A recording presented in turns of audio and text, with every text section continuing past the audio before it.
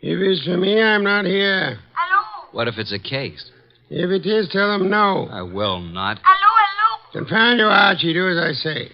Hello? Hello, is this Mr. Wolfe's residence? Yes. Is this Mr. Wolfe? Yes, Mr. Wolfe speaking. Oh, I am in very much trouble. Could I see you, please, immediately? Well, now, yes. What kind of trouble, miss? Give me that phone, Archie. No. Hello? Sorry, I had to turn the radio down too loud, you know. Oh, may I see you right away? Well, I'll pay you $1,000 with a retainer fee. Yes, indeed. I'll take the case. Come right over. The address is 601 West 35th Street. I cannot, Mr. Wolfe. I just cannot come there. Well, where do you live? I am staying at the Pole Hotel, room 304, and I... Hello? Boss, that was a shot. Hello? Hello?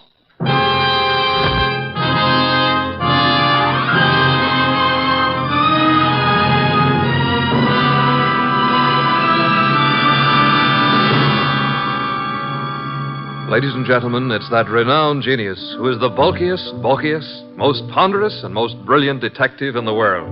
Yes, none other than that chairborne mass of unpredictable intellect, Nero Wolfe, created by Rex Stout and brought to you in a new series of adventures over this NBC network in the person of Mr. Sidney Greenstreet.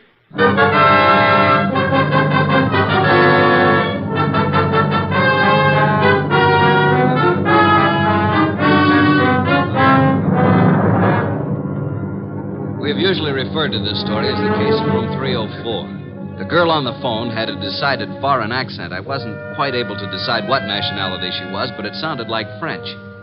Anyway, there was what sounded like a shot, and then dead silence for a second or two. Hello? Hello? Hello? Well, Archie, another woman? Bah. Mr. Wolfe, I heard a shot, and then the line clicked off. Trouble. Women always trouble. I said I heard a shot on the phone. Indeed. I'm going over to her hotel and see what goes on. By all means, Mr. Wolfe. Yeah. Huh? Now that I've been insulted to the tone of being called a radio... I'm sorry, Mr. Wolfe, but we needed the money, and this was $1,000. If you'll excuse me, I have to attend to my orchids, Mr. Wolfe. What about the girl, the shot? Fascinating, isn't it? You figure it out. Okay. I've got to get over there. Room 304, Pole Hotel. So long, boss. Good luck, Mr. Wolfe. Please phone me from time to time.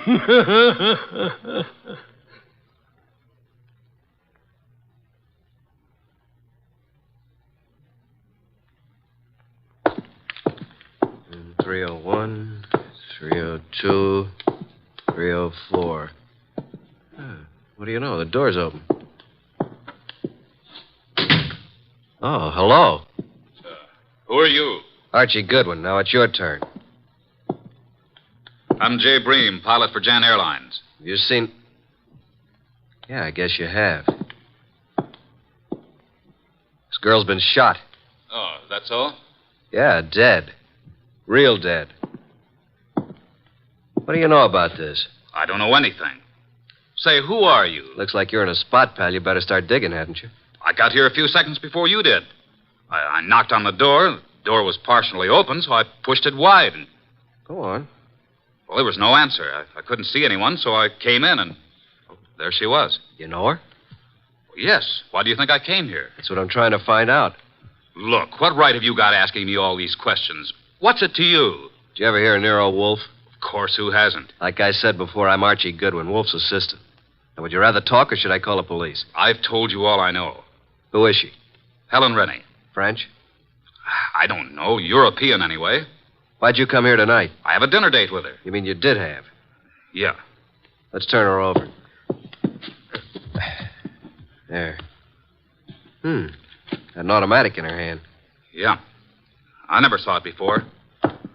Hey, I wouldn't use the phone. The fingerprints. It's okay. I'll use this handkerchief. Who are you calling? My boss. Oh. Nero Wolfe speaking. Archie, boss.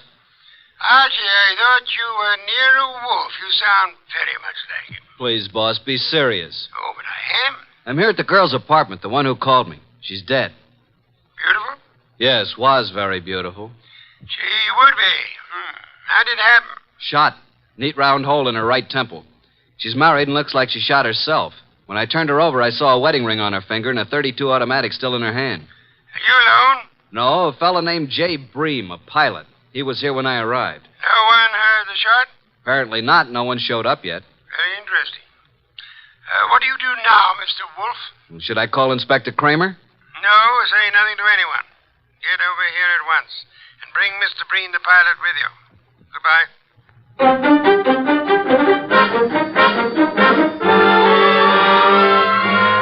That's all you know about it, Mr. Breen? That's right, Mr. Wolfe. Just like I told Mr. Goodwin here. The whole thing sounds... Hey, I just thought of something. Pray tell, Archie. It can't be suicide. Oh, and why not? How can a dead woman hang up a phone? You finally arrived at that, Archie. Amazing. Of course she couldn't. She was murdered. Murdered? Yes, Mr. Bream. But I thought she committed suicide. Please, Mr. Bream, it'll be better if you don't think. Where do you stay? 321 West 19th, apartment 5. And your job? I've 10 days vacation. Started yesterday. One thing, Mr. Bream, I suggest you don't leave town. Furthermore, talk is not advisable. I strongly recommend that you adopt precautions. Yes, sir. Show Mr. Bream to the door, Archie. Yes, sir. Right this way. Good night, Mr. Wolfe. Good night. I didn't want to tell you in front of Mr. Bream, but I found this in her purse when I sent him for a sheet to cover the body. $1,000 check. Made out to Mr. Nero Wolfe. Well, boss? I think it's time we phoned Inspector Kramer. Should I? Who else, Archie? Who else? My apologies. I forgot how heavy that phone really is. Archie. Oh. Do you want me to talk to the inspector? I'll do the talking. Should I hold the phone for you? You can get me some beer. Inspector Kramer. One moment. Here you are. It's Nero Wolfe, Inspector. I think you had better go over to the Paul Hotel. Yeah, why? I believe you'll find a dead woman there. A dead woman? What is this, a gag, Wolf? I'm afraid not, Inspector. Well, how did you know about it? Have you been over there? Telepathy, Inspector. Wolf, I'm too busy today to listen to nonsense. Telepathy. Don't give me that kind of stuff. If I find a body, I'll lock you and Goodwin up. You watch your blood pressure, Inspector. Never mind about my blood pressure. One thing, Inspector. Yeah? Would you hold off the press for the present? Why? What are you holding back, Wolf? Will you stop your idiotic jabbing to what I ask? Okay. By the way, Wolf, I suppose you know the girl's room number. Naturally, Inspector. It is room 304. So hurry. Oh. Dear Inspector Kramer, he's so fond of me. Archie. Yes, sir? I suggest you call the bank in the morning and find the person who is handling Miss Renee's account. Try to bring all her canceled checks over here. And what if they won't hand them over? Then Kramer will get an order issued to do so. Simple?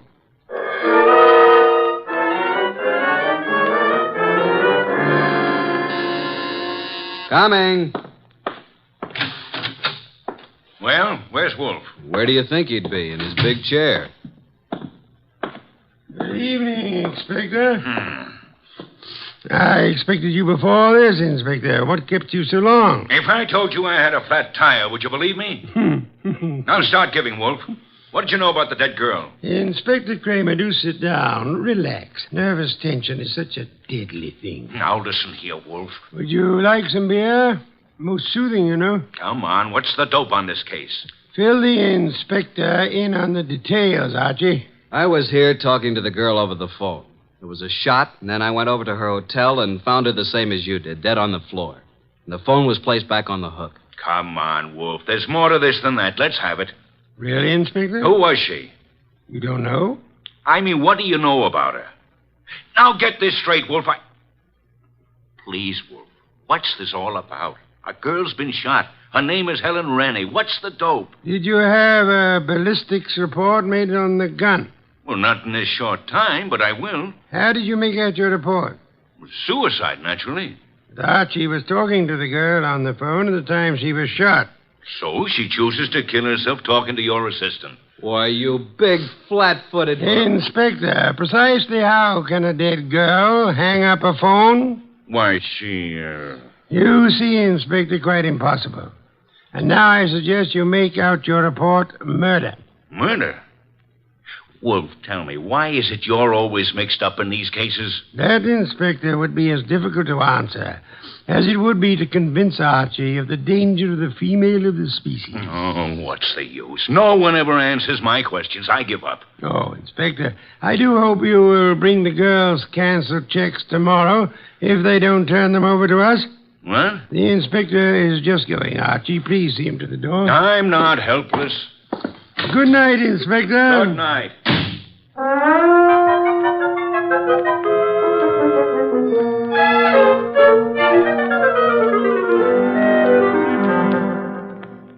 Please, boss, can't we have just a little air in here? You've been out all the morning. Isn't that enough? Gonna get me an oxygen tank to use in here. Did you contact the bank regarding the girl's account? I did. I finally talked to the head of the accounting department. He told me about our personal agent here, Mr. Renfrew. He was handling all our financial affairs. Went to see Renfrew.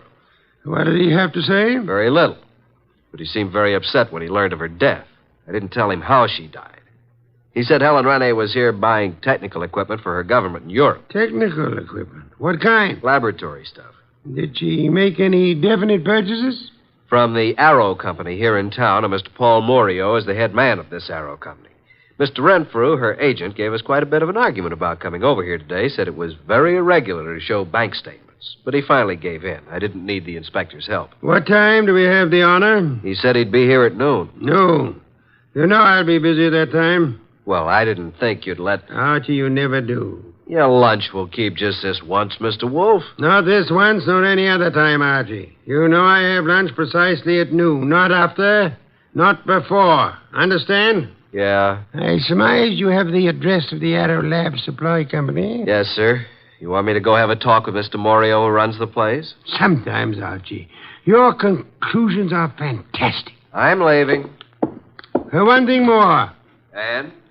After you return from your visit with Mr. Morio, would you be so kind as to entertain Mr. Renfrew until after my lunch? And don't stand there with the door open. Sorry, boss. I'll go out through the coal chute. Do forgive me.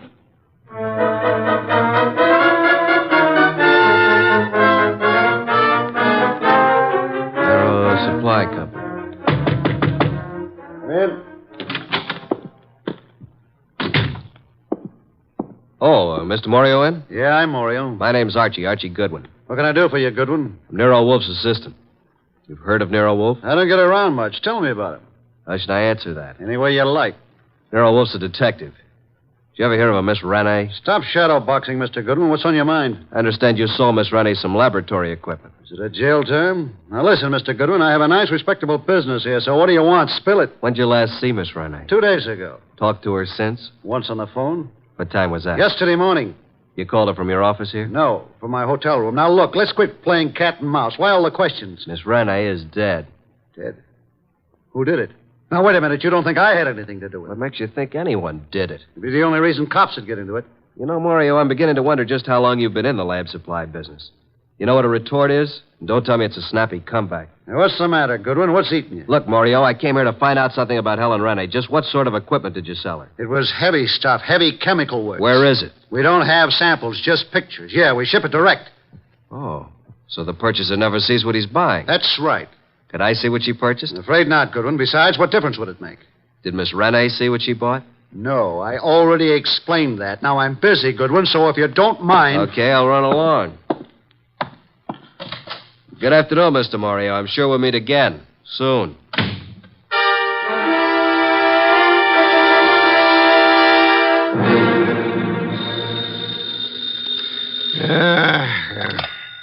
Nero Wolfe speaking. Archie, boss. Yes, Archie? Just left the Arrow Lab Supply Company, and as far as I'm concerned, something's rotten in Denmark. Indeed. This guy Morio, who runs the company, doesn't sound like a legitimate lab supply man. I think he's running some kind of a racket. What makes you believe that, Archie? Just not the type to be in a legit business. Things just don't jive. And she didn't see what she bought. You believe, then, that he would have reason to want Miss Rene out of the way? Yeah. Guy made me see red. I wanted to take a poke at him. Archie, you're an idiotic hothead. He said it was all heavy lab stuff she bought, and it was too late for me to see it. Forget it now. Get over here as soon as you can. Immediately? Immediately. Have you forgotten you have an appointment with Mr. Renfro at noon? Goodbye.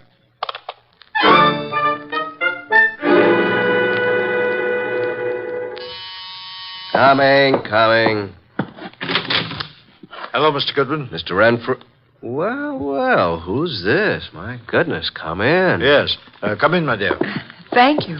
Mr. Goodwin, I brought my secretary along. I hope you don't mind. Mine? Why, Mr. Renfrew, how could anyone object Mr. Goodwin, Miss Bennett. Hello, Miss Bennett. First name? Jean, do you always use this approach, Mr. Goodwin? Only at noontime, and my name's Archie. Well, this is a happy surprise. Please sit down, Jean. Allow me. Thank you. Well. Wasn't it Mr. Renfrew you wanted to see? Yes. Mr. Wolfe will be down shortly, Mr. Renfrew. Please be seated. Thank you. Is something wrong, Mr. Goodwin? Not a thing, Miss Bennett. Not from where I sit. Don't believe a word he says, miss. His judgment concerning women is not to be trusted. Thank you, Mr. Wolfe. You're so kind. Mr. Wolfe, Miss Bennett. How do you do? Mr. Wolfe? Mr. Renfro, I presume. Yes? Now we can get down to business at hand, Mr. Renfro. Yes, by all means. I don't understand why we couldn't have discussed this on the phone, Mr. Wolfe. The whole thing is highly irregular. Of course, I know you're trying to do your duty, but... I prefer not to discuss the dead girl's business affairs on the phone, Mr. Renfro. You should appreciate that. Yes, I see. Now, what is it you wish to know? How long have you known Helen Renee? About a month. When's the last time you talked to her? Yesterday. What time? Why, about 2:30. I called her from my room. She was here on government business. You brought the canceled checks? Here you are, Mr. Wolfe. Quite sizable amounts, Mr. Renfro. Very interesting indeed. Yes? You see, Miss Renee made some very large purchases, Mr. Wolfe, and of course they were all quite legitimate. Would you mind if I kept these checks overnight? Well, Thank you, Mr. Renfro. By the way, was Miss Renee right or left-handed? Why, left-handed, Mr. Wolfe. Why? Just inquisitive. Now, if you would excuse me, Miss Bennett, Mr. Renfro, I have a very urgent appointment. Well, if I can be of any more service, don't hesitate to call on me, Mr. Wolfe. Thank you, sir. Oh, dear. Poor Miss Renee. I hope the person who did this dreadful thing is dealt with properly. Indeed. I must run along now. Yes, this way. Must you go too, Miss Bennett? Good day, Mr. Wolfe. I must, and good day. See you soon, Miss Bennett. Well, boss, what do you think? Isn't she a beauty? I'm sure I'm not a fair judge, Archie. Do you happen to know where the Morio warehouse is? Why, yes, it's at the other end of town near the river. Oh, no, not again. 9:00 tonight. Okay. I suppose you want me to take a gander at what's in the warehouse, break in like a burglar? Archie, if your mind were free of women, I do believe you could reach phenomenal heights in this your chosen profession.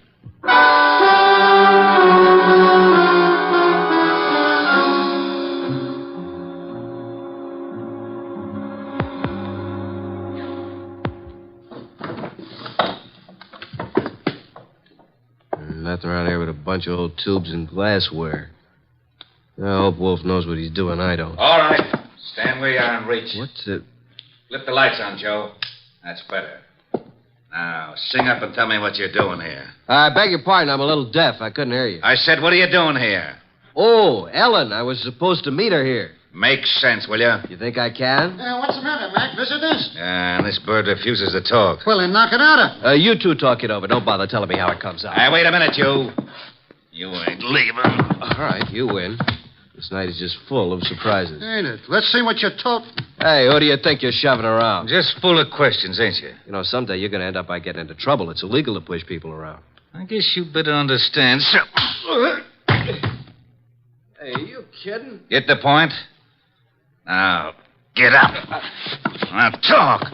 Why, you still want to play, huh? He's out like a light, Mac. What are you going to do with it? You won't do any more snooping around here. You know something, Mac? You got an awful disposition. I'm actually scared of you. You're that mean. Yeah. Now dump him outside.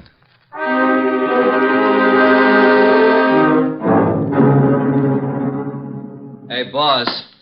It's me, Archie, remember? Archie, these interruptions are detestable. Can't you see I'm busy? Is that you, Archie? I've been busy too, boss. Look at my face. I had an accident. From your appearance, I'd say that someone else had been busier. All right, Mr. Goodwin, as long as you insist upon interrupting my meditation, start at the beginning. Mr. Wolfe, I arrived at the warehouse. I went inside. I saw a lot of packing cases and a bunch of old glassware, worn-out junk. 2 men jumped me. I came to lying in the alley. I staggered to a cab and made it home. End of story. Archie, your repertoire of words is most astonishing. And your description of Morio's warehouse is without doubt most enlightening. I thought you'd like it. And now, Archie, I suggest you get Fritz to give you a piece of beefsteak for that eye of yours. And after that? I've arranged a gathering for 5 o'clock tomorrow afternoon. Then I shall repair to my bed to suffer in silence. You should be more careful on these nefarious expeditions. You might get hurt sometime. Yes, I've been a careless fellow, Mr. Wolfe. Good night. Good night, Archie. Pleasant dreams.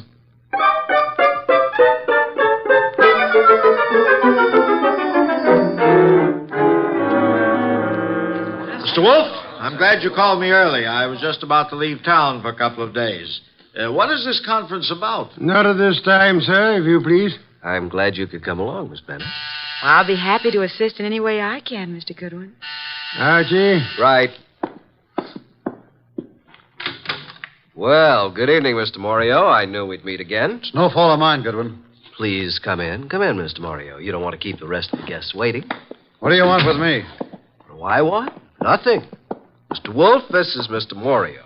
Sit down, sir. Take the red leather chair. For special guests, Mr. Morio. Yeah? Now, gentlemen, you're probably wondering why I asked you here. Naturally, you know it has to do with the death of Helen Renee. Mr. Morio, I understand you and Miss Renee had some business transactions that involved quite a sum. That she purchased laboratory equipment. That's right. Archie told me that your warehouse contained nothing but second-hand junk. It was a shame, Mr. Morio, that this shipment was delayed by a shipping shortage. Otherwise, you might have gotten away with it. Is this why you called me over here? It is immaterial to the case at hand. Actually, I'm only interested in Helen Renee's murder. Hey, wait a minute. You don't think I did it? Didn't you? No. Mr. Wolfe, I admit everything you said about the equipment. But I've had no part in any murder. I see. Mr. Bree, you're the pilot of Wallflower. If you had shot the girl and wanted it to look like suicide, in which hand would you put the gun? Why, her right hand. Indeed. Where did you first meet Miss Renee? Boarding the plane at Orly Field, Europe. Mm-hmm. Mr. Renfrew. Now, look here, Wolfe. This has gone too far. I won't be put through any third degree.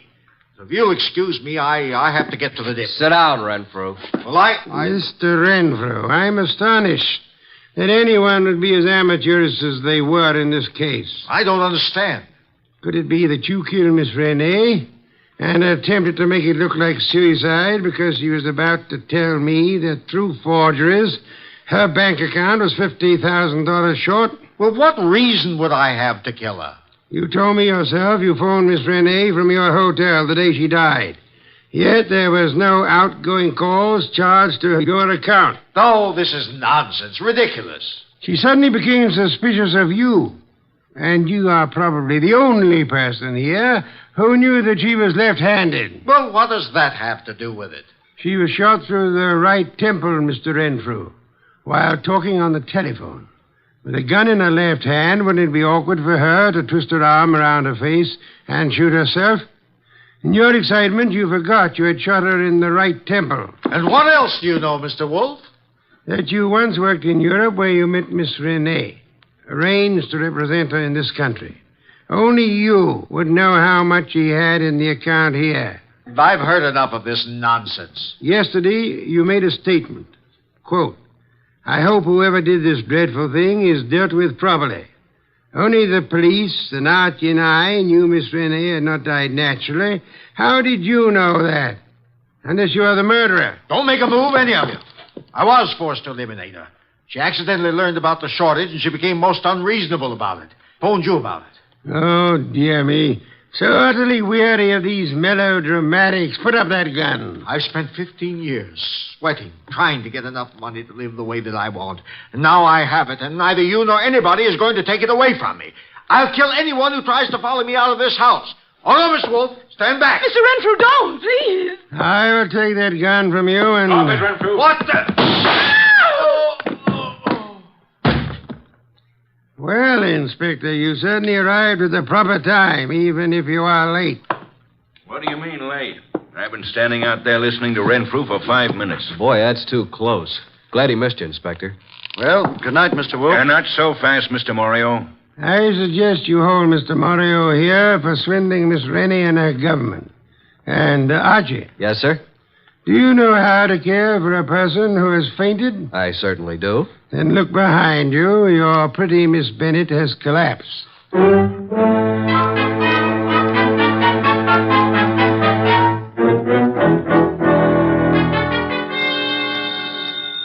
I'll get it. Hello? Is this Miss Jean Bennett? Yes? Is Archie Goodwin there? Well, yes. Just a minute. It's for you, Archie. For me? Mm-hmm. No one knows I'm here. Hello? I thought I'd find you there, Archie. How'd you know I was here? I figured that by the skill you expressed on reviving a patient from a deep faint. Archie, on the way home, I want you to stop at the delicatessen and pick up the following things.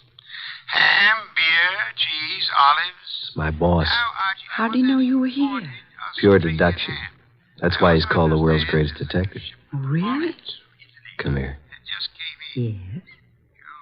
Archie, you shouldn't have... Bananas, Ah, box of grapes. Archie. Archie, you listening to me? Oh, well, guess you didn't hear a word of it. Good night, Archie.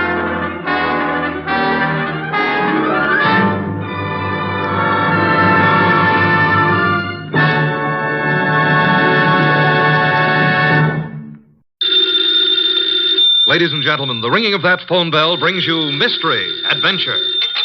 Nero Wolfe's office, Archie Goodwin speaking. Mr. Horace Crale. Does Mr. Crale know Mr. Wolfe? Oh, I see. What is it, Archie? A guy named Horace Crale. His secretary says he wants to talk to you. What about? I don't know. Us? Mr. Wolfe's rather busy right now, but I'll give him a message if you wish. Yes. Yeah. Wait a second, Mr. Wolfe. What? Black on red and red on black. Archie, this is solitaire. So? Solitaire is a game that is played by one single person alone. If I wish to put a red card on a red card or a black card on a black card... You're cheating. Of course I'm cheating. What is the message Mr. Horace Crale's secretary asked you to convey? Just that he wants to see you. In a rather tragic sense, I suppose he does. Why tragic? In that he wants to see me. He is blind. Tell him to come here at his own convenience. Okay. What does Mr. Crale want to see Mr. Wolfe about? A murder? A murder that may still be prevented. Archie. Just a second. What? I have run the cards out perfectly. Is it his own murder Mr. Crale wants us to prevent?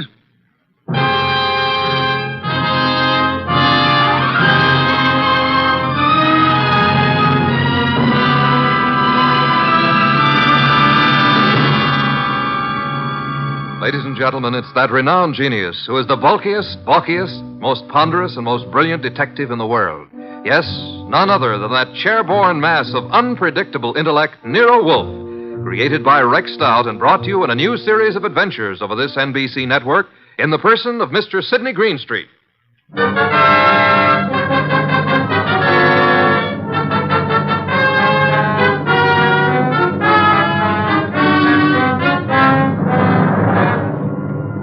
Once in a long while, Mr. Wolfe and I talk about this affair. When we do, we call it the case of the lost heir. But I don't think the title's quite adequate. For me, it ought to be called the case of the gone goose. and I was the goose. Well, Archie, do you see any red on red or black on black? Nope. So? So what? You irritate me, Archie. Okay, you won your little game of solitaire perfectly, as you say. Now, who is Horace Crail? A prominent industrialist. If you read the papers, you would know. Horace Crail. Crail? Oh, yeah, the Crail Company. Exactly. How did you know he was blind, if he is? The papers have carried the story. The headlines read, Blind Father Welcomes Lost Daughter. Oh, yeah, I remember. A few days ago, there was a picture, too.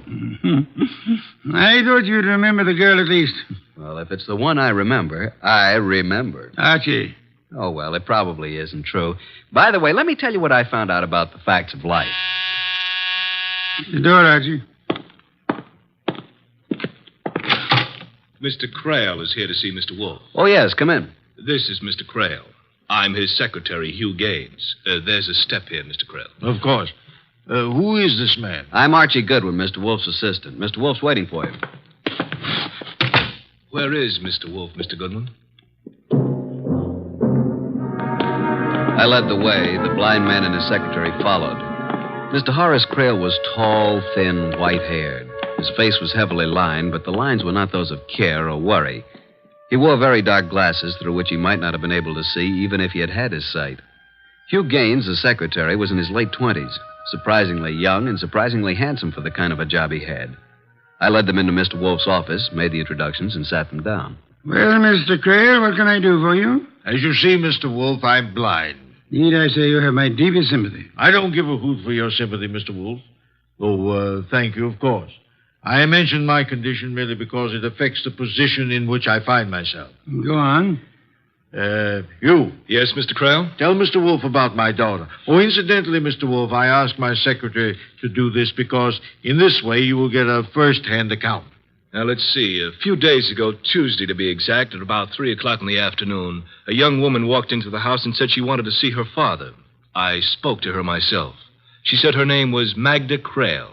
I asked her certain questions. Why, Mr. Gaines? He asked her questions because he thought, and I thought, that my daughter died 13 years ago. Oh, either the girl who came back to me is my daughter, or she is an imposter, and she belongs in jail. Is there any doubt in your mind about it? Of course. That's why I'm here. On the telephone, you said something about preventing murder. Well, I have a stepson named Anthony George to whom I intended to leave my money. Not because I liked him. Simply because I had nobody else to leave it to. Except your daughter. Except my daughter. If she is my daughter. We were talking about murder. I was talking about my daughter and my stepson. Same thing, I take it. Maybe, possibly. I don't know. Mr. Crail. Yes? I am not a wealthy man, but I'm certainly able to make ends meet. Yeah? What do you mean? Explain, Archie. I think Mr. Wolfe means that if you don't want to be frank with him, he'd rather not waste his time. Mr. Wolfe, I apologize if I've seemed to spar with you. Phooey. See, a blind man can only judge by what he hears and smells and feels. So? No, I must be a little more cautious than I would have to be otherwise. I'm sorry, Mr. Crail. Patience is not one of my virtues. Now about your daughter, or your non-daughter. What's her name? Magda. She calls herself Magda Crail, which was my daughter's name. What makes you think she isn't your daughter? Well, $10 million, partly. Once again, Mr. Crail? My estate may be worth more than that, but surely not less. You? Surely not less, Mr. Crail. Rather more, I should say. Yes, 10 million might have some appeal to an ambitious girl, eh, Archie? Sure, but I'm not a girl, and I'm not ambitious. Nobody could accuse you of either fault. Mr. Crail, we are getting nowhere. Either you tell your story from the beginning or take it somewhere else. Archie, I'd like some beer.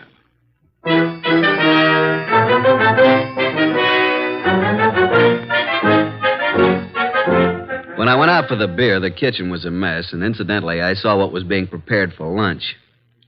When I got back to the office, Mr. Crail and his boy were gone. One beer for Mr. Wolfe. What happened? What took you so long, Archie? I had a sandwich. And spoiled your lunch. You know what you're having for lunch? Of course. I planned it. Baby octopus. Delicious. I'll take your word for it. What happened to the blind tycoon? Get your book, will you, Archie? I want to give you a few notes. Oh, just a second. Okay. Item. You needn't repeat everything after me. Yes, master. Item, Horace Crail was born blind. Item, his wife and their 6-year-old daughter, Magda, disappeared in their private plane 13 years ago. Magda returned last Tuesday. Item, no matter what he says to the contrary, Horace Crail is afraid he's going to be killed. I think Mr. Crail is right.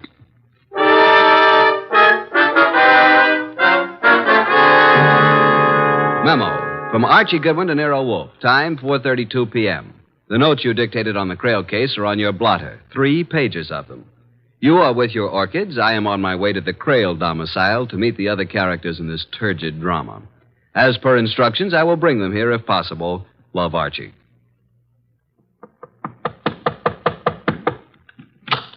Yes, sir? My name is Goodwin, Archie Goodwin. I believe I'm expected.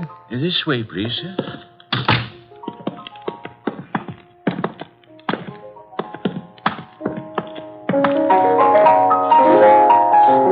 Yes, sir? Thanks. Hello.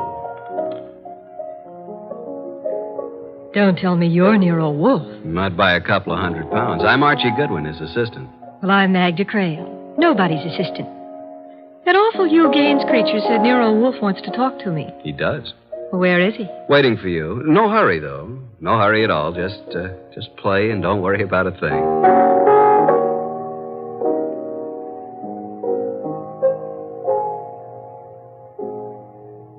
Black hair, green eyes, skin like a magnolia petal. Beautiful, beautiful. While she finished what she was playing, I watched her. Beautiful.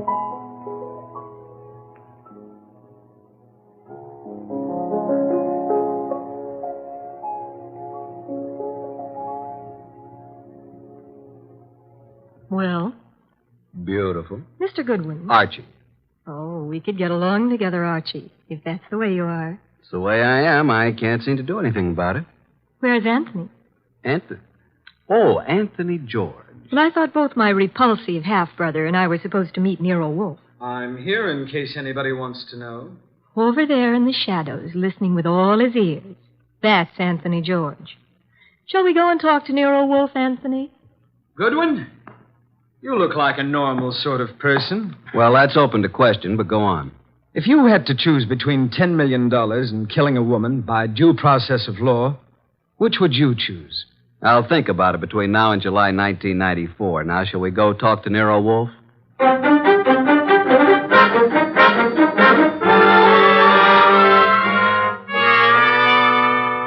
Miss Crail. Yes, Mr. Wolfe. Why did you wait until last Tuesday, to let your father know that you were living? Does it make any difference? I think so. 13 years ago, I was 6. What she means is that she was 6 when she died. But I didn't die, Anthony Sweet. Obviously. But Magda Crail did. With my mother. His mother. Anthony says he doesn't remember me as a child. But I remember him, the brat. What about me? When I was about 4 or 5, you were 8 or 9, I suppose. Do you remember dressing up in one of Daddy's tailcoats, a sword, and Mother's hat with a plume? Suppose I did. You're still not my sister. Don't worry, Anthony. When poor Father dies, I'll support you. Archie. Sir? I made a mistake. A mistake? You? I thought I wanted to talk to these young people. I don't. Take them away. Take the young lady to a nightclub.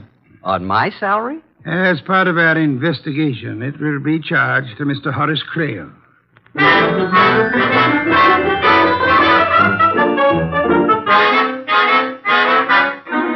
was no hardship at all. In fact, it was a pleasure. We dropped Anthony George off at the Crail place, and Magda and I went on. And on. You're a wonderful dancer, Archie. You can't make enemies that way, honey. Archie, why did Mr. Wolfe want you to take me out? To find out whether you really are Crail's daughter. How did he expect you to find out? I don't know. Do you think he knew? He probably had some idea, but I don't know what it could have been. Honestly? Honestly. Archie, do you think I'm telling the truth? No. But wait a minute, baby. I don't think you're lying either. I just don't think. Give me my handbag, Archie. Thanks. I've got something here that might interest both you and Mr. Wolfe. Here. Those are snapshots that were taken of me before I was 6. Ah. Yeah, cute. Now look at me. Beautiful. Beautiful. Well, can't you see those pictures are of me? Kids that young all look the same to me, but suppose they are pictures of you. What of it? Well, just this. I found them in one of Mr. Crail's old photograph albums. My father, I mean. Oh, here's something. The one lying on my tummy on the white bearskin rug. All babies get their pictures taken that way. Here, give it to me. Wait a second.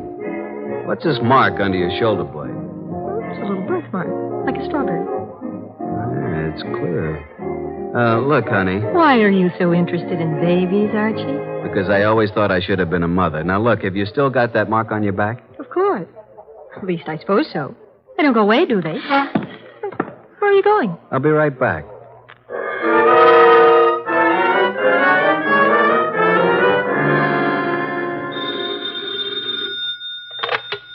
Nero Wolfe speaking. Archie Goodwin. I'm with Magda Crail. No doubt. What? No doubt, I said. But never mind. What do you want? Want to ask a question. Go on. You don't think Magda's Horace Crail's daughter, do you? I don't think anything. You're stealing your lines from me. Never. All right, then, no. I don't think the girl is Crail's daughter. That's just what I hoped you'd say. Why, Archie? Because for once you're wrong. She's pretty, isn't she? Yes, she is. Also, she's got a birthmark. You have seen it? No, but nobody's going to be fool enough to claim a birthmark. It isn't there. It's too easy to prove. Good night, Archie. I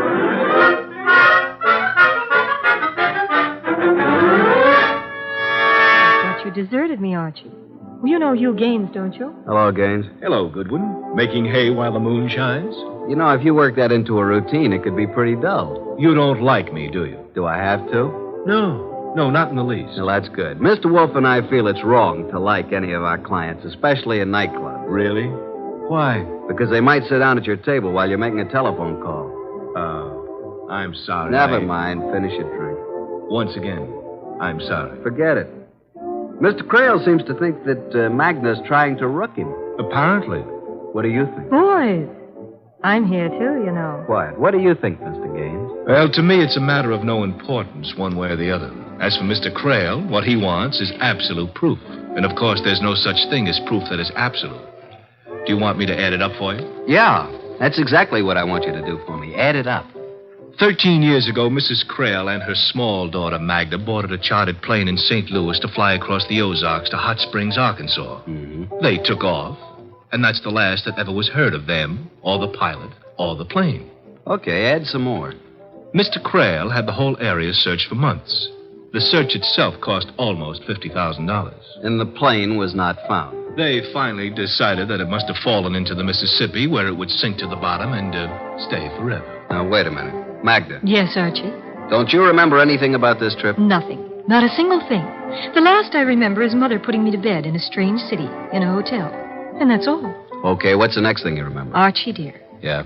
Didn't my father go over this whole business with Mr. Wolfe? I suppose he did. Then do we have to do it again? There must be some reason why he wanted me to take you to a nightclub. Because I might say something I haven't already said 100 times? Maybe. What's the next thing you remember after your mother put you to bed in a strange city? Archie, I have a confession to make. This I believe. Go ahead. $10 million is a lot of money. So I've been told. I don't really remember a single solitary thing before I was 6 years old and going to school in Rogers, Arkansas. Not Anthony George wearing tails and a sword? It was one of the pictures in the album. Not your mother putting you to bed in a hotel in St. Louis? $10 million, Archie. So you're not Magda Crail? Well, of course I'm Magda Crail. Oh, I may have tried to make the story sound a little more convincing than I should have. But I'm Magda Crail just the same. How could I be anybody else? So far, I can't see why you shouldn't be anybody else. Miss Crail will now bring up the matter of the diary. Won't you, Miss Crail? The diary? Oh, you don't know. Then Mr. Wolfe has told you nothing at all about this case, has he? He probably told me all I needed to know. What about a diary? Well, you see, Mr. Goodwin, Miss Crail's memory begins at about the happy age of 7. A black-haired, green-eyed, pigtail brat named Maggie Lomax. Only child of Walt and Mabel Lomax of Rogers, Arkansas. Am I correct, Miss Lomax? Miss Crail, I mean. He's a sarcastic character, isn't he, Archie? That he is. What about this diary? To cut a long sob story short, Walt and Mabel Lomax died in an automobile accident a few weeks ago, leaving only Maggie. Take it from there, Maggie. There was no money. I looked through the house to find anything I could sell, and I came across a hidden box. The diary was in the box, along with some clothes that might fit a 6-year-old girl. The clothes look like what the girl was last seen wearing. How do you know? Well, there's a photograph in one of Mr. Crale's albums taken in St. Louis the day before the flight. But for $10 million, those clothes could be reproduced, stitch for stitch. Archie, dear. Take him out in the alley? It would be a pleasure. Oh, now, wait a second, Archie. With one arm tied behind you, I think you could probably beat me into a pulp. Is it all right if we don't prove it? We were talking about the diary, Archie. Okay, what about it? Archie, I don't even claim the handwriting is mine. What's handwriting when you're 6 years old? Still, the first page is one of those things that has name, name of parents, home address, and like that. Color of hair, eyes, you know. Sure, I had one myself. Certainly. Every child had one. One or a dozen. Maybe they still do. You fill in the first page, and then you never write another word. Honey. They were cheap. I doubt if they cost $0.25, and there was a place that said, my first date, favorite pastime. Look, baby. Oh, he calls me baby, Mr. Gaines. Yes, I noticed that. I think he'd believe your story no matter what you told him. Get lost, will you, Mr. Gaines? What's that? Get lost. Drop dead. Turn blue. Well, I can take a hint. Good night, Archie. And Miss Lomax. Prissy, isn't he? Prissy is the word. He doesn't seem to believe your story. He believes what he's told to believe. It's his job. Sure. You believe me, don't you, Archie? Honey, you're beautiful, just the way you are. Now, let's talk about the diary. I hate you. I hate you, too. Shall we dance? The diary. Oh, dear. Where is it? Do you call this romance? No, I call it working overtime. Where is it? Here, in my handbag. Here. Push over. We look at it together. I'm not crowding you, am I? What's a little crowding? Cozy, isn't it? Now, look at the cover first. My diary, 1934. I suppose somebody gave it to me for my 6th birthday. Let's just not suppose anything, shall we? All right, Archie. Page 1. Name, Magda Crale. Date of birth, October 11th, 1928. But you read it. Or can you read? Anything you can write, honey. Date of birth and so on. Father Horace Crale, Mother Mabel Crale. Hair black, eyes green. My favorite pastime, playing with dolls. Playing has a Y in it. You know what I think, Archie? You wouldn't call that writing, would you? Not real writing. It's more like printing. I think my mother guided my hand when I wrote that. Yeah, that's the way it looks, all right. Well... Dance now? Dance now. While we danced, while I held that disturbing girl in my arms, I tried to believe the case was just as simple as it seemed.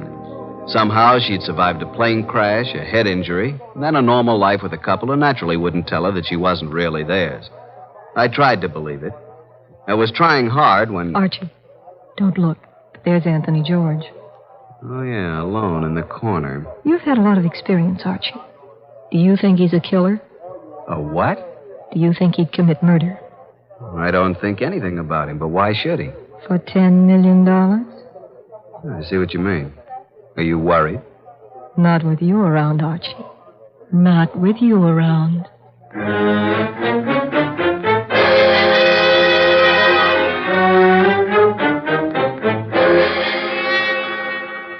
It was like that, maybe even more like that, until the waiter told me I was wanted on the telephone. I asked her to keep the table warm, that I'd be right back. Hello. This is Archie Goodwin.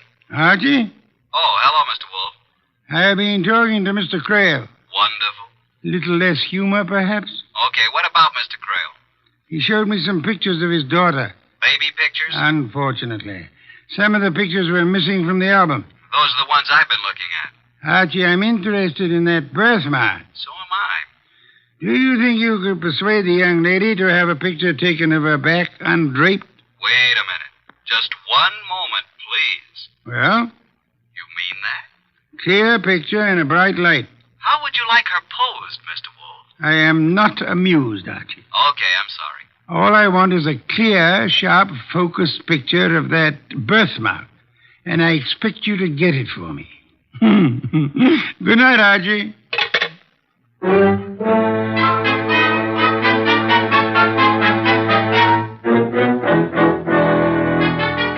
Hello again. Dance? No. Talk. More talk? Lots more. What now? That birthmark. So I've got a birthmark. What about it? I wish I had one that was worth $10 million. So do I. But this one is worth nothing to me.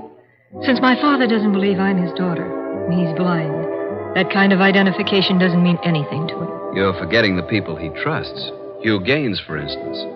If the birthmark is there, couldn't he look at it, compare it with those awful baby pictures, and say, yes, here is your daughter? I've got news for you, Archie. He has looked at it. He says it looks the same as the one in the baby pictures. Has he told your father that? Yes. But he also told him he thought I was a fake. That somehow I found out that the 6-year-old daughter of a millionaire had died in a plane crash 13 years ago. And I found out she had a strawberry birthmark on her back. And I had one, too. So I decided to say that I was Magda Crale. That's absurd. Well, of course it is. You can see how it's going to work out, can't you, Archie? Frankly, no. How? My father went to Mr. Wolfe simply to have him prove that I am his daughter, whatever Hugh Gaines says. The only thing I'm afraid of, though... What are you afraid of, baby? I'm afraid my darling half-brother might kill him before he has a chance to change his will. Isn't that a somewhat mercenary view to take of the matter? Maybe it is, Archie. And maybe I'd feel differently about it if my father had found me instead of waiting for me to find him. He tried, didn't he? I wonder. Let's get back to that birthmark. Are you allergic to floodlights? I know a photographer who has a studio.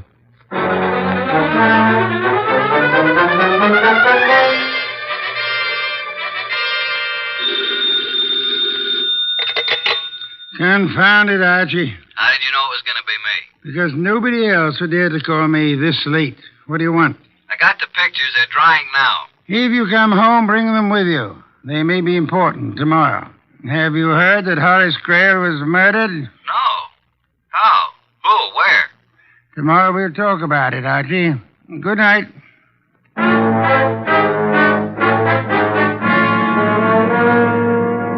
At 4 p.m. the next day, there was quite a lot of confusion in Nero Wolfe's office. At his direction, I'd set up a picture screen at one end of the room, and on his desk at the other end, a rather strangely constructed projector. At 4:30, the guests arrived. Magda, Anthony George, Hugh Gaines, and, of course, Inspector Kramer, ready to make an arrest if he could figure out whom to arrest. Hello, Inspector. Hi, Goodwin. Magda, Anthony George, Hugh. Yeah, what's this all about? What's going on, Archie? You got me, Inspector. I think Mr. Wolfe wants to show slides of his trip to Yellowstone Park. But here he is. Ask him. Oh, say, Wolf, you want to know what I think?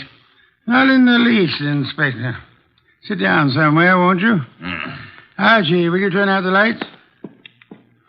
Thank you. Now, this is a picture of Magda Crale lying on her stomach at the age of 6 months.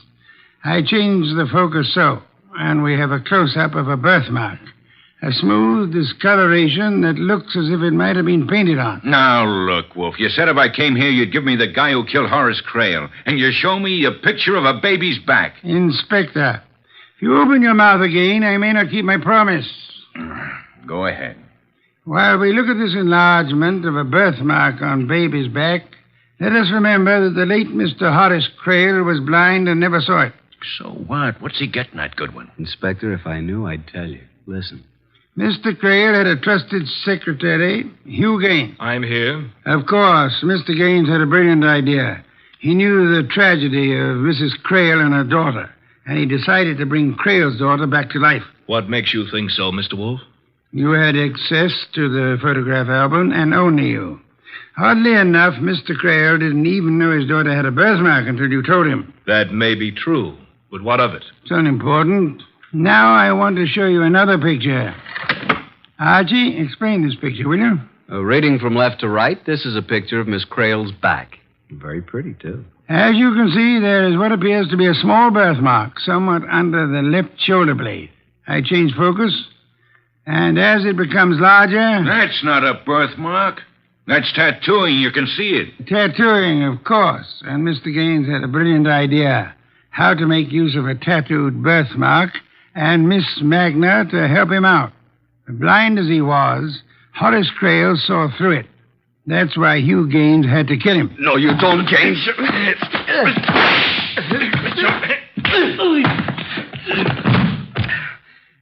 Mr. Wolfe. Mr. Wolfe, you all right? Of course I'm all right. Well, Inspector Kramer, Mr. Gaines is your man.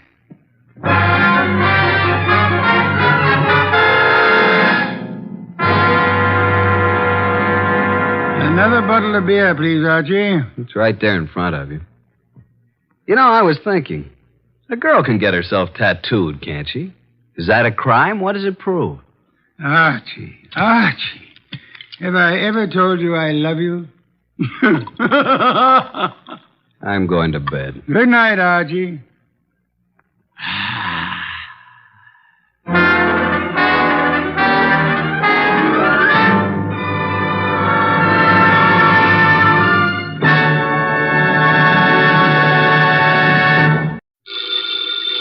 Ladies and gentlemen, the ringing of that phone bell brings you mystery, adventure.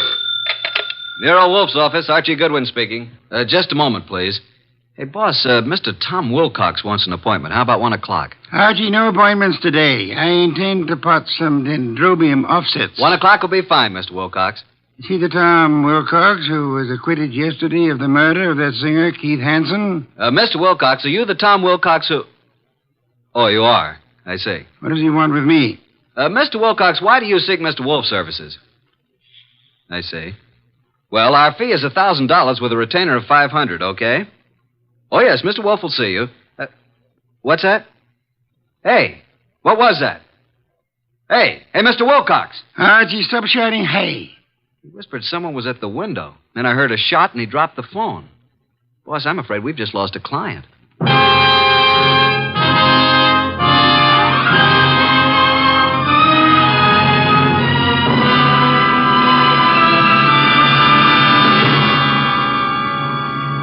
Ladies and gentlemen, it's that renowned genius who is the bulkiest, most ponderous, and most brilliant detective in the world. Yes, none other than that chairborne mass of unpredictable intellect, Nero Wolfe, created by Rex Stout, and brought to you in a new series of adventures over this NBC network in the person of Mr. Sidney Greenstreet.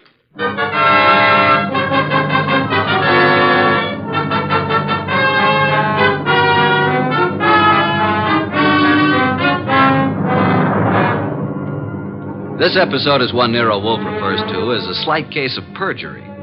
It all started with a phone call from Tom Wilcox and the ensuing shot, which I was sure had brought our newfound income to an early end. Anyway, there was the shot and... Hello? Mr. Wilcox? Hello?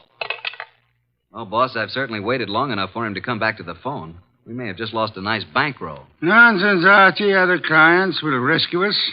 Now for a cold bottle of beer, Archie. We're almost out of beer. I better get over there and see what happened to Mr. Wilcox. The beer first. Nero Wolfe's office, Archie Goodwin speaking. Oh, Wilcox, you all right? Well, was that a shot? It was, huh? I'm glad it missed. Tell him to come right over here. Yeah, you dug the slug out of the wall. Well, come right over. Boss, the police never found the gun that killed Keith Hansen. No gun was found. Wilcox said he thinks he was shot at with a .32. He dug the bullet out of the wall. The murderer of Hansen must now be after Wilcox. If Wilcox is telling the truth. He was acquitted. The society gal, Mrs. Patricia Park, established his alibi, said she was with Wilcox at the time the murder was supposed to have occurred. I read the papers, Archie. Where's last night's paper? Wow, boss, look at her picture. Ooh, she's a honey. Archie, will you get me some beer? Well, if you move your arm 6 1/4 inches, you can't possibly miss it. Mr. Wolfe, this is Tom Wilcox, our new client. How do you do? Archie, the red leather chair for Mr. Wilcox. Mr. Wolfe, I'd like your aid in finding the murderer of Keith Hansen. Indeed. Why do you suppose you were shot at this morning? I gave a statement to the press last night, which was printed this morning, saying that I was going to seek out the killer of Keith Hansen. The killer obviously wants me stopped. Here's the bullet, a .32, I'd say. Why did you go to Keith Hansen's apartment on the day of his death? I went there to tell him to stay away from my sister. We had a fight. The manager came and stopped us. I told Hansen I'd kill him if he didn't lay off. The manager heard this. Then I went home. What time was that? About 8:30. The police claimed I returned to Hansen's apartment and shot him. I couldn't prove I was at home all night. It was going rough for me until Patricia Park testified she was with me at the time when the crime was said to have been committed. Why didn't you tell the police in the first place that this Patricia Park was with you? Well, that's the whole trouble. She wasn't. What? Her claim that she spent the hours from 9 till midnight with me was a lie. In fact, I'd never met the woman in my life. Have you contacted this Patricia since your release, Mr. Wilcox? Yes, but she refuses to see me. Archie, phone Mrs. Patricia Park and tell her that she must see you at once for her own good. Time is of the essence.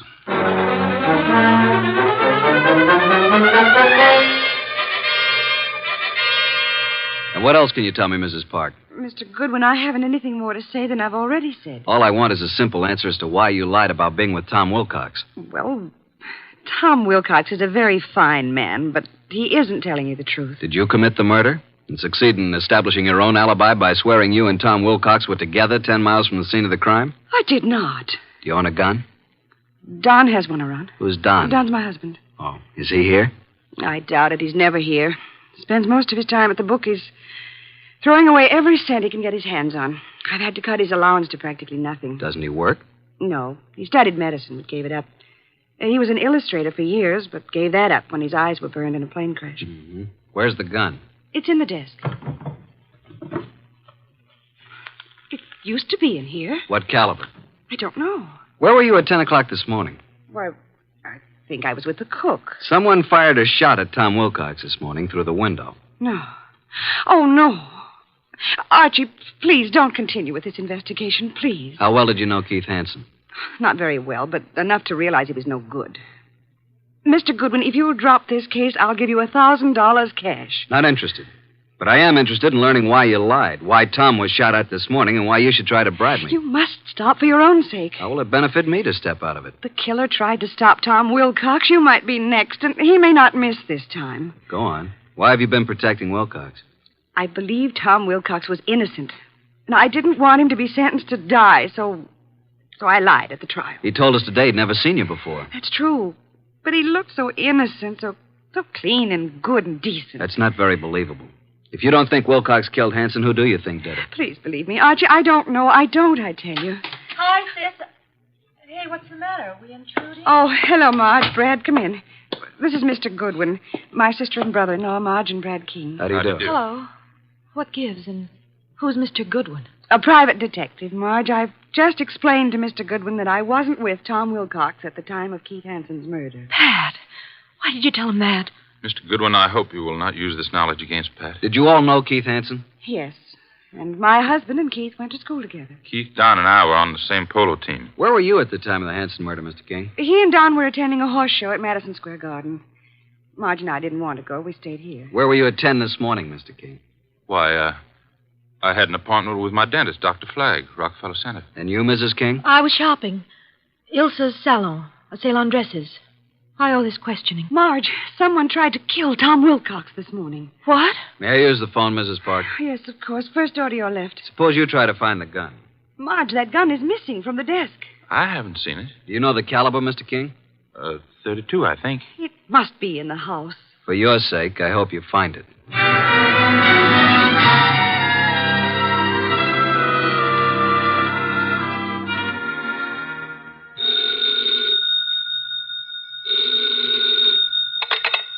Nero Wolfe speaking. Archie, boss. You should have reported long ago. She must be very pretty. Pat Park admits she lied. She claims now she was with her sister, Marge King. Marge and her husband, Brad, have alibis, and all have alibis for this morning. I'll check them before I return. Where were they the night of the Hansen murder? Well, Brad and Don Park, that's Pat's husband, were at the Madison Square Garden horse show. Pat and Marge were together here at the house. Impossible to verify the Madison Square alibi at this date. Check all the rest and come home for lunch. It's Oysters Rockefeller. Has Inspector Kramer arrived yet?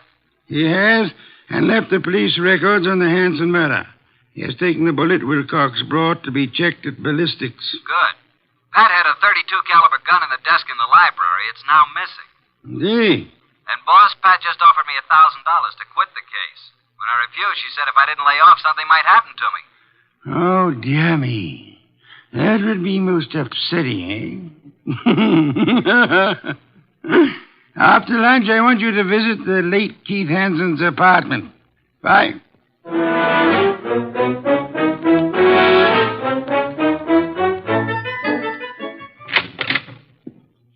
Before you join the others, Mr. Goodwin, I want to talk to you. All right. Close the door, Marge. Pat didn't mean anything when she offered you money, Archie. And she wasn't threatening you, honest. I'm convinced. Why the pressure? Well, why don't you sit down? Here, by me. Okay. What's on your mind, huh? Archie, I can add another 1,000 to what Pat offered. Wouldn't that be enough, Archie? I can give it to you right now. Brad will write a check. Does Brad want me to stop, too? He said you couldn't be persuaded. Every one of you seems to have had a reason for killing Hanson. None of you apparently liked him. Now, be a good little girl, Marge, and stop trying to act like a Delilah. If you're innocent, you have nothing to worry about. You're stuffy. I hope you do get hurt. Thanks a million. Now let's join the others. Well, Pat, did you find the gun? I can't find it anywhere. Oh, Mr. Goodwin, this is Don Park, my husband. How do you do? How are you? Have you seen the gun, Mr. Park? Not for ages. You're a detective, eh? Yeah. May I ask where you were this morning about 10? Why? Well, frankly, I was at my bookie's. Where's that? I can't tell you, but I'll call him and you can check it. Were you and Brad together at all times during the horse show the night of Keith Hanson's murder? No. Brad wandered away a couple of times, and I saw some people I knew. You know how it is. We'd meet at intervals. Archie, you're wasting your time. None of us is guilty. I made a fool of myself, that's all.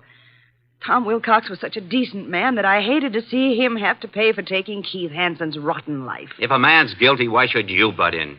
You never use your head. Pat is one person who thinks of others before herself. Marge, forget it. Now you've got private detectives snooping around. What are you after, Goodwin? Who are you working for? Why don't you let my wife alone? The case is closed, isn't it? Maybe. Don, this just makes it more interesting to Mr. Goodwin. As a matter of fact, I think you all know more than you're telling. I still think Tom Wilcox killed him. And there's only one reason why Pat should protect him. Don, that's enough. Nice, happy family, suffering all the torments of a guilty conscience. Is that it? What are you trying to do, Mr. Goodwin? Get your nose poked? Not exactly. If not, you'd better leave. Okay, Mr. King, I'll run along. Mr. Wolfe will be anxiously waiting to hear about this. So long.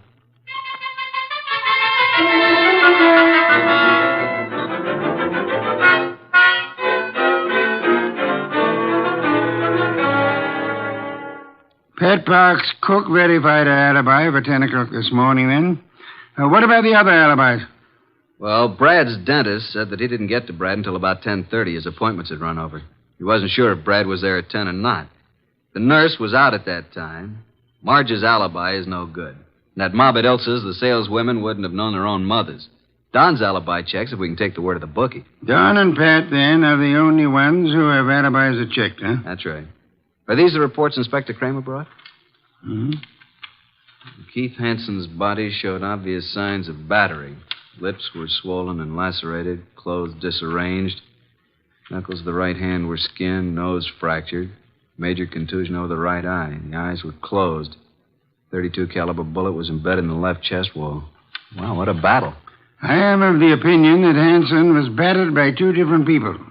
I think someone arrived after Wilcox was thrown out by the manager, and this someone gave Hanson another beating. Really, boss? Come, let's have dinner. Then you must get over to Hanson's apartment.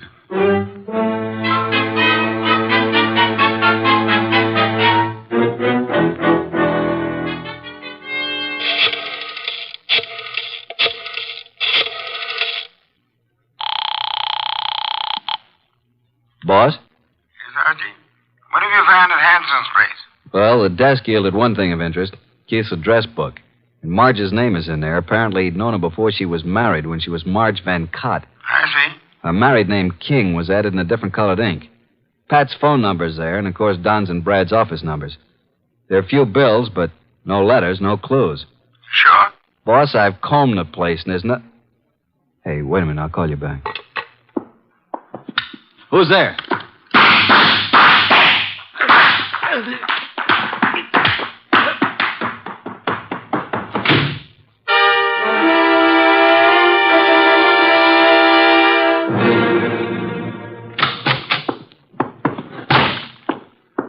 Archie, you know I dislike the banging of doors.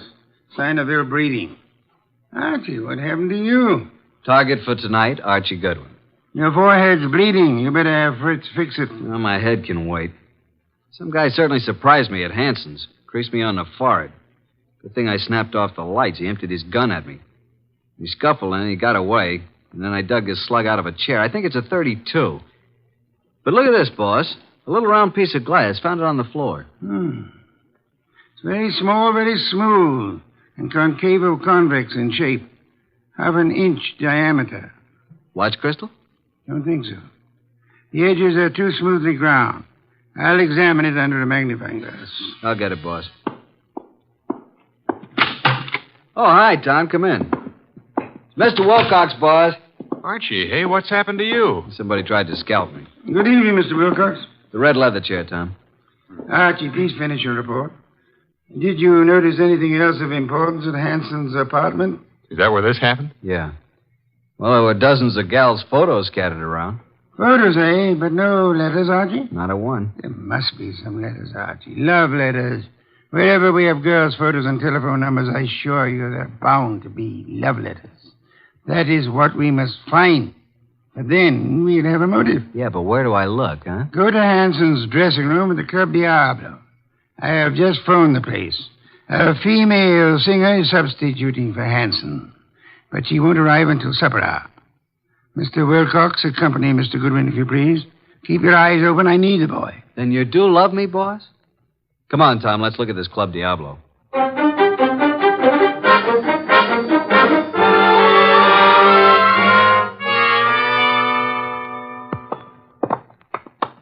Well, I fixed it up with a stage doorman.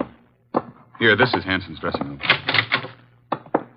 What a layout. This dressing room's fancier than most of the Met stars get. Hanson fixed it up himself. A bar, refrigerator, hot plate, television set. He could live here. Some of this stuff could be the new girl singers. I don't think so. Well, let's get to work, Tom. Take the drawers in his dressing table first. What are we looking for, Archie? Mr. Wolfe says the motive. He means letters. There's nothing here. Nothing in the desk. New singer must have cleaned it out for her things. Nothing in the books. Don't pass up that refrigerator. Nope, empty. Hey, there is something here. Back of the ice cube trays. Come here. Oh, wow. Mr. Wolfe said there had to be letters, and so there are letters. Lots of them. Hey, here's one from Marge. And another. And look here. Really confidential letters from a dozen society gals. There's something else in the back. Bank book. What do you know? A singer like Keith didn't make this much.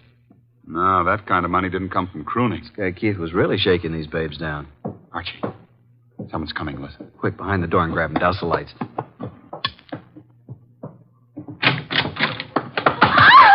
Marge! Hold it, Tom. Well, it's you two. You dirty rat. Higgin woman. Tom, what are you and Archie doing here? The letters. Oh, Archie, you found them. Archie, please, give me those letters. Don't touch. I'll just put them safely away in my pocket. Besides, you didn't write all of these. Give them to me. At least give me my letters. I'll tell you what. You go on home and stay there, and we'll leave it up to Mr. Wolfe. Tom, take him outside. I want to use his phone. Come along, ladies. Let us oblige Mr. Goodwin. I'll meet you at the stage door, Archie. Right.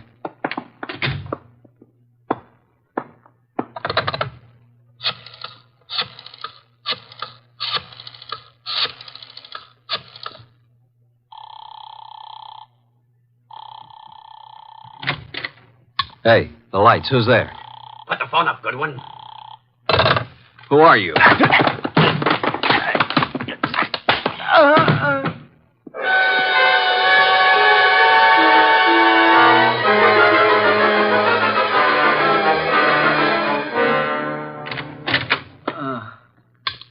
Archie, what happened? Are you hurt? Here, let me help you. I'm all right. I guess. Ooh, my head. Did you see anybody? No, I didn't. I shouldn't have left you. Turn out the lights before I saw him. He whispered. Got away with all the evidence. Where are the girls? I sent them home in a cab. Well, let's get over to Mr. Wolfe. This is tough luck. If I'm not mistaken, his next move will be to have a little get-together with all concerned. Come on.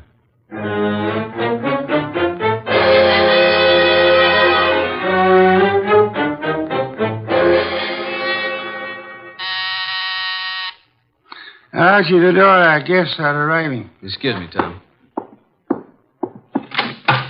Come in, Inspector Kramer. Goodwin. Good evening, Inspector. Well, Mr. Wolfe, got the killer? You said you'd hand him over to me this evening. In time, Inspector. You know Tom Wilcox, of course. Mr. Wilcox. Evening, Inspector. What about the ballistics report, Inspector? The bullet was shot from the same gun that killed Hanson. And that gun, I am certain, came from the home of Pat and Don Parks. Marge and Brad King also had access to it. I have one more bullet here, Inspector, one fired at Mr. Goodwin. I am sure it was also shot from the same gun. However, it isn't important now. Isn't important? It almost cost me my life. You can make it into a charm if you wish. Inspector Kramer, before our other guests arrive, I must tell you that Mrs. Park lied on the witness stand. She was not with Tom Wilcox at the time Keith Hansen was murdered. In fact, they were absolute strangers. What? Sit down, Inspector. 4 other guests are due to arrive any moment. Well, who are the other guests? Patricia and Don Park, Marge and Brad King. One or all is involved in the Hansen murder. Archie, do any of these people wear spectacles? Nope, none of them. You know why this person killed Hansen, Mr. Wolfe? First of all, Hansen was a blackmailer. The girl Marge was the current victim. The letters Hansen held were the threat. I'll explain later. Well, then Pat must have thought that Marge killed Hansen to get the letters, and she lied on the stand to save Tom's life because she believed Tom was innocent. Where's this Marge King? I'll have her picked up. Sit down, Inspector. Archie, I believe our guests are arriving now. Come in, come in. How are you? Good evening. Archie, cheers. Inspector Kramer, Patricia and Don Park, Marge and Brad King, and this is Tom Wilcox. We met at the Club Diablo this afternoon. All right, Mr. Wolfe. Which one is it? Patience, Inspector. One of these 5 people is the murderer of Keith Hansen, a killer. What is this nonsense? Please sit down. Mr. Wolfe speaking. Go ahead, boss. Any one of you had sufficient motive to have committed the Hansen murder. Not one of you has established a bona fide alibi.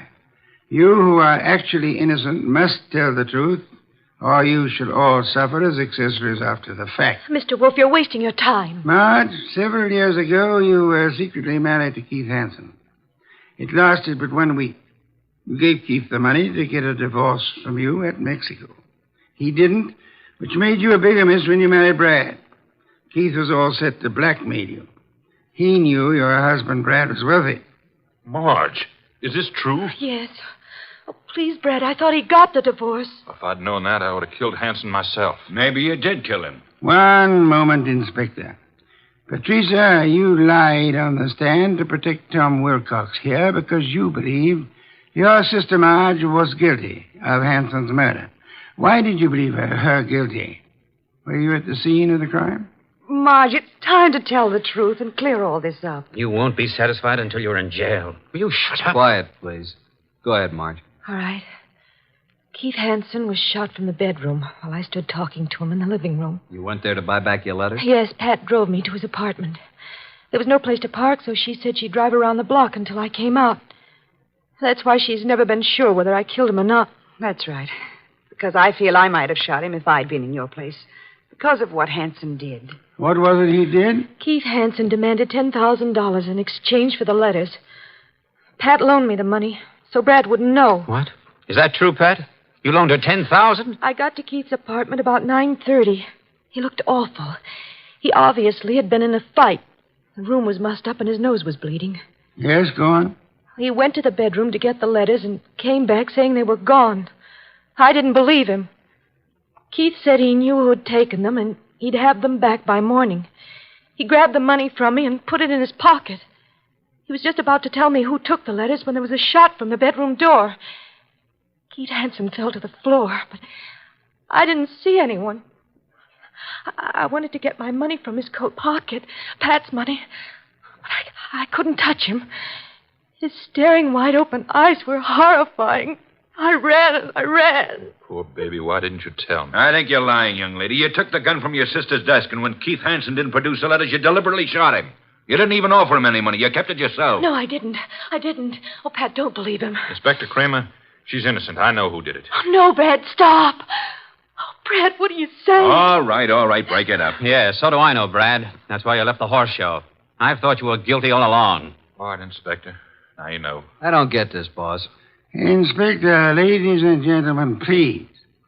First, which of you had some medical training? Medical training? Well, Keith Hansen and I both went to medical school. Why? That is most enlightening, Mr. Park. Marge and I were nurses' aides during the war. Then perhaps you can interpret this medical phraseology for me. These few lines from this little medical book. Archie, hand it to Dunpop. Will you read it, please? Top of page 75. It says the form of pernicious anemia commonly found in the human is... Now, Don, hold your hand over your right eye and read on. What? Also common to the many lower... Now, cover the left eye and read with the other. What is this? Go ahead. Many lower animals and this light isn't so good. Step close to me. Yes, thank you. Mr. Park, here is the contact lens for your right eye. I'm sure you've been tremendously handicapped without it all day. Inspector Don Park is your murderer. Don't move, Park. Keep away, I warn you. No! Drop that gun, Park.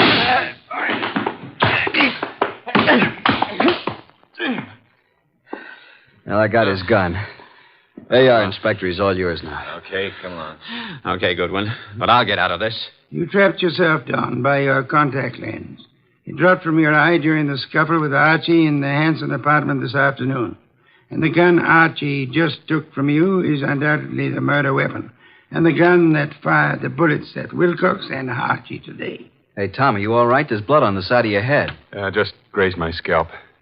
You and I must have hard heads. Well, that's that. Thanks so much, Inspector, for dropping in. Come again, won't you?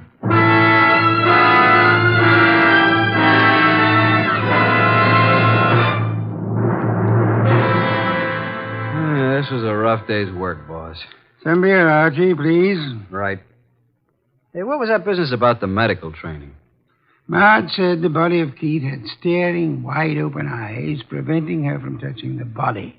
But the police found the eyelids closed. How did they get closed? Well, he must have bothered Don, too, and he closed him. His medical training. Right. A layman would never touch the eyes of the dead. Marge couldn't, not even to get back the $10,000. Here's your beer. Why did Don do all this, boss? Obviously, he learned of Hanson's blackmail scheme and was trying to force him to agree to split Marge's $10,000. Don was quite startled a minute ago to learn that Pat, his own wife, put up the money. However, when they heard Marge arriving, Don stepped into the bedroom, found Marge's letters in there, and must have hidden in the closet. And then as Keith Hansen was about to speak Don's name, Don shot him and took Marge's money. Of course, he planned to carry on a blackmailing of Marge himself, thinking the money would come from Brad. Yeah. And you are warming that beer with your hot little hands. Pour it, please. There you are. You've had a rough day, beaten twice and lost to interesting women. Tonight you may open your bedroom window. Good night, Archie.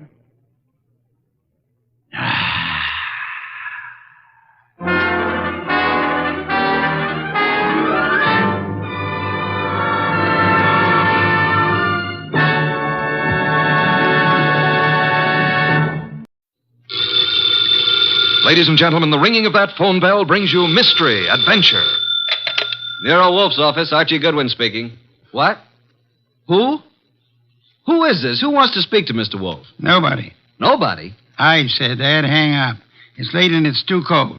And even if it weren't, I would not consider for one moment moving from this room. Please, Mr. Wolfe, I can't hear a thing this old gentleman's saying. Does it matter? You heard what I said? No. Now, what did you say? You were late because she was killed. Who was killed? I can't hear you. What is it about, Archie? He says he was due here an hour ago, but she was killed. Who was killed? What does he want? Do you want us to solve the crime? I say, do you want us to find out who killed her? Oh. He says he knows who did it, but he has an important message for you. Well, then come right over. We'll be waiting, Mr. Jenkins. Archie, why do you insist on taking every silly little case? Because, boss, we need to recover for March 15th.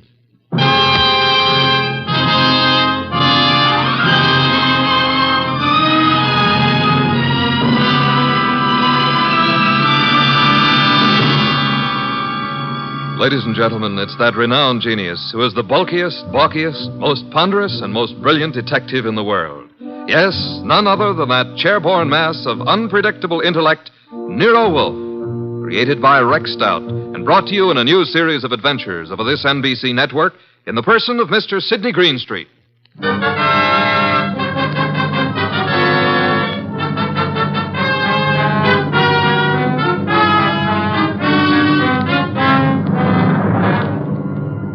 This case I like to refer to as the case of the telltale ribbon.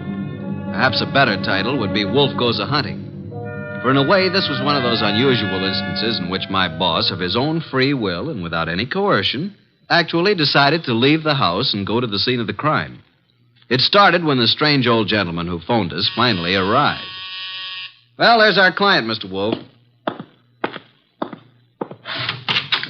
Evening. It's me. Who's me? Oh, I just phoned you. I'm Jenkins. I got a dispatch for Nero Wolfe. Oh, you're Jenkins. Well, come in. Mr. Wolfe, this is Mr. Jenkins. Says he has a dispatch for you. Yep. Yeah. Are you Wolfe? I am. Where is the dispatch from? Don't know. You don't know? How come? Oh, I know, but I'm supposed to say I don't. See? That's my job. What is? Just to say I don't know. What about the murder? Yeah, who was killed? Oh, my goodness. It was a terrible thing. We were just crossing the turnpike, and this fella come at us out of nowhere. The killer? Yeah. Must have been drunk, I guess. Well, how did it happen? Did he shoot her, stab her? Oh, no. He ran into her with his car. And she was only 9 years old. Your granddaughter? No, it was Bessie. But the police got him. I have to appear, I guess. Probably get 90 days, he will. For murder? Murder? Was somebody murdered? I must have missed something. Look, we're talking about Bessie, and what do you want us to do about it? Nothing. Bessie's my old horse. Oh, no. But say, who was it that was murdered? Nobody yet. Good night, Mr. Jenkins. I thought you said it was important. It might be. At least that's the way I was told. What might be? This here letter I was bringing to you. This dispatch. Well, gotta get along now. Goodbye. Well, get him. What a pixie. What is in the envelope? Mr. Wolfe, look. 5 $100 bills. And the note says, Mr. Wolfe, your services are desperately needed. Come up this weekend as my guest. Signed, E. Malott. Edward Malott, the wealthy manufacturer. Well, looks as though you're going out this weekend. Well, Archie, pay my respects to Mr. Malott, and I hope you enjoy the weekend. Good night.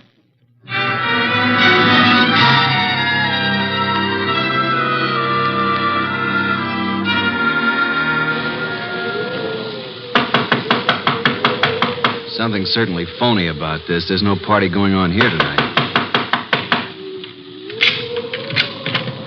Yes? What is it? Is this the Malott place? It is. What do you want? My name's Goodwin. I'm a guest of Mr. Malott's. A guest? Yes, he invited me down for the weekend. Weekend? Oh. Well, you better step in, please, Mr. Goodwin. Quite a bolt you've got on that door. Yes, isn't it? Just sit down there, please. I'll get Mr. Malott. He's in the library. Oh, here he is. This is Mr. Goodwin, sir. Says he's come down for the weekend. Mr. Goodwin, good evening. You've come for the weekend, you say? Well, yes, wasn't that the idea, Mr. Malott? Well, I don't understand, Mr. Goodwin. Didn't you send me this note asking me to come here? Note? I did not. Oh, well, this is my personal note stationery, but I don't recall sending this. I didn't even type it. And I'm in the habit of signing my name with a pen, not with a typewriter. E. Malott. You're certainly Edward Malott. Yes. Services are desperately needed. What does this mean? What services? Who are you, Mr. Goodwin? Are you serious? I'm a private investigator. I'm Nero Wolfe's assistant. Oh, indeed. Nero Wolfe, eh? I know of him, yes, indeed. And you really don't know anything about this note? I do not. Are you having a weekend party here? I most certainly am not. Then who sent this? And there were 5 $100 bills as a retainer. I haven't the slightest idea. Oh, Dorothy. Yes? Will you step in here, please? Miss Davis is my private secretary. She may know something about this. Yes, Mr. Malott. What is it? Dorothy. Oh. Dorothy, this is Mr. Goodwin. How do you do, Mr. Goodwin? Well, how do you do, Miss Davis? Yes. Well, Mr. Goodwin is assistant to Nero Wolfe. You don't say. Nero Wolfe, the detective? Well, I've heard a great deal about him. And about you, too, Mr. Goodwin. Well, now I'm mighty glad to hear you say that, Miss Davis. Mr. Goodwin has a note here. Is anything wrong, Edward? I heard voices. Oh, do we have company? Nothing is wrong, Eva. I was calling Dorothy, that's all. Oh, this is Mr. Goodwin, Eva. My wife, Mr. Goodwin. How do you do, Mrs. Malotte? Mr. Goodwin, yes. How do you do? Now, as I was about to say, Dorothy, Mr. Goodwin... What's going on? Mr. Goodwin, this is my son, Larry. Good evening. What's wrong? Mr. Goodwin has been invited here for the weekend. He has an invitation supposedly written by me. At least it's on my stationery. Look at this, Dorothy. Know anything about this note? No. I certainly didn't write it. But it's my personal notepaper, and my signature is typewritten. I'd never do that. Well, somebody sent it. Who's Jenkins? Jenkins? Never heard of him. A little dried-up old man. He delivered it to us. Yeah, maybe it didn't even come from this house. I'm positive that it didn't.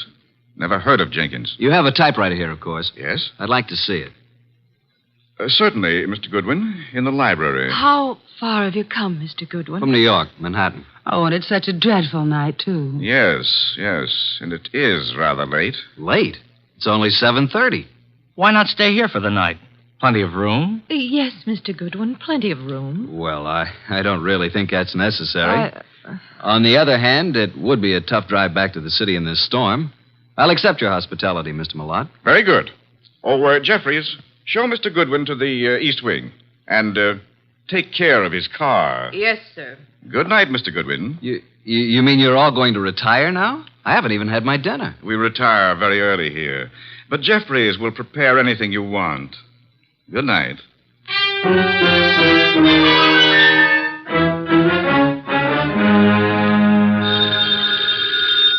Oh, dear, who moved that phone?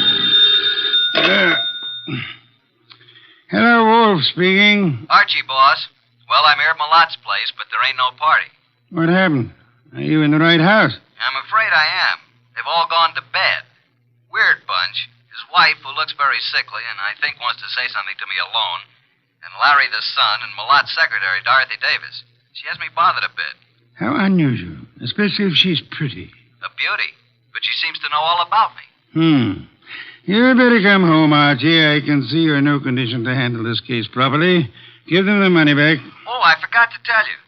They don't want me here. Malotte didn't send the note. No one here knows anything about it, so we can keep the dough. Interesting indeed. The circumstances would indicate that you should stay there and wait for it to happen. For what to happen? For whatever it is the fates have conspired to have happen there while your shining little ego is in the midst of it. Bye.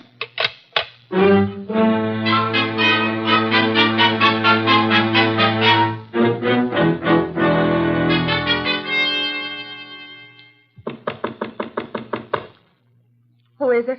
It's Archie Goodwin, Mrs. Malotte. Come in, please. I saw you give me the eye when I was about to leave. I've been waiting till I felt sure they were all asleep.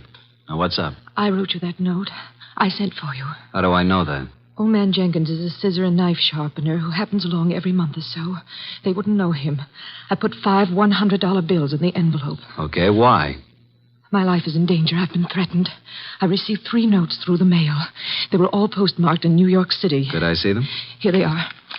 All typewritten. The first one reads, "There is no love for you in Grey Gables." The second, "Why stay on in the face of death?" And the third, "The time is shorter than you think." Do you think this is an inside job, Mrs. Malotte? Well, at first I didn't. But lately I've come to think it is. What caused you to think that? For some time I've been having severe spells. I thought it was indigestion. But then it occurred to me that I always broke out in cold perspiration. I was left horribly weak and terribly thirsty. Thirsty? You fear you're being poisoned? Yes. And since the thought came to me, I've been living in fear. Fear of every bite of food or drink. It so shattered my nerves that I have to take these yellow sleeping capsules to even close my eyes. Well, here's your husband, and his secretary, and your son, Larry. Larry is my stepson. Which one do you suspect? The secretary, Dorothy, or my husband, or both. What's the motive? Oh, they're in love. She's been here over 2 years, and they've spent most of their time together. The idea never occurred to me till last week. And when I watched them, it was quite obvious. Anybody else know about these 3 notes? Oh, no. Then I'll keep them for a while. Good night, Mrs. Malotte. And don't worry.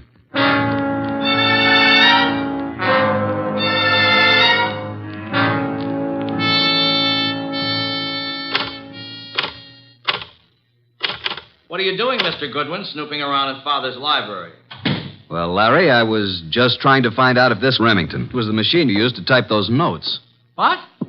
What notes? The notes you sent your stepmother. Why, I don't know anything about any notes. Then why were you so startled? I'm not startled. Why would I threaten her? So you do know about them. I didn't mention the contents of the notes. I just happened to see them on the table in her sitting room. You don't care too much about your stepmother, do you? Oh, she's all right. You don't care too much about Dorothy either, do you? I certainly don't. Why not? Well, I don't like her tactics, making a fool out of my father. If anybody here sent those notes, she did. You think Dorothy would have a motive? I certainly do. Of course you wouldn't have a motive, would you? No. Well, I'm inclined to think you would. Well, just what motive would I have? You don't seem to like any woman who's too close to your father. Maybe because you'd resent anyone sharing in the estate if your father died. If I were you, Mr. Goodwin, I'd leave. Tonight. And the sooner the better. Good night.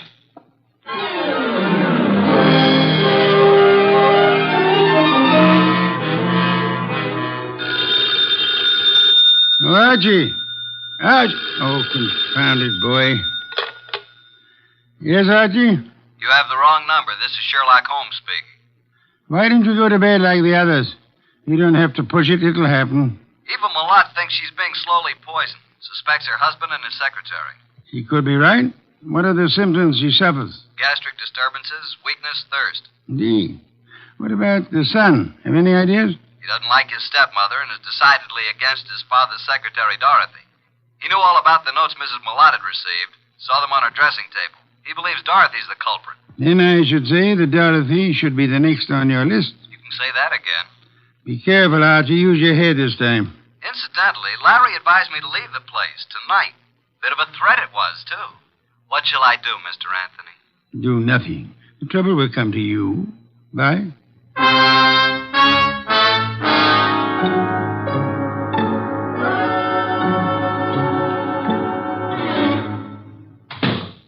Oh. Hello there, Mr. Malott. I thought you'd turned in for the night. It's quite obvious you thought so, Mr. Goodwin. What are you doing in the library? Why, just looking for something to read. You'll find the books all around the walls, not on my desk. Well, I was looking for a particular kind of book. I'm very much interested in poisons. Poisons? Yeah, a hobby of mine. You happen to have any books on toxicology? I do not. And what's that book on the fourth shelf right beside you? Why, toxico... Where did that come from? Never saw it before. Perhaps it was in that assorted collection I bought a couple of weeks ago. I hadn't noticed it. Larry probably put them on the shelves. Mr. Malott, how long have you known Dorothy, your secretary? A little over 2 years. Did it ever occur to you that she might be, well, infatuated, in love with you? What? Well, of all the... Now, see here. I don't know what you're up to, and I don't know how you got hold of my stationery to write that fake note. It isn't a fake note, Malott. I'm only trying to find out what's back of it. Mr. Goodwin, there is nothing going on here that requires the services of a detective, and Dorothy is not in love with me. I didn't say she was. I asked you if you thought she might be. Well, since this conversation seems to concern me, I suppose I am at liberty to come in. Oh, you're still up too, Miss Davis. Did you hear what this man said, Dorothy? Yes, I did, Mr. Malott. And I'd like to have a few words alone with Mr. Goodwin, if you don't mind. Mr. Goodwin, would you mind coming with me for a few minutes? No, not at all.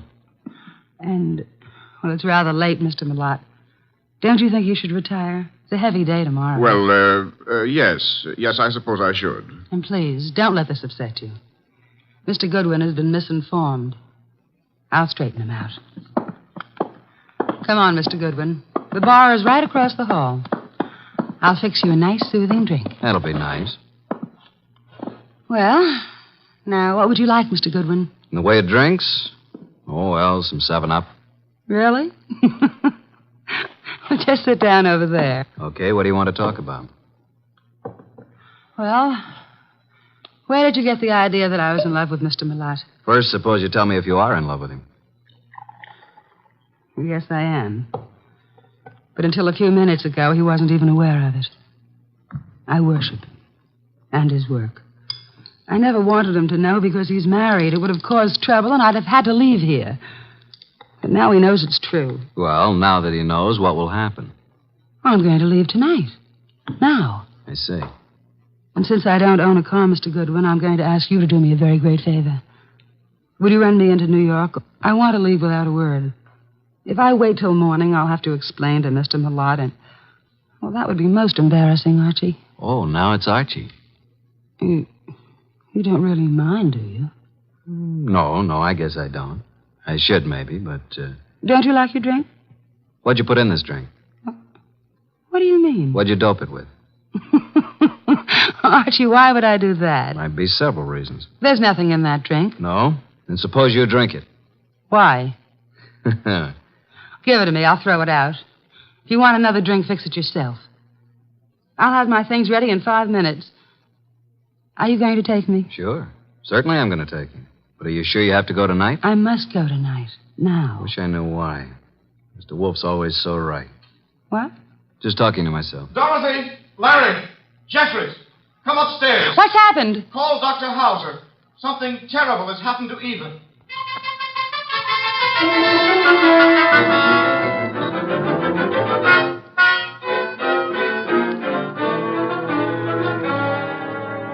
Well, Dr. Hauser?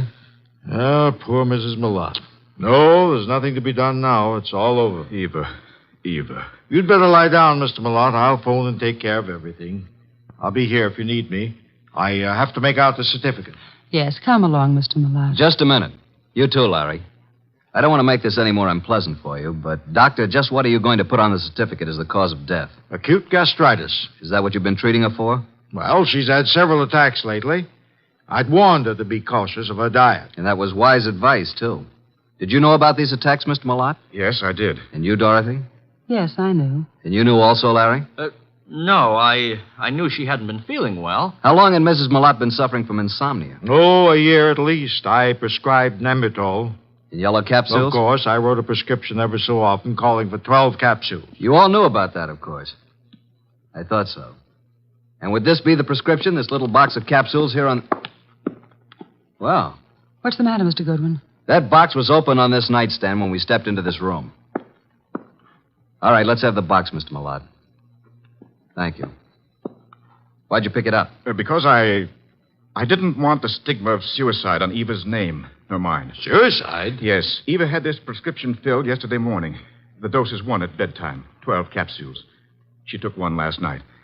I glanced at the open box when I came into the room, and there were only 8 capsules left. I knew instantly what had happened. She'd taken an overdose. Doctor, do you think 3 capsules would be sufficient to cause her death? I doubt it very much. So do I. Mrs. Malotte didn't die from an overdose of sleeping capsules. She was poisoned. Poisoned? Are you crazy? By whom? By you, or Dorothy, or Larry. No, I didn't do it. I didn't write those notes. What notes? Mrs. Malotte had received 3 notes threatening her life if she didn't leave this house. Each of you had a motive, so I'm sending this body to the coroner for an immediate autopsy. I won't permit it. The police will see to it. You have no choice.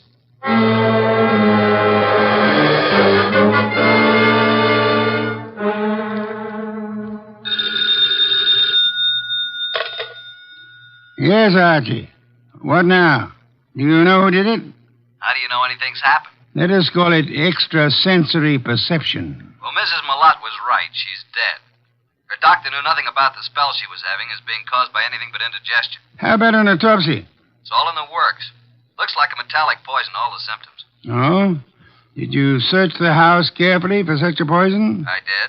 And I'll check the drugstores in the morning. Somebody in that house will purchase some poison. Let me know when the autopsy report is in. Right. Let's see now. We have Mr. Malotte, Dorothy Davis, and Larry the son. He's Mr. Malotte's son, but not the child of Eva Malotte, remember? Yes. Is it true that Dorothy is in love with Malotte? Yeah. Dorothy admitted it to me, but claimed Malotte wasn't aware of it until tonight. And earlier this evening, Dorothy tried her best to get me out of the house, insisted that I drive her into town. She tried to give me a drink, which I think might have contained knockout drops. You don't say. Archie, I should have Fritz drive me up to the Malotte place at once. Archie, are you there? No, boss. I just fainted.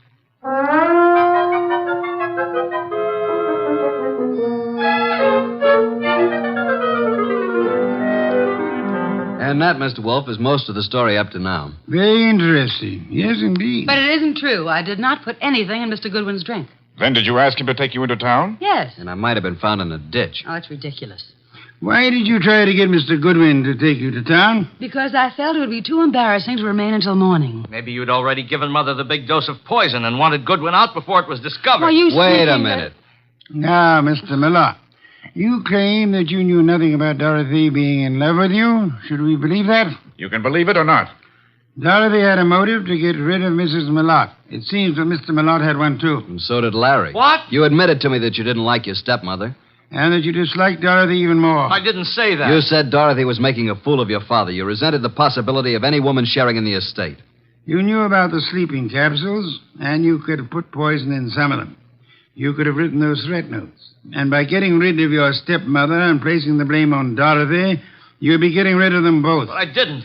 I did not write those notes. You were the only one who knew about them. I was not the only one. I saw Dorothy coming out of Mother's room. It was this afternoon. Mother was out taking a sunbath. Dorothy did it. She's the one. I think you're the one. No, Dorothy wrote those notes. That's a lie. No, she probably slipped into Mother's room and wrote those notes on Mother's portable. What? Hey, just a minute. Archie, come here. I never heard of such No, lies. I didn't do it. You can't send me to jail. I'll kill you first. Larry, drop that gun. Don't come near me, any of you. You're such a fool, Larry. Give me that gun. I'll shoot. I'll shoot. Come on. There. Now, you better quiet down, kid. Or Inspector Kramer will take care of you when he arrives.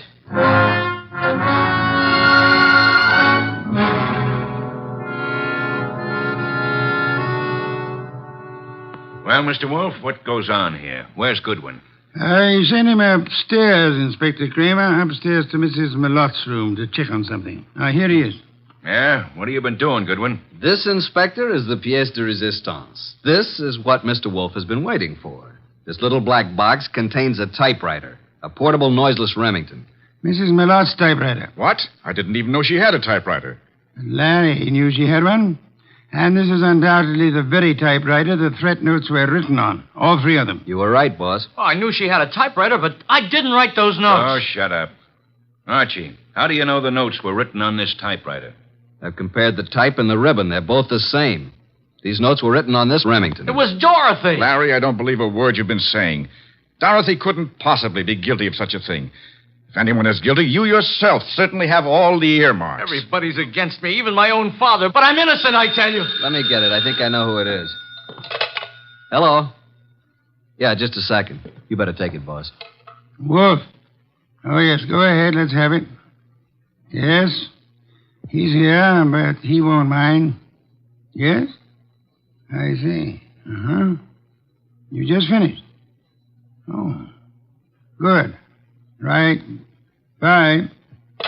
Was it the coroner? The coroner, reporting that poison was found in the sleeping capsules. And the body. Did they find poison? They did. You're right again, boss. I'm going up to Mrs. Malotte's room for a while.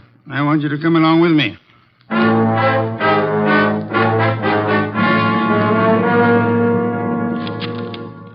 Find anything yet, Archie? No, mostly bills and invitations to bridge parties and so on.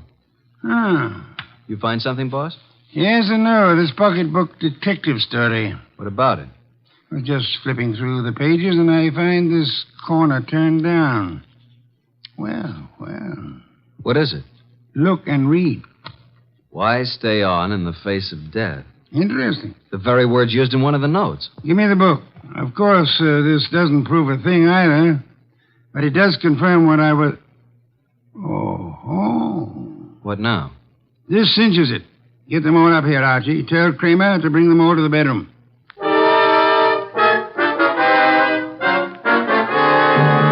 Well, Mr. Wolfe, what now?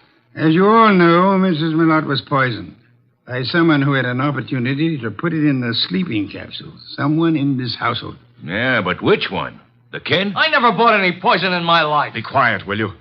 No, Inspector, it wasn't Larry. And I suppose you think I put the rest of that rat poison in your drink, Mr. Goodwin.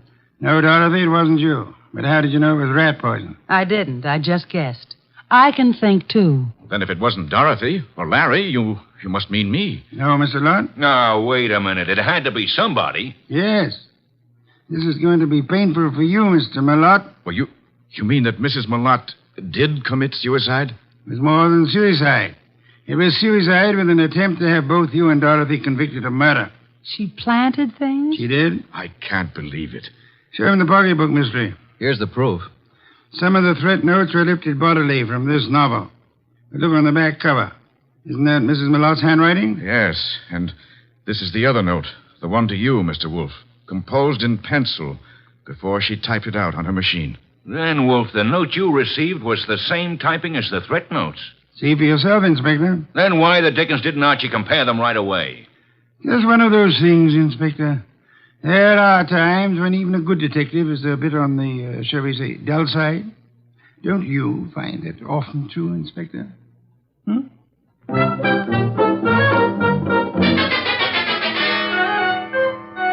Nice of you to go all the way out there, boss. I was a bit stuck. Quite all right, Archie. Yeah, there's something that still bothers me. So? How can such a sweet, motherly type as Mrs. Malotte cook up such gruesome ideas? She was a very sick woman, mentally as well as physically. She probably felt she was going to die. And her warped mind seized on the opportunity to make sure that this Dorothy didn't get her man after she was dead. And speaking of Dorothy, she's a mighty pretty... Yeah. Some beer, please, Archie. If you were so certain that Dorothy wasn't guilty, what was the idea of spending so much time questioning her? Huh? Why, I... Never mind. The raised eyebrow department. Answer the question. Well, there are certain rules a good detective always follows. Some are in the book, others aren't. You mean there's nothing in the book which says a good detective shouldn't spend a few minutes with an attractive brunette, even though she is a murder suspect? The author of that book can be none other than the incomparable Archie Goodwin. Good night, Archie.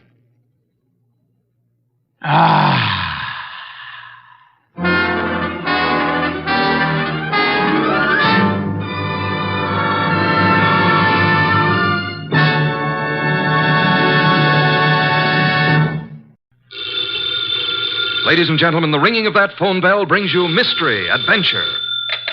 Nero Wolfe's office, Archie Goodwin speaking. What? Oh, Fritz. Yeah, I thought it was the outside line. Yeah? Yes, thanks. I'll be right down, Fritz. Boss, Mr. Wolfe, will you please hurry? You're well aware that it will avail you nothing to hurry me. Why, Mr. World, be in such a rush today? But the car, it's downstairs waiting. Fritz is all ready. Let him wait. Isn't it enough that I've agreed against my better judgment to leave the comforts of home to go rushing through the crashing traffic of the city? To a dinner? That should be an inducement. Fritz could have prepared a delicious dinner. He has truffles in the pantry. Well, why did you promise Arthur Merle? You didn't have to accept the invitation. Quite so. He's an old friend. Besides, he does set an excellent table. It's just that I don't like the traffic. Traffic? I know why. It's that awful oxygen in the atmosphere outside. It's not the traffic. Archie, you're talking much too much. I know, boss. I'm impatient. Would you mind giving me some slight indication that you intend to move from that chair? Just as soon as I finish this beer. Sure you wouldn't care for half a dozen sandwiches before we go to dinner? If we were going anywhere other than to Arthur Merle's, I'd agree with you. He's the only person in the world I know of, except myself, of course, who has a proper appreciation and respect for the art of preparing good food.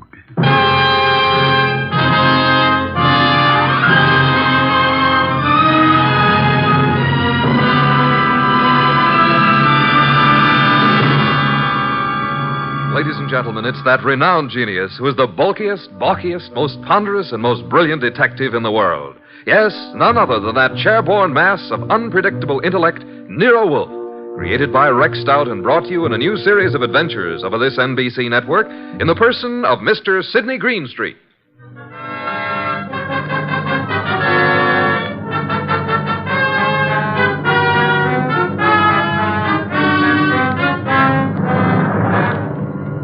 We usually refer to this story as the case of the final page. Under normal circumstances, the last page of a manuscript would be absolutely worthless unless you read all the preceding pages.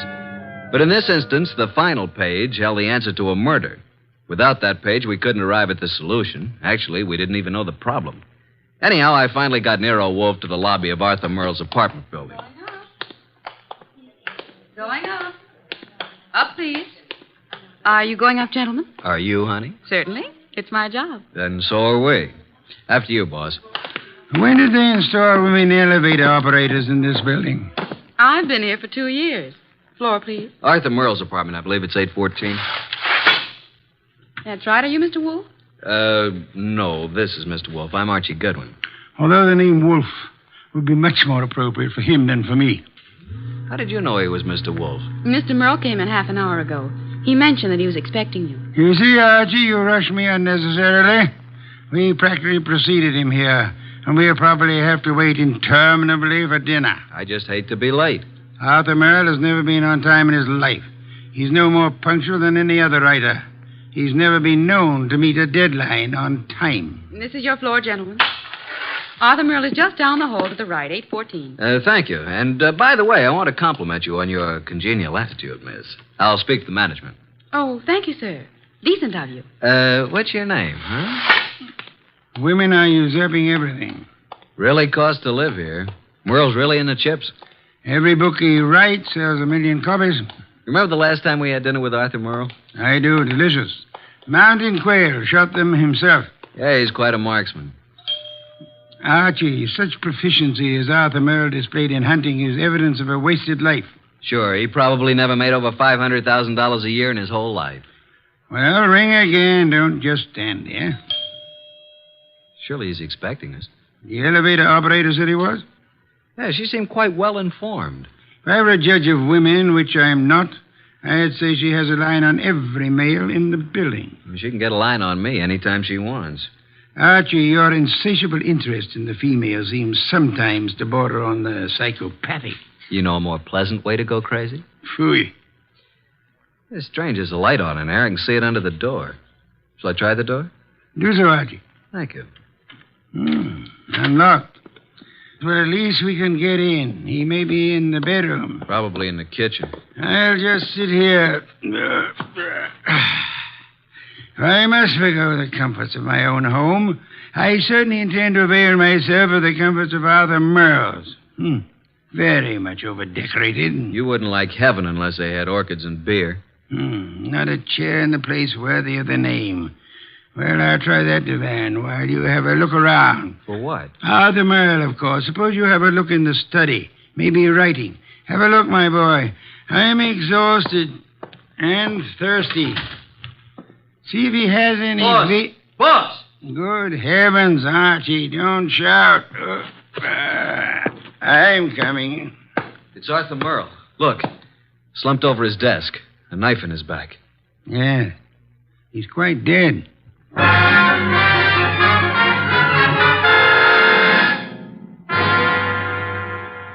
You haven't touched anything? Certainly not. I've been around long enough to know that. Well, you just call Inspector Kramer at homicide. How long do you think he's been dead? I'd say a half hour. From all appearances, yes. And perhaps only 10 minutes. I can't understand it. Why would anyone want to kill Arthur Merle? Everybody liked him. Last man I'd expect such a thing to happen to. The answer is probably a considerable distance from the question, Archie. Inspector Kramer, homicide. Archie Goodwin, Inspector. Just a minute. Nero Wolfe wants to speak to you. Oh, no. Don't tell me you two have stirred up something on a night like this. It's 10 below zero. I'm sorry. Here you are, boss. Hello, Inspector. Yes? What is it this time, Wolf? Find a dead body under Grant's tomb? I'm sorry you'll forgive any apparent failure to find humor in your little witticism. But I'm at Arthur Merle's apartment. I suggest you come here at once. Seems that Arthur finally met a deadline.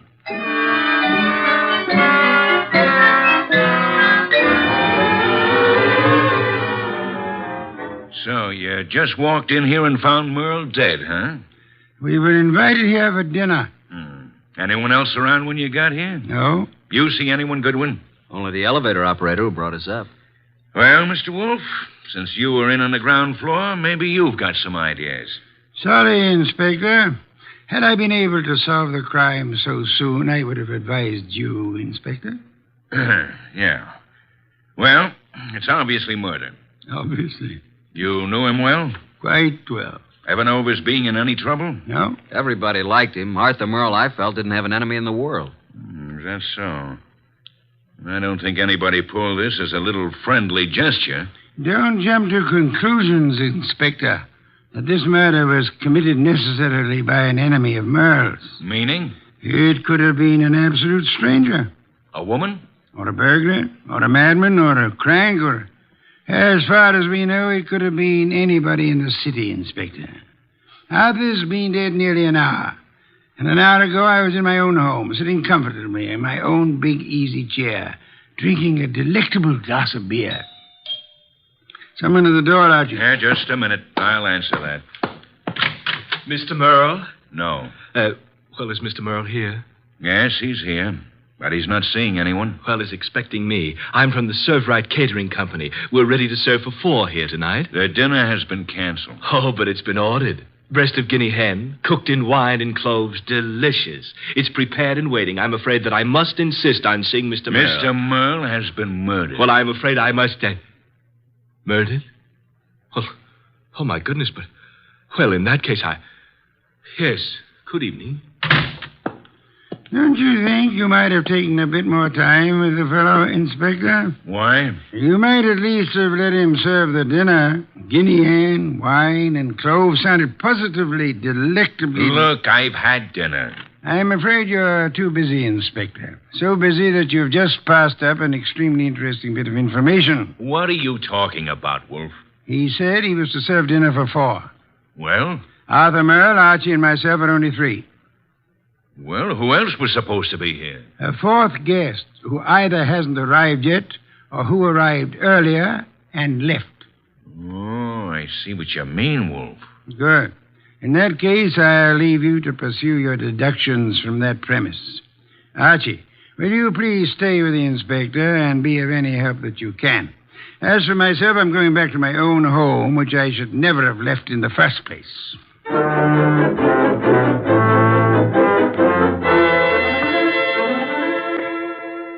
Okay, that finishes the apartment search, Goodwin. And what have we? Nothing.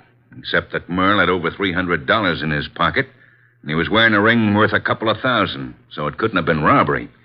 And I don't think it was premeditated murder. Why not? The weapon. Obviously, if someone had planned on killing Merle, he'd have prepared it better. Used a better weapon than a blunt paper knife. No, as I see it, someone was here before you and Wolfe arrived, and for some reason that person found it necessary to kill Merle, and he did it on the spur of the moment. I'm listening. Well, it's obvious. Merle was slumped over his typewriter. The sheet of paper was in it. He'd been working. May I see it? Yeah. Starbreaker. Strange title. Page 189. He was getting well along with his latest mystery. Apparently. Okay. Gregory Thorne slipped the paper into his pocket. It was just an ordinary piece of paper, but Gregory knew its value. Used properly, as Greg knew how to use it, it would be worth $100,000. He walked away briskly, and as he... That's all. Yeah, that's all.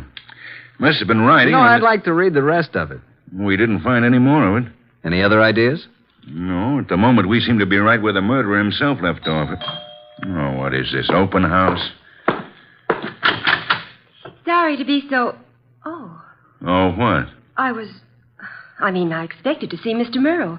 Is he here? Well, who are you? Cynthia Roberts. He expecting you? Well, no. That is... Come on in, Miss Roberts. Thank you. Maybe the young lady is trying to say that he didn't have to expect her. Maybe she felt free to call without advance notice, Inspector. Inspector? What did you want to see Mr. Merle about? I'm his fiancée. Oh. Had dinner yet, Miss Roberts? Why, yes, I had dinner earlier. When were you last here, Miss Roberts? Last night, after the theater. Arthur and I were... What's the matter? Is something wrong? I'm sorry to have to tell you this, Miss Roberts, but Arthur Merle was murdered.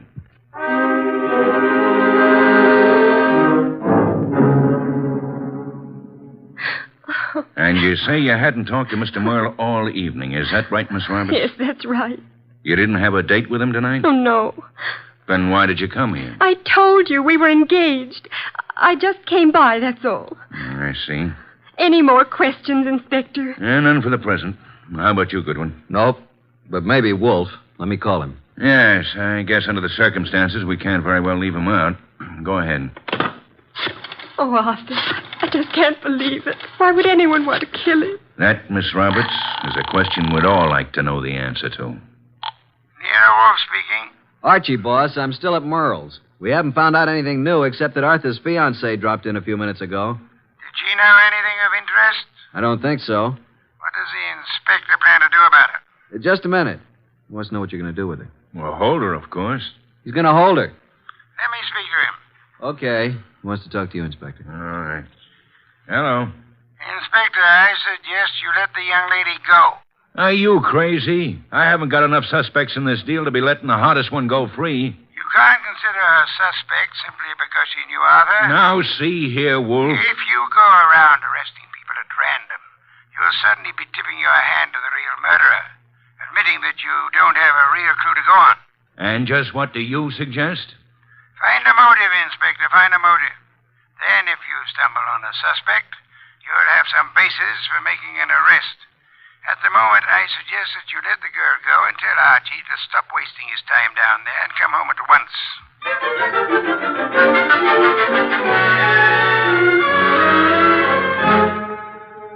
So that's the story, boss. We went over that place with a fine-tooth comb. Nothing. There's not a single suspect. The last person to see Arthur alive was the elevator girl.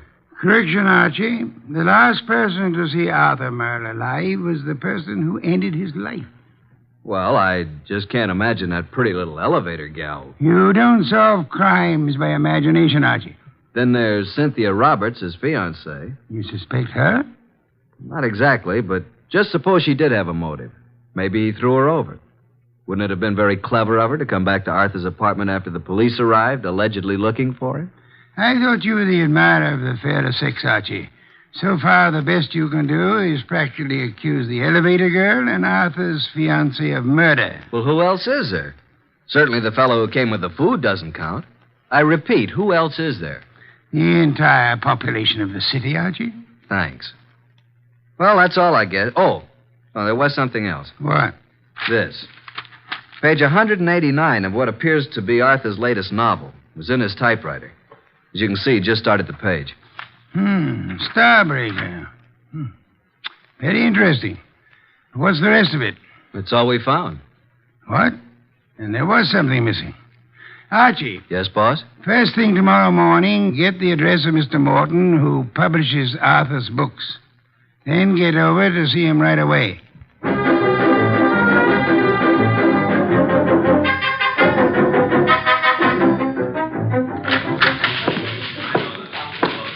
Yes, may I help you? I'd like to see Mr. Morton. Did you have an appointment? Tell him I'm from Homicide. Oh, yes, sir. Yes? Mr. Morton, I know you have someone with you, but there's a gentleman here from the Homicide Bureau. He wants to see you. Tell him I work for Nero Wolfe. My name's Goodwin. His name is Goodwin. Send him in. Yes, thank you. You may go right in, sir. The large door to your right. Thanks. Come in, Mr. Goodwin. Come in. I understand you're from Homicide. Not exactly. I'm Nero Wolfe's assistant. We're working with Inspector Kramer. And what can I do for you? You've heard about Arthur Merle. Yes, I received the word when I came in this morning. It was a great shock.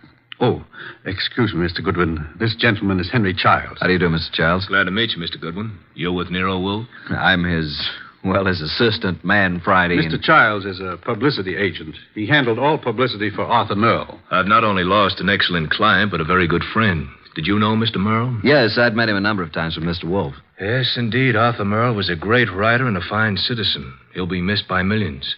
Mr. Goodwin, when was the murder discovered? Last night, shortly before dinner. Well, what did the police, what do you think the motive was? Don't know as yet, Mr. Childs. A little early for that. Well, it's certainly a shame. I wanted to ask you a few questions, Mr. Morton, privately.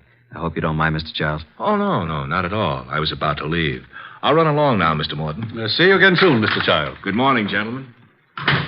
Well, Mr. Goodwin? You did a lot of business with Mr. Merle, Mr. Morton? I published every one of his novels for the past 8 years. And you intended to publish his new one, the one he was working on? Yes, we had a contract.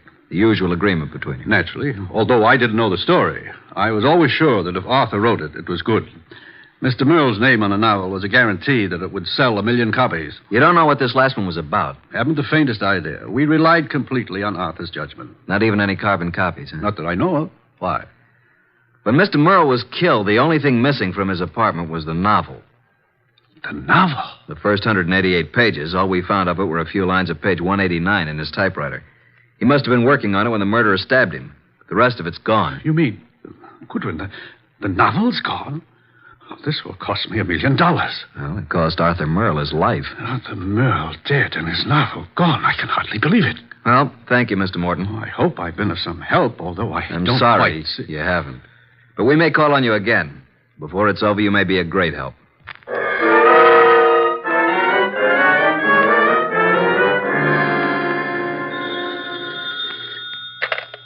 Nero Wolfe speaking. Archie, boss. I just finished with Morton. He doesn't know a thing. Merle never discussed his stories with anyone, and as far as Morton knows, he never made carbons. I see. Where do I go from here, boss? See Cynthia Roberts. Oh, haven't dismissed the possibility that she may have had something to do with it. Being his fiancée, she probably knows more about Arthur than anyone else. She may know who the fourth guest was to have been last night, and she also may know what Merle's novel was about. Right, boss. I'm anxious to know what the novel was about, too. I personally don't give a hang what the novel was about. What I want to find is someone who does know the story, because I have a hunch that whoever knows that is the person who killed Arthur Merle.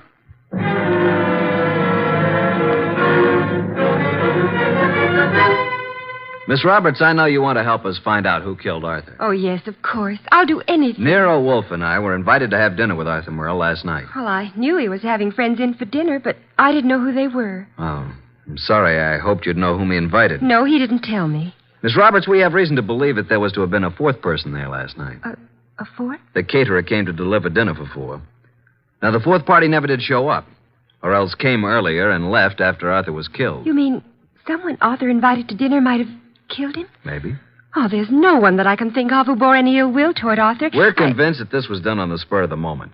Unpremeditated murder. Arthur Merle suddenly became a threat to someone. Now we've got to find out what the threat was and who was threatened. We'd hoped you could help. I'm sorry. Did he ever discuss his new novel with you? Oh, no, he never talked about his stories until he'd finished them. So his latest mystery contains the answer to an even greater mystery. Unless we find the first, they'll both go unanswered.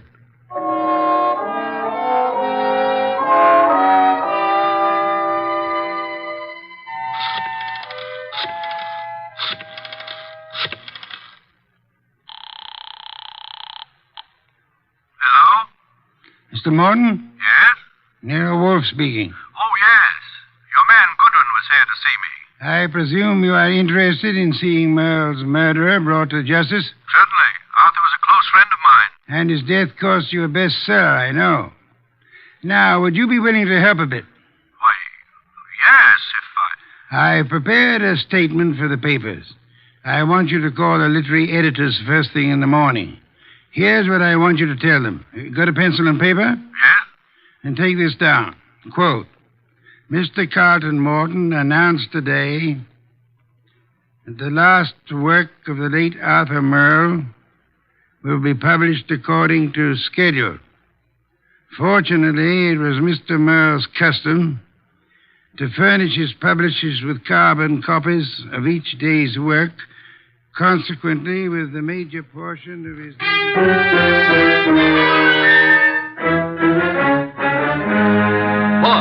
Boss! Good heaven, Archie. Please don't be so loud. Look here. In this morning's paper, why, that rat, he lied to me. That... What on earth are you talking about? That publisher, Morton, he said he didn't have copies of Merle's manuscript, that he didn't know what it was about. And listen to this. Mr. Carlton Morton announced today that the last work of the late Arthur Merle will be published according to schedule. Fortunately, it was Mr. Merle's custom to furnish his publisher with carbon copies of each day's work. Consequently, with a major portion of his latest work, Starbreaker, in the hands of his publisher, together with a complete synopsis, including the denouement, it will be possible for a ghostwriter to complete the novel. It will be published posthumously and proceeds... Boss, did you hear that? I did, and it couldn't have been more to my liking if I'd written it myself. Now, excuse me. I want to make a telephone call. Who? Publisher Morton. Yeah, I'm beginning to see. He lied about the whole thing. I still don't see why he'd kill Merle, but on... Hello, Mr. Morton. This is Nero Wolfe. Yes, perfect. Now I'll call Kramer, and he and Archie will be waiting for you.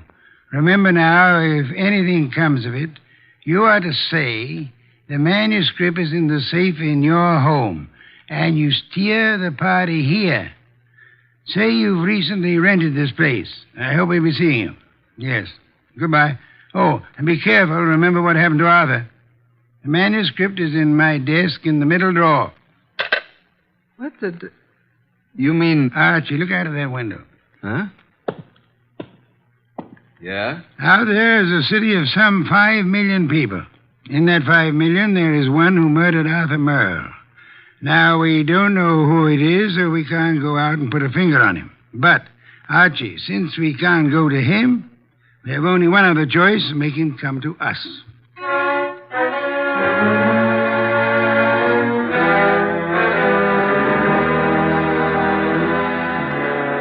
Well, you tell me why we're sitting here in the dark in Wolfe's office? Yes, Inspector Kramer. Mr. Wolfe promised us a caller. Mr. Morton is to pretend that he's rented this place recently. Well, who's the caller? Can't tell you until he or she gets here. You seem certain he'll come. I'm quite certain. I'm just hopeful. You trying to tell me that Morton killed Merle? You're almost as dense as Archie was. No, Morton didn't do it. Unless Mr. Wolfe is very wrong, which is doubtful, before the night is over, Morton will know who did. And it won't be long until we know, too. You should get on a quiz program. You're so good at guessing games. Shh. Listen. Huh? Someone's coming. A brilliant deduction, my dear Kramer.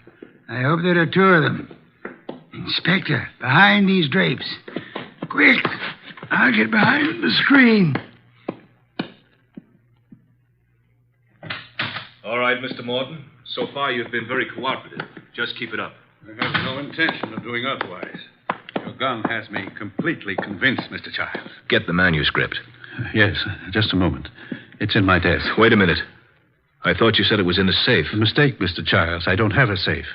Shall I get the manuscript? Yes, but no tricks. You be careful. I'm being exceedingly careful, Mr. Childs.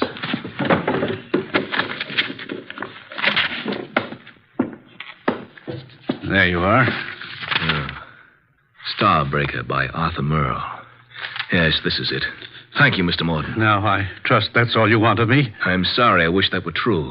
Unfortunately, you see, it's not the actual novel that I want. Oh? My interest in this copy is the same as it was in the original. And that is? That no one should ever learn the content. I take it you know what it's about, then. Yes. You see, Mr. Merle made the mistake of telling me when I called a bit early at his apartment for dinner last evening. I was forced to deprive him of his life once I learned the storyline of this novel. This story must be kept secret. Why? Most of you people in the publishing business know me as a public relations and publicity agent for several prominent writers. Yes? Actually, I've been as successful as I might in this business because a few years ago I stumbled onto a very neat and foolproof method of blackmail. Unfortunately, Arthur Merle thought of the same thing and based this story on it. If it got out, I'd be exposed and sent to prison. So you can see why I had to stop it, why I had to kill Arthur, and why... Now I'll have to kill you, too. Oh, child, for heaven's sake. The contents of these pages condemn me. You know what's in them. Further, I've confessed to murder to you. You don't think I could let you live after that, do you? Child, you're insane. I'm sorry that I must repay you for your trouble in such an ungrateful manner. I'm sorry to do this to you, Child, but I can't... Child, please, enough! Sorry, Mr. Childs. There wasn't time to ask you to drop the gun. All right, Mr. Childs, get your hands up and stay where you are. Nice going, Mr. Morton. Who are you? That took courage, Mr. Morton. Sorry we had to wait so long, but we had to make Mr. Childs here convict himself. Convict? What do you mean? We've been waiting here for you, behind the drapes all the time. We heard every word. Mr. Childs, you're under arrest. Police? Yes, Mr. Childs. Only one person could have been so anxious over a copy of that novel. That's the person who killed Arthur Merle for the original. And we heard you confess to that. And that's all we need to convict you. We didn't have any proof until we set it up for you to make a second try to cover up for the first. Fortunately, the setup worked. Setup? Take a look at the rest of the manuscript, Mr. Childs. What? Oh, the front page is there, all right, but look at the rest. Why, they're blank. They're just blank pages. You didn't have a copy at all. No, but we certainly got a murderer. Eh, Inspector? Childs! Childs! Stop, Childs! Stop! Well, that's one way to avoid standing trial.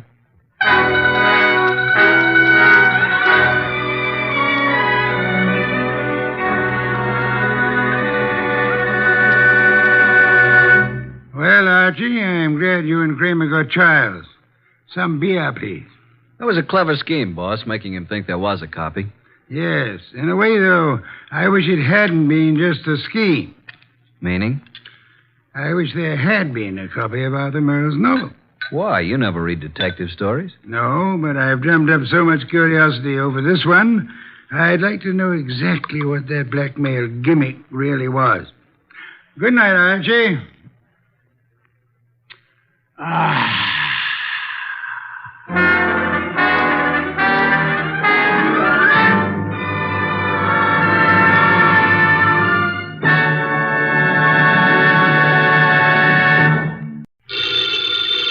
Ladies and gentlemen, the ringing of that phone bell brings you mystery, adventure.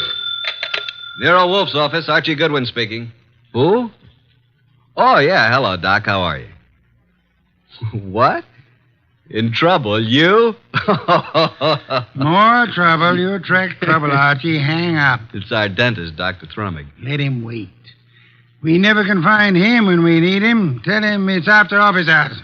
Doc, you're talking so fast I can't make head nor tails of it. Look, listen, Doc. Come on over here and we'll be able to hear you. It'll only take you a few minutes. Right. You consistently disobey me. I want to work on my paper about odontocosms. Doc Thrumming has a friend who's in some trouble, and he needs our advice. Besides, we owe Doc a fair-sized little bill, remember? Money again, Archie. Money is the curse of our times. Yeah, man. Bring on all the curses that is available.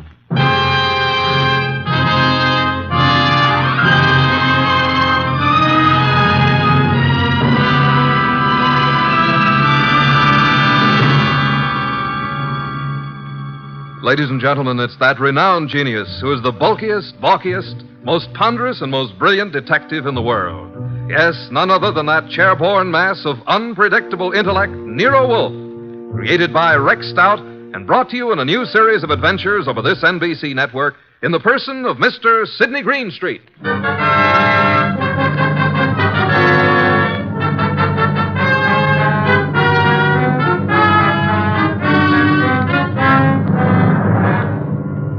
This story is one we refer to as the case of the Midnight Ride. Oh, yeah, there was a ride, all right. But it would never have happened if we hadn't received another phone call a few minutes after our Dr. Thrumming phone. It was late in the evening, and Nero Wolfe was studying his paper on orchids while I was absorbed in playing some phonograph records. Archie, not so loud. I can't possibly think when you play that infernal thing at such volume. What was that you said, boss? I said I can't understand why you can't get music from a phonograph without vibrating the top of the instrument. That's right. I can't understand why the neighbors haven't called the police. Do you hear that? Archie! All right, I'll answer. You're fired. Naturally. Hello? Hello. Is this Archie Goodwin? I know, Mr. Wolfe's... What? Me? Archie. Yeah, who is it? I need help, Archie, please. Come at once. Please. Oh, please. You and Nero. Who is this? This is Gloria, but... No, don't. Gloria who? Ronaldo West. Hello?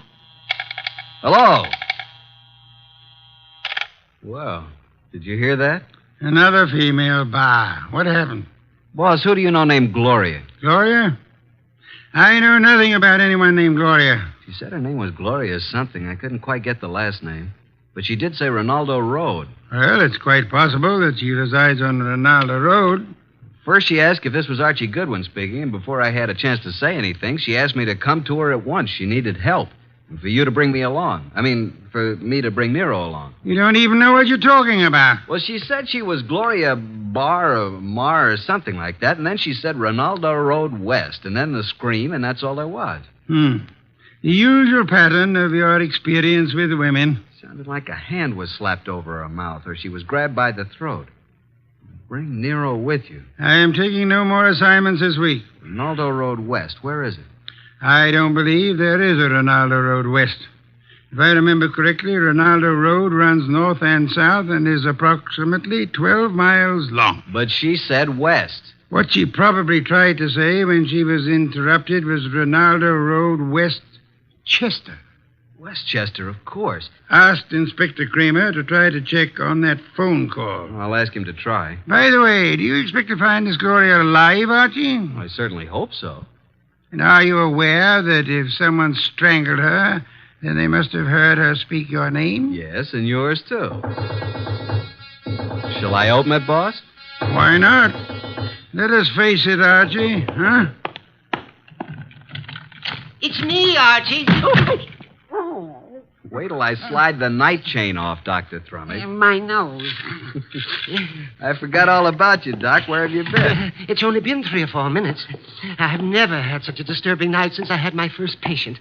But at first I was afraid to leave the house. And why were you so afraid, Dr. Thrumming? But there were 2 men sitting in front of my place in a car. Oh, good evening, Nero. Were they waiting for you, Doctor? Well, why not? It's very likely. Since she called me, I've been so completely unnerved. Here, that Doc, here. Have some brandy. Oh, no. You know, I never... well, that is... a small one. I am upset. You understand, Archie. Oh, well, that's better. Just who called you and upset you so? Oh, hello, Nero. Did someone call me? When? You phoned me frantically that a woman called you. I couldn't understand you on the phone. Oh, yes, poor Gloria. She was cut off. Oh, Gloria. Did you say Gloria? Well, didn't I? I thought I did. Oh, dear. What did you say? I said Gloria. Oh, my, isn't that strange? I thought that's what I said. No more, please. We just had a call from Gloria. Who is Gloria? Why, you remember. We all went to school together. That is... oh, you do too remember. Gloria, you know, she was... Just what is Gloria's last name, Dr. Thrumming? Well, it was Gloria Barnsworth. I don't know what it is now. That's what she was trying to say to me, Barnsworth. Did she tell you where to find her? No, she didn't. Oh, dear me. She was just about to tell me when I said I'd call you and Archie and get your help. And then she was cut off. How do you know she's the Gloria Barnsworth you knew and I'm supposed to know? My. Could you open the windows? Why, yes. Archie. Oh, sorry, Doc. The air outside's contaminated. Oh, is that so? With what? Oxygen. These factories. Oh, well, I found her picture in an old class photo. Here it is. Oh, yeah, now I remember. But, Doc, you and this gal were several years ahead of me in school. I'm not in this picture, so she must be about 40 now. Well, gentlemen, you both seem to have the situation well in hand now. So, if you'll excuse me, I will retire to my room. Oh, yes, but we don't have anything figured out yet. But you will. Let me know in the morning how successful you have been. Good night. Well, anyway, a woman called here, and just as she was about to tell me who she was and her address, she was cut off as though she was strangled. Yeah, Archie, did you say someone strangled her? I don't know, Doc. I hope not.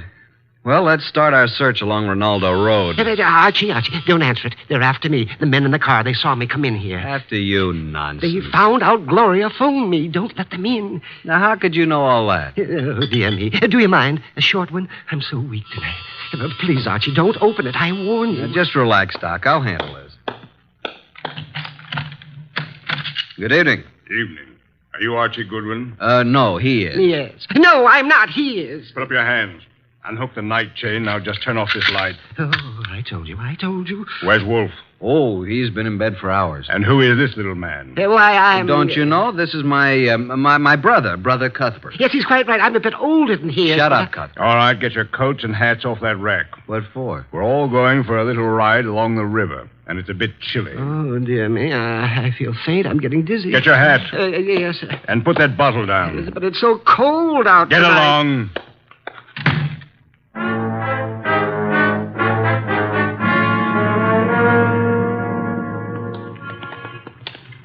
Here's the car. Now, Mr. Goodwin, hand over that gun in your pocket. But I haven't got... Okay, there you are. Thank you. Now get in the car. You get in the front seat with the driver, Goodwin. Your brother can get back with me. Okay, you know where we're going, driver. Yeah, but what? Get going. But do you know who this guy is? I do. Why? Well, now, look, Well, this guy is Archie Goodwin. What if he is? Well, this won't work. I mean, I didn't know it was going to be Goodwin. He's with Nero Wolfe. What's your name, pal? I can't see you, but I seem to recognize your voice. Well, you see, it was like this. I was in on... Are you going to shut up and start driving? Okay, I'm going.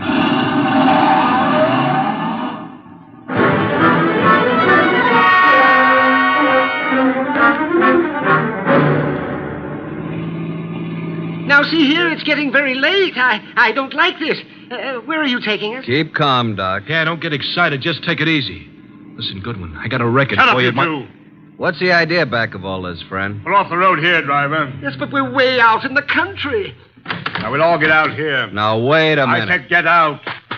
You too, driver. Oh, now, wait a second. What's the big idea? Now, all of you start walking over to that clump of trees. Go on. What's he going to do? What do you think? Okay, that's good. Just stand there. Now get out your gun, driver. Oh, now, wait a minute. This isn't Get the out way your you said- gun and don't turn around, driver. Now let him have it. Go on or I'll kill you. I don't go in for this kind of stuff. Besides, shoot Goodwin and is... empty your gun into them. Go on. Now just drop your gun on the ground. There. Now I will take Goodwin's gun, and after I finish with it, I'll just toss it over beside his body. You what? Hey, now, wait a minute. You'll notice I have gloves on.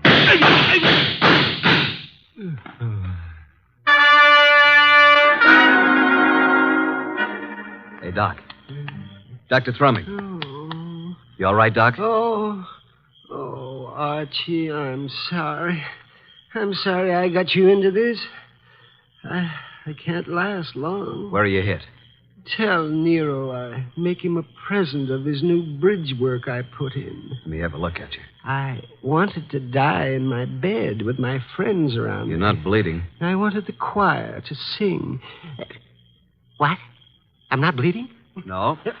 Are you? No. The driver was a bad shot. He missed both of them. Then what am I doing down here on the ground? You fainted at the first shot. I dropped purposely on the second shot. He missed every time. Come on, get up from there.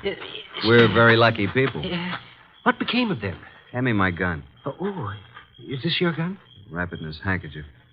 Come over here. Yep. Here he is, the driver. And he's dead. This is dreadful, Archie. What do we do now? You got a lighter? Here's my pocket flash. Well, here's his gun beside him. Don't touch it. Have a look through his pockets. Wish I knew what he meant when he said he had a record for me someplace. A picture of a girl. Says, to Mike from Violet. Mike. This fellow's face is certainly familiar, but I can't... Hey, wait a minute. Mike Jordan, that's it. Mike Jordan? Yeah, Wolf cleared him on a frame-up 3 years ago, and this girl Violet is an entertainer in a nightclub downtown. Violet, yes, but what does all this have to do with Gloria? Strange, there's no other identification on him. Maybe the other guy took it off of him. Well, now we got to find Violet. How? We can't even find Gloria. I think now that this guy Mike Jordan missed us deliberately. Let's start hoofing it back to that last crossroad. There was a telephone there. I'll call Nero.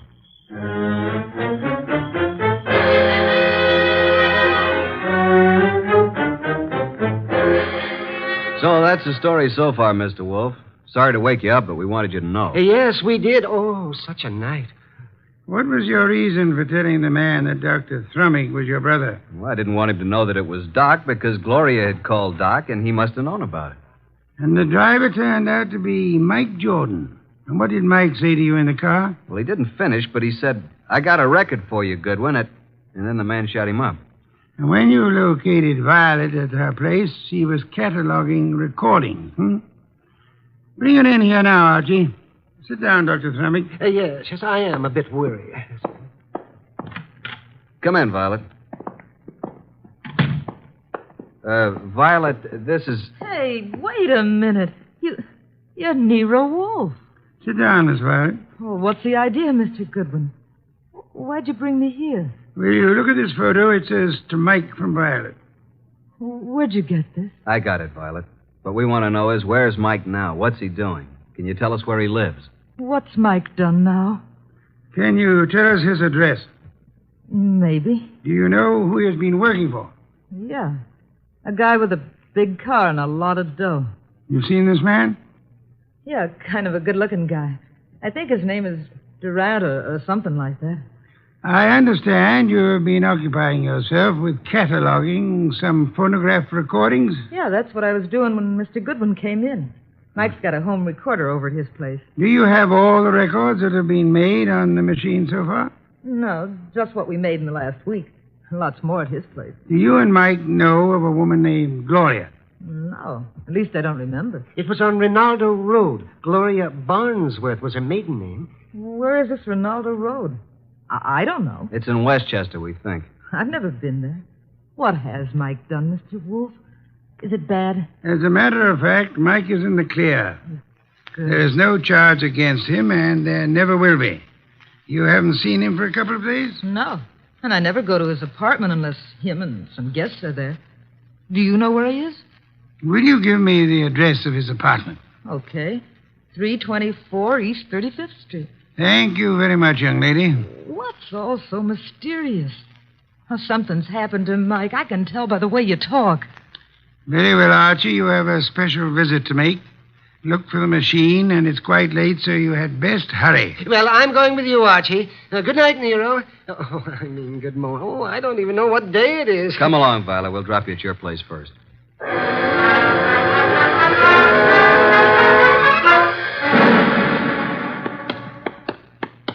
Well, here we are, Doc. Yes, has his name right on it. Mike Jordan. No, we're fairly certain that no one's in there. Hey, what do you know? It isn't locked. The lights are on. I know. Listen. Yes, a light humming noise. Huh. But where is it coming from? Over in that corner, those wall cabinets. There it is. A radio. And a phonograph combination. Yes, and a recording machine. And the recording arm's still down on the record. Just lift it off and put the playback needle on. Yeah, there we are. But look, I don't go in for that kind of stuff. You've been working for me for several weeks now, haven't you? Well, sure, boss, but I never went in for no kind of... We're going to pick this guy up and take him for a little ride. It ain't my line. All you do is drive the car. Okay, I'll take a chance, but remember, I'm just the driver of your car. If anything happens, I didn't know nothing. You'll do just as I say. Incidentally, I know a lot about you. Things the police would like to know. Okay, I'm working for you. I came out the Ronaldo Road to make an honest living. But I see I'm right back where I started. And worse. Guy just ain't got a chance. Oh, remind me. I've got to phone the place.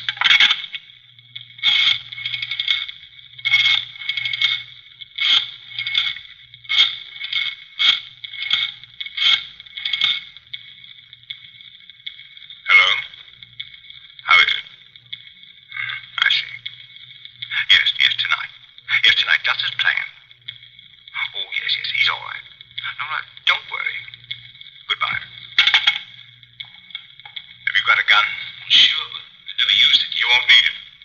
But I want you to bring it along just in case I do. Now, you've got nothing to worry about. I'll take care of everything. And nothing will be traced to either of us. You got your money? Let's go, Mike. It's getting late. Well, Doc?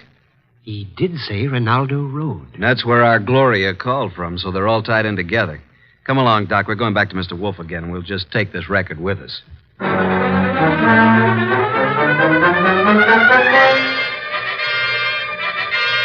Well, Archie, I guess this phonograph was worthwhile after all. Yes, indeed. Hey, don't you find this a very interesting recording, Nero? I'm sure we're going to add it to our collection. And these are the two men who took you on the ride. That's right. But we're really no further along in our desire to help Gloria. That's right. We're on Ronaldo Road. Boss, if we can find the address, will you go with us down there or over there or wherever it is? I might.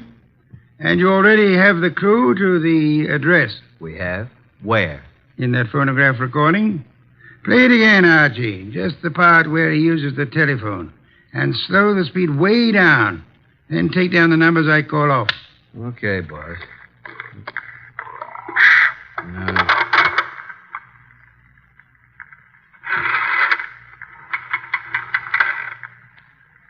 6, 5,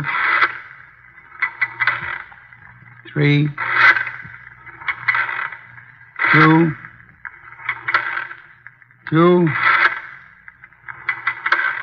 3. That's enough. By slowing down the record, we were able to count the clicks of each number he used on the dial. Now, there's the number the man called.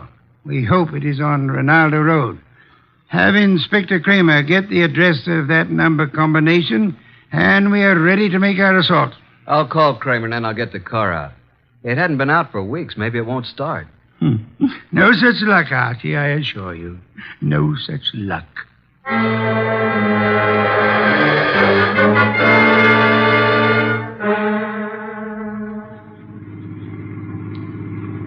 Oh, here it is. I think we must go through this big gate. Yes, there's the number. 23 Ronaldo.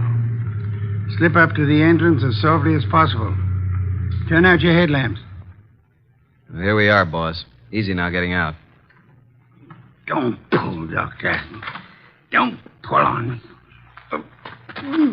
Yeah. There we are. Now come along. Yeah, spooky sort of place, isn't it? All big houses are like that. Must be 20 rooms. Yeah. There's not a light in the place. Use the knocker, Archie.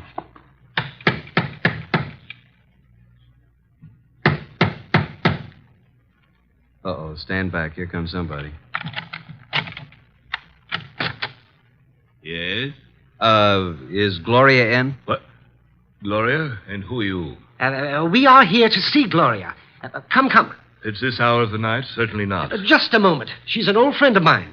Yes, and his too. He's Archie. My good man, what is your name? Jennings, sir. And the household is in bed at this hour. What is it, Jennings? Who's at the door? They're asking for you, Miss Gloria. For me? Well, come in, gentlemen. You may go, Jennings. Please. Very well, miss. Just as you say. Now, what did you want? Say, Doc, is this the Gloria? Well, I don't know. It doesn't seem... Are you Gloria? Yes. Well, why did you call us? Oh, then you're Archie Goodwin. Yes, and I'm Dr. Thrumming. But you I called you because I need your help. Desperately. Gloria, what is going on here at this hour? Oh, and who are these gentlemen? Well, you see, Uncle, Mr. Goodwin came... Came to see you? Why? Well, because I think you'd better go to your room, my dear. Don't you think that is best? Your room and rest? No, I don't want to. I won't. Go to your room. No, I won't. I can't. All those people walk in and out. They want to kill me. Jennings, take her to her room. Yes, sir. Come along, miss. No, I won't. Let me go. There are hundreds of people. They'll kill me. Come along. No, please, no. I'm so sorry, but there's nothing we can do with her. Now, Mr. Goodwin. Yeah? What is it you wish? The girl called you Uncle. Oh, pardon me, I'm Nero Wolfe. How do you do, Mr. Wolfe? Yes, she called me Uncle, but I'm not really a relative. I'm Dr. Gunther, retained by the family. As you can see, the girl is quite ill. Oh, well, we're old friends of Gloria's, and we'd like to see her. But you just saw her. We don't refer to this young lady. We have in mind the elderly Gloria. Now, come, Dr. Gunther. You know to whom we refer. What? You mean the girl's aunt? Well, it's very strange. If you are a friend of the aunt's, that you are not aware of her condition. Her condition? Yes. The aunt has been bedridden for nearly a year. Paralysis. And it seems to be most coincidental with your visit, but she passed away this afternoon. Died? Gloria? This afternoon? But how could that be? We'd like to see the remains, Dr. Gunther. Yes, we'd like to see the remains. Just where are they? They are here, Mr. Goodwin. And if you and your brother and Mr. Wolfe will step this way to the small parlor. There you are, gentlemen. I'll leave you alone. I'll be in the library. Well, gentlemen, there she is. What do you say? Do you recognize this woman? Well, yeah. It's been many years, but that is Gloria Barnsworth. Well, good heavens, yes. It's Gloria, all right. Poor woman. I remember now. She married a very wealthy manufacturer named Kenton, who died. She's remained a widow, I guess. He said she died this afternoon. Are you sure it was an elderly woman who called you this evening? And by the way, just feel her forehead. It's warm. She couldn't have been dead more than an hour. She isn't dead. No signs of pulse. Your cigarette case, please. Very slight moisture. Respiration barely perceptible. She's under heavy narcosis. Been given a heavy dose lately. Let's get out of here. Wait. Do you recognize the uncle, Father Dr. Gunther? No, do you, Thrummy? No. Does he look like the man who took you for a ride? It was too dark, boss, and he was all bundled up in heavy clothes. Let's get out of here. The door was locked after we came in. He's right. Come on, Doc, let's put our shoulders to it. 1, 2... Go! Well, gentlemen, what on earth does this mean? Why'd you lock the door? Oh, I'm sorry. It's a spring lock. I had no intention of locking the door. And I suggest, Archie, that you have it repaired. And now, Archie, will you step to the door and let Inspector Kramer in? He followed us up the driveway. Yeah, about time. Getting cold out here. Inspector Kramer, this is Dr. Gunther. In that room is a woman he claims is dead. She is actually under the heavy influence of narcotics. Yeah? Well, who is she? Mrs. Gloria Kenton, widow of the wealthy shoe manufacturer. And this attractive young lady coming down the stairs is supposed to be mentally ill, which I do not believe. Her name is Gloria, too. A niece of the elder Gloria. But Archie and I both knew Gloria Barnesworth. Kenton. I get it. And I suggest that this man is not a doctor, but is young Gloria's husband, and they're attempting to force the Aunt Gloria to change her will in their favor. This is utterly ridiculous. The aunt was able to phone Doc Thrummig and me tonight, but she was apparently caught in the act. And this man, who is posing as the uncle, hired Mike Jordan to drive his car while he picked up Archie with the intent of killing him. Well, this is the same man? The same. And if Mike Jordan hadn't recognized Archie, both of you would be quite dead. This man double-crossed Mike and killed him, believing that the whole thing would be blamed on Mike. Mike deliberately missed. All right, so what's he going to do about it? Come on, let's get out of here fast. Look out, he's a cop. All right, now get those hands up and keep them up. Come along, Archie. I have another appointment. The inspector can handle it from here on.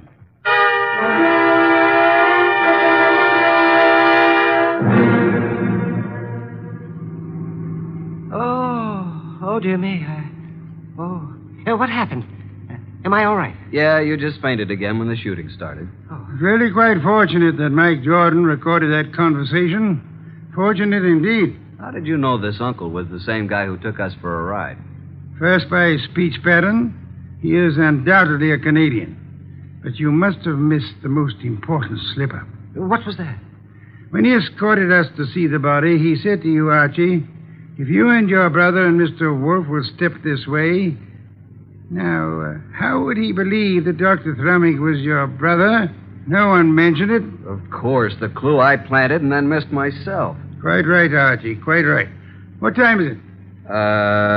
8 a.m. I certainly appreciate your coming out for me on this deal. Oh, but I didn't do it just for you. There is an orchid-lovers convention this morning at 9 o'clock.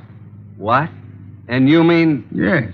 I'm sure you'll enjoy it tremendously. Both of you. Oh, brother. What's that? Nothing, Doc. Nothing at all.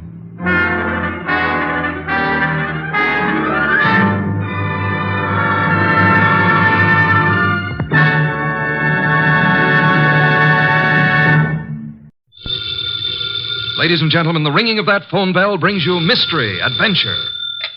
Nero Wolfe's office, Archie Goodwin speaking. Willie Inch, did you say? Just a second. Do you want to talk to a fellow named Willie Inch, which I doubt? No. He says he's got to see you. Got to. Who is he? I'll ask. Mr. Wolfe doesn't recognize your name, Mr. Inch. He wants to know who you are. Just a second, I'll tell him. Mr. Inch says he's a sneak thief. He says you never heard of him, but he's heard of you. Should I tell him to get lost? Wait a minute, Archie. Ask him what he wants. Inch, Mr. Wolfe wants to know what you want to see him about. A phony murder rap. Says a phony murder rap. It'd have to be, wouldn't it, Archie? How do you mean? Phony, I mean. Did you ever hear of a sneak thief committing murder if it could possibly be avoided?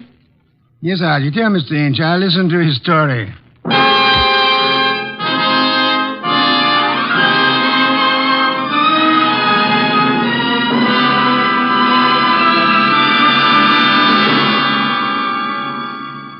Ladies and gentlemen, it's that renowned genius who is the bulkiest, balkiest, most ponderous, and most brilliant detective in the world.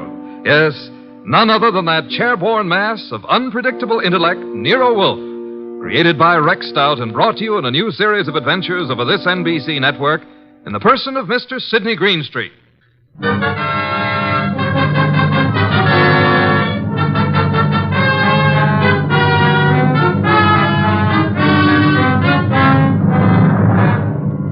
When Mr. Wolfe and I talk about this little difficulty, he calls it the case of Archie Goodwin and how he got hooked. However, I call it the case of the disappearing diamonds. I prefer my title. He prefers his. Anyhow, it started with an improbable character named Willie Inch. That'll be our sneak thief, Archie. Let him in. Okay, boss.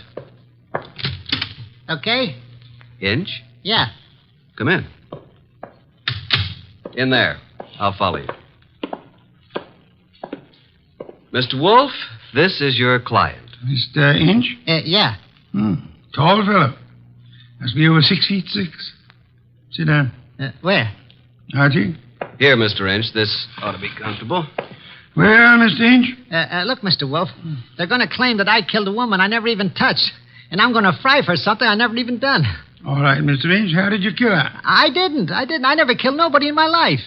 Mr. Inch, you say you're a thief. Can you prove it? I got a record. Why? I was wondering about that bulge in your pocket. Oh. Oh, here?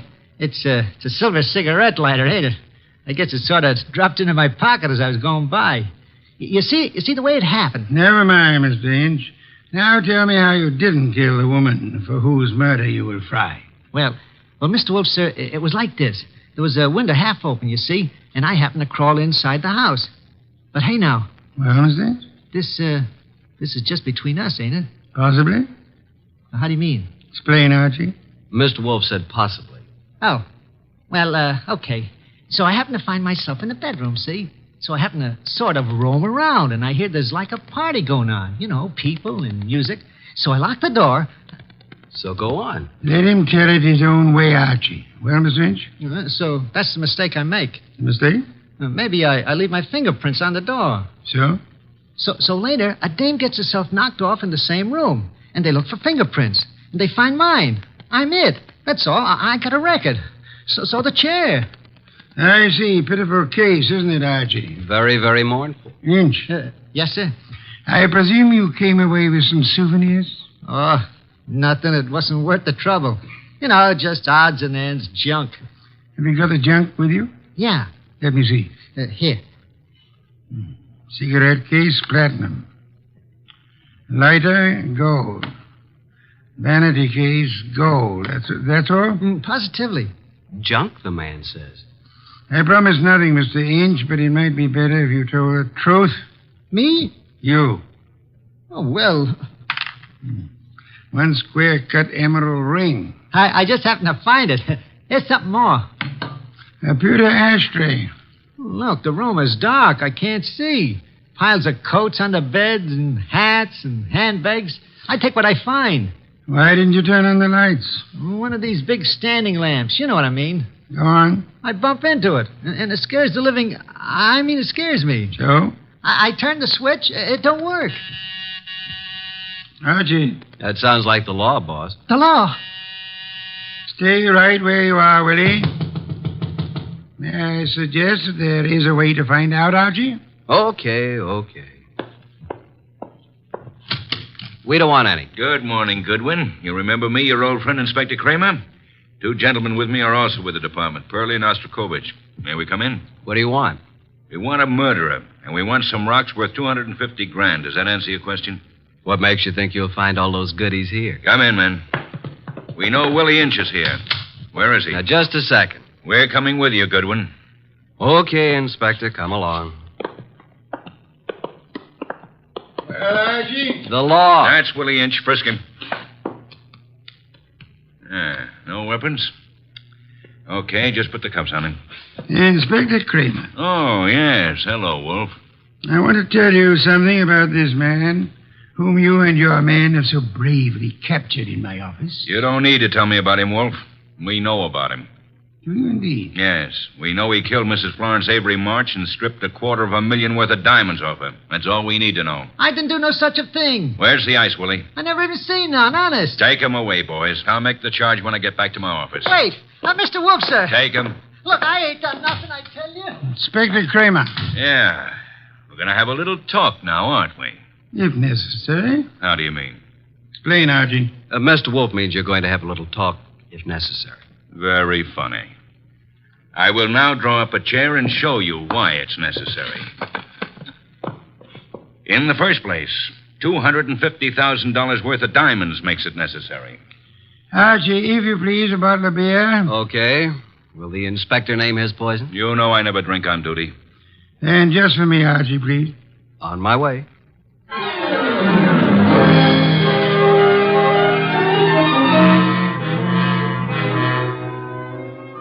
opened a bottle of imported beer, it occurred to me that I had something to be grateful for. At least I wasn't in Willie Inch's enormous shoes. And as I went back to the office, I had time to wonder why Mr. Wolfe would stick his fat neck out for a no-good like Willie. Thank you, Archie, and sit down, Archie. Inspector Kramer has a theory that may amuse you. Nero Wolfe's office. It's for you, Inspector. Hello, Kramer. Yeah? A gold cigarette holder? That's all? Okay. Inspector, do you realize that you have already taken a great deal of my time? Archie. Yes, Inspector? The great Mr. Wolfe just said I had a theory that might amuse you. Would you care to hear it? I can hardly wait. Okay. My theory is that both Wolfe and you are receivers of stolen property and possibly guilty of murder conspiracy. So far, you got me in stitches. Willie Inch, with a record as long as your arm, robs the home of Mrs. Florence Avery Marsh. He strangles her with a silk scarf, takes the diamond she's wearing, grabs everything else that's lying around, and then what? Is it a question? I'll tell you what. He will, too. Archie, listen. Then Inch brings the stuff here, the stuff that's piled on Wolfe's desk, and the diamonds. You want me to tell you where the diamonds are? They're in that safe right there. Inspector Kramer, I know nothing about the diamonds. They are not in the safe, and they are not in the house. Now, you can take my word for it, or you can get a search warrant and make a fool of yourself. I'm going to have lunch.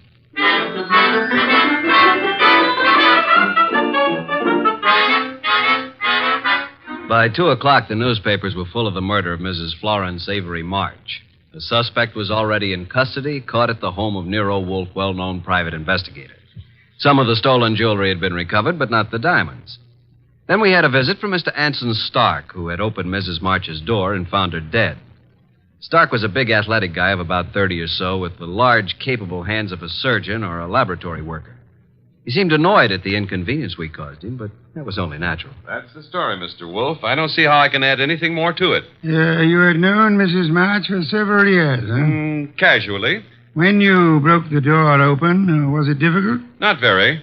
You were the first into the room? There were 3 or 4 of us. We pushed in together. You saw the body of Mrs. March immediately? She was lying across the bed that was heaped with coats and hats and handbags. You knew she was dead? Of course not. In fact, somebody else discovered that she had been choked to death. And who discovered that the diamonds were gone? I don't know. I didn't. Were there many diamonds, Mr. Stark? No, just a few, but big ones. She wore them on a pendant around her neck. Mr. Stark, I want to thank you again for having been so patient. I have been patient, Mr. Wolfe. I have my own business to attend to. Which is? Oh, I have a small but hopeful enterprise. Electronics, tubes for radio and television, mostly experimental. Well, that reminds me, Mr. Stark. When you entered the bedroom, was the light on or off? Let me see. Of course, it was on. It must have been on. Why? Just curiosity, Mr. Stark. Oh?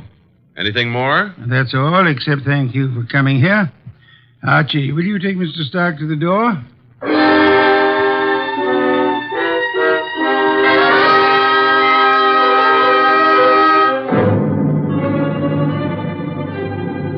Mr. Stark departed like a man who'd been delayed by a petty annoyance. A few minutes later, the door buzzed, and I went expecting anything. Anything but what was standing on the threshold when I opened up. A honey blonde. Or, to put it another way, a blonde honey. I said hello. No, more like hello. Are you Mr. Wolfe? I'm his assistant, Archie Goodwin, and what can we do for you? Well, I'm Valerie Ladd. And I'm Archie Goodwin. Or did I tell you that? Well, that's exactly where I came in.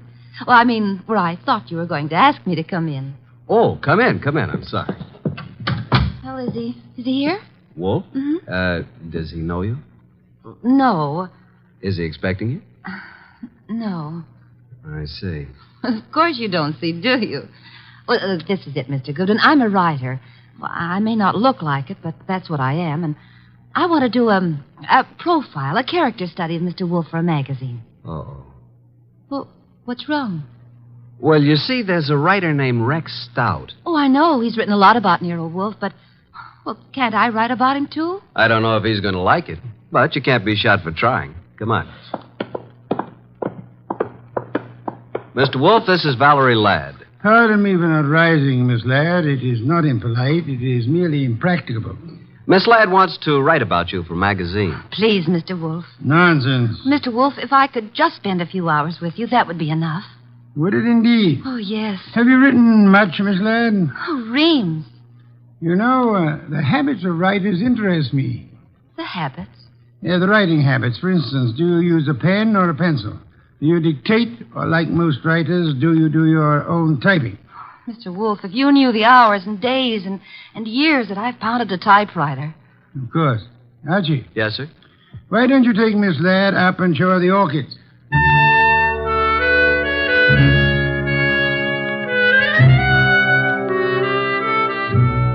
You never know about Nero Wolfe. At least I never do. This was something I would have bet against 1,000 to 1. I couldn't understand it. But I certainly couldn't complain. Archie, look at this one. Oh, did you ever see anything so gorgeous? Very pretty. They're all just beyond belief. Yeah? But you're not even looking at them, Archie. What? Oh! Archie, are you always like this? What do you mean like this? Well, so distant and preoccupied. Honey, you got me wrong. Completely. I was thinking. Oh.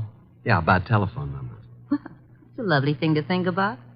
What can you think about telephone numbers? I was thinking how some girls have them and some don't. Oh, I see. Archie, I apologize. For what? I did have you wrong. You're not a bit distant. I can be a lot closer than this, honey. What is it? What's what? The number. Oh, well, it's in the book. Yeah? No wonder. Sound as if you don't believe me. Oh, I believe you, but here's a telephone book here. Let's look it up together, shall we? Archie. Yeah. I'm afraid I lied to you. I was afraid of that, too. Are you angry? Well, I can take no for an answer, honey. Even when it's hard to take. Archie, I've changed my mind. I want you to have my number. And I want you to use it, too. You know, honey, I'm beginning to take an interest in this dialogue. Let's have it. Okay. Olympia 93659. And a very, very pretty number it is. Valerie Ladd. 2 D's? Mm-hmm. Olympia 93659. Honey blonde. Gorgeous. Oh. Spelled gorgeous. There. What are we doing tonight, Olympia 9? And I said that you were distant and preoccupied. We were talking about tonight. All right, Archie. Yes, I'd love it. Oh, these orchids, they're really beyond belief. And you won't even look at them. True. I'm too busy looking at you. Well, how do I look, Archie? Beyond belief, honey. Beyond belief. Well, there goes the Goodwin luck again. It's a house phone, partner. Mm-hmm. Yes, sir. Okay. He wants us to come down. Archie, Yes, dear. even if he says no, we still have a date? Honey, though the heavens fall.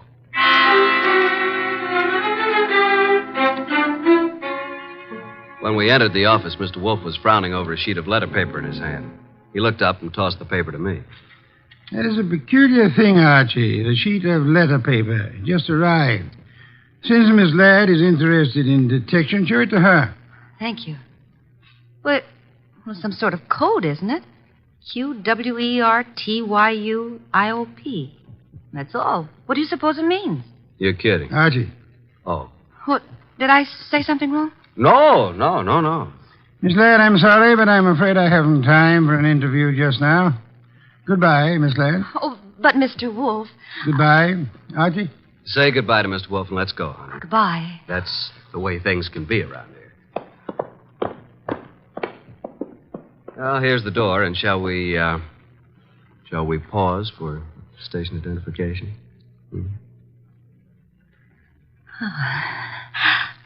I'll wipe it off, Archie. There. Thanks. Well, what happened, Archie? Yes, indeed. Yeah, Mr. Wolfe, I mean. Oh. Why did he suddenly want me to go? Well, I'll tell you, though I don't know whether I should. That code message he showed you? Yes. QWERTY up. You remember. Yeah, sure. Because I use a typewriter. From left to right, it's the first bank of letters on any typewriter. I see. It was a test. Ah. And you flunked it, baby. You're no writer. Archie, I can explain it. Sure. Tonight. Tonight, Archie.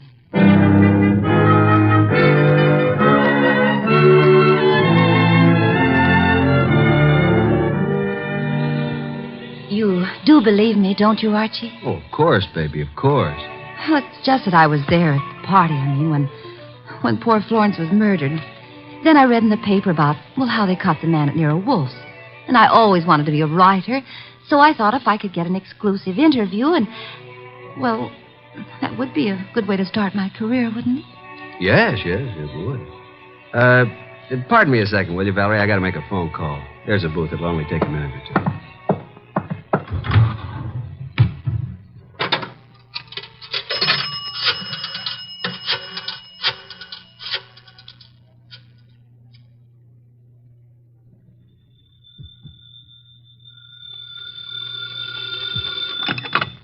Nero Wolfe speaking. Archie, I'm at the Riviera with Valerie Ladd. I'm happy for you, Archie. I will remind you that I have not seen you since Valerie left the house. I was otherwise occupied, Archie. With orchids. With orchids? What do you want, Archie? Now, look, with that typewriter gag, you practically told me she was a phony, didn't you? Of course. Just for the record, how did you know? Have you looked at her fingernails? She never touched a typewriter in her life. I wanted to be sure. Okay, now do you want me to tell you something? You mean that your charming companion Valerie was at the party when Mrs. March was murdered? How did you know that? Simple, Archie. I got a list of the guests from Inspector Kramer. Among them was the name of Valerie Ladway. Simple? Ladway. Ladd. Yeah, sure. Okay, what am I supposed to do about it? Just hang on, Archie. Just hang on.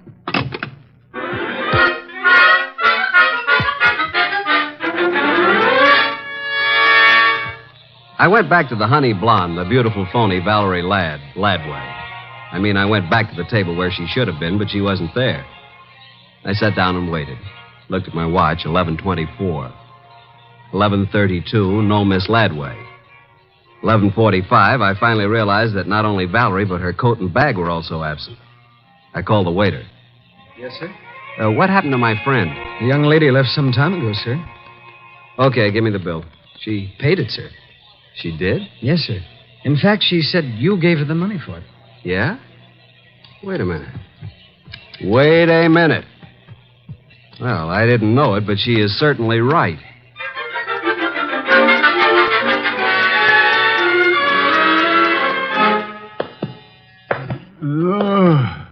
Oh, my. Well, Archie, this is most thoughtless of you. Sorry, I lost my keys. My money, too. Your keys, Archie? Yeah. Glad you were still up. You lost Miss Ladway, too? Definitely. I'm going to bed. Good night, Archie. You think it's funny, don't you? Yes, Archie. Yes, I do. Good night, Mr. Wolfe. Archie. Yeah? Before you retire, one thing. What? Open the safe, will you? And leave it open. Why? Because there's nothing in it of importance. And it's a valuable safe, and I don't want it damaged. Good night, Archie.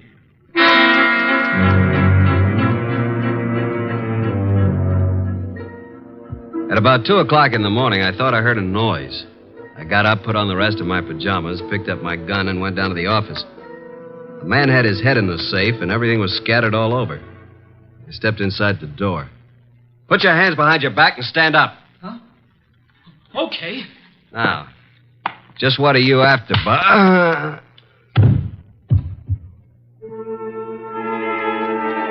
When I woke up, I was alone on the office floor. I did not feel good. The place looked as if a hurricane had struck it. Every file drawer had been empty. I felt a draft from somewhere.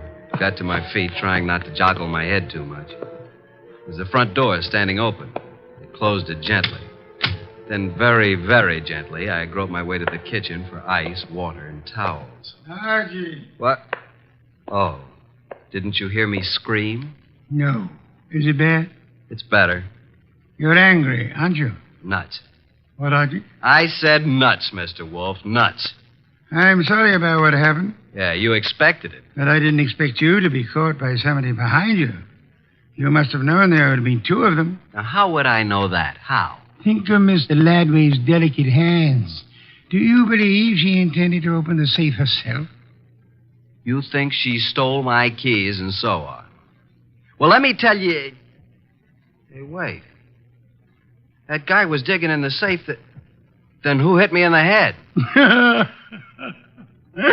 Archie, someday you'll be the death of me. In the morning, will you tell Inspector Kramer I'd like to see him here?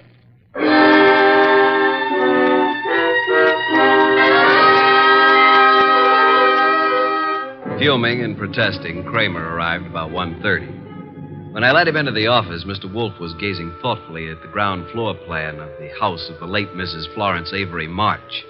We'd gotten it from the original architects. Wolfe looked up and almost smiled. Thank you for coming to me, Inspector. You know how difficult it is for me to come to you. Okay, what's up? I take it you haven't found the diamonds. No, not yet. We'll break inch down, though. Don't think we won't. Oh, I'm sure. But this is what I want to ask you, and it's quite serious. Okay, all right, what? After the body was found, your men arrived at the house before anyone left. Right. And before anybody was allowed to go, every person was searched thoroughly. Nobody could have gotten a pin or a needle out of that place. I know something about police methods, and I believe you. Now, how thoroughly did you search the house itself? Wolf, look. We've got that floor plan you're studying now. There are no hidden closets. Every square inch of that house has been examined. The diamonds aren't there.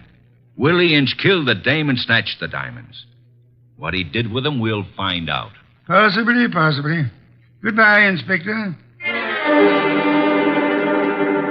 At approximately 3:15, the postman arrived with an envelope for me. The envelope contained my keys, the bill from the Riviera, and the money left after the check was paid.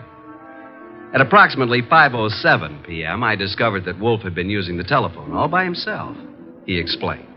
He was going to have a party. He had invited all of the guests who were at Mrs. Florence Avery March's somewhat fatal party, including Anson Stark, Willie Inch, and Valerie. Nero Wolfe, the natural-born ham, he made an entrance that would have been worthy of Queen Victoria in her heavier days. He sat in his oversized throne behind his oversized desk and beamed at the peasants. Valerie moved toward me. I'm sorry, Archie, but you must know why I did it. Why? Well, you said I wasn't a writer. I wanted to prove that you weren't a detective. Did you take the stuff while we were dancing? I could have, couldn't I? You could have bumped me on the head last night, too, couldn't you? Oh, Archie. Let it go. It was humiliating, though. Ladies and gentlemen, I'm sure you realize the purpose of this party. We want to know who killed Mrs. March and what became of her diamonds. Mr. Inch. Yeah? When you visited the room where the body was found, the room was dark? The bulb was burned out. I tried to turn it on. If there had been a body on the bed, would you have seen it? Maybe. With all those coats, maybe not. Sure. Mr. Stark? Yes, I said the light was on. Perhaps I was wrong. What of it? You're engaged in the manufacture of tubes for radio and television, huh? I told you that. Inspector Kramer. Yeah, what? A light bulb was found in the wastebasket in the room where Mrs. March died. Yeah. Like you said, we tried the bulb in the socket and it worked. So what? One more question. Does anybody remember whether Mr. Stark was carrying a bundle or a package under his arm when he arrived at Mrs. March's party? Oh, I do, Mr. Wolfe. I think he had a box of flowers. That's true. I did bring flowers. No, Mr. Stark. That box contained 2 parts of a light bulb and some adhesive. During the party, you strangled Mrs. March, put the diamonds into the light bulb, assembled the thing, and screwed it into the lamp socket. Archie, stop him.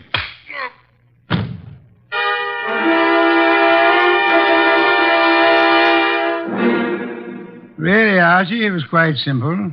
Light bulbs are only a stem glass bowl and a brass sheet. Yet nobody, including the police, would think of looking inside one. Mr. Stark could come back and collect his treasure any time after the excitement had died down. What's the matter, Archie? I got a headache. Valerie Ladby. Poor girl. She and whoever the man was with her must have thought the diamonds were here. That bump on your head will be better in the morning. A bottle of beer, please, Archie. I'm going to bed. Yes. Why must you place such confidence in women? Remember what happened to Mark Antony and Samson and Archie Goodwin. Good night, Archie.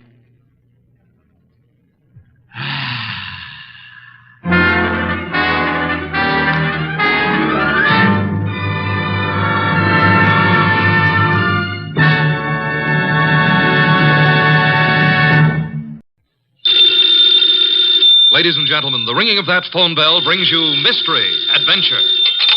Nero Wolfe's office, Archie Goodwin speaking. Who? Mr. Hal Horton, United Industries? Oh, I see. Well, I must warn you, Mr. Horton, Mr. Wolfe doesn't take kindly to big industrialists. Says their great wealth upsets his digestion. Why do you want to see him? The connection's bad. I don't hear you. Who? Who? Mr. Horton, who? We're cut off. What is it, Mr. Goodwin? Mr. Hal Horton called. I understand that. I won't see him. Tell him what money I have to invest I put into orchid plants. Mr. Horton wasn't promoting anything. And what did he call you for? The great Horton needs a detective. Maybe just my occupational reflex, but I thought he said somebody'd been murdered.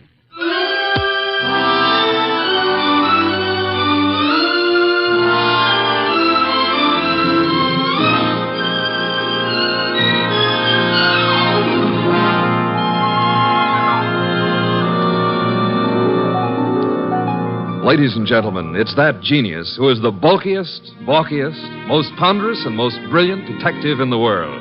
Yes, none other than that chairborne mass of unpredictable intellect, Nero Wolfe, created by Rex Stout and brought to you in a new series of adventures over this NBC network in the person of Mr. Sidney Greenstreet.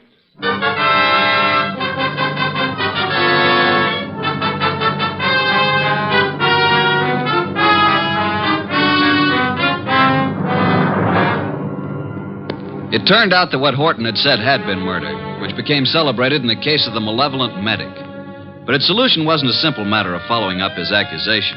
It had false clues mixed all through it like raisins in a pudding. The man we came to know as the Malevolent medic was young Dr. Benjamin Sloan. The case began on the sunny afternoon when Grace Banks, his nurse, came into his private office. Waiting room's finally empty, I take it? Well, there's one more patient, darling. I'm sorry, doctor. Mrs. Horton's here for another of the thiamine chloride shots you ordered for. I said you could give her those, Grace. She doesn't have to wait to see me. Oh, she's hung up her mink coat, parked her orchid and her alligator bag, and filled up all the ashtrays with lipstick cigarette stubs. Mrs. Horton prefers to wait for you. She seems very upset. I hoped she'd get hold of herself. Mrs. Hal Horton with all that money. Whatever gives her such jitters? Darling, if I ever get in that condition after we're married, please shoot me. I've advised her to go to a specialist. Hers isn't a true medical case. Well, I'll do what I can. Get a needle ready, will you, Grace, and show Mrs. Horton in. Yes, darling. I mean, doctor. Mrs. Horton, will you step in now?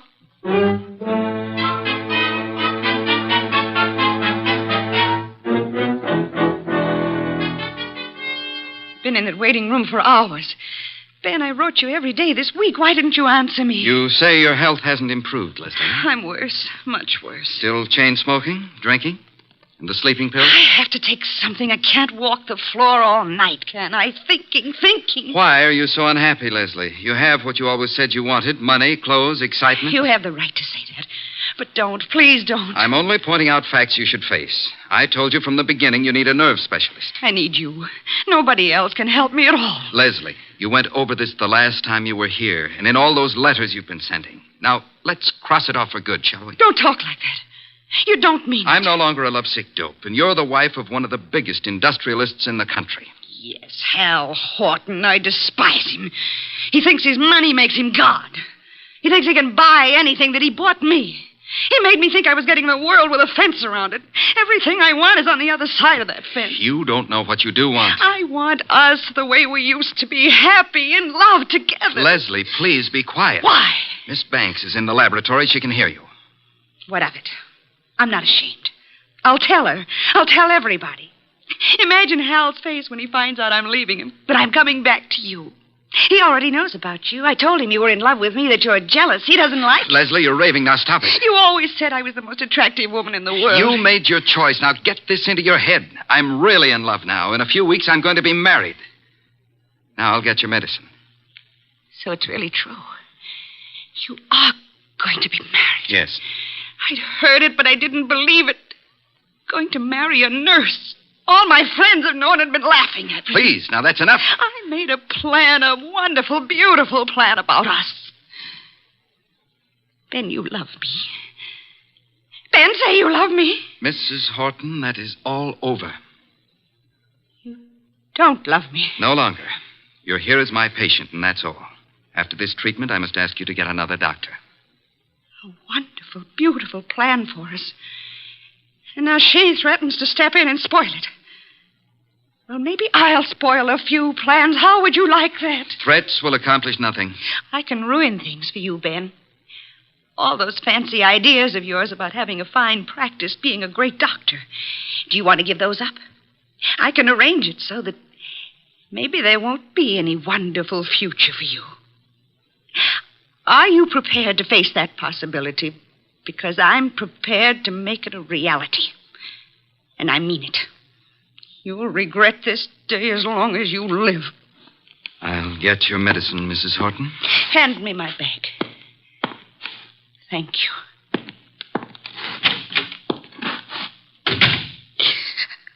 Oh, I hate you, Ben. I hate you both.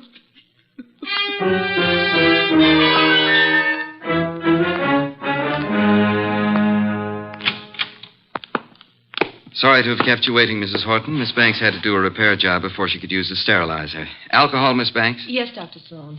Now, Mrs. Horton, may I help? Thanks. So nice of you. There. Right side for the hypo this time, isn't it? Just touch with this cotton. Ready now, Doctor. Oh, what's the matter, Mrs. Horton? I'm just cold. Alcohol. After this, I advise you to go home and rest. These massive doses are a little painful, but they give results. There. That's all. Just relax here, and you can leave in 10 minutes. Come, Miss Banks. I want to talk to you.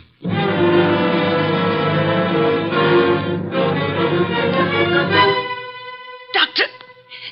Doctor! I feel sick. I feel very sick. You might as well stop acting. I can't get up. My feet. Ben, look at her. Something's happened. Hysteria. No, her face. Oh, Ben, she's falling. Mrs. Horton, hold on to me. I've got you. Hold her up. Leslie, what is it? Pain.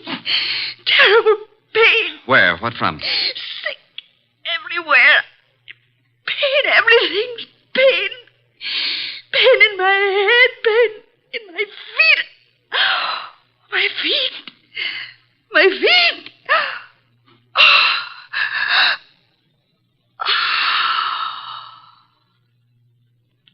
Doctor, she's dead. Yes, Grace. Get a card from the files. I want to study it. From the first day Mrs. Horton came here. What was it, Ben? What happened to her? Symptoms are of a heart condition from which it seems the patient has just expired. Then you must call her husband. Grace, did you hear me? Yes, Dr. Sloan.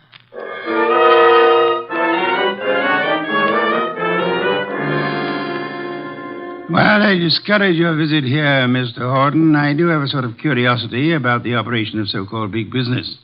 Maybe I'll be a glass of beer and hear an explanation of the rise and fall of this morning's stock market. You don't think I've come here socially?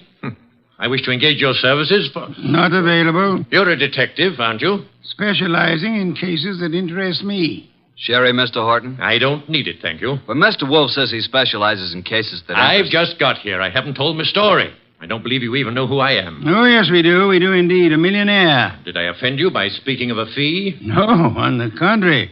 It is that portion of your conversation which interested me most. Frankly, I planned to spend the evening examining the first edition of Henry James I'd like to purchase, and the word fee suggested a possible way. Now, what have you done, sir? What have I done? One doesn't have to be a detective to recognize you're in trouble, Mr. Horton. Look, Mr. Wolfe, I have done nothing. But I've got a question I've got to have answered. I need facts. They tell me you're the man who can give them to me. If Nero Wolfe can't get them for you, they're not facts, they're fancies, Mr. Horton. Well, my story's involved. But the gist of it is your beautiful wife, a former model, died last week. The death certificate indicated a heart attack. You suggest she was murdered. How did you know?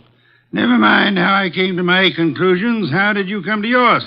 Leslie had been going to a Dr. Benjamin Sloan. She said he was a specialist. Some friend had recommended. She'd been upset. He was giving her vitamin B shot, she told me. You doubt that was true?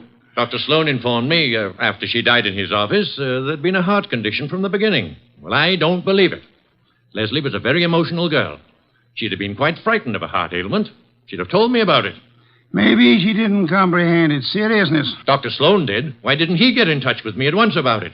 Then, when I went to clear up Leslie's room, I discovered something. Leslie didn't go to Sloan through a friend.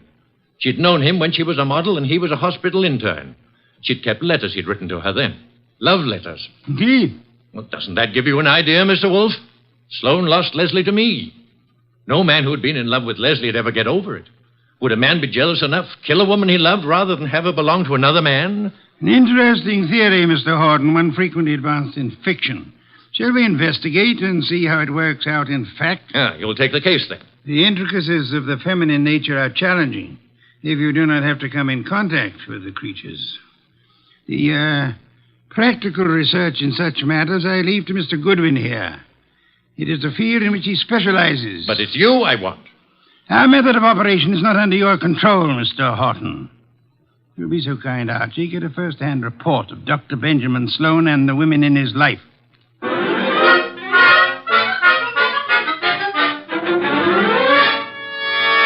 Just came to ask a few routine questions, Dr. Sloan. I don't understand your interest in the Horton case, Mr. Goodwin, is it? That's right. The death certificate was signed and a report made to the medical inspector. Detectives are a snoopy lot. Detectives? Are you from the police department? No, I'm employed to note some details before we close up the Leslie Horton estate. Sudden deaths have to be double-checked. I'm afraid I can't add a thing to what I've already reported. Well, thanks for seeing me anyhow. Been a pleasant visit. Ever have a patient die in your office before, Dr. Sloan? No, but I've seen similar cases in the hospital, of course. Was Mrs. Horton warned about her heart condition, Dr. Sloan? I discussed her case with her fully and frankly. And her husband, wasn't Mr. Horton alarmed? He didn't know.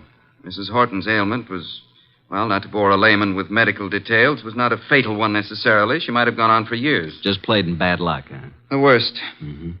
When'd you first meet her? Several weeks ago.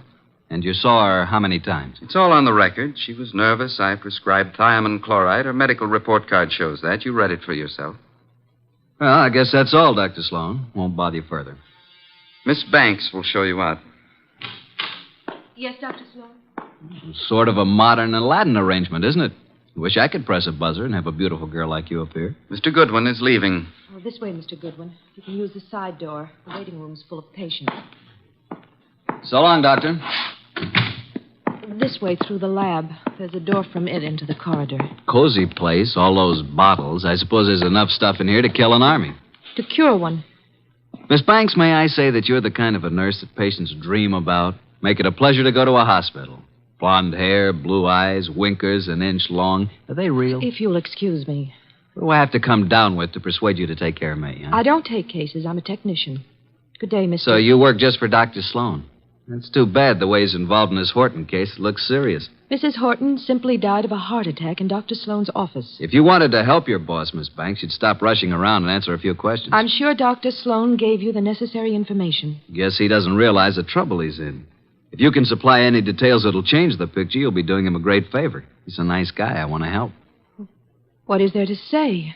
The report... Let's get it in your own words. Just what really happened here that day. Well, Dr. Sloan gave Mrs. Horton the vitamin B shot. That was routine. Mm-hmm. But she didn't get up afterward. She said she was sick. And then she fell and I caught her. And Dr. Sloan administered emergency treatment. What did that consist of, Miss Banks? All that is in the office record. What would bring on such an attack? It could have been several things. Could it have been something she ate? Acute indigestion affects the heart. Maybe Mrs. Horton would be here now if the doctor thought to use a stomach pump. He did use one. He did everything there was time to do. She certainly went in a hurry. Suffer a lot?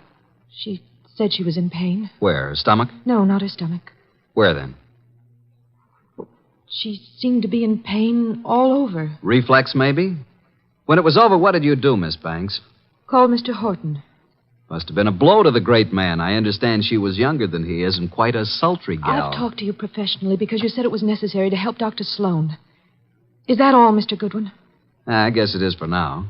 Unless you'll have dinner with me. Thank you, no. I'm handsome, hardworking, and harmless. I'll bring you references from my employer. What do you say? The express elevator's the one on the right. Must be there's another man. Wouldn't be the doctor, would it? Well, you'll fit better in a Pullman kitchen than here among the test tubes at that. My reluctant congratulations.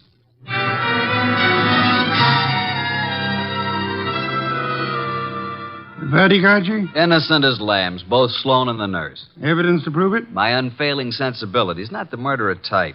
Nice couple, doctor and the nurse. I suspect they're engaged. She's so much in love with him, I could have been you, and she wouldn't have known the difference.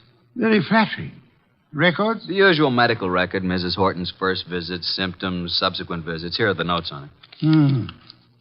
Vitamin B shots. No chance they brought this on, huh? Dr. Sloan says absolutely not. I checked that with other doctors. But Mrs. Horton did go into this right after the hypo. Nurse's story jives with Sloan's? A little more detailed. She says he did everything, he even used a stomach pump.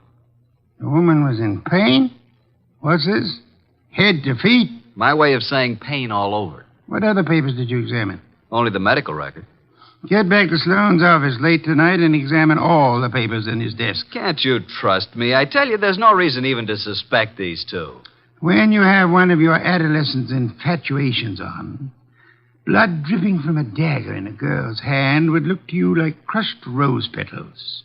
With this Grace Banks out of the way, maybe you can recognize evidence. Sounds like a long, bleak evening. Hand me that medical book, and then be on your way. I want to think.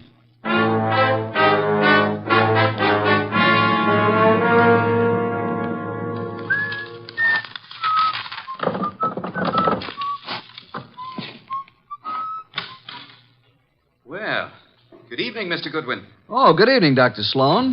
This is a surprise to us both. I didn't anticipate that you'd be keeping office hours after midnight. What are you doing in my office at 2 o'clock in the morning, Mr. Goodwin? Reading your mail and having a ghoulish time surrounded by all these shiny instruments of yours. You've been rifling my desk. I wouldn't do that if I were you.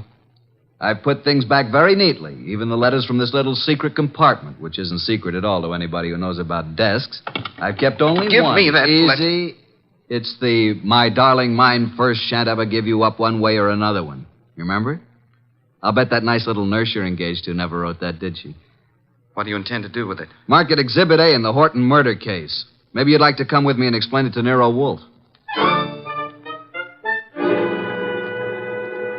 Very moving, very flattering, very interesting if you like women, but also very incriminating, Dr. Sloan. What does it prove? A silly woman with a nervous breakdown imagined she was infatuated with me. A woman who is now dead, you must remember, under, shall we say, unusual circumstances. You signed a death certificate which stated Mrs. Horton died of a heart attack.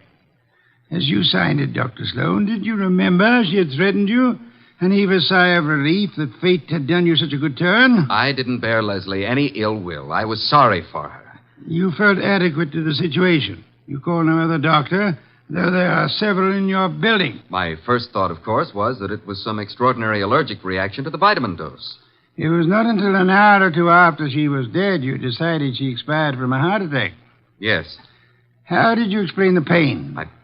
I reported no pain. Miss Banks said Mrs. Horton had pain from her head to her feet.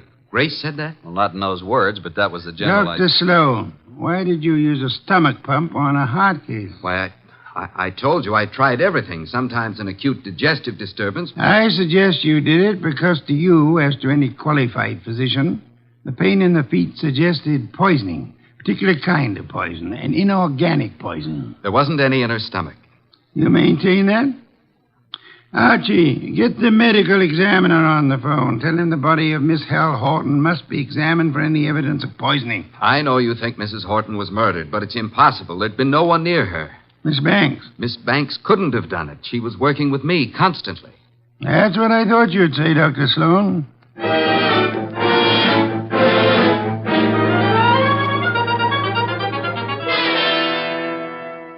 Mr. Wolfe, I had to see you. This is the most dreadful thing I've ever heard of. Trying to accuse Dr. Sloan of murdering a patient. It appears he had a reason to want Mrs. Horton dead, Miss Banks. She was that thing the poets write about, a woman scorned. She had sent him this hysterical letter threatening scandal if he rejected her. He couldn't control her. She kept coming back to his office making scenes. He gave her nothing but thiamine chloride. I know. I fixed the shop myself. Don't start covering for her. I'm not. I tell you, I filled the needle. And I didn't put anything but thiamine chloride in it. You haven't any reason to think anybody did, except for that letter you stole. If it wasn't for that letter... Give it to me. Give it to me. Stop it, Archie, quick. Now drop it, baby. Come away from that fireplace. Why, you little tiger kitten. I didn't think you had it in you. Come on, let go of it. Let go. Give it to Papa. Now, look what you did. You almost got Nero Wolfe out of his chair. Destroying evidence is a serious offense, young woman. She kept coming to the office, writing and pestering him. I heard her from the laboratory. You read her letters, too, didn't you? You knew if something didn't stop her, Dr. Benjamin Sloan was a ruined man. But he didn't kill her. I know he didn't. I don't believe he did. You don't? Well, then who? You've just provided an excellent motive for having done it yourself, Miss Banks.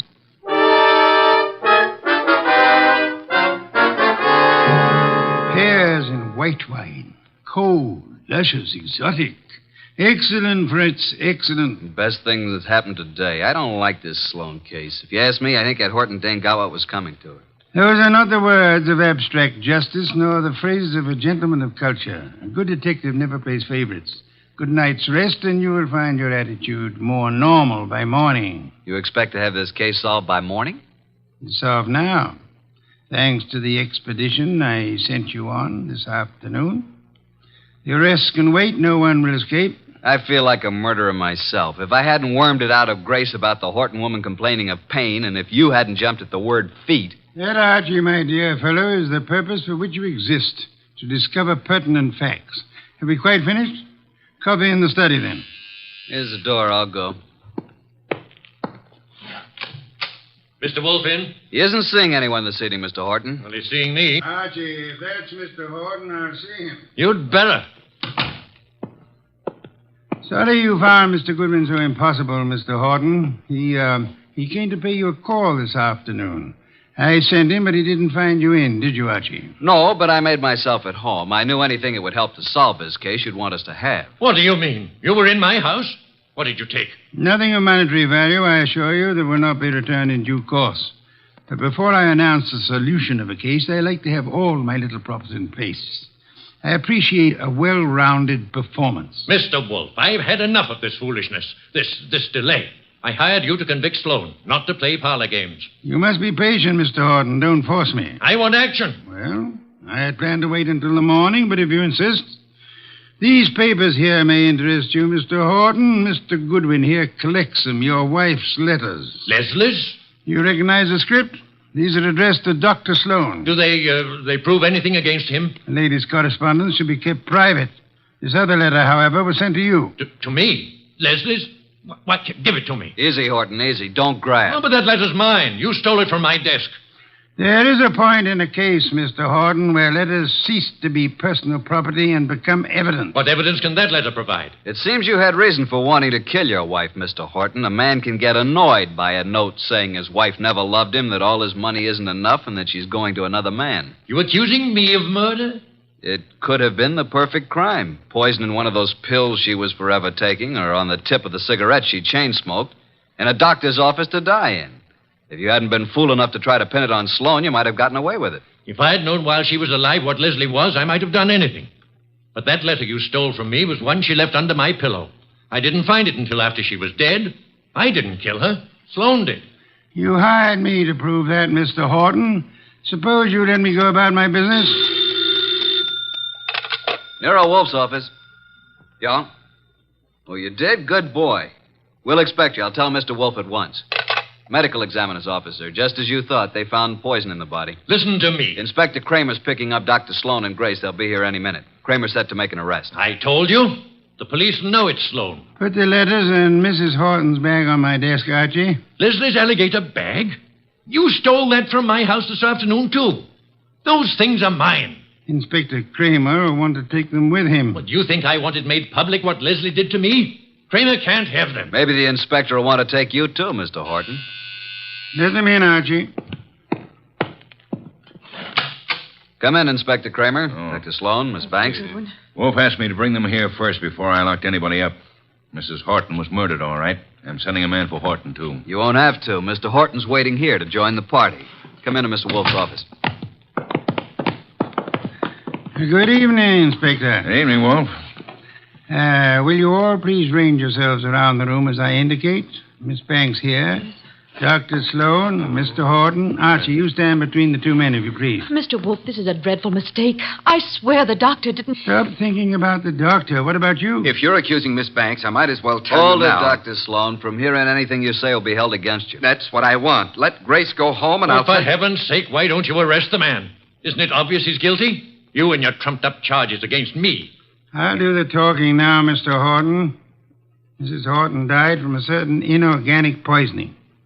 Poison administered in your office, Dr. Sloan, with a hypo syringe. Let's get it over with. I gave her the hypo. But I filled the needle. There you are. They're both guilty. Which would solve the case if they weren't lying. Miss Banks believes Dr. Sloan killed Leslie for her sake. Dr. Sloan thinks Miss Banks put poison in the hypo to save him from professional ruin. They're trying to protect each other. The fact is, the hypo they gave was perfectly harmless. It did not kill Mrs. Horton. Then what did? Mrs. Horton came to your office in desperation, Dr. Sloan. But she came prepared for the worst. You see this handbag? Can any of you identify it? Yes. It's hers. Is it Mr. Horton? It's Leslie's. The bag she carried to the office the day she died. Open it, Archie. You will see it contains her change purse, billfold, cigarette case, matches, her handkerchief, nothing more.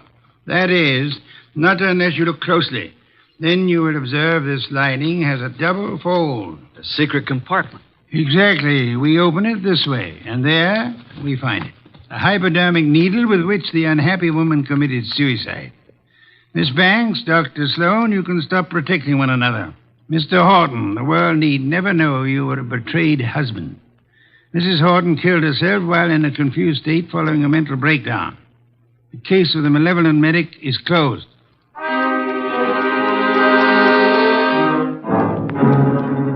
How did you ever get the hunch about the handbag, Mr. Wolfe? I know nothing about women, but on my occasional trips abroad, I have been forced to observe their handbags. Monstrosities. They hold anything and everything. Now that our guests have gone, Fritz is bringing coffee to the study. Would you like some beer? I believe I would. Somehow I feel I've earned it. Here you are. Poor fellow, I'm very sorry for you. How so? This is one case in which there is no falsely accused, unattached young lady for you to squire about. Well, here's to your better luck next time.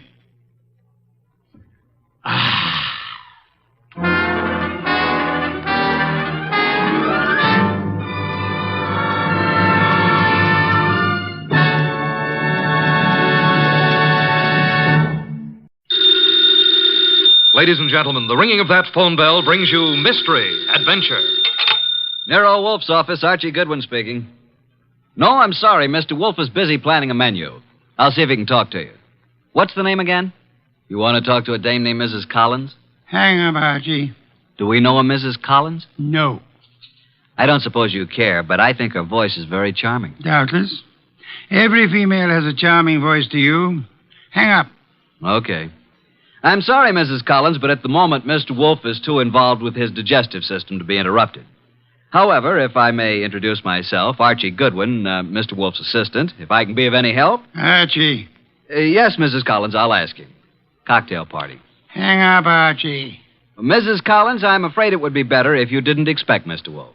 Goodbye. Cocktails. Phooey. Absurd. Perfectly absurd. She says you promised to come to her cocktail party, and why aren't you there? Because you are going to attend the cocktail party and the probable unpleasant ending.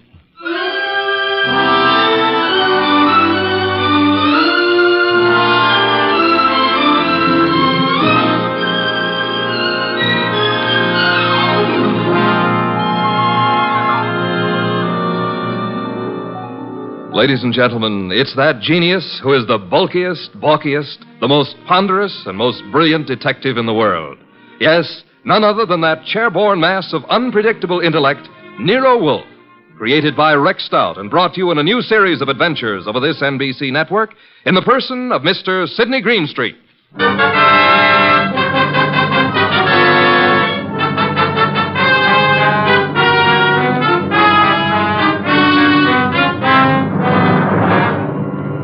Mr. Wolfe and I refer to this as the case of the party for death. Nero Wolfe really should have gone to the party since he'd accepted, but I was delegated. I can't complain now, since it was there that I met Georgia, the most beautiful redhead. Well, that's my weakness, redheads. Yeah, and blondes and brunettes. Well, anyway, Mr. Wolfe was adamant about going to the party. I've never been to a cocktail party in my life. You know, I drink nothing but beer. You could take your beer with you, couldn't you? I could not. Do we know a Mrs. Collins whose cocktail party you said you'd go to? The phone rang and I picked it up. Where was I? Exactly. Okay. So a Mrs. Collins with a beautiful, seductive voice conned you into accepting an invitation to a cocktail party that you knew you weren't going to. Archie. Yes, master. Just a little less sarcasm, perhaps. Sarcasm? Call it impertinence, then. Impertinence, master? Exactly. Less of that. Much less. Okay. Continue now. Where was I? You were reading the duck recipe. Oh, yes, the duck. Oh, here we are. Dodine de canard. The dodine is one of the oldest dishes in the repertory of French cooking, being mentioned in books of the 14th century. Le Grand Cuisinier de toute Cuisine. Hooey, what time is it, Archie? Almost 6:30. Oh, in that case... You going to get up? Here on this card are your instructions, Archie. If you are still alive tomorrow, you may make your report.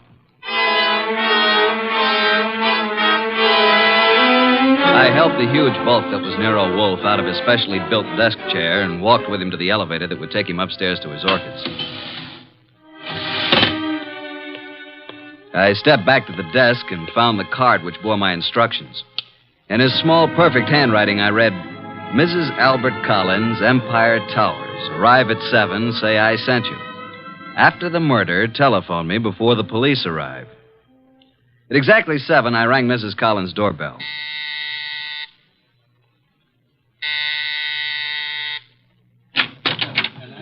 Mrs. Collins? I'm Mrs. Collins. I'm Archie Goodwin. We talked on the phone a little while ago. Oh, yes. Well, come in, Mr. Goodwin. Mr. Wolfe begs to be excused. At the last moment, he was unable to attend. Well, I'm glad you could come. You're not disappointed? No, I don't think so. I'm rather upset. I'm afraid, Mr. Goodwin, for my life. That's why I called Mr. Wolfe. Oh, just drop your hat and coat there, Mr. Goodwin. May I tell you something, Mrs. Collins? Well, of course, Mr. Goodwin. Archie will do. Archie? When I spoke to you on the phone, I thought I knew what you'd look like. And? You do. Well, is that good? It's not bad, Mrs. Collins. Janie will do. Janie will do. Archie, I think it would be best if I say you're an old beau of mine. From where? In Hollywood. When I went to Hollywood High School and you went to USC. Okay, but don't expect me to remember much about it. I'll be flattered if you remember anything about it. I want you to keep your eyes and ears open. Observe everything tonight. Well, now shall we join the party? Oh, Albert, this is Archie Goodwin. Archie, this is my husband, Albert. How do you do? Hello. And this is Joe Boyce, my husband's partner. How do you do? Boys? I've told you about Archie, Albert, but well, I guess you probably don't remember, do you? No, I don't.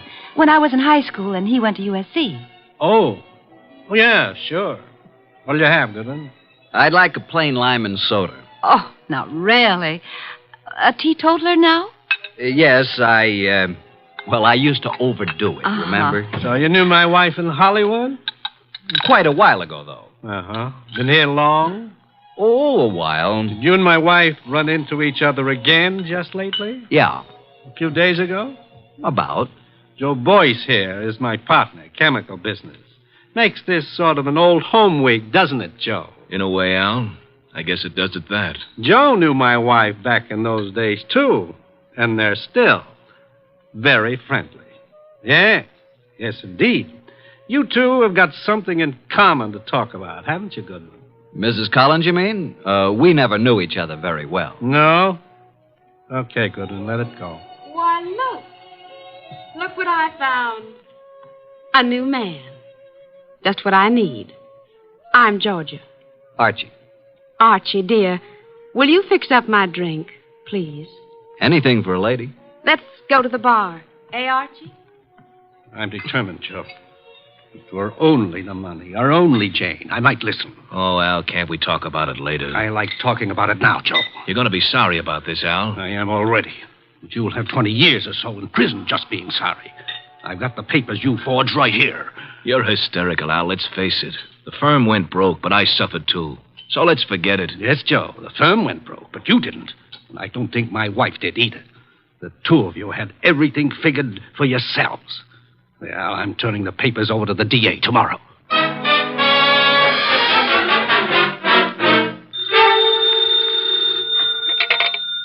Nero Wolfe speaking. Archie, what do you know about this expected murder, if anything? Has it happened yet? No, but who's supposed to get killed? I haven't the faintest idea, Archie. Then why don't you stop it? That is impossible. I don't even know who's there. You want me to tell you? Not in the least. How am I supposed to prevent it if I don't know what I'm looking for?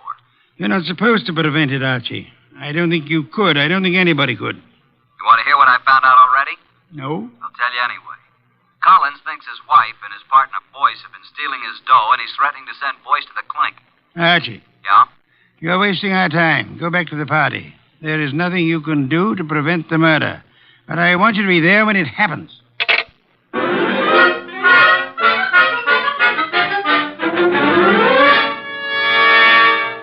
Now that all the guests have gone, let's sit down here, Georgia.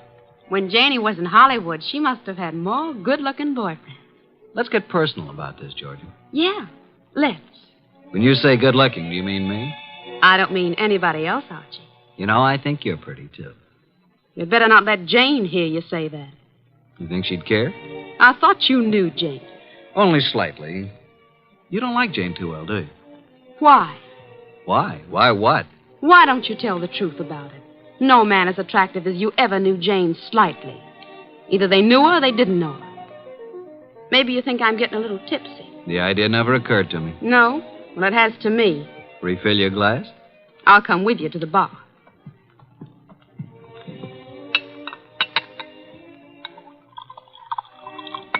Well, here's your drink, Georgia. Oh, I find there's no ice left in the ice bucket. Janie? Hey, Janie, no ice.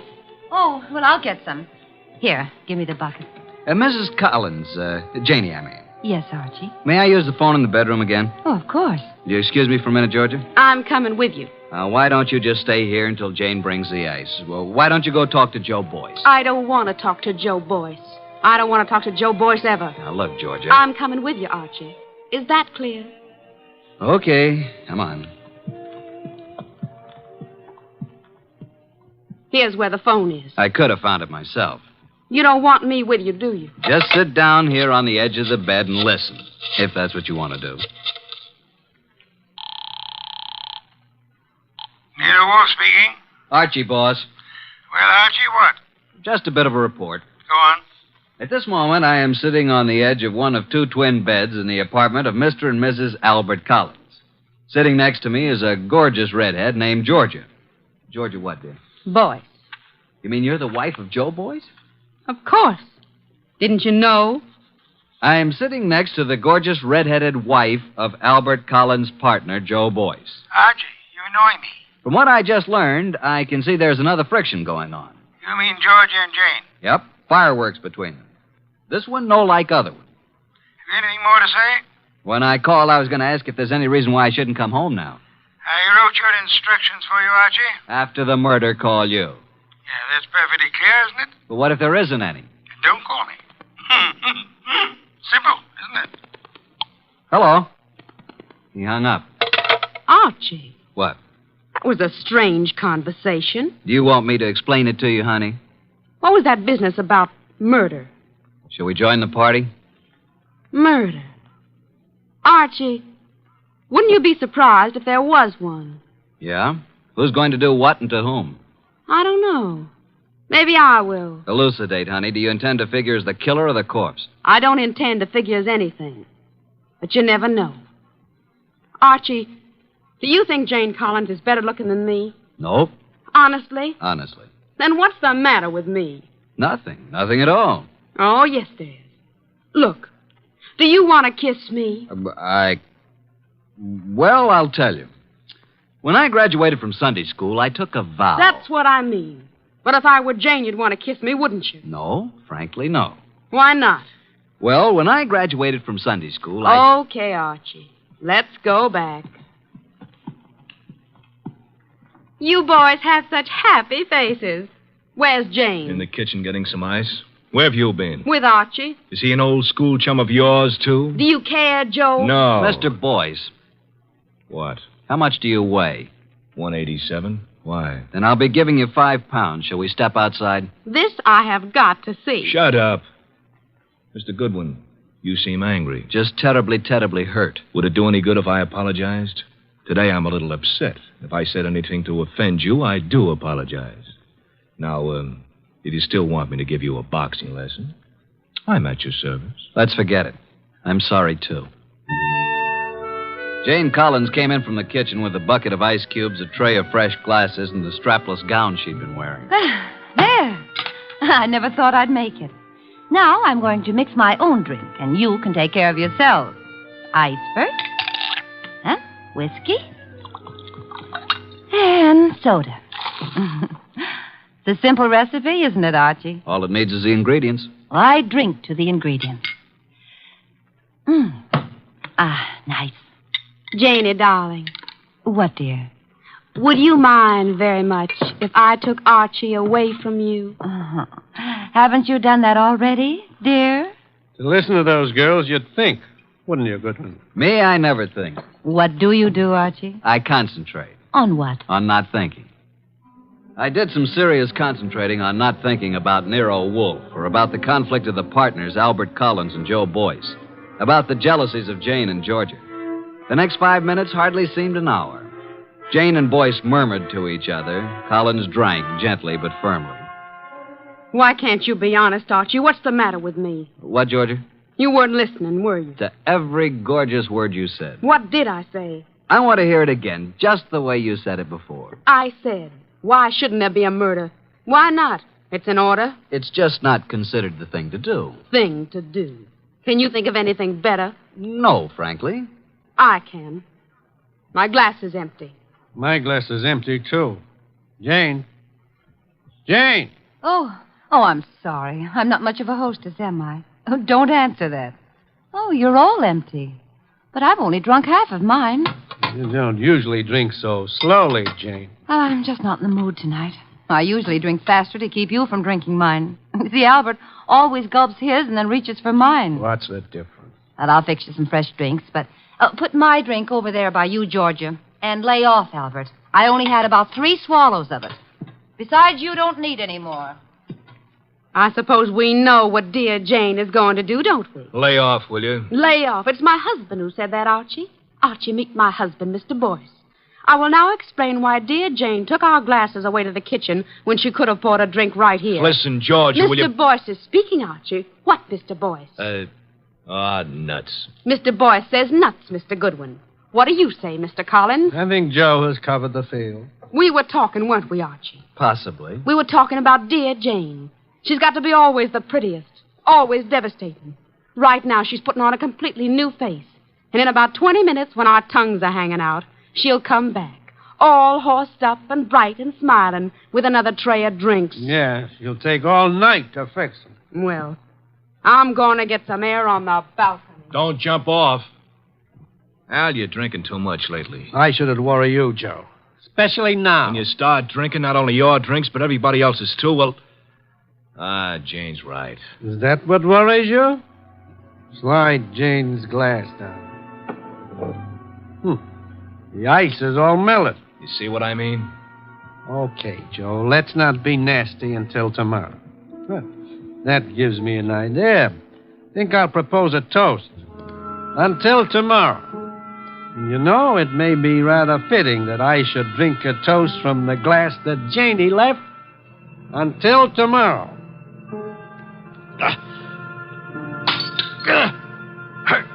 Go! Al. Al? Jane? Janie! Albert! Oh, Albert.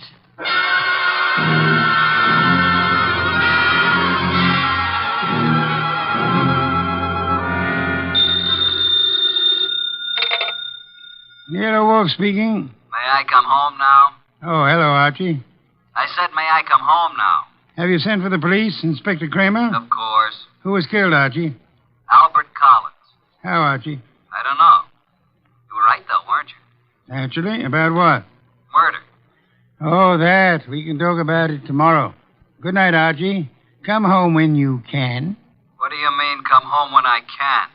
You'll be held as a witness, won't you? Try not to wake me with the elevator when you come in. Well, Inspector Kramer, you've had me here at headquarters for a long while. For quite a long while. Haven't you asked me enough questions? Goodwin, you say you never saw these people before, Collins or Boyce or their wives. Yet when all the other guests had gone, you were still there. I guess I just don't know how to say goodbye. You didn't know they were partners in a chemical company. You didn't know that Boyce had forged a lot of papers with Collins' name. All I know is what you tell me. Goodwin. Yes, sir? I'm trying to be nice. Yes, sir. Now, I know, of course, that you went to that party because Nero Wolfe told you to. Do you? My question is, how did Wolfe know it was going to happen? Why don't you ask him? I already have. He told you? He says he never heard of Collins or Boyce. Did he say he'd ever heard of me? He says he isn't responsible for you or your shady friends. Maybe he knows I found a poison pellet in George's bag. Inspector, may I make an important call? Go ahead.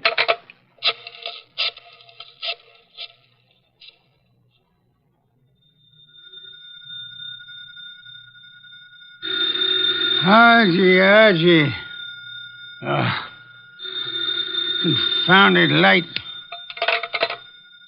Hello? What time is it, Master? Confounded, Archie. I'll tell you what time it is. It's a little after 4 a.m. I'm at Central Headquarters, and Inspector Kramer has been chatting with me about my shady friends. Kramer is a jackass. Just a second. Pick up the other phone, will you, Inspector? Sorry, Mr. Wolfe. What was that you were saying about Inspector Kramer? I said Kramer is a jackass. Thank you. Wait a minute. Wolfe, Oh? Eavesdropping, Inspector. I was just talking about bringing you down here for a little questioning, Wolfe. Phooey. What's that? Phooey. It can be spelled in several ways. I spell it P-F-U-I. Phooey. You think I won't bring you down here as a material witness? Yes, I think you won't. I think you'd be making a great mistake if you did. A great mistake? Why? Because I might not tell you who killed Collins. Then you wouldn't know which one of these people to prefer charges against. Now send Archie home. Even he needs an occasional night's sleep.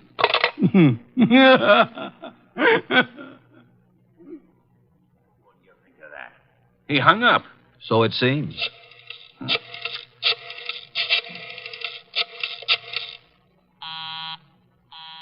Busy? He's probably left the phone off the hook, Inspector. By now, he's probably asleep again. You know I can go out there, don't you? Sure you can. More important men than you have tried it. And where are they now? Goodwin? Yes, sir? I'm going to let you go. I'm sure Mr. Wolfe and I are very grateful, Inspector. You want to know why I'm letting you go? I know why. Why? Because if you're nice and cooperative and don't make too much trouble, Mr. Wolfe will solve this case for you and tell you whom to prefer charges against. Goodwin. Sir? Get out. Thank you, Inspector.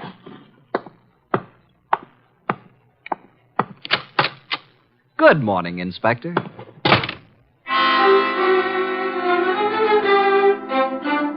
At 3 o'clock the next afternoon, I was rearranging the furniture in Nero Wolfe's office while the great man sat behind his desk watching me perspire. Are you finished now, Archie? I guess so. And tell me where they sat. There were 2 couches, like this, in front of a fireplace. Collins and Boyce were sitting together on one couch. When Georgia and I came in, they were looking at some canceled checks. Where was Mrs. Collins? I told you she was getting ice and fresh glasses. Why was she getting fresh glasses, Archie? Where were the empty ones? I don't know. Maybe they were the same ones she brought back, washed and polished. Archie, I trust your powers of observation absolutely. That's why I sent you to Mrs. Collins' cocktail party. Okay, how did you know there was going to be a murder? If it was a murder. It was a murder, Archie. But isn't it obvious? How is it obvious? Suppose Collins slipped a few drops of the poison into his drink himself. It's very strong, very deadly poison, with a remarkably strong odor. Like almonds, I know. I smelled it when I picked him up. Archie, was anything found on the body that might have contained the poison? A fountain pen? Whatever? Not even that. Inspector Kramer found a poison pellet in Georgia's handbag. He thinks she poisoned Collins' drink. Say, could be. But it wasn't his drink, it was his wife's. Then Georgia was trying to kill Jane, and Collins got it by mistake. We shall soon see, Archie. I was expecting a murder because you told me to expect it. I watched every move that everybody made. There is no possibility that Jane's glass, the glass with the poison in it, was tampered with by anybody. This I believe. Okay. Archie, you're sore, aren't you? Have you ever spent the night with Inspector Kramer? He's really a good man, too. Why did you say he was a jackass? Because he didn't know who killed Collins. Do you? Of course. Was there ever any question about it? Just a moment, please. The only trouble is it may be difficult to prove. That's why we are giving this little cocktail party this afternoon with the help of Inspector Kramer. By the way... Yes? Call Mrs. Collins and tell her to bring a bucket of ice from her refrigerator. Why? Because our refrigerator's broken down. No, it hasn't. I was just out in the kitchen a minute ago. Our refrigerator has broken down. And it would be very helpful if Mrs. Collins would bring a bucket of ice cubes. What makes you think she'll do it? She will. Call her. 6:45. There we were in Wolfe's office doing a repeat performance of last night's smash hit. Two couches faced each other, a cocktail table between them. On one couch, red-headed Georgia and me. On the other couch, it was a big one, Joe Boyce, Jane Collins, widow of the lately defunct Albert, and Nero Wolfe. Jane had been drinking a little slower than the rest of us. Our glasses were empty. Hers was still half full. Wolfe said... Archie. Yeah? At this point in last night's party, Mrs. Collins got up and left to get some fresh drinks. Repeat what she said. Approximately? Approximately will do. I think she said something like this. She said, put my drink over by you, Georgia. Lay off, Albert. I've had about 3 swallows of it. Besides, you don't need any more, Albert. Am I right, Jane? Close enough, Archie. But what of it? Now, what is this nonsense all about, Wolfe? Mr. Wolfe is trying to make something out of nothing. I think Mr. Wolfe is going to turn up something mighty interesting. Don't look so perturbed, Joe. Since I'm playing the part of the late Mr. Collins, pass me Jane's glass. I'll keep my glass, Mr. Wolfe. I haven't finished my drink. You're a very clever woman, Mrs. Collins. Would it be too much if I ask what this is all about? What worries you, Archie? You make it sound as if that drink she's holding is poison. But it can't be, because as yesterday, she's already drunk half of it herself. When our freezer broke down, she was more than willing to bring a bucket of ice cubes, wasn't she? So? What would happen, Archie, if you froze a gelatine-coated pellet of poison in the center of one particular ice cube? Mrs. Collins hasn't finished her drink. Notice the ice is all melted now.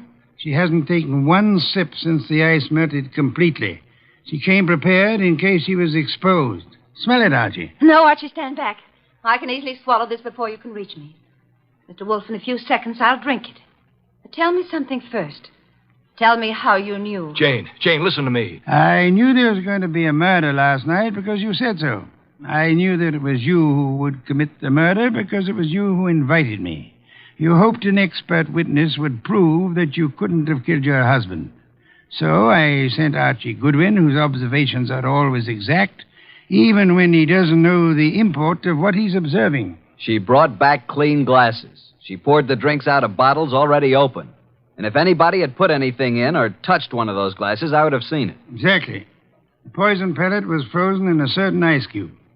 Mrs. Collins put that cube in her own drink, drank it until the ice had almost melted down to the poisonous pellet center. And then she took all the other glasses away, leaving only hers half full. And as usual, her husband drank it. No, Jane, don't. Too late, Joe. too late.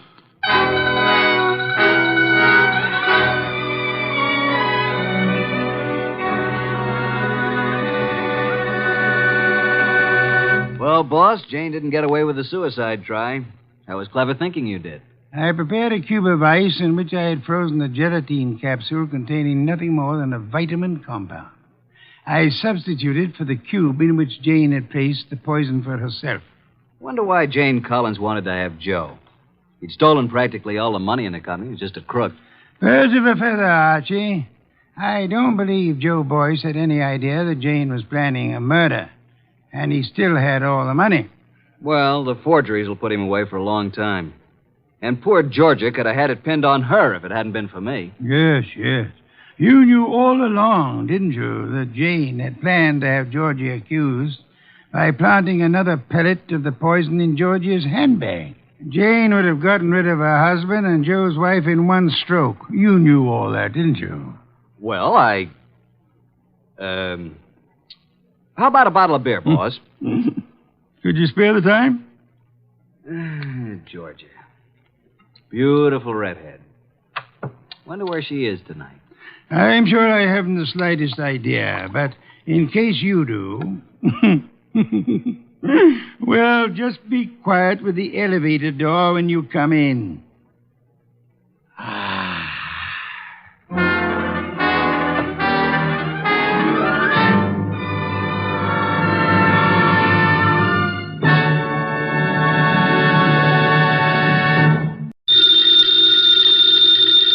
Ladies and gentlemen, the ringing of that phone bell means mystery, adventure. Nero Wolfe's office, Archie Goodwin speaking. Mr. Wolfe? No, he isn't. Huh? Oh, well. For you, maybe he is. I'm not here. Oh, yes, yeah. He's always here. I've gone out. No. He seldom ever goes out. I won't start on anything tonight. Oh, sure, he'd love to start on a case tonight. What's your name? Oh, that's a beautiful name. Address? Archie, it's another woman hang-up. No, honest. I'm not Mr. Wolfe, but I'm his agent. Yeah, I'll be right over, miss. Goodbye. What's her trouble? Where are you going? Well, she said she's received some threatening notes and she's afraid to leave her hotel. So long, boss.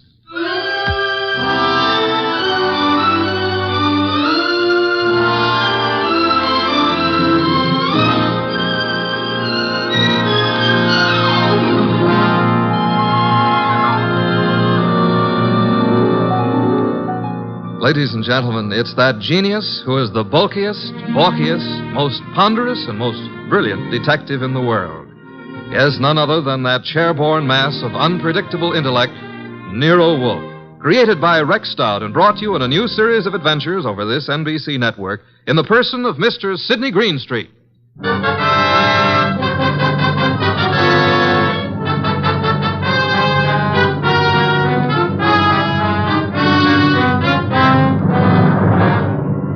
We prefer to call tonight's story the case of the vanishing shells. It didn't seem to be difficult at first, but, well, I'm not a stupid individual, but so often I allow myself to become mesmerized by beautiful women. Heaven bless them. Doris Murray was such a woman. She phoned us first late one afternoon about 5 o'clock, then again at 5:30.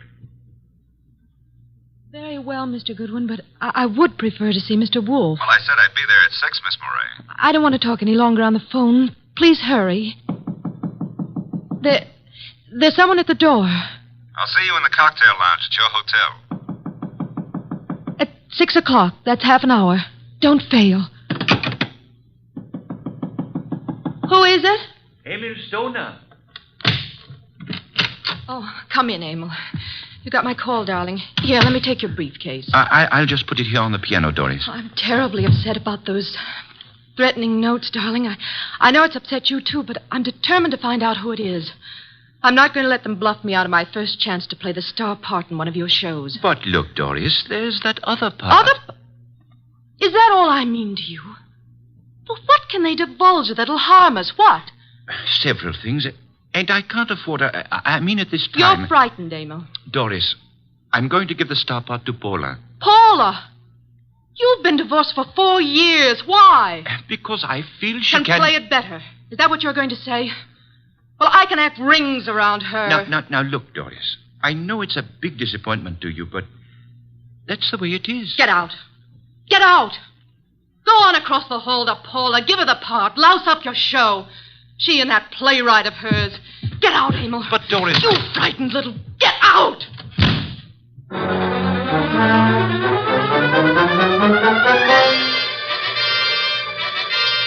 I believe, Mr. Wolfe, you're making a great mistake in not coming along. Indeed.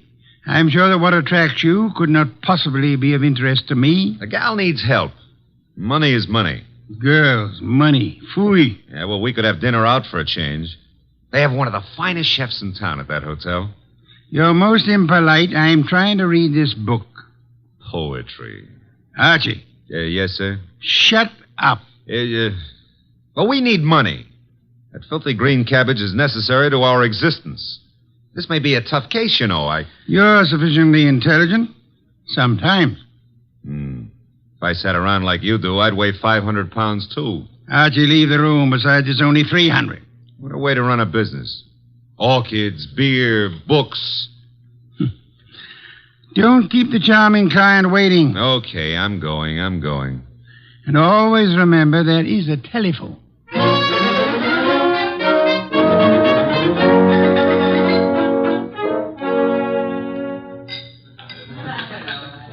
Thank you, waiter. Oh, good evening, Miss Moray. I'm Archie Goodwin. Well, I didn't expect... please sit down. Well, I think I should explain the absence of Nero Wolfe. There's so much of him that it's not too convenient to transport it about. I do all the outside work. And I'm sure you do it well. Mr... Well, you know, some women call me Goodwin and some call me Mr. Goodwin, and, Yes? the unattached call me Archie. Hello, Archie. Oh, splendid. I'm glad to hear it. Now we can get right down to the nasty old business that's troubling you, Doris. First, here's the 500 retainer fee. We thank you. Now, what's the note about? Well, there are 2 notes, both printed by hand. Uh-huh. Will you hand me my purse, please? Oh, sure. Thank you. Oh, I see. Doris Moray. If you fail to withdraw from the cast of Stoner's next production by start of rehearsals Monday, both you and Stoner will have a blasted reputation and perhaps other injuries from which you will be unable to recover. The other one is like it, only more vehement. Someone or a group of someones are intent on keeping you out of Stoner's shows, huh? It's too bad. His next one is said to be a sure smash hit and a star-making part for the leading woman. Yes, Emil Stoner wants me to play it. He's been planning on it ever since David Banning wrote the play. What does David Banning think of you playing the part? Well, I don't think he's too enthused about it. You see, Mr. Stoner and Paula Kenyon have been divorced for 4 years, but she has continued to be his top leading woman. Now she's engaged to David Banning, who wrote this play. Oh. Makes things a bit difficult. Well, of course, Rick Hunter, Stoner's director, is... Hunter's somewhat in favor of your playing the part. Well, Rick Hunter is very fond of my work. And very fond of you as well, huh? Yes, unfortunately. I like Rick Hunter tremendously, but Emil Stoner has been of greater interest to me. In fact, we're more or less engaged, Mr. Goodwin. Oh, well, had any words lately with the ex-Mrs. Stoner? Paula Kenyon, is that her name? Paul and I were great friends when I first joined the Stoner Productions, but I don't know, I don't think she appreciated the fact that Mr. Stoner and Rick Hunter, the director, took such an interest in me. Tell me, did you ever think you were in love with Rick Hunter? Yes, at first I was thrilled by his artistic imagination. And then as time went on, I realized that he was subject to melancholia. Mr. Stoner was more stable, and I needed someone older to advise me. Well, what's wrong with your reputation of Mr. Stoner's? Well, there's nothing I fear, but I'm afraid Mr. Stoner is somewhat disturbed by these threats. He feels there's something in his past of sufficient import to really harm him. I think it's nonsense. Well, then what we have to do is uncover this person or persons before you end up with ruined careers on Broadway. Where does the ex-Mrs. Stoner live? Well, as a matter of fact, she lives just down the hall from me. Lived here for years. Oh, well, I think it's advisable, honey, that you stay close to your room until we solve this thing. Oh, but I'm not afraid for my life, Archie. No? Well, I am. I'll see you into your room, Doris. Oh, now, please, Mr. Goodwin, if you... Oh, you don't trust the boy, huh? Oh, well, Such beautiful eyes. Oh, Lovely red hair. Yeah. You could have the lead in my new play. I never wrote one, but for you, I'll try anything. Come along. Here's your bag. Well, hello, Doris. Oh, hello, Rick. Mr. Goodwin, this is Rick Hunter. Hiya, Hunter. Nice shows you've been putting on. I've just been admiring your work, Goodwin. Well, that's nice. I'm glad. Nothing like encouragement for a beginner, Mr. Hunter. You're ready for the big time from what I saw. Heard from Emil Stoner today, Doris? I talked to him once this morning. Have you been sitting in the cocktail lounge all afternoon? Yeah. That I have, honey. I want to see you play that lead, baby. And I think I just about got it all settled. Dreaming about it won't settle it. Liquor never accomplished anything in itself, Rick. Come on, Mr. Goodwin. He's a very jealous man, Doris. In fact, right now, I can feel his thoughts piercing me between the shoulder blades. Oh, excuse me. Here's a phone booth.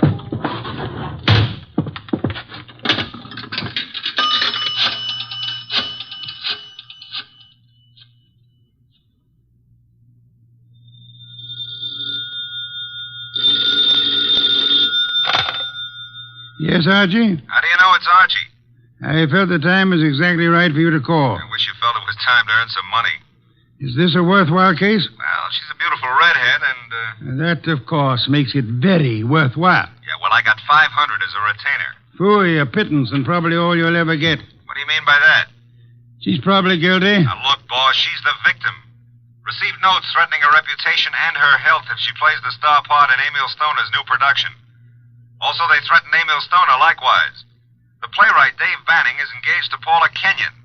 Incidentally, she lives here at the hotel, too, just down the hall from Doris. I remember her, and the playwright wants Paula Kenyon to play the part. Well, Archie, you have only the beginning. It is probably too late to prevent whatever is going to happen. Like what, for instance? Have you found a body yet? Call me after you find the body. What body? There's no body.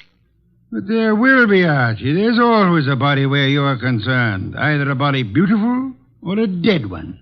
Bye.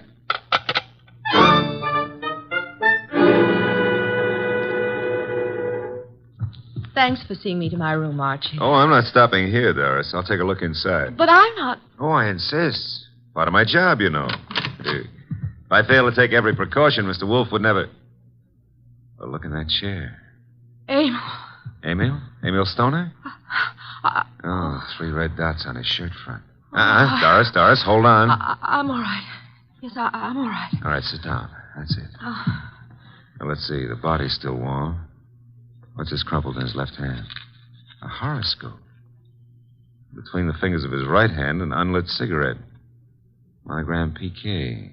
Paula Kenyon. This horoscope is for March. Something he picked up from your desk here? I don't believe in astrology. Where'd he get this cigarette with Paula Kenyon's monogram? Poor Emil. Poor Emil. I didn't believe anyone would really harm us. Why was I so stubborn? When did you see him last? Please, shouldn't we do something? Call the police? No, not yet. When did you see him? Why, I saw him this morning. I'm so shocked I can hardly think clearly. Doris. Yes? There's a briefcase here on the piano with a newspaper on top of it. What?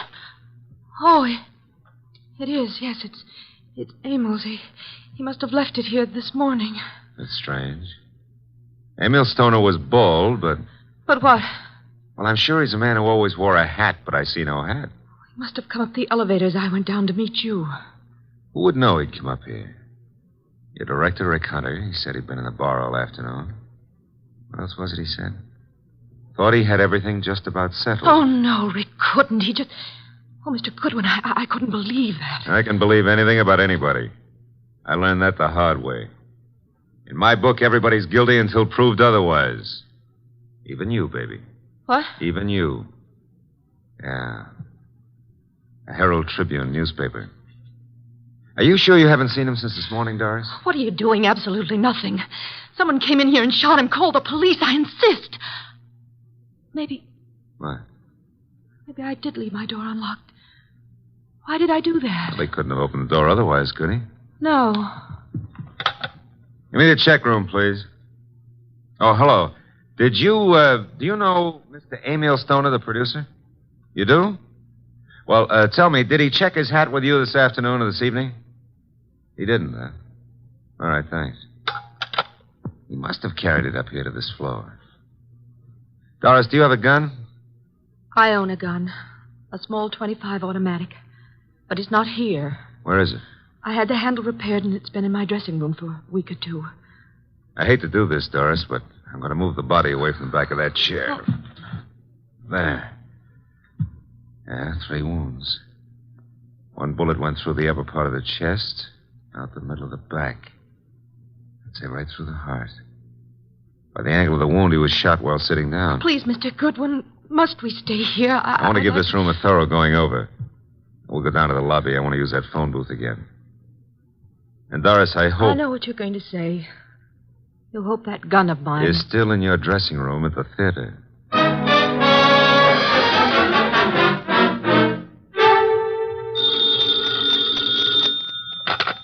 Nero Wolfe speaking. Oh, Mr. Wolfe, may I have your autograph? I'm taking a correspondence course on how to be a detective, and I think you're a wizard. It's so kind of you to say so. I would be just thrilled to have your autograph on the bottom of a paycheck. Why are you calling from a phone booth? What? Who said I was? It's obvious.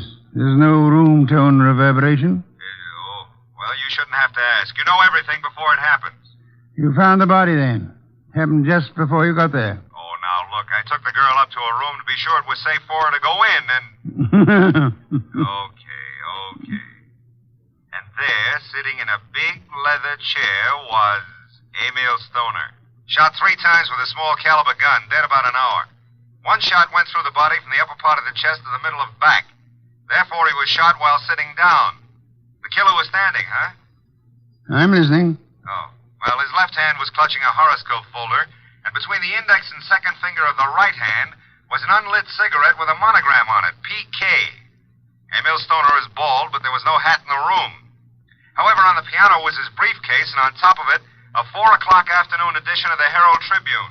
Better look in the briefcase, Archie. No weapon? No weapon.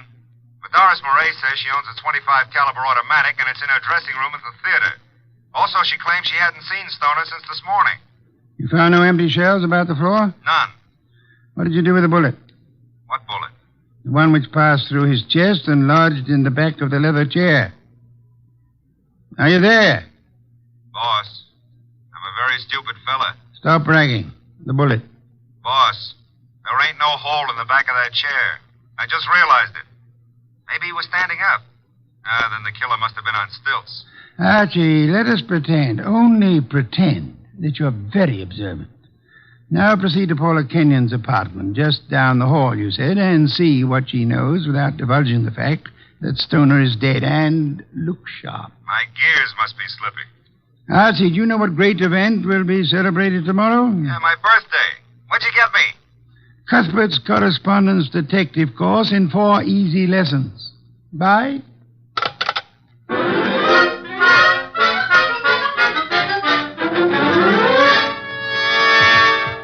This is Paula's apartment.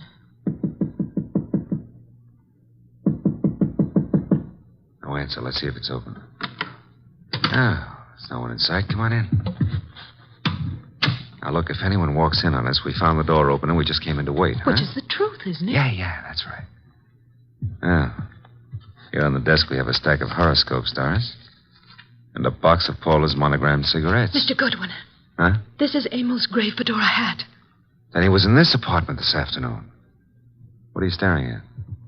Oh, small pearl-handled automatic. Yes. .25 caliber. Yeah, it's been fired very recently. We won't touch it now. Does it look like yours? Archie, it is mine. Your initials? I found old Jenkins, the stage doorman at the theater, to look in my dressing room, and... well, my gun isn't there. Did you leave the gun out in plain view in the dressing room? Yes, for several days anyway. Then I put it behind the mirror. I suppose many people have seen it then. I'm sure. I hope, Doris, that your fingerprints are not the only ones on that gun. If they use my gun to shoot him in my apartment, why would they bring the gun back here and leave it in plain sight? Maybe they didn't do it just that way. No? His hat's here, the gun is here, and yet he's dead in your apartment. How can you answer that? Well, maybe he was sitting here waiting for Paula, and someone called him out and over to your place and shot him. That's no good. Doesn't make sense. Now, if he was sitting in this chair here and someone entered that door, Hey. What is it? Look in the chair back. Huh? Little round hole. Start looking for some empty shells around here. You find something? No, I want to make a call. He was shot with this automatic. 3 shells were ejected. They certainly vanished. Nero Wolfe speaking. Archie, I'm at Paula Kenyon's. She's not here. Found his hat, a stack of horoscopes on the desk, box of monogrammed cigarettes, a .25 automatic which belongs to Miss Moray, recently fired, but not an empty shell in sight. No blood, but a single small hole in the back of the chair near the desk. Doris Moray is with me. I will call Inspector Kramer now about the body and have ballistics check the bullets with the gun. And the bullet in the chair back? Did you find anything of particular importance in Emil Stoner's briefcase? Yes, I found... Never mind. Bring the girl here at once. Okay, boss. Say, don't you think I better wait for Paula Kenyon? Uh-oh, here she is. Bye. Bring her along, too, if you can. Goodbye. Hello, Paula. Well, Doris, what are you doing here? I wasn't aware that I left the door unlocked. Seems to be contagious this evening. I left mine unlocked, too. Hello, Dave. Miss Kenyon, Mr. Goodwin. Hello, Doris. Hello. Archie, this is Dave Banning, the playwright. How are you, Mr. Banning? How do you do? I've heard all about your new play, and I wanted to meet you. Doris thought you might be over here, and the door was ajar, so we, well... Just walked in. I hope you don't mind, Paula. Certainly not. I'm used to people just walking in. We were here a while ago and went down to the cocktail lounge for a while. When does the play open, or have you cast it yet? Mr. Stoner handles that part of it. Are you a prospective investor, Goodwin? Oh, I've had a number of flings in the business. Matter of fact, I expect to see Mr. Stoner tonight. You do? Tonight? Here? I don't understand. What's this fencing all about? Doris, you're not just visiting me. We've hardly spoken for... Oh. Is that your gun, Miss Kenyon? It's yours, Doris. Yes, that's right, Paula. It was in my dressing room. When did you see Mr. Stoner last? But I haven't seen him today. I had lunch with him. Why? What hat did he wear at lunchtime, Mr. Banning? Why, the gray fedora. How did it get here? That's Emil's. What is this? What are you two doing here? Where is Emil? Come on, cut out the melodramatics. Mr. Stoner is dead. He's what? Paula. And without any further explanation, I shall have to ask you to accompany me downtown. Police? If you will, please.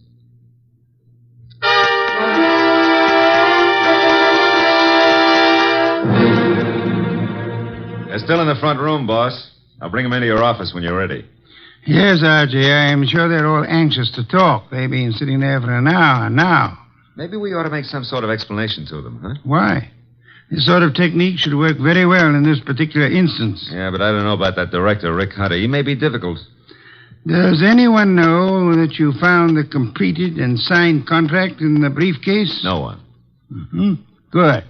Now we have the threat notes, the contract, the afternoon newspaper, the briefcase, the fedora hat, the gun, no ejected shells, the horoscope, the cigarette, and the 2 chairs. One with a small hole in it. Come in. Ah, Inspector Kramer at last. What have you? Well, we covered every inch of that place and didn't find a single empty shell. There were 2 bullets in the body and the one that passed through him into the chair back in Paula Kenyon's place. They were all 3 fired from Doris Moray's little automatic. Any fingerprints on the gun? None but Doris Moray's. Not unexpected, to say the least. The bullet that was lodged in the chair in Paula's place went through his heart. Now, he was apparently shot in her room, but... But how did he get into Doris Moray's place? I'll be able to explain that when we locate those 3 empty shells, Inspector. Bring our guest in, Archie. Come in, please. Ladies and gentlemen, Mr. Nero Wolfe. Miss Paula Kenyon. Hello. Miss Doris Moray. Hello, Mr. Rick Hunter, the director. How do you do? David Banning, the playwright. How do you do? Won't you be seated, please? May I present Inspector Kramer of Homicide? How do you do, Inspector? Mr. Wolfe has asked you here to give such details as you recall, which might be of assistance to him in the solution of the murder of Emil Stoner. Mr. Hunter, as the director, whom did you favor as the star of your next production? Why, Doris Moray. You have been deeply interested in Miss Moray? Hasn't done me much good. But you do love her? I do. And you are deeply interested in the progress of her career? I am, most assuredly. Did you know that Mr. Stoner had made out and signed a contract for a certain woman to play the lead in the new show? No. You knew that Doris Moray had a gun in her dressing room? Yes. You were in the hotel cocktail lounge all afternoon until you met Doris and Mr. Goodwin? Yes. And you could have seen Emil Stoner enter the lobby and go to the elevator? I could. Could you prove that you never left the cocktail lounge until you met Doris and Archie? Maybe not. Did you see Mr. Stoner go into the elevator? I did. Mr. Banning, You wrote the new play. Were you in favor of Miss Murray playing the part? Why, no, I felt Paula Kenyon was better suited for it. You and Miss Kenyon are engaged to be married. Yes. If anything happened to Mr. Stoner, you, as next in line, could assign the role as you saw fit. That's correct. Did you know that Mr. Stoner had made a final decision on the part? I did not. He didn't tell you anything about it at lunch today? No, I made a strong plea for Paula. You know about the gun in Miss Murray's dressing room? Everyone did, apparently. Very well. Miss Kenyon, did Emil Stoner visit your apartment often? Not often. We were not on too friendly terms. Did you phone him to visit you this afternoon? No, who said I did? No one? I merely asked. Were you, by any chance, still in love with Emil Stoner? Now, see here, I don't appreciate that kind of talk. Just relax, Mr. Banning. I was not in love with Mr. Stoner. That was over. You and Doris Murray were at one time very friendly. Yes. Well, I found out how two-faced she was. Emil was a fool to fall for her, but you couldn't tell him anything. All she's interested in is a career. You're not interested in your career, Miss Kenyon? Well, yes, in a way. You wanted the star part. You phoned Stoner this morning. Yes, but he said he was going to give it to her. You knew about Doris's gun? No, I didn't. You recognized it immediately, boss. Well, yes, I knew. What if I did? Then you wrote these threatening notes to Miss Murray. I did not. I did not. You didn't know the contract had already been signed? No. Then you still had a motive to kill him. I wrote those notes. She had nothing to do with it. You can check them on my typewriter. We know, Mr. Banning. We've already done it. I know how it looks, but Paula didn't do it. I knew he was coming to her place. I called him. I knew Paula was out. I did it. If so, what did you do with the ejected shells? I threw them away. How many? 3. Oh, no, David, please don't. I don't believe you, Mr. Banning. Miss Murray, did you know the contract had been made out and signed? No. You're lying, Miss Murray. You said you didn't see Stoner this afternoon. I didn't. You called him and asked him to visit you.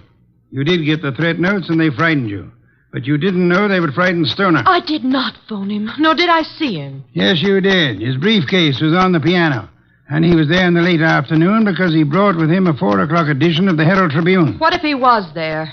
I didn't kill him. He told you then about his decision. He left hurriedly, forgot the briefcase, and went to Paula's apartment to wait for her. That's not true. That's not true. Filled with rage, you got your gun, which you said had disappeared from your dressing room, then calmly put it into your bag, walked across the hall, and shot him as he sat reading a horoscope. No. Archie, her handbag.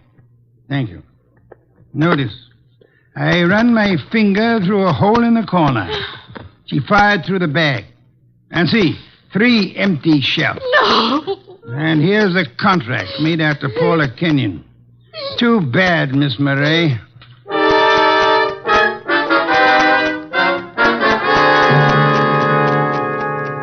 Well, that's a good day's work, boss. Some beer, Archie. Right. Say, tell me, how did Stoner, if he was shot in Paula's room, get back to Doris's room? She couldn't carry him. Oh, now, Archie, that's not too difficult. He walked. Shot through the heart? Impossible. That's a fallacy, Archie. Official medical records show that people have walked a block in such instances. No wonder Doris was so shocked when she saw him back in her room. The shooting took place after she called us, and it seemed unbelievable that anyone would leave the gun and not the ejected shells. Ergo, the gun must have been concealed when fired. Yeah. Paula would have no reason to do that, because she was in her own apartment. And these men are not the type who would have fired through their coats. And Doris, before she started down the hall, would naturally conceal the gun, huh? In her handbag. Where else? Boss, midnight. It's another day. I'm a year older. Yes. Cuthbert's correspondence detective course in 4 easy lessons. Happy birthday, Archie.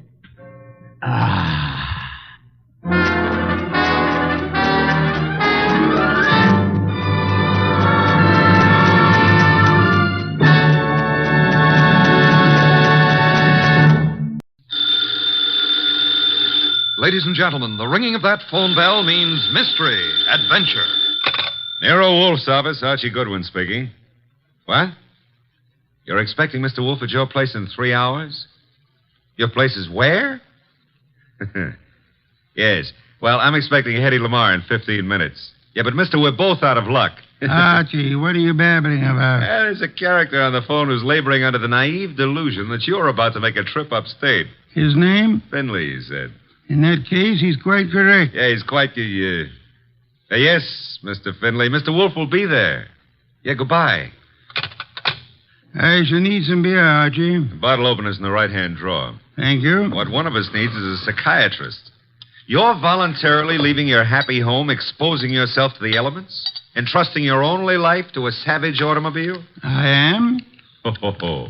Somebody's offered you the United States Treasury, huh? Mr. Finley happens to grow orchids. Among them, he has developed a plant possessing spurred labilli. I have an opportunity to purchase a couple of the plants, therefore... I don't believe it. But, Archie, according to the reports I have received, he has produced a strain of black cypripedium. Oh, well, in that case. But, Mr. Wolfe, while it's true that black may be the color of your true love's hair, it is also true that black is the color of funerals.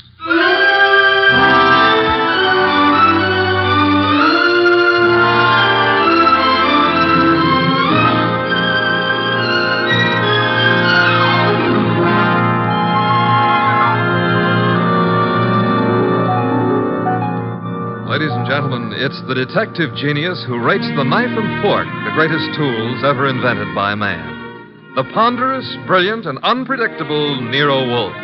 Created by Rex Stout and brought to you in the person of Mr. Sidney Greenstreet.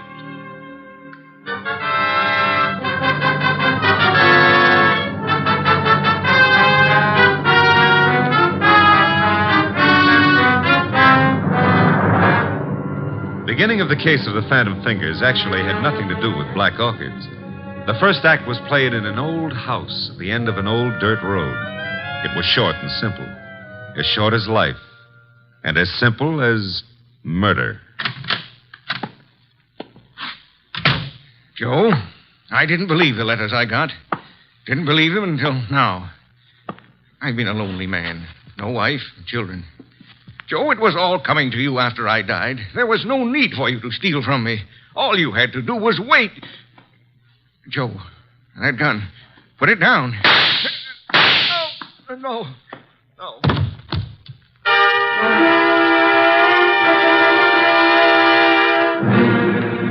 Archie. Yes, Mr. Wolfe. How much longer? Oh, an hour, maybe. Why? I'm a fool. Yeah, well, payday's tomorrow. I refuse to agree with you.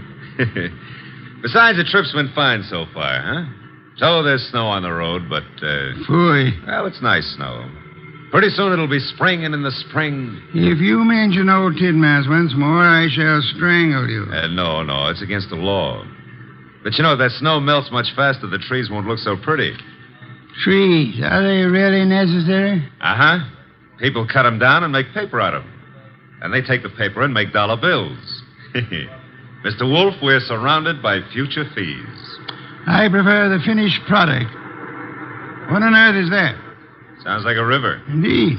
Except there aren't any rivers around here. Hey! Yeah? Up ahead. What? Huh? It's a river. Only it isn't a river. It's wet. It's wet and it's got waves on it. Had to start raining, too. Nature. Phooey. The road behind us is covered with water. We'll just have to keep going onward and upward. Would you like to recite Excelsior to me? Why, sure. Shades of night were falling fast when through an alpine village passed... An idiot of your caliber, no doubt. Oh. That infernal engine has died. No, the road dips up ahead. And where it dips, there's a junior Mississippi growing up. Splendid. Not so splendid. We can't go back and we can't go forward. Why not? They didn't build this model to swim. No foresight. What do we do now? Well, we could abandon the car and, Walk, are you mad? Are you seriously suggesting I indulge in a foot race with the flood? Yeah, well, not seriously, but, Oh, you've decided to give the car a swimming lesson? No. There's what looks like a cow path leading off the highway. To your right. Maybe it's a road. We progress. We now follow the footstep of the cow. Ah, it is a road. An old dirt road. Not only that, it goes up. Is that good? Theoretically. We might get above the water that way. And if the theory fails? Mr. Wolfe, how are you on the Australian crawl? Hey, there's been another car on this road before us. You can see the tire tracks in the mud. Interesting. An indication that there are other maniacs about. I myself would not have chosen this particular spot to picnic in. Well, it's not that. There's somebody lying on the road.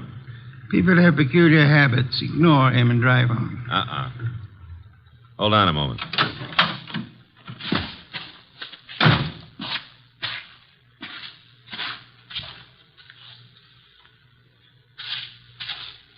Mr. Wolfe, you better come out here. My madness has its limits. The answer is no. Serious, Archie? Very serious. Oh, very well.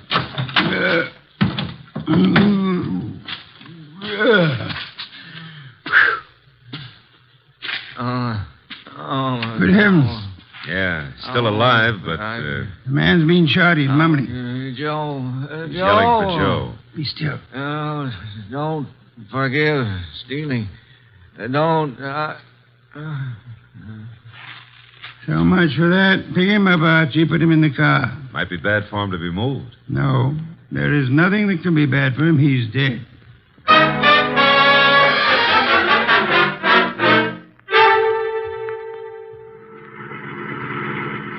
Is this blasted road leading anywhere, Archie? Well, seems to be a clearing up ahead. Maybe... Hey, it's a house. Splendid. I'm not so sure. It's perched up on top of a cliff, surrounded on three sides by nothing. On the side facing us, there's a deep ravine and a small wooden bridge. An island in the air. Yeah. High enough to keep above water, maybe, but... Now, that bridge doesn't look too good. Rain may have weakened it. I have no choice, Archie. I have no intention of being drowned in these barbaric surroundings. The bridge, Archie. Okay, hold on. No, the thing's collapsing under us. How momentum, sir? Well, if it doesn't, 37 blondes are going to be wearing black. Correction, 38. I forgot the one in Gimbel's bargain basement. Hey, we made it. The bridge will never be the same, though. There's a car ahead of us in front of the house. The car from which our dead friend, was thrown. Only one set of car tracks in the mud along the road, and here... And all we have to do is walk in, ask for the owner of the house, and, Possibly, and possibly not. Archie, go through the corpse's pockets. Oh, that's not cricket. Yeah, all right. I'm going through. There's not much on him. Handkerchief, silver, driver's license. The name was, James Miller. Address Garner Lane. Walden. Now, I've got an idea this is Garner Lane, Mr. Wolfe. In which case, someone named Joe was looking after the house for him, committed theft, and murdered Miller. Miller's body was then dumped on the road in the hopes that the floods would wash the body away. No one at the house seems to have noticed our arrival. Nope. Well, let's go in and ask for Joe, huh? Very well.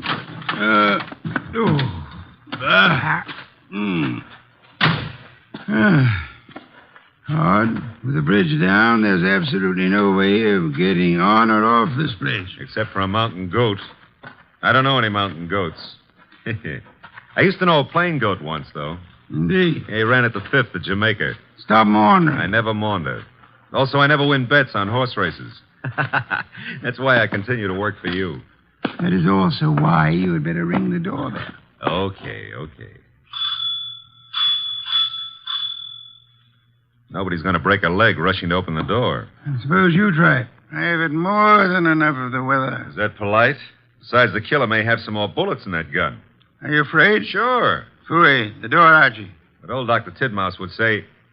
Well, never mind. Hey, somebody was careless leaving the door open like that.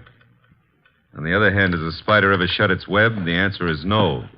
Are we flies? Yes. Out of my way, Archie. There are lights up ahead. Must be the living room. Excuse me. Sure. You're excused. Do you live here, sir? Do we... No, don't you? Of course not. This is very strange. I came out to see the people who live here, or the person. I found the door open and no one about. I've been sitting in this corner now for a long time. Oh, it's a pity no one offered you a plum pie. Then you could have stuck in your thumb. You saw no one enter, sir? No one at all. I didn't want to go any further. It would have seemed like prying. Perhaps you had better come along with us. Well, all right. You know, this place, it has an evil atmosphere. Certainly has. What it needs is fresh air. Phooey. This would be the living room door. Ajar a bit. It is. Looks as pretty as a picture. Oh. Hello. Well, just think of it. 5 minutes ago, you know, I didn't know you existed. And you didn't know I existed. And now... Archie, your existence would have a sudden end unless you keep quiet. Excuse us for intruding, Miss... Intruding? Oh, but I really should ask you to excuse me. You do not live here? I wish I did, but... You see, I've been out walking. I live maybe a mile from here, and then when the flood began, I thought I'd come in here and stay for a while. And you found? An empty house. That's not what I found. As old Dr. Tidmouse has often said... Go through the rest of the house, Archie. Go through the... well, never mind. I'll, That sound? Somebody's walking. Coming downstairs. I'll go and see. Hey, you! Come on into the living room. Meet your guests in one or several pieces, as you prefer. What? Oh. Hiya, folks. Ah, host at last. That's very funny. I think I'll laugh. May I ask why? Because this here ain't my dump. I was just casing the joint. I was just taking a stroll. Through the house? I'm eccentric. Oh, clever. However, I think you'd better stay. Why? Because you may turn out to be the owner of this house after all. I rather think introductions are in order. Well, I'm Peg Shirley. My name is Wagner. Joseph Wagner? Lewis. How about you, Stroller? Cregan. Sam Cregan. Peg, Louis, Sam. Mr. Cregan, while you were strolling upstairs, did you notice anyone else about? No. There was no one outside when Archie and I entered. The bridge is down, effectively cutting us off from further visitors. We may assume, therefore, that we are the only people in or about this house. Yeah, it's cozy, ain't it? Which further means that one of you three is a murderer. What are you saying? The murderer is the person who owns or lives in this house. All three of you denied being that person. Conclusion, one of you is a liar. I hardly expected a full immediate confession. However, we are absolutely isolated here. No one is going to come or leave until we have our killer. You know, you can't really keep us here. The flood can and will. Remember, the bridge is no longer. So you see, just the five of us alone. No one else inside the house, no one outside. Therefore... Correction, Mr. Wolfe. Maybe it's a branch or something tapping against the door. Unlikely. Archie. Okay, I'll go see who or what it is. Hey. Who in the world is that? What? I got him. Somebody shut the door. Yeah, all right, I get it. A disreputable and unwashed gentleman. Head badly hurt. Is he conscious, Archie? I don't know. He's mumbling something. Legs pushed off. Fell from the ledge. He's passed out. I guess he was trying to say that somebody pushed him out on a ledge. On the side of the cliff, maybe. He must have regained consciousness and crawled to the house. Where'll I put him, Mr. Wolfe? Bedroom, I suppose. We'll need first aid. We can't get a doctor. Cregan, where are the bedrooms? Yeah, one right up at the head of the stairs. And don't ask me how I happen to know. We shan't. Archie. Okay. I'll need somebody to help me carry him up without shaking him too badly. Cregan? Okay. Let's go.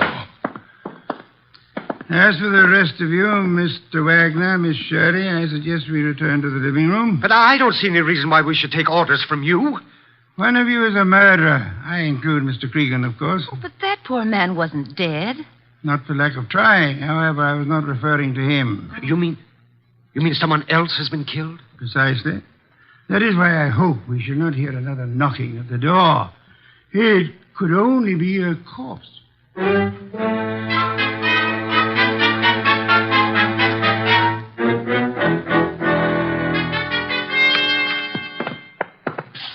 Archie, And Cregan. Yeah. The injured man? Still out. Probably got a concussion. Did he say anything further? Well, he babbled a bit. I don't know if... We should assume we're among friends, Archie. Exactly what did he say? Well, he was pushed over the edge of the cliff because he saw Miller killed. Did he also see who? No. Passed out before he had a chance. He's an old tramp, Mr. Wolfe. He was bumming his way through the country when he saw the murder. He must have decided on a touch of blackmail and receiving a concussion instead, which may last for hours or for days. Somebody's playing with the lights. Some fool. The switch was over this way. Lights are on again. Whose idea was that? I had nothing to do with it. Me neither. Miss Shirley, why did you scream? Well, someone brushed against me in the darkness.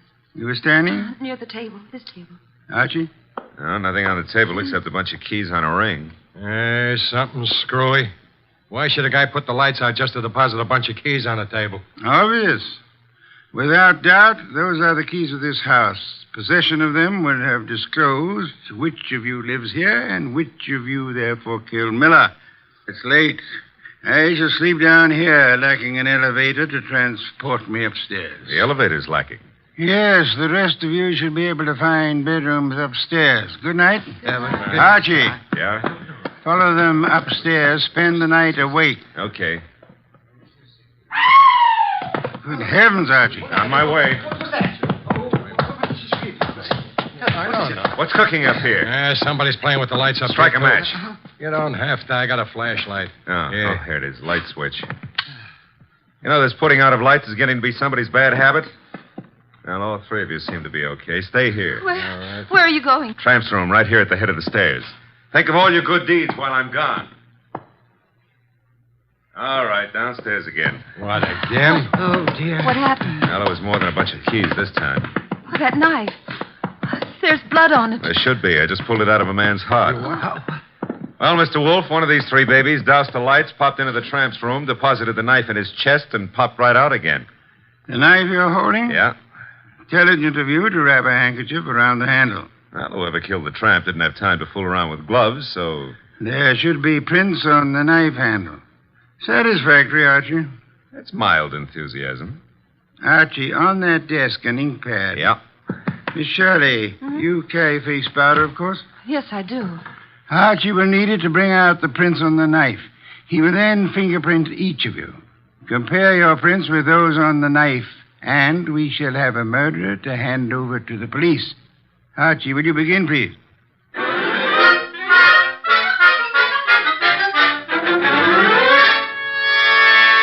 Here they are, Mr. Wolfe.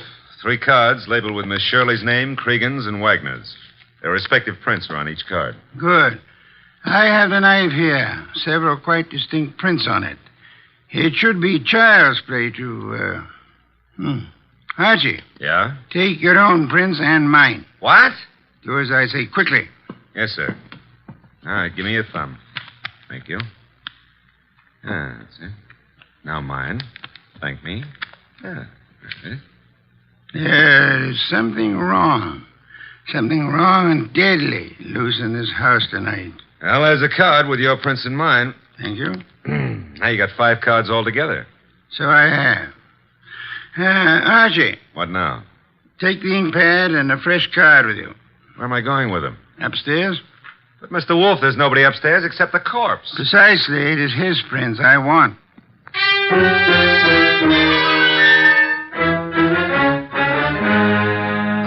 This is so Oh, ridiculous. it's over with. Tired of Archie? Yeah, I got the dead man's prints. Will all of you please sit? All right, but Good heavens, young woman. Be careful. We want no accidents. sorry, I caught my high heels in the rug. Archie, the card with the corpse's prints on it. Yes, sir. Thank you. You know, I've had quite enough of this nonsense. Have you, Mr. Wagner? Yeah, and so have I, Mr. Wolfe. Also, I don't think you know what you're doing. Perhaps not. However, I have something rather interesting to tell all of you. There is no one in this house besides yourselves, except, of course, for the dead man upstairs. There is no one on the rock on which this house stands, except for another dead man in our car. Look, we already know all that. Bear with me. We may rule out secret passages, unusual hiding places, or anything of that esoteric and childish nature, we may also rest assured that no one has come to or left this house or rock within the last few hours. Well, that means we're kind of hermetically sealed here, huh? Meaning also that whoever was here when the tramp was killed is still here. Still here in this room. Correct, Archie. Now then, I have checked the dead tramp's prints against those on the knife. Theoretically, suicide was possible. However, the prints do not match. That guy was in no condition to kill himself anyway. True. Then I checked Archie's prints and mine against those on the knife. No similarity. Oh, but no one suspected either of you. Thank you, but I had to be thorough. That left only the three of you. I compared your cards and the prints on them with the prints on the handle of the knife. And? I want you to remember one thing very clearly.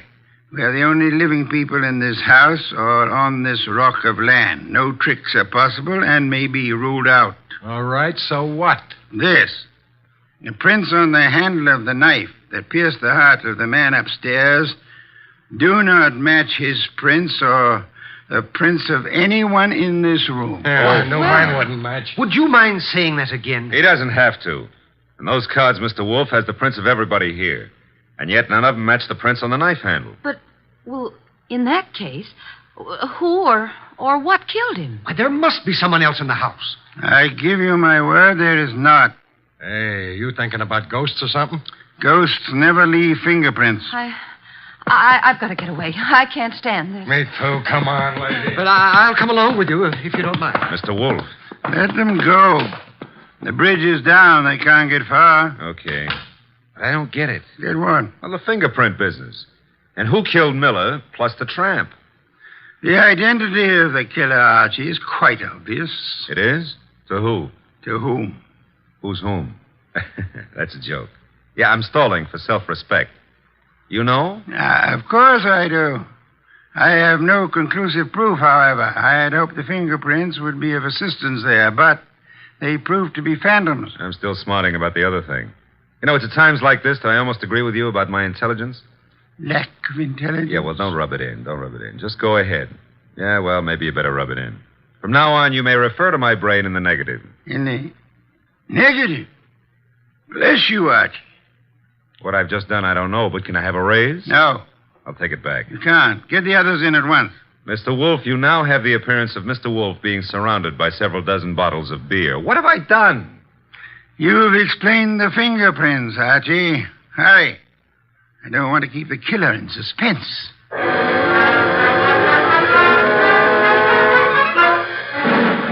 I don't care. No, I'm very nervous. I don't like this. Archie. They're all here. Yes, but they're all making a noise. Stop them. Miss Shirley, Mr. Cregan, Mr. Wagner, will you please shut... Mr. Wolfe, they have. Thank you, Archie. Now then, I have known for some little time which of you killed the tramp and Miller. I lack proof, however. And you have it now? I will admit for a while I was flummoxed by the negative evidence of the fingerprints. They seem to indicate that the tramp was murdered by a phantom. However, the word negative itself has solved the minor problem.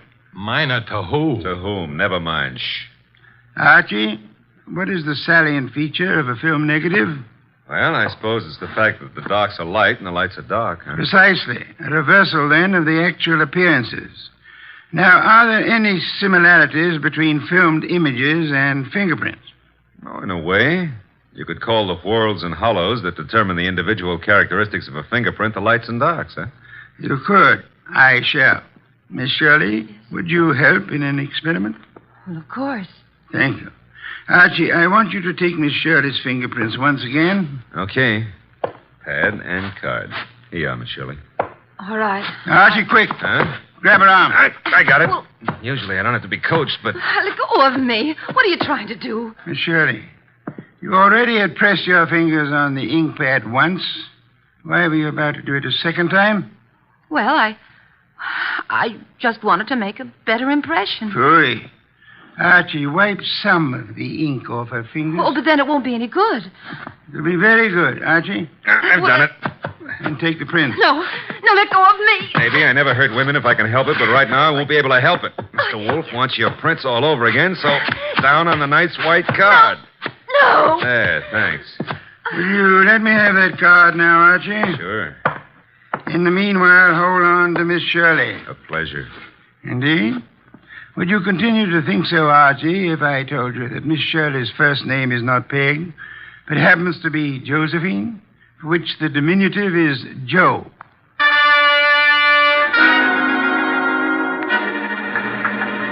Glad they're fixing the bridge. I was beginning to think we'd be here forever. Boy, we have been. You know, if those black orchids have been holding their breath waiting for you, they're going to be red in the face. Hey, new breed, red orchids, huh? Archie, must you talk? Well, it's fun. Also, you've been holding out on me about the case. I surrender. Okay. You know, when we compared the new prints of Josephine with those on the knife, you could have knocked me over with a sash weight. They were identical. Naturally. She stabbed the tramp. Yeah, but what was the fingerprint gag? She merely loaded her fingers so heavily with ink that she falsified the markings.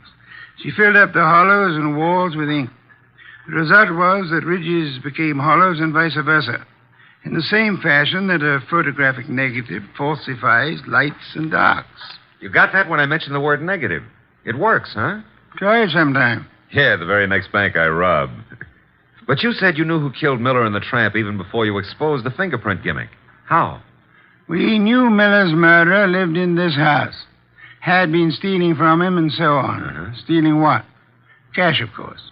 He, as the girl admitted, was an eccentric, kept his money on the property. Cregan had probably heard of it, hence his casing of the house. Yeah? Our problem, therefore, was to discover who lived in this house. All three suspects denied it. Josephine Shirley told us, as you may remember, that she'd gone for a walk and then been driven by the flood to this house where we found her. Well, that's what she said it could have been. No, because as you may also remember, she tripped at one point over the living room rug and mentioned why. Sure, she said she was wearing high heels. Uh-oh, because out in the country there are no pavements, so girls don't go for a walk in high-heeled shoes. Therefore, she hadn't gone for a walk. Therefore, she was lying. Therefore, she killed Miller, and... I should have noticed those heels myself. You should have, Archie. Your trouble, I suspect, was that you didn't notice the feet for the legs.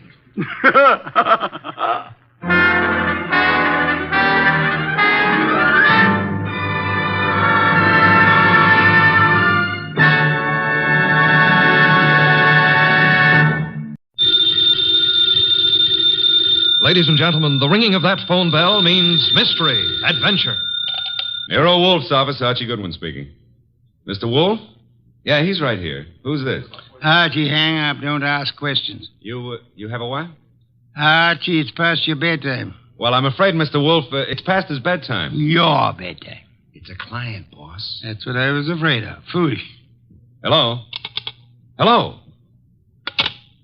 Well, why do you look so bewildered? He's coming right over. He says he's got a date. With murder.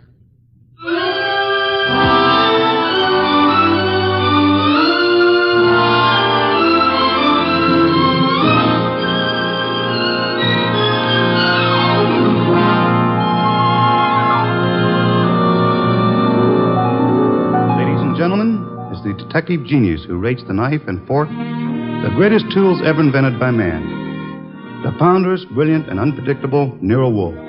Created by Rex Stout and brought to you in a new series of adventures over this NBC network in the person of Mr. Sidney Greenstreet.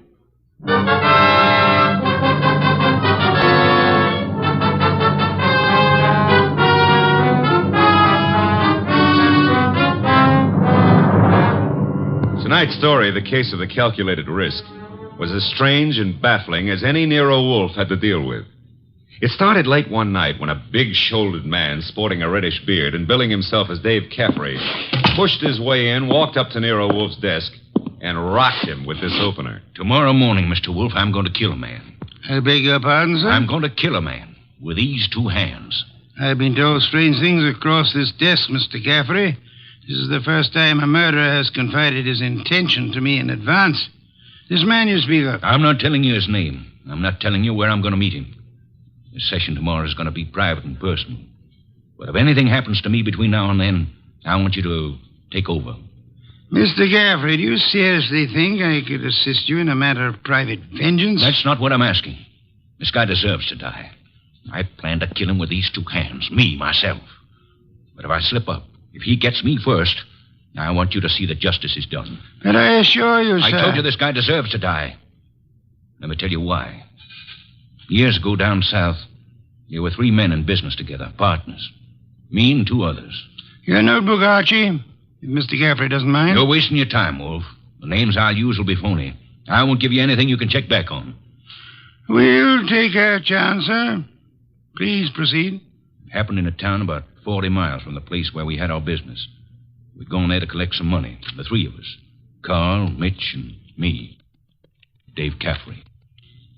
But all we collected was bad news. So bad that Carl hadn't even given our right names at the hotel. Said he was scared some of our creditors would come hitting up on us for what we owed. 3 of us had some drinks, and we'd been pacing around for nearly an hour. I can still remember the way Mitch stood and looked at me. And then up at Carl, when Carl suddenly pulled to a stop and came out with this idea of his. So, Dave, you got 6,000 cash on hand. You counted it, Mitch. Well, didn't we make it 6240, Carl? Whichever. We've got this 6,000 odd, plus some slow accounts receivable against debts of 38,000. With 3 of us trying to live from the business, we haven't got a chance. Well, we ain't got much of a one, Carl, but... It's hopeless, Dave. With 2 partners, though. 2 partners? You reckon on pulling out, Carl? I say we cut cards for it, Mitch. Low man drops out. Break up the partnership? After sticking together all these years? Oh, wait a minute, Dave. Wait a minute. Maybe Carl's right. Maybe this could work. Carl, you mean the low man drops out clean? Right now? Right now, Mitch. Other 2 to take over assets and debts and see if they can get this thing back in the black. Okay, Carl. Get the cards out. Dave? Well, that's what you guys want. Okay, then. Here's a new deck. Shuffle them, Mitch. All shuffled. Cut them, Dave. Go ahead, Mitch. You get first pick. Spread them if you like. Here goes. 6. Your turn, Dave. Okay. 9 of clubs. Lucky guy, Dave. That puts you in whatever Carl pulls. I'll pull it fast. There she is. Denise. Sorry, Mitch. That leaves you elected. Well, Mitch, I'm sorry, too. I guess we all had a fair whack at it, but... Hey, wait a minute. Let me see that ace again, Carl. Easy, Mitch. I said I was sorry, Look, but... Dave. Yeah, what is it, Mitch? All the aces are marked. Carl, I'm going to cram this deck right down your crooked throat. Look out, Mitch. He's got a knife. Oh. Carl, you... All right. I've cut him for keeps. What do we do now? What do we do? Look, Carl, I didn't mark those cards. I didn't kill Mitch. And what's more... Shut up, Dave. We're both in and out now. Come on. Let's get out of here.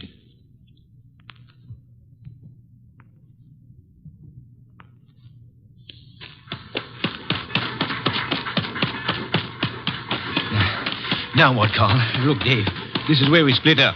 2 men together, easy to trace. You head one way, I go the other. Yeah, but the dough, I got no money. Here, I'll split up the 6,000. This is your half. Here, stick the envelope in your pocket. Now, grab that freight. Get set. I'll catch the next one going the other way. Get going, Dave!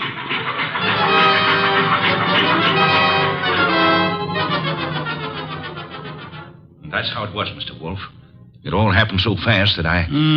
This man you call Carl, he would seem to be one of the world's choice creatures, Mr. Gaffrey. When I thought to look in that envelope he gave me, I found $40 and a few folds of wrapping paper in it. I was mad enough to... Well, I got off the freight and intended to go back, but... Then I picked up a paper. And read all about the murder of your friend Mitch with the statement that Carl had accused you of the crime and that the police believed him in view of your escape. That's it. Classical, but not at all original. Well, I was young then and stupid. And I'd had those drinks to start with. And you spent the intervening years hunting down the man Carl, am I correct? Yeah. I tramped the country from east to west, from north to south. Tramped it for years, searching for him. And yesterday I located him. He's a big wheel these days up on that 37th floor of his. But tomorrow when I get... Yes, Mr. Caffrey, the 37th floor of... Never mind what building. Now, wait a minute, Caffrey. If you expect Mr. Wolfe to help you... I don't want him to help me. I'll help myself. But if I slip up, I know Wolfe's reputation well enough to know that he'll never rest till this rotten, chiseling murderer is sitting in the chair. That's why I've come here. Just to provide a backstop in case my dear friend of long ago manages to get the best of me. How will we know? You see this envelope? Read what it says. Nero Wolfe, 601 West 35th Street, New York. Delivered to him in case of my death. That's right. And this envelope is $500. Nearly all I've got in the world. Along with it, the full details on that knifing. Real names, dates. The proof you'll need in case I don't finish it up. Go on. Tonight, Mr. Wolfe, I'm going to give this envelope to the manager of the hotel where I'm stopping. I'm calling on, well, Carl. Tomorrow at noon, right after his secretary goes to lunch. If I'm not back in my hotel at 1 o'clock tomorrow afternoon, the hotel manager will deliver this envelope to you. Is that clear? Perfectly. But you don't think I'm going to allow you to go through with this wire plan, do you? You can't stop me. And don't have Goodwin follow me. I'd lose him in 2 blocks. Good night. Shall I try to tail him, boss? It's no use, Archie. Get Inspector Kramer on the phone at once. I want the police to help us head off this murder.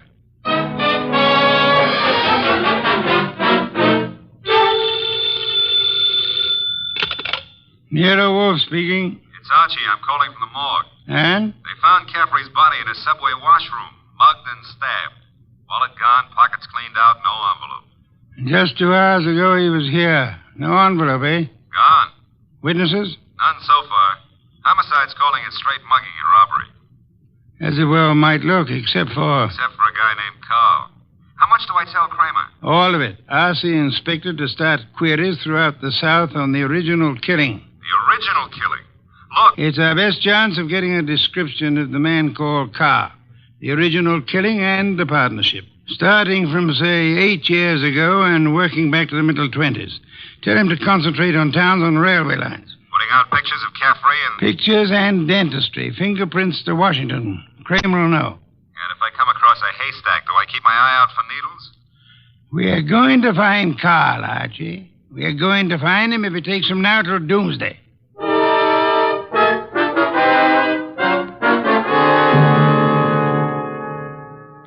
Mr. Wolfe, let's face it, we're licked. Licked, Archie? 3 days now. We found Caffrey's hotel here in New York. No traceable phone calls. Not a witness has turned up on that subway washroom party. And Kramer says he's getting nowhere with those answers from the Southland. The original story is bound to come slowly, Archie. We are asking a check on the unsolved killings of a dozen states over a 20-year period. And what now? You start trudging, Archie. Trudging? Through office buildings, through 37th floors of many office buildings. You keep trudging till we find him. Oh, now, wait a minute, Mr. Wolfe. This is a big city, remember? I might have to go through hundreds of buildings. This morning, Archie, the Municipal Reference Library informed me that there are exactly 34 buildings of 37 floors or higher in Manhattan. Now, when you rule out the United Nations building, hotels, Okay. Maybe not so many 37th floors, but lots of offices per floor. Maybe 40 or 50. Call it 30 times 40, and you've still got 1,200 to start with. And you don't know what kind of business. You don't know what Carl's real name is. You don't even know what he looks like. There could be 4,000 men like him. 4,000 affluent men, Archie? Yeah, well, all right. Caffrey said he was in the chips, though. You know, for a guy who'd been bumming around, that could mean anything from 10 grand a year up. Hey, wait a minute. That cuts your field to 1,000. 1,000 tall men? Tall? I've been over those notes. Caffrey didn't say he was tall. As plainly as you could ask. Caffrey was almost your height, but he said Mitch stood and looked at me. And then he looked up at Carl. Up, Archie. That makes Carl your height or taller. Yeah. Well, maybe Caffrey and Mitch were sitting down, and Carl was, Caffrey told us the three were standing at the time. Check your notes. I've studied them. Okay. Maybe that does cut it down some. Yeah, it's still a lot of citizens that start checking for a southern accent. Don't rely on accent, Archie. Carl has had many years to lose any accent he might have had. Yeah, that's true. And so we narrow it, Archie. A man almost surely tall. A man not using the name he was born with. A man with an unexplained gap in his past. I ought to be able to reach right out and tap him. You go skeptical again, Archie. Well, it's still a pretty big haystack. Let's see if we can't trim it some more. On these building lists I've been going over, I've ruled out for now the members of professions requiring lengthy formal training. Medical men, lawyers, scientists of most kinds. Yeah, that's chopping it down. I'll admit that. I'll have further eliminations as we get into it. And I'm putting Saul Panzer on a second list this afternoon. Some of the credit references I'll handle by phone. So I start trudging, huh? You start trudging. And remember, Archie, since you'll probably be operating through secretaries, you're looking for a murderer named Carl, not for a new set of telephone numbers to brighten your winter.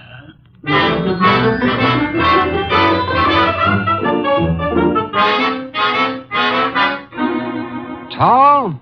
Well, I don't know what you're peddling, Goodwin, but if my boss put his elevator shoes on and stood on a box, he'd still be down somewhere around my necktie. If he stood on his money, though, we'd need a helicopter to get up near his shoelaces.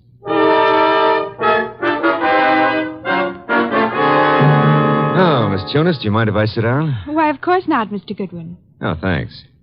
You know, I've been in 12 offices on this floor, and you're the first girl who's seen the importance of this survey first crack out of the box. Well, I'm sort of new here, and I try to pay attention. Oh, you're not just beautiful. You've got a head on you. Is Mr. McLean in? Well, he's at lunch right now. Lunch? Oh, that reminds me. Know any good restaurants up this way? Well, I was just going to the downstairs drugstore myself, but I wouldn't say Well, that... come on. Put your bonnet on and let's skip the drugstore. This meal is on the Executive Resources Survey.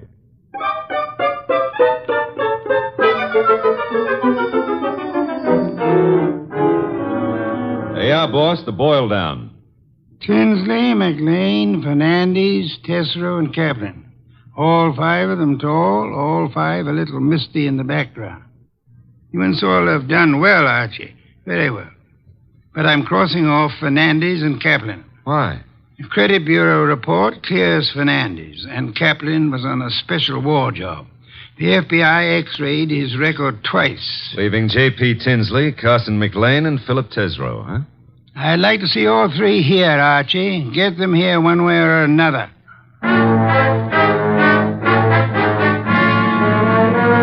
And so you do admit that Tinsley isn't your real name? Mr. Wolfe, are you a blackmailer or what? I'm a licensed private investigator, sir.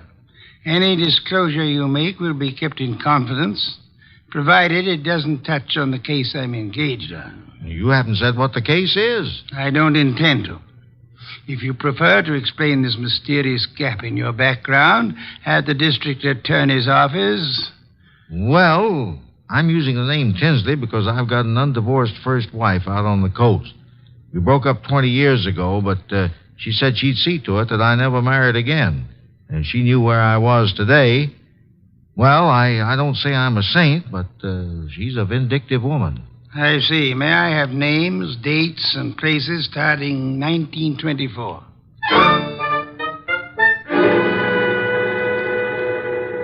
I can't quite understand your interest, Mr. Wolfe. It's rather complicated, to put it briefly, Mr. McLean. I'm working in the interest of a client. Our people have found this puzzling gap in your background, and I'd appreciate such clarification as you may be able to supply. But I told you, Mr. Goodwin, I was raised and educated in the Orient. Until 32, I was in business with my father in China. Where you say your father died? Died. With the Depression, I returned to New York, started this importing business in a small way, weathered through the early 30s, and I think my bankers can assure you of my standing today. They've done so. Carson, McLean and Company has an excellent credit rating. Thank you, Mr. Wolfe. To switch somewhat abruptly, Mr. McLean, would you happen to remember how you spent the evening of the 19th? Of this month? Of this month? Well, I could hardly... Wait. You say the 19th. Would that have been on a Tuesday? Yes, it was Tuesday. Now, that simplifies it. I'm nearly always at the office on Tuesday nights dictating the revisions in our weekly wholesalers' lists. Let me see. Yes, I was there on the 19th. Had a tray sent in. Miss Tunis and I worked till just after midnight. Miss Helen Tunis, the secretary Mr. Goodwin spoke of. She's been with me for 2 or 3 months. Miss Tunis can confirm this dictation on the night of the 19th? Of course. And Mr. Wolfe, your manner is so persuasive that I'd scarcely realize you're asking some extraordinary searching questions. May I ask why in the world you... If you'll indulge me, Mr. McLean, my prying is nearly concluded. You say you were in China until 1932.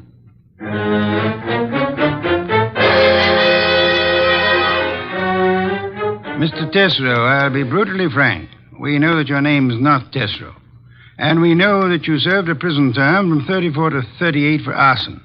I'd like some straight answers. I didn't say I wouldn't answer your questions.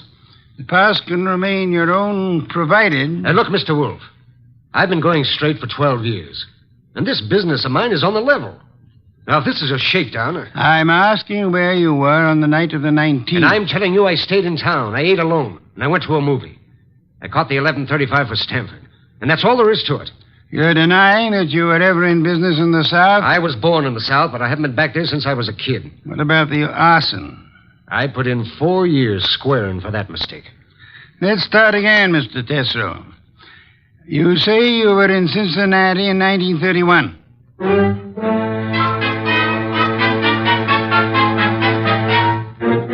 Okay, Mr. Wolfe, 3 candidates, and we're still on the 1-yard line. Our 1-yard line. Tesreau, McLean, Tinsley. No, rule out McLean. He gave references enough for those years in China. And with Helen Tunis, he's got the one firm alibi we've laid on to. Caffrey was killed before midnight. With conditions as they are in the Far East, Archie, it'll be weeks before cables came back on McLean's claims. Claims? You figure the whole Chinese background's a fake? I want you to see Miss Tunis again, Archie. Taking all precautions for her safety. And this is one time I give you permission to ply her with all the attentions you can contrive. Are we far enough to pull tails on any of these 3? I've got Saul Pans on, Tesreau. And Saul promised to have men on Tinsley and McLean. Pictures of the 3 have gone to Kramer for circulation in the South. No answer yet from the coast on Tinsley, huh? Not yet. For the moment, Archie, you'll concentrate on Helen Tunis.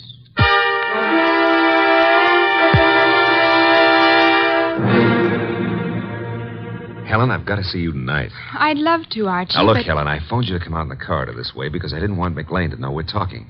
Do you still say you got that new mink coat on your own money? Mr. Goodwin, I don't know what right you Helen, have if you to... get 5 guys to buy you stuff, it's your business. Mr. McLean said his wife might be sent detectives around. You can go right back to your old Mrs. McLean and tell her that I... Easy, Helen, easy. He was dictating to me. You know, baby, the harder you lie, the prettier you look. But if this is a fake alibi, and if you keep propping it up, you're going to find yourself in trouble. Bad trouble. Now, how about it? Do I see you at your apartment tonight, or would you rather come down with me to Nero Wolfe's right now? Archie, All right. I can't go with you now, and I've got a dinner date with my aunt tonight that I can't break, but I'll try to be back at my apartment by 11.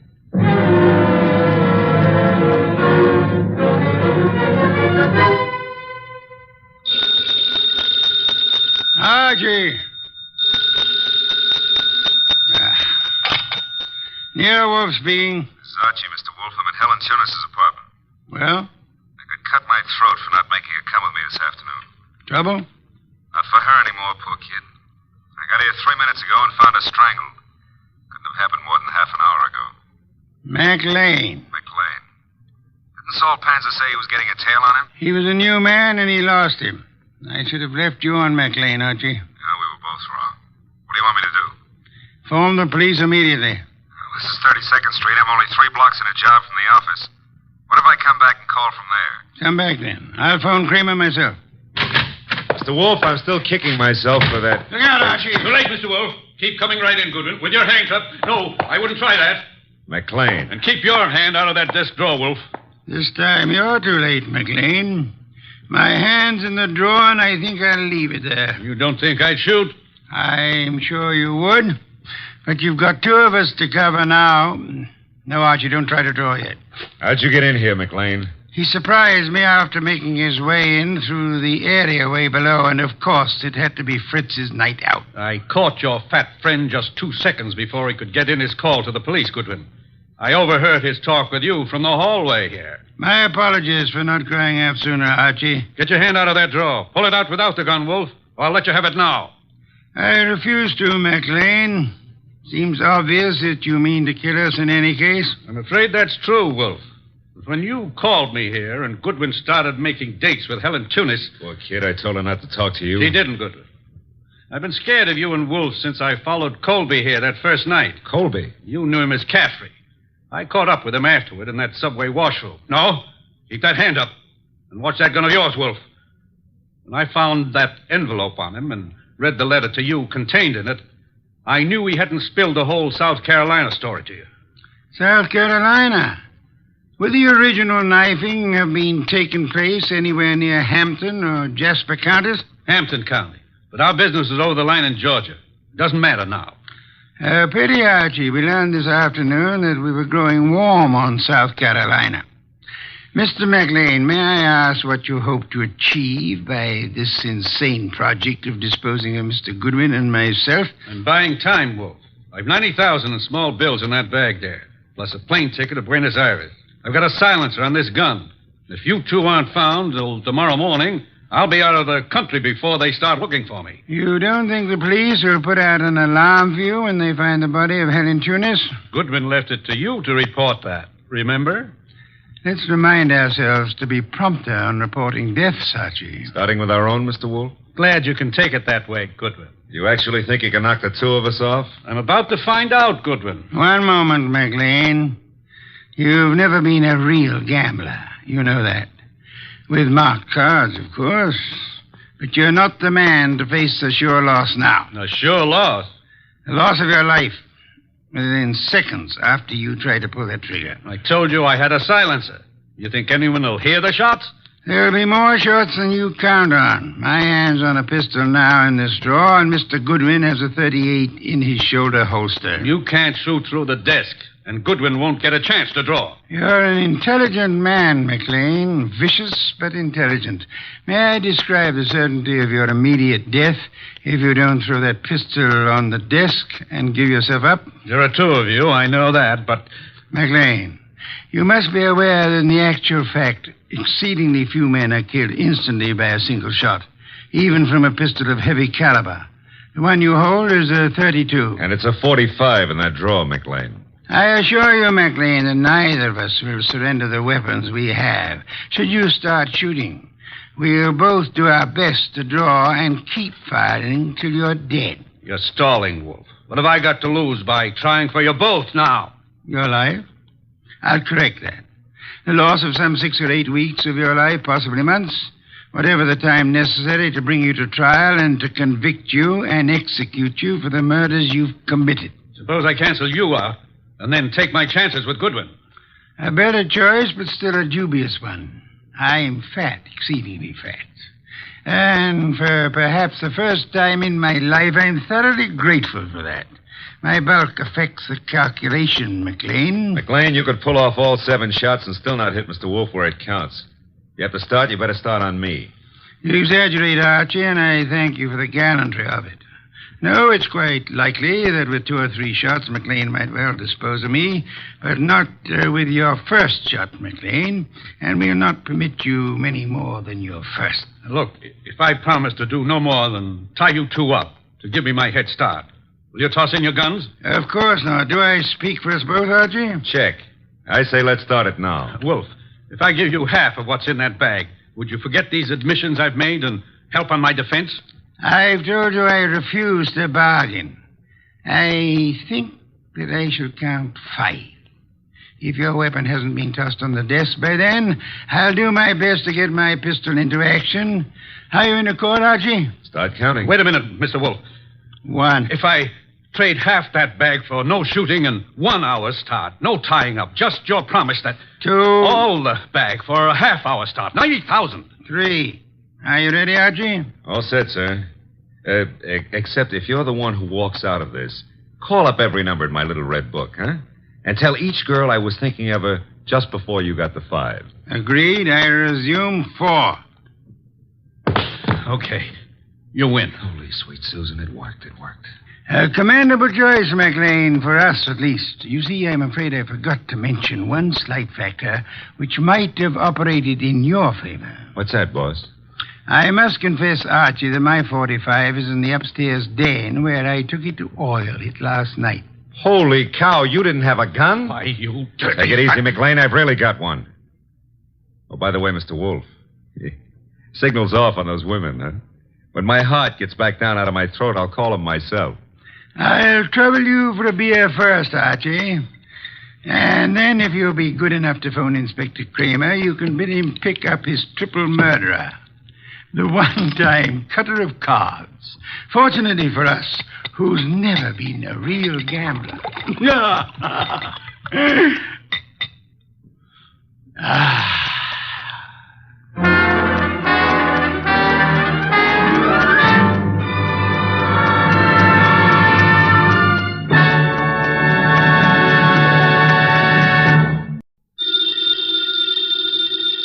Ladies and gentlemen, the ringing of that phone bell means mystery, adventure.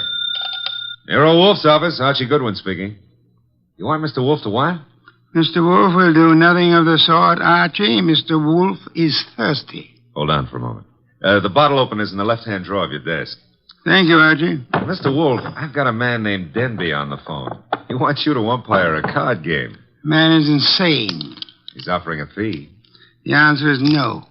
I know nothing of card games, nor do I wish to learn. Okay. Well, the answer's no, Mr. Denby. Sure, I'll ask him again. After he finishes the beer he's working on. Goodbye. People appall me. The fantasies they indulge in. Bah, what on earth made that maniac think I might consent to preside at a card game? Well, seems he expects one of the players to be death.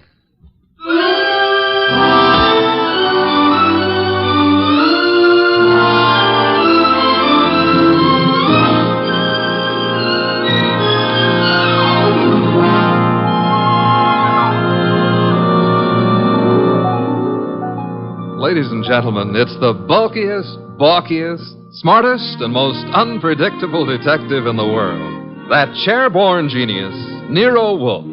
Created by Rex Stout and brought to you in a new series of adventures over this NBC network in the person of Mr. Sidney Greenstreet.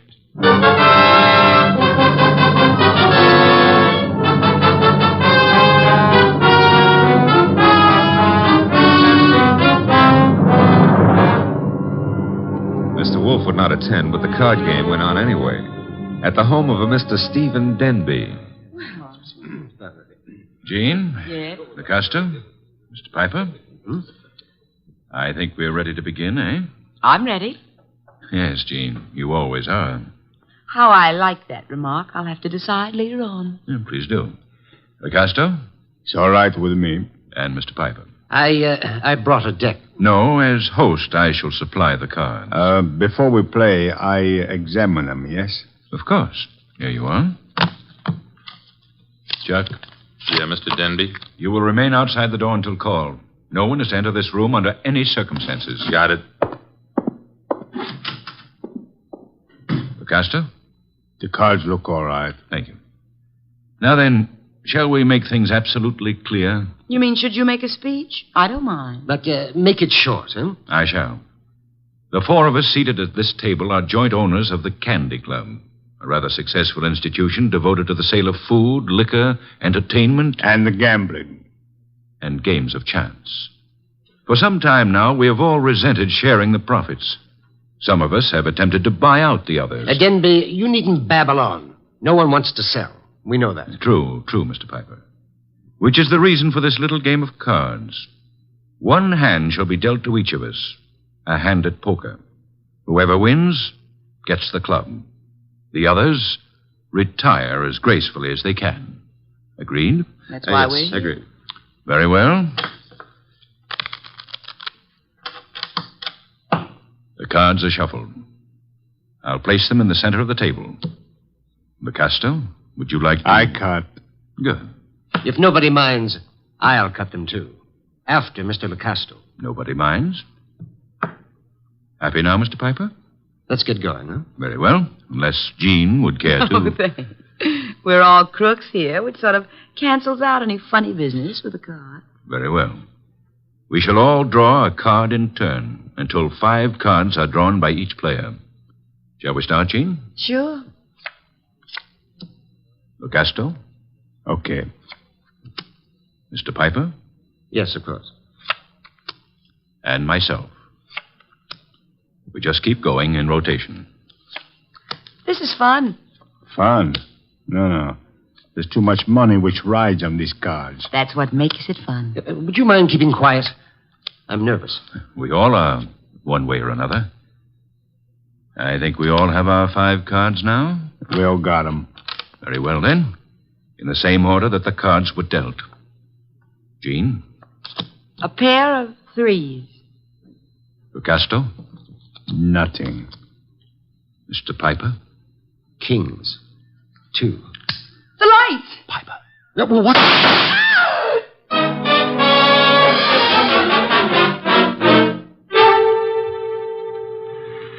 Da-da-da-da-da-da.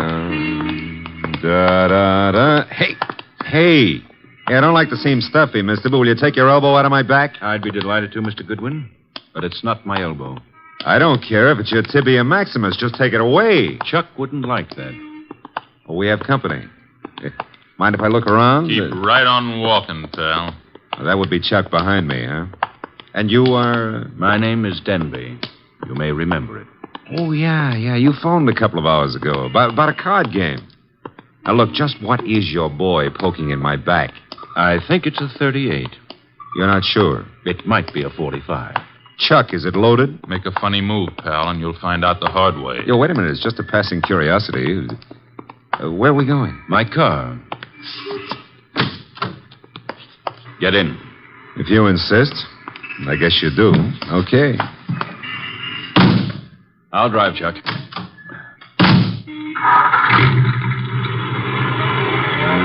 The car bulletproof? No, that's hardly necessary. Chuck shoots first. Well, that's a saving, I guess. The only thing is, I hadn't figured on taking a ride. I told Mr. Wolfe I was going for a walk. He disapproved, You're but... going for a ride. Isn't that a little corny? Now, there's a minor difference. Usually the guest, shall we say, is killed at the conclusion of the ride. In this case... Let's not make the difference too minor. Huh? You will survive the ride. It's what comes afterwards that might kill you.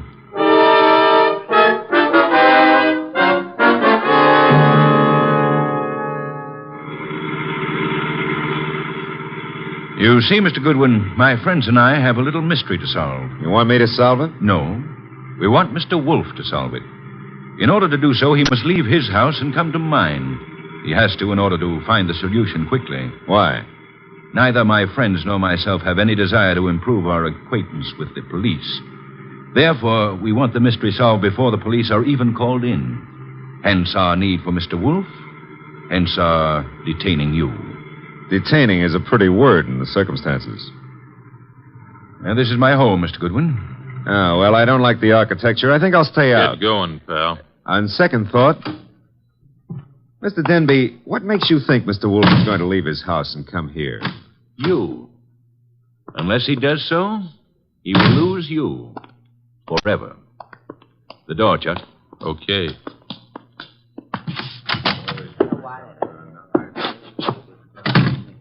Mr. Goodwin, may I introduce you to my associates in business and in poker? To your right, Mr. Lucasto, a charming but impulsive fellow. Hello. He's only the stooge. Where's the fat fellow? In time, Lucasto.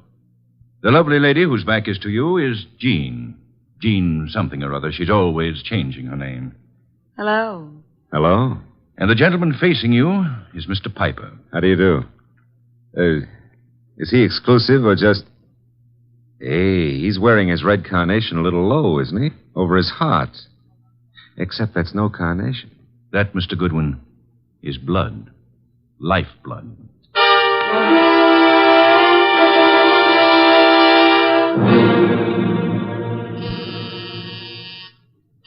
Archie. Oh, Pa, he's always taking walks. Come in. The door's unlocked. Are you... Yeah, you're Wolf. Having made a magnificent discovery, suppose you remove your hat? No, come on.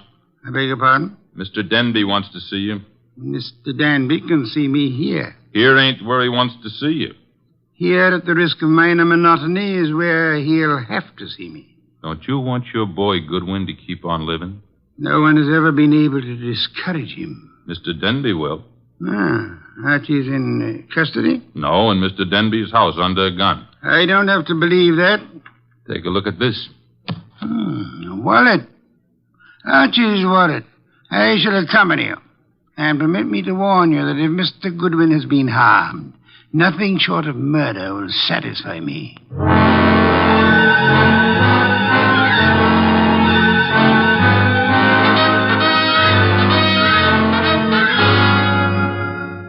It's getting late. Wolfe isn't here yet.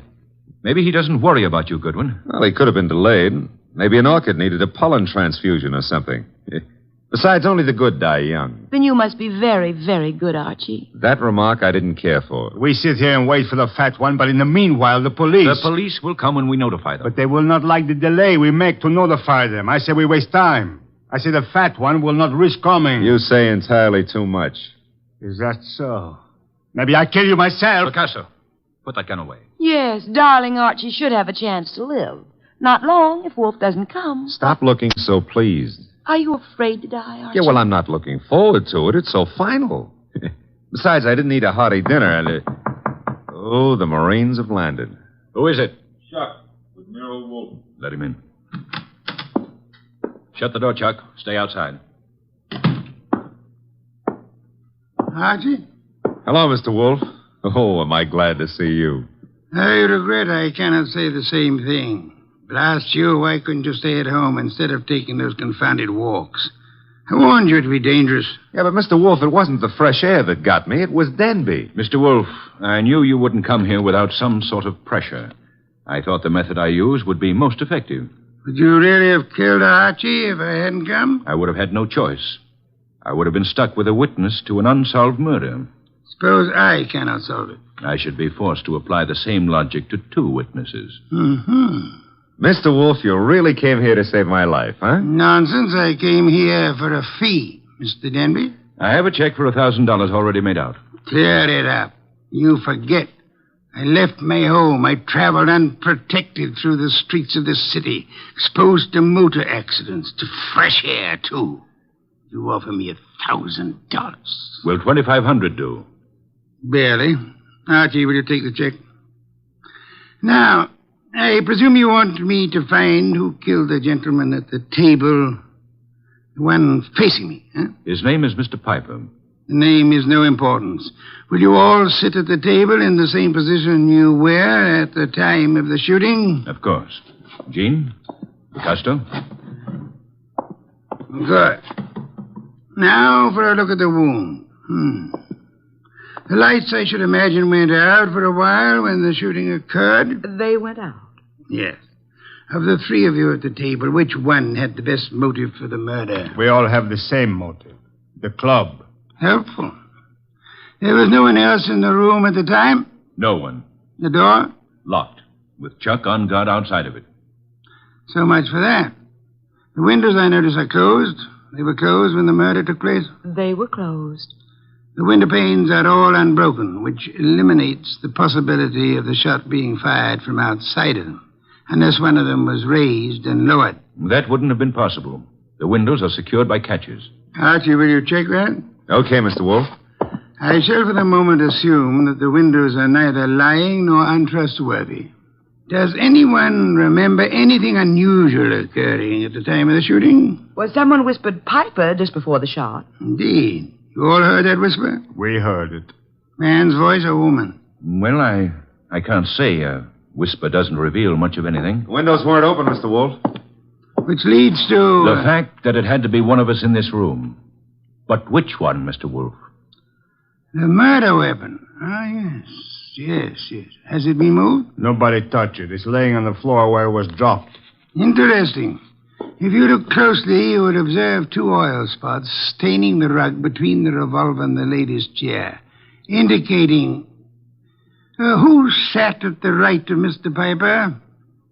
I did. Why? Mr. Denby. Yes? If I were you, I would turn Mr. Lecasto over to the police. You are a liar. I warned you about that gun, Lecasto. Was it necessary to shoot Mr. Lecasto? In the arm, yes. He was reaching for a gun. He'll live, however, till the police take him away.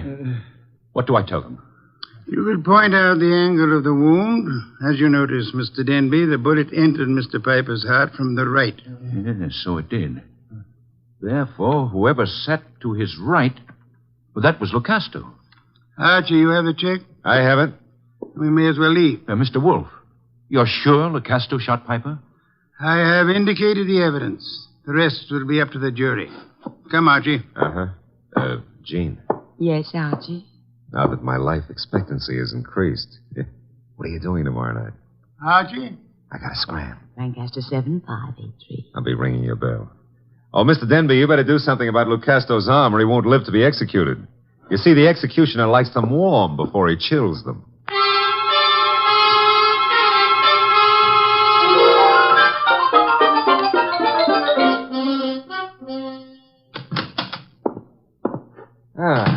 The old homestead looks very nice, Mr. Wolfe. Yes, Archie. You should stay in it more often. Yeah, but you never get to meet babes like Jean that way. You never get kidnapped either. Nor would I have had to leave my home in order to rescue you. Well, you earned a nice fee, fast. Indeed? You seem doubtful about it. Positive, Archie. I know. I have not as yet earned my fee. Huh? You mean Denby might not turn Lucasto over to the cops? Of course he will. The trouble is, you see, Lucasto did not murder Piper. No? He just thought a bullet in the heart might be good for Piper's rheumatism, huh? As it happens, Piper suffered from asthma. That's beside the point. Fine. Mr. Wolfe, I'm going to take it for granted that you know who did kill Piper. I'm also going to take it for granted that you won't tell me until you're ready. But why turn Lucasto over to the police? 2 reasons, Archie. First, I had no proof against the real killer. Secondly, we had to supply a scapegoat in order to be permitted to leave the Danby home. You were unarmed, helpless. Go ahead, rub it in. Nonsense. It was an interesting problem. I enjoyed it. It was, huh? Well, to me, it's still in the present tenses. Which reminds me, as old Dr. Tidmouse said, there's always a future tense. And in that future tense, Jean. No, Archie. Oh, Mr. Wolfe, stop. That girl's got a love for blood that appeals to the ghoul in me.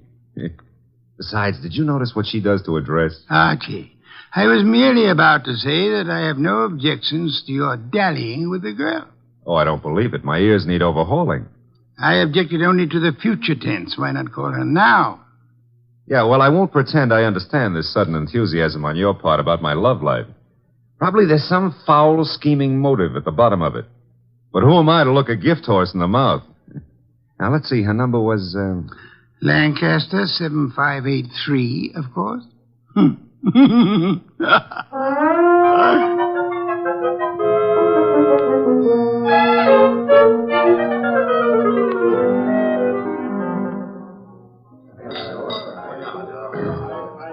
This is the most beautiful bar and grill I've ever seen, Archie. Drank, you mean? What? Never mind. All right. Archie, did anybody tell you were beautiful, too? Well, a girl here and there has mentioned it. Oh, were they liars? Tell me, Jean, how did you ever get into the gambling den racket? Because I'm a crook? Well, I suspected that, but, I want another drink. you've had enough. I want another drink, and when Jean wants another drink, no gentleman who is a gentleman... Jean, get down. Oh, let me go. I don't want to climb under the table. You'll stay under here until the barrage stops. I guess the war's over. All right, Jean, get up. No, now I'm here. I like it. I'm going to stay here for months and months. Jean, do you realize that somebody just tried to kill you? And I thought you had such a nice, honest face. No, not me. Somebody out in the street. I don't know why, but Mr. Wolfe will. Come on, pull yourself together and let's go see him. The nice fat man? All right, I like him. You do? Why? Because he'd make such a big corpse.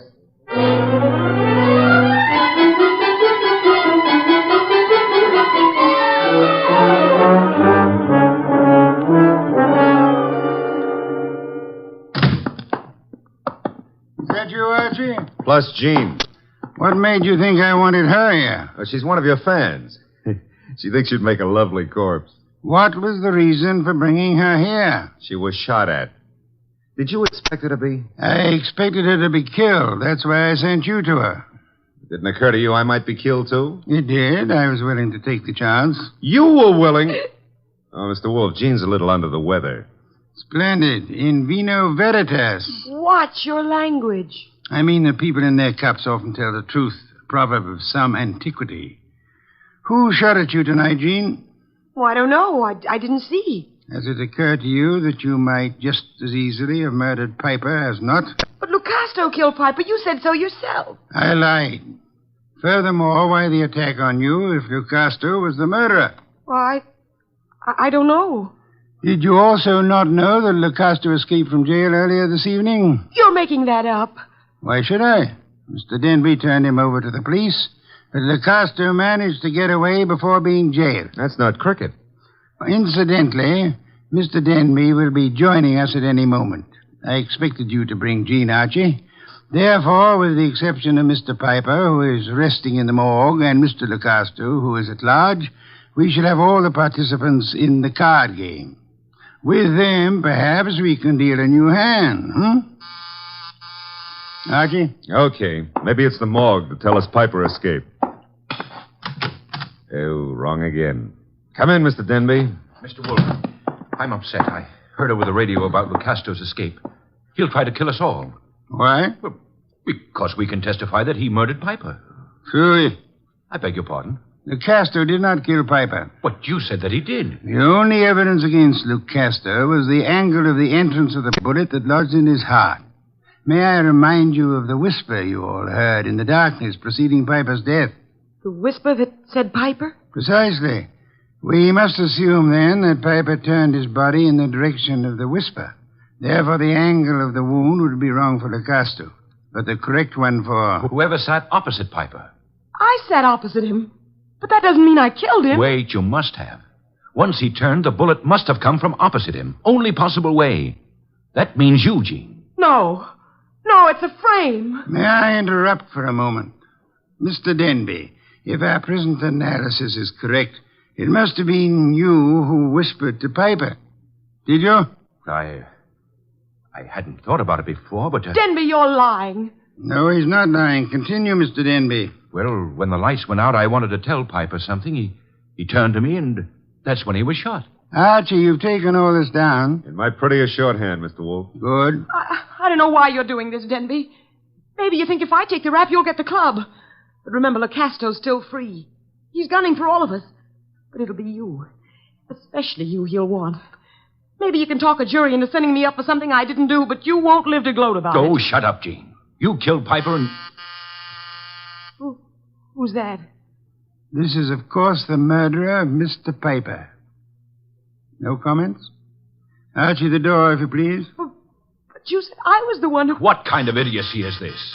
Archie, I said the door. Okay, but shall I ask him in or sock him? You will act as the situation demands. Yes, sir. But for once, I'd like to know what the situation is. Raise him, Goodwin, and keep him that way.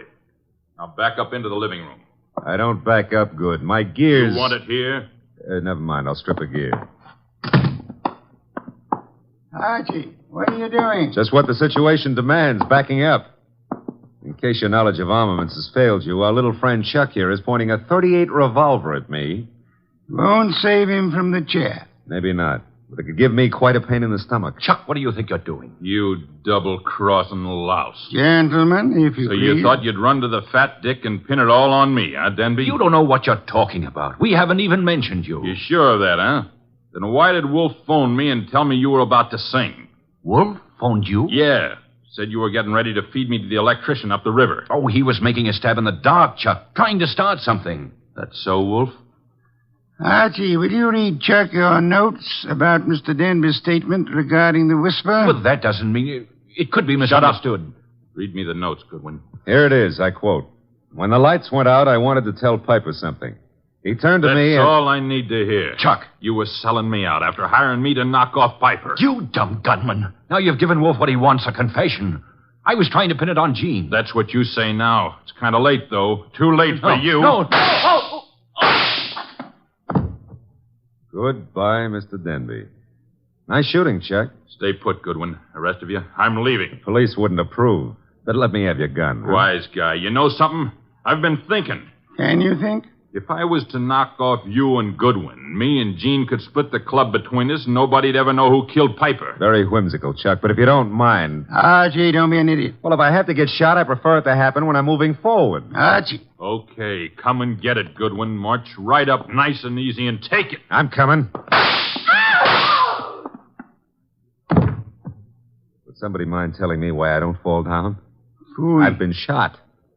Well, that's not the way to talk to a man who's just been... Hey, Chuck is lying down. Is he dead? Well, there's been a mistake. I didn't shoot him. He shot me. Archie, stop blabbering. Neither of you shot the other. As a matter of fact... I shot the Chuck. Lucasto. Lucasto, Archie? Well, I thought he escaped. No, I'm not crazy. I do not escape. The fat one, he phones the police to tell them how I'm innocent. Yes, I had the police announce the escape, however, for reasons of, shall I say, strategy? Well, on account of there are no bullet holes in me, you can say whatever you like, Mr. Wolfe. Thank you, Archie. That announcement helped heighten the tension our murderers were under. And then they explode. The fat one, he says to me, Lucasto, wait in the next room. Watch careful. Maybe there's trouble. I watch. And now? Now there's no more trouble.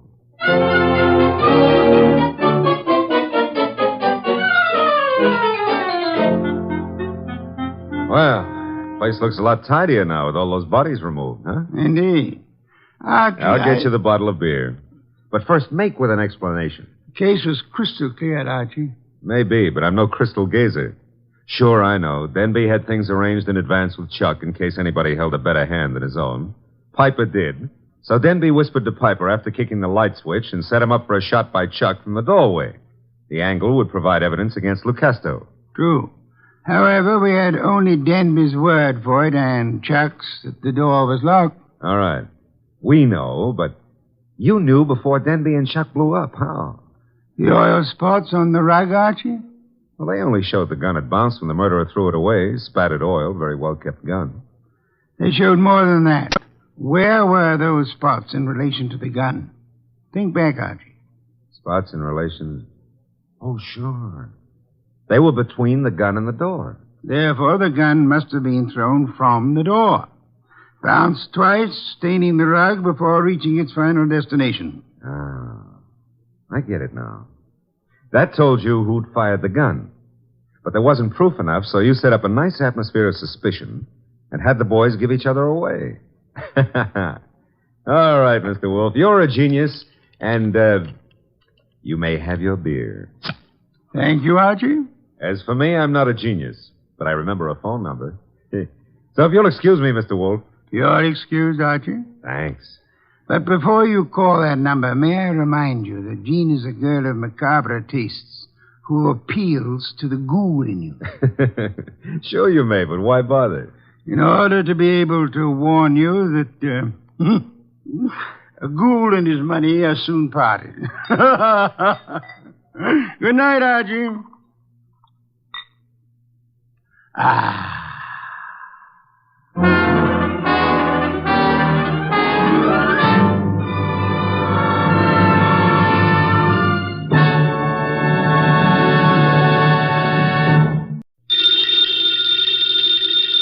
Ladies and gentlemen, the ringing of that phone bell means mystery, adventure.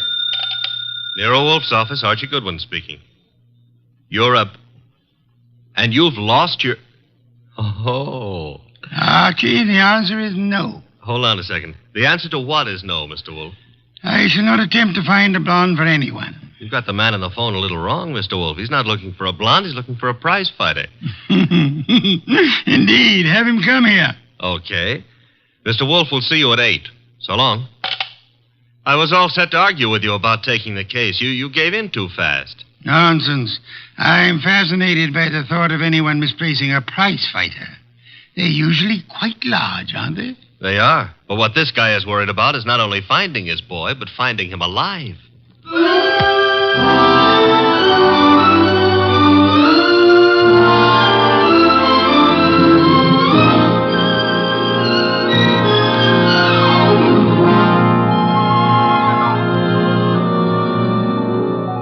Ladies and gentlemen, it's the bulkiest, balkiest, smartest, and most unpredictable detective in the world. That chair-born genius, Nero Wolfe, created by Rex Stout and brought to you in a new series of adventures over this NBC network in the person of Mr. Sidney Greenstreet.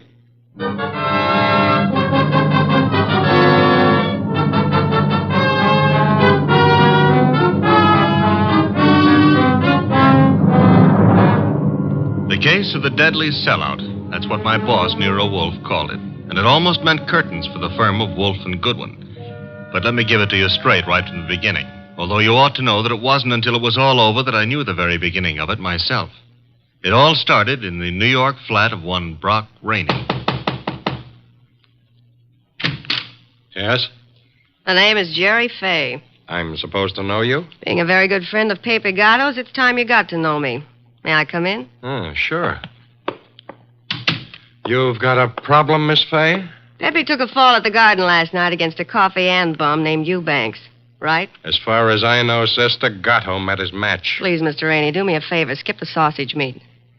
It happens I saw the $1,200 you counted out to him to take a quick dive in the first. You did? How else would I know? Okay, then here's my wrist. Slap it, Miss Fay. I'm a bad bull. Now, look, who's kidding who? I don't care if Pepe makes himself a few deals on the side. I should worry whether he gives those meat eaters on the benches a run for their ducats. What's it to me? If you're not worried, Sugar Plum, then neither am I. Also, I'm a very busy man. Not too busy to pay off, I hope. Pay off? To who? To me. For what? For keeping it to myself that you collected $5,000 from the Eubanks crowd for getting Pepe to take that dive. Certain people might not like to hear it. Miss Fay. Yeah? Drop dead. I don't think we understand each other. Which is just as well. Now get out of here. There's something Blow, else. bimbo. Okay, Mr. Rainey. Have it your way. I'll go find someone with a more sympathetic ear. Someone like Lawson. Arnold F. Lawson. So long. Wait. Where does Lawson come into this? You asking is stalling. Lawson dropped a sizable piece of change on last night's two-step. No. Close the door, Jerry. Oh, yeah. $25,000 to be exact. That's a lot of corn to lose because a cheap fight manager arranges a frame. At least Arnold Lawson might think so. Sit down. Who's tired? Look, Mr. Rainey, it goes very simply in only one way. Lawson at yet knows from nothing except that your boy Gatto lost the fight. He may suspect, but he don't know. And he really don't have to know. Glad to hear you say that. And I'll be glad to see the shade of 3,000 long green banknotes. How much? You heard me, $3,000. Get out. Okay, I'm going. To the next phone and call Lawson. Look, Jerry, give me time, huh? I haven't got that kind of dough right now. Tell it to Lawson. When he gets through with you, you won't need any kind of dough. You know, I've got Gatto set for a go with Mellish, the title contender. Gatto can take him. Please believe me, he's going to take him. So? So after what happened in the Eubanks fight, the odds on Gatto will be like a war debt. We can clean up. Listen, we can make Heel, I wouldn't trust you from 11:59 to midnight. Get it up. Now. I'll give you 6 hours. After that, Lawson. So long.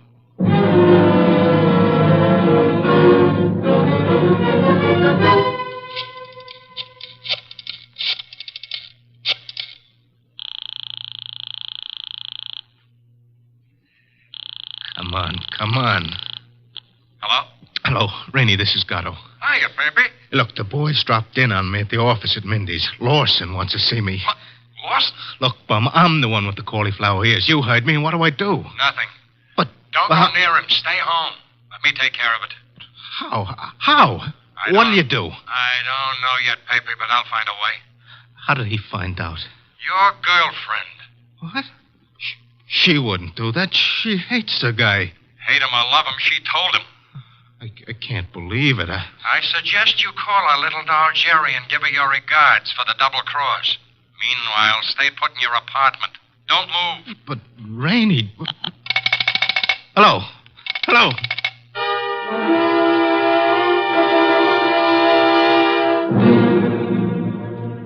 75, 3. 319, 3... Archie. What on earth are you mumbling about? The high cost of blonde. Indeed. Oh, you can say that again. I have no intention of doing so. Okay, be smug. But there must have been a time even in your life when knickknacks from Tiffany figured on the budget. Phooey. Not to mention steak dinners and champagne. Or what did you feed your girls? Peppermint lozenges? Nonsense. Nonsense? They preferred lime. Oh, I'm dying, and he laughs. Mr. Wolfe? Yes? I have decided that you are giving me a raise. Archie, this is not a period in which unilateral decisions are wise. So I'll be a dope and get a raise, huh? As for your future mental attainments, you may be right. As for Ray... You want to drive me to gambling? Like betting on fights or going... Okay, it's the doorbell and I'm answering it. The name's Rainey. You're Goodwin? I'm Goodwin. Come in. Is Wolfe in? Mr. Wolfe is always in. Unlike prize fighters, I guess. Come on. Thank you. Mr. Wolfe, this is Mr. Rainey, the man who lost his prize fighter. How do you do, sir? I'm not doing so good. Mr. Wolfe, you gotta help me. That will depend. On what? The fee? I digress. Your problem is what, Mr. Rainey? Mr. Wolfe, I manage a fighter named Gatto. Maybe you've heard of him. I have not. However, that is of little significance. You are having difficulty with this Mr. Gatto? I'm not having difficulty with him. I can't find him. Maybe you better let me give you the whole picture, huh? Very well. Well, Gatto is an up-and-coming boy, Mr. Wolfe. He had a little upset last week with a guy named Eubanks. But everybody knows in spite of that, Gatto's heading for the big time. I think he'll prove that when he goes against Mellish. Mr. Mellish being another pugilist, huh? That's right, Mr. Wolfe. Now, Pepe, that's Gatto. Pepe was due at the Turf Club this afternoon to meet the opposition management and go over the setup. He was due, but he didn't show. I waited all afternoon, and then I started the phone calls and taxis. The results? No results. I combed every joint I ever knew him to buy a beer in, and the score was 0. Matter of fact, nobody's even seen him for 4 days. You would have tried the gymnasiums, naturally? I did. Does this pugilist have a home? Yeah, 206A Rathburn Street. A penthouse on the roof. He was not at home during all this time? It's where I tried first. It was empty as a bank on Saturday afternoon. I see. And you want me to find him for you? If Pepe blows this fight, Mr. Wolfe, it'll ruin his career. And the preservation of his career is worth a good deal to you? I got a check for $2,000 right here. Archie? I'll get it. $2,000. Very well, Mr. Rainey. I shall take immediate steps. I got a cab waiting outside. We can get started right away. We? Phew. I shall remain here. But how do you expect to... Archie. Yes, Mr. Wolfe. You will leave with Mr. Rainey. I need information. You might try the Rathburn Street penthouse to start with. But I've already been there. With all due apologies, Mr. Rainey, suppose you restrict your activities to pugilists. Archie is a trained observer. You are not. Archie, you will pick up whatever you can at Gatto's apartment. I especially suggest a careful check on his wardrobe. Wardrobe? If his clothes are missing, Mr. Rainey, it would indicate that he left voluntarily and deliberately, for whatever reasons he may have had. If they are not, Archie, you will phone me from the apartment after your investigation is over. Okay. I shall, in the meantime, devote some thought to the subject. Huh? For $2,000, all you're going to do is devote some thought?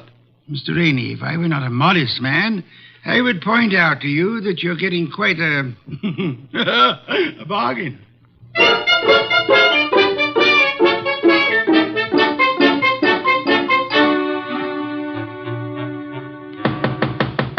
Gatto? Gatto? He's not here. I told you that.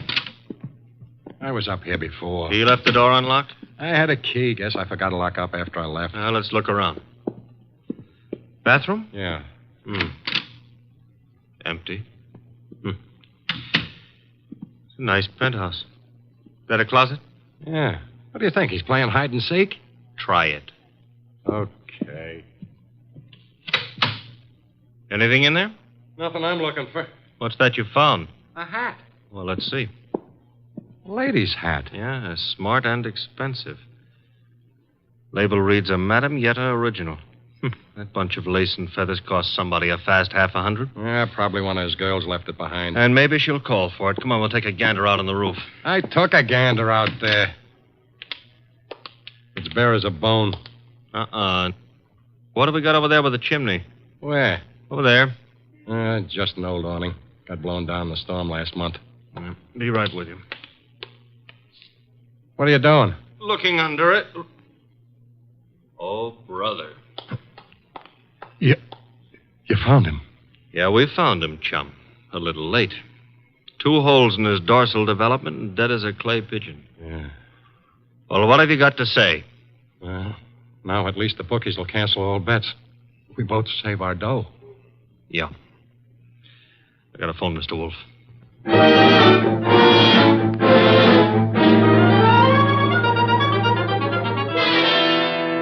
And there he was, Mr. Wolfe, under the old canvas awning. Where's the hat? Oh, this is it. Mm-hmm. That's it, boss. Snazzy number, no? Where'd you find it? On the floor of the closet. You're right, Archie. Frothy little bit of millinery caprice. Have you any idea whose it may be, Mr. Rainey? I wish I did. You have to find out. Well, how, boss? The hat is an original. See, the label under the band reads a Madame Yetta original. Tomorrow morning, Archie, you will interview Madame Yetta. Yes, boss. And discover in your inimitable fashion for whom she made this chapeau.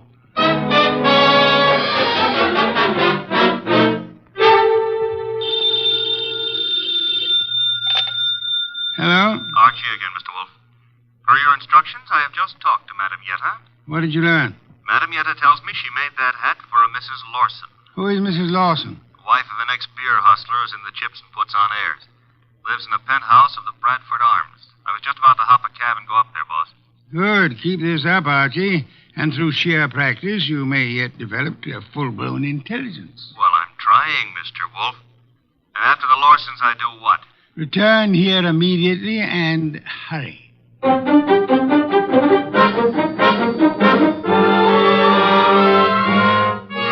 How do you do, Mr. Lawson? Oh, Mr. Goodwin. My secretary tells me you're a detective. My boss might argue with you on that, Mr. Lawson.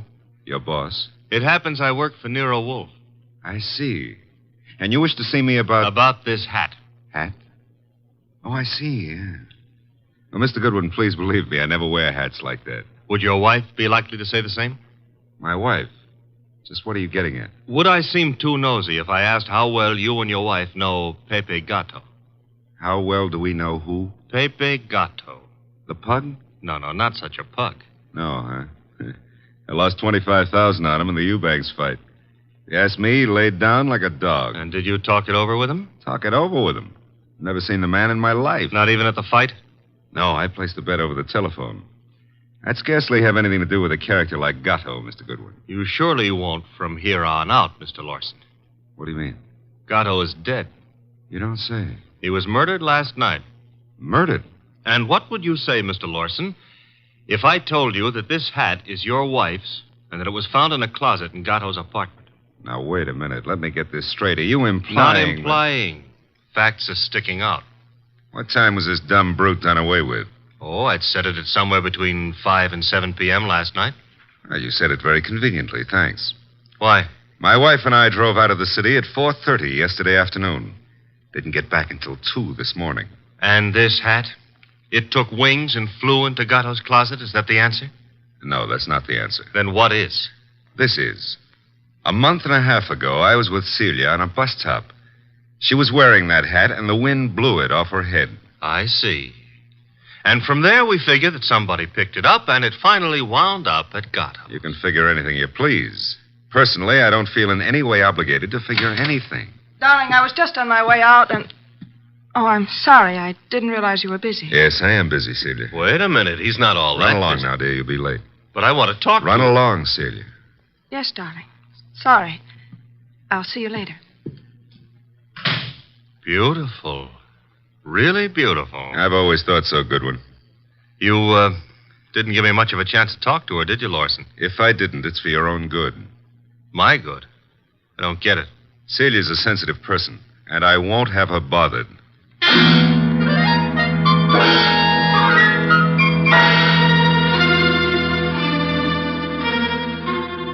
And do you mean to tell me you let him scare you? Let him scare me? Say, will you stop being so fearless with my life?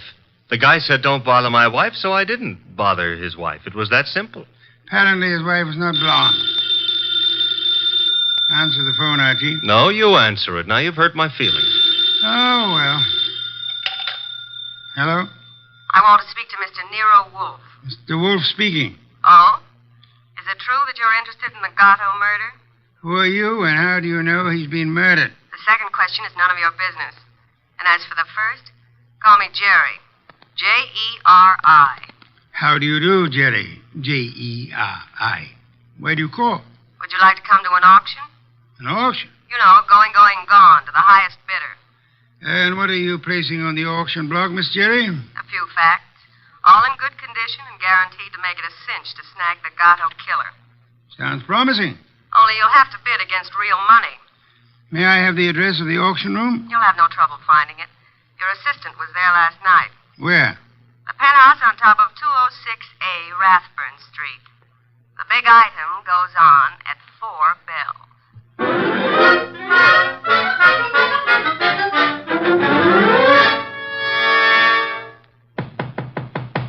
Yeah? Who is it? Man named Wolfe sent me. Just a sec. You're Jerry, huh? I was expecting the man named Wolfe. Unfortunately for me, honey, when he's expected, I usually show up. Come on in. You? See, I'm the legs of the combination. He's the brains. It makes a nice division of labor. I see. You came in plenty of time. On the nose is our custom. Where are the rest of the bidders? Any second now. Mm-hmm. How many besides me are coming? 1. Small auction. But big action. How'd you happen to decide on this? I knew Gatto pretty good. And you were fond of him pretty good, huh? How did you guess? Well, you've got a key to this place of his, or you couldn't let yourself in. It adds, no? Gee, you should have been a detective. Just what I keep telling Mr. Wolfe. Look, tell me, Jerry, darling, this other person who's coming to the auction, who? The killer? You don't say. You sure the killer isn't here already? Look, I didn't kill him. The story you would like me to believe is that you witnessed the killing, huh? Called the killer and Mr. Wolfe and said, come on, kids, you can get me either to talk or shut up, depending on who pays the most. That it? Something like that. Mm-hmm. Okay, prove you know what you're talking about. Who is the killer? Is it Block Rainey? Should also have your head examined, pretty boy. I talk for dough and only for dough.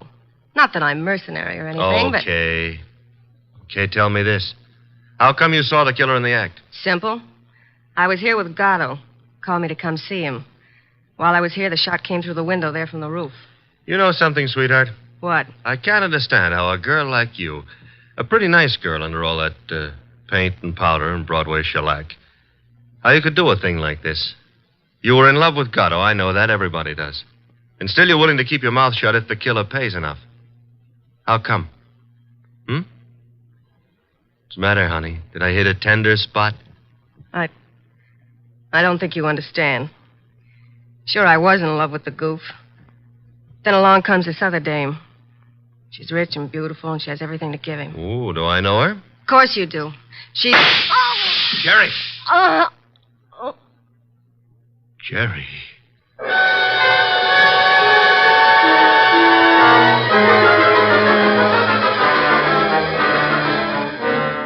She was just about to tell me, and then the shot came through the window from the roof, boss. It's a flat roof outside. You didn't, I suppose, see the murderer? No. I caught Jerry in my arms. By the time I laid her down on the couch and got out on the roof, the killer was gone. Get right over here and bring our client with you, if you can find him. Rainey? That's right. He has a right to be in on the kill. Okay, boss. But keep away from that beer till I get there. Don't be impertinent. I shall be busy phoning Mr. and Mrs. Lawson. Meanwhile, I want them here, too. Besides, one bottle won't do any harm.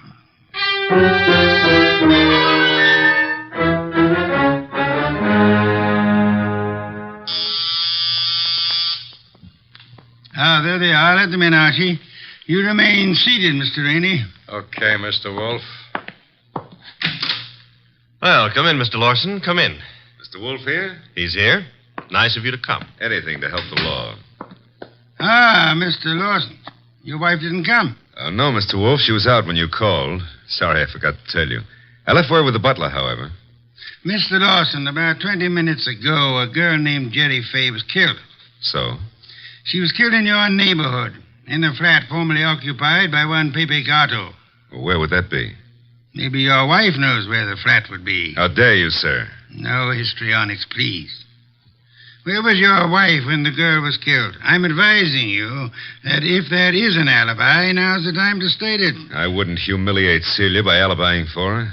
Then the police will pick her up. But she didn't kill this girl, Mr. Wolfe. You have reasons for that opinion? The best of reasons.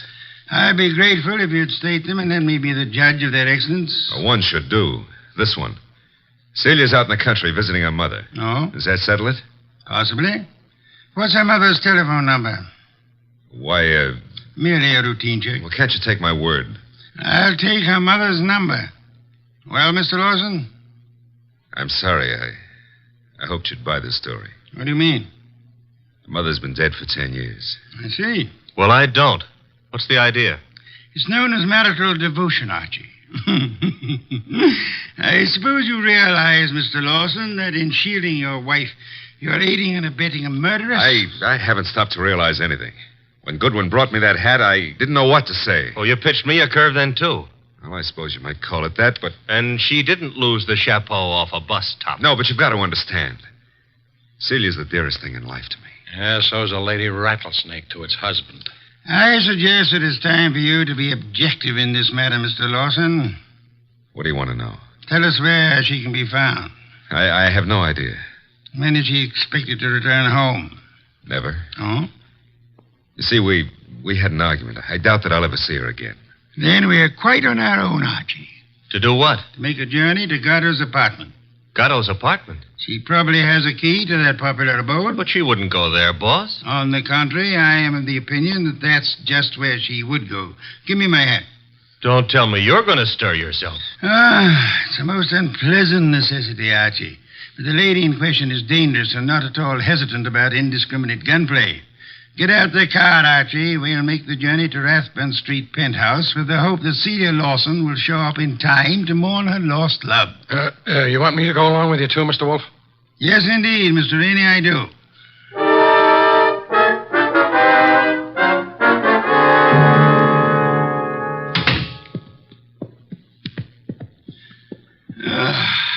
I trust this chair will hold me. Should. Biggest chair in the house.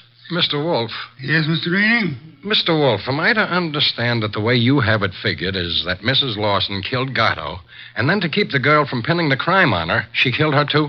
What's the matter, Mr. Rainey? Don't you think the theory holds water? Well, yes. I mean, of course it does. Thank you. On the other hand, there is room for doubt. I'm glad to hear you say that, Mr. Wolfe. Would you mind explaining? I'll explain, Mr. Lawson.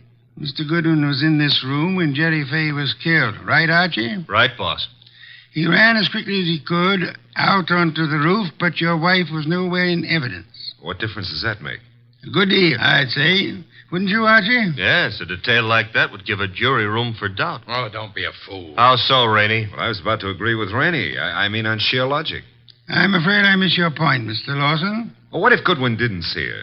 That proves nothing. She fired the shots, and then she ran down the fire escape. What fire escape? The one a few feet beyond the chimney. Mr. Lawson. Yes? Who told you there was a fire escape there? Why, Yeah, who did? You can't see it from here, Lawson. Well, I just imagined there might be. Sensationally accurate imagination, Mr. Lawson. Allow me to congratulate you. I don't know what you have in mind. You have in mind to see your wife convicted of the murder of Pepe Gatto, and so punish them both for having dared to fall in love. I love Celia. I worship her. Yes, that's what you expected me to believe, hoping, meanwhile, that a hat would convict her. You worshipped her until she became fascinated by a young savage animal known as Pepe Gatto. No. At that point, the worship shifted into reverse, and you went green with hate. Hate that drove you to climb that fire escape that you know so much about and shoot him in the back. You're dreaming. Jerry Fay saw you in the act, and when she was about to divulge your identity to Archie, you killed her too, meaning to hang her murder on your wife along with the other killing. That's a lie. Mr. Lawson, I didn't bring you here to apprehend your wife. There's really no reason why she should come here. I suggested this visit in the belief that you'd betray some guilty knowledge of the place and circumstances, as you have so obligingly just done. You're clever, aren't you? Monumentally. But a little hasty. So? Why? This gun in my hand. Haven't you noticed? Of course, sir, but yours is not the only gun in the world. What? Sit still, Arnold, and don't turn around. Your wife, Mr. Lawson. Come in, my dear. Celia, what are you doing here? I came to get a hat that I'd left in Pepe's closet. It suddenly was clear to me what was in the wind, and I thought I'd better remove all evidence that you could possibly use against me. Celia, listen, you must understand I it's for you. understand one thing only. Pepe's gone, and you took him away. Listen, please, if you let me explain, you'll understand. Yeah? Please, honey, help me. Sure, I'll help you. Celia! Well, that's all, Mr. Wolfe. What now?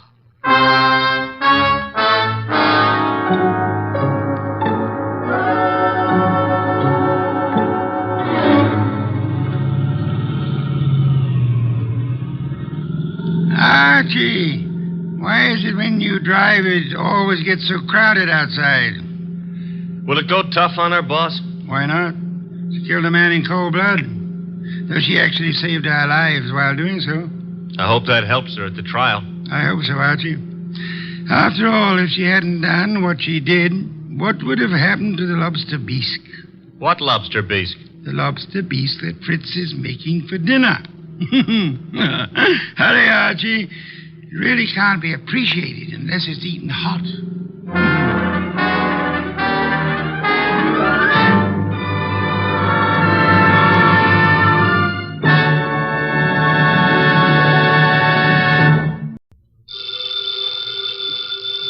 Ladies and gentlemen, the ringing of that phone bell means mystery, adventure. Nero Wolfe's office, Archie Goodwin speaking. Who? Oh, I see. Oh, and you think Mr. Wolfe might be interested in going over and... Hold on a minute. Archie, I'm not interested in going anywhere.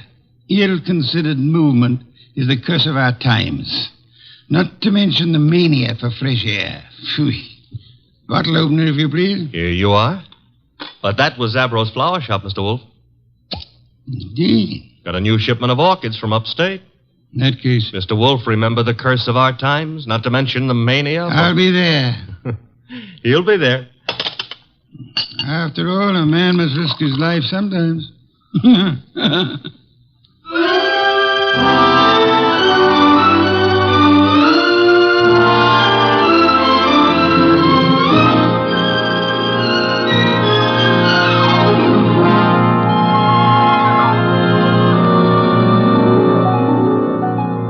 Ladies and gentlemen, it's the bulkiest, balkiest, smartest, and most unpredictable detective in the world. That chairborne genius, Nero Wolfe.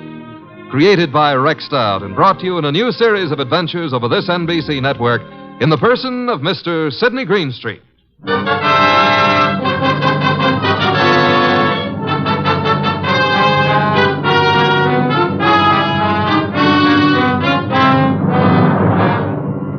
Orchids don't grow up overnight. They have to be carefully planted, tended, watered, and watched. And the same thing goes for murder. Take Zabro's flower shop minutes after we got that phone call. Zabro! Mr. Hansen, I did not notice you are here. I'm here, and what's more... You like the way I display your orchids, hmm? I don't like the way you've been avoiding meeting your obligation. Please, it is better not to shout. It'd be still better if you paid me what you owe me. Mr. Hansen, business has not been so good. I will pay. You'd better. I intend to... My lawyers aren't going to be satisfied by intentions. Your lawyers? I've no particular desire to own a flower shop, but it looks as if I'm going to, unless you raise some money. Mr. Hansen, I have worked years. I have given of my blood to make a success of this establishment. You cannot take him from me. You are a rich man. I intend to stay rich, too. You've got 24 hours, Zabro. A man can accomplish a lot in 24 hours. Yes, Mr. Hansen. Even maybe murder.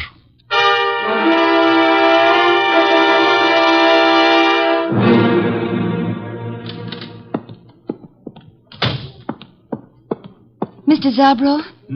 Oh, good afternoon, Miss Hansen. Is Uncle here? Yes, he is here. At the display, towards the back of the store. Thanks. How is he? Oh, He is the way he always is. Hard, vindictive. Mr. Zabro. I am sorry. Excuse me now. Uncle? What is it, Enid? Have you seen my display? The lilies? Uh-huh. Yes, pretty. Well, thank you. He's not here. Well, I didn't say... You didn't have to. John Arndt is not here. Why he is not here, I don't know. His job was to look after my display.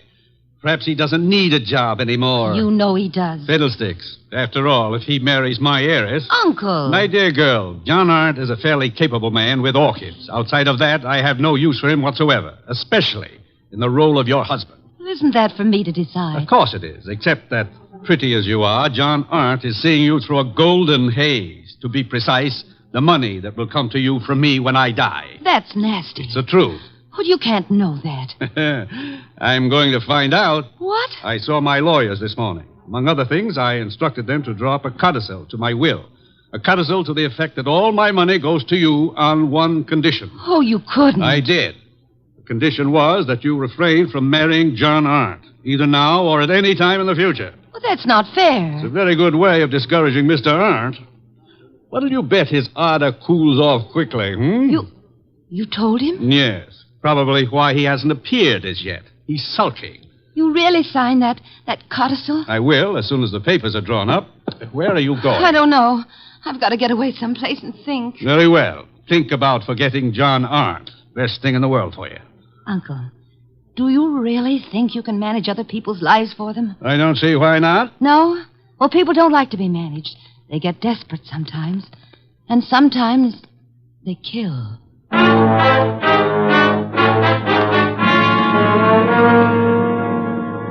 Mr. Wolfe, what are you doing? Getting up. I'm up. Well, that makes you eligible for the Explorers Club or something. Ah, my coat and muffler, Archie. I got him here. Thank you. You're really going out into that weather outside? Archie, must you try to be witty? It amuses me no end. Haven't you seen enough of those weeds yet? An orchid is not a weed. Another muffler, Archie, the woolen one. You've already got 2 on. Please, fresh air clogs the lungs, Archie. Sure, everybody knows that, but they won't admit it. Of course not. A conspiracy of silence. Archie, I'm ready. You sure? I can see a square inch of skin showing. Tom, you're driving me to Zabras. Mm-hmm. All right, careful. And take a deep breath. I'm going to open the door. You ready? Yeah, very well. Open it. Be brave, Mr. Wolfe. We'll keep the car window shut, and maybe you'll make it. Careful. The risks one takes. In you go.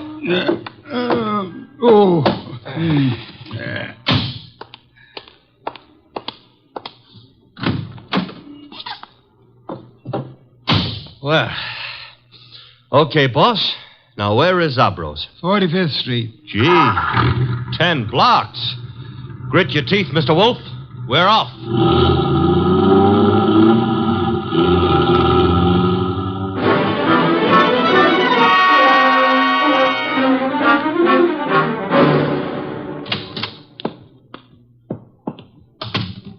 Oh, Mr. Wolfe, I'm glad you are here. Those orchids you wrote me about had better be worth the trip. The trip? But I think you live only a little way from here. Don't forget it had to be made in the open air, Mr. Zabro. Where are the orchids? Towards the back. They are from Hansen's place. He is a fine grower. I have made an exhibit. Good. Oh, excuse me. Others are here. You go look for yourself, no?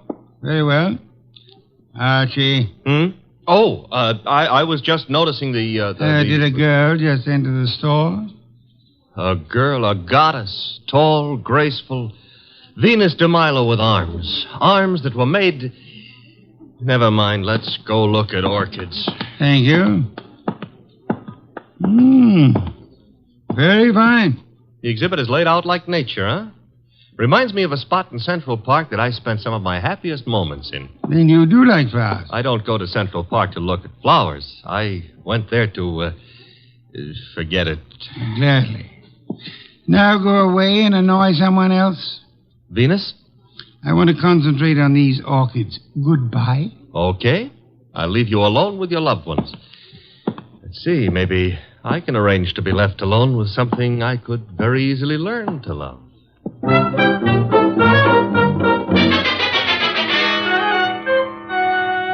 Hey, boss. Don't bother me, Archie. Oh, this is serious. There's a lily display just like this one over at the other end of the store. Nothing connected with lilies could possibly be serious. Maybe not, but there's a corpse planted among these lilies. Indeed? A lot of ferns were banked up in back of the display. I saw a foot sticking out, so I slipped back, lifted a few ferns, and found a body. Fresh? Very. The wound was still bleeding. Knife wound. Sad, very. Now run along. Well, aren't you going to do anything about it? Why should I? Anyone who'll permit himself to be found dead or alive among a display of lilies is beneath contempt. Well, maybe the poor guy didn't have a chance to crawl into an orchid display before he died. However, if that's the way you feel, I'll tell the police all about poor Mr. Hanson and let them... Who? Hanson, the orchid grower. He's one of the finest in the country. Not is. Was. Wasn't me who pushed him under the lilies. Under lilies? Bah. He would have hated that. Have you told Zabro? No. Zabro's been busy up front. Where is this display? Right along here. There's been a number of people in the store since we came. Someone else may have noticed that dead man's foot. I covered it. Satisfactory. At times you give the illusions of intelligence. Is this the display? Yep. Come around to the back. There's a little space between the back of the display and the wall. Yeah. Now here, right under this pile of ferns... Yes, Archie? Hey, that body. What about it? It got Bashful. It's gone. Indeed.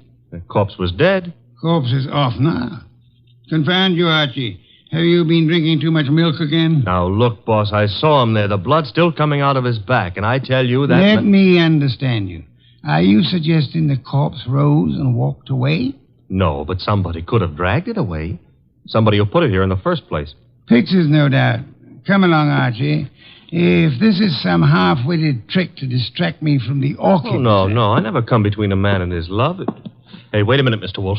Yes? Do ferns bleed? Let me see. Oh. Indeed. Yes, there is blood. Fresh arterial blood on these ferns. Bright red color. Which means there was a wounded person among these lilies recently. Thanks for the late vote of confidence. Whoever killed Hanson apparently found a better place for him. Mm-hmm. Took him home to put him over the mantelpiece. Unlikely. Hanson wasn't very decorative. Okay. Now shall I look for the police? You have nothing to show them except a fern leaf covered with blood? No. Don't tell me you smell a fee among all these flowers. Hanson was a man I admired. Good heavens, Archie. The number of first-rate orchid growers is small enough without one of us being murdered. Mm-hmm. Unsportsmanlike, huh? Okay, we won't stand for it. What next? The body was removed from the building. How? Well, I wouldn't swear to it, but there's a window here that leads out to an alleyway. Could the alleyway be seen from the street? I don't think so. There's a bend in it.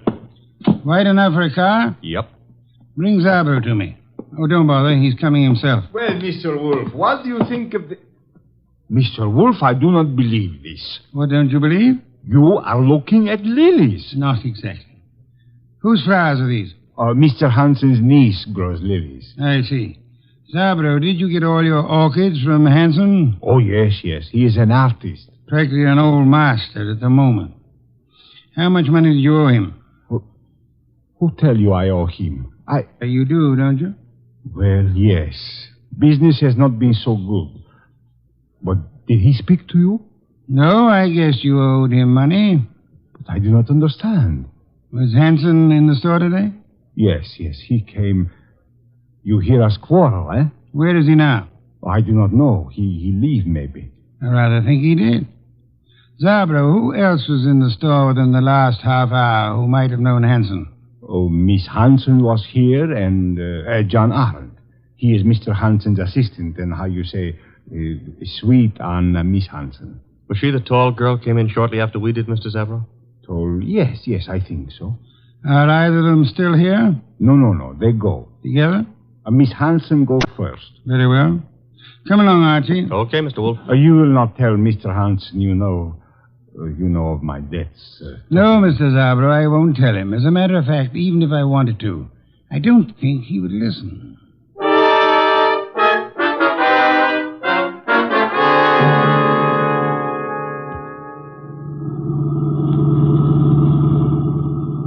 I love these long drives in the country.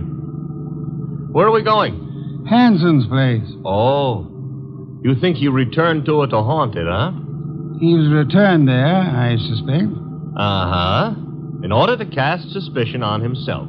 Miss Hanson lives with him. Mr. Arndt works for him on the premises, therefore... Miss Hanson will be there? I imagine so. Why? Oh, nothing. Nothing at all. Boss, can we stop at the next town? Why? I want to buy a book on lilies. This sudden... You mean Miss Hanson grows them in there? Uh-huh. You see, that way we'll have something in common. Perhaps, but Archie, isn't interesting for us what you want to have in common with her?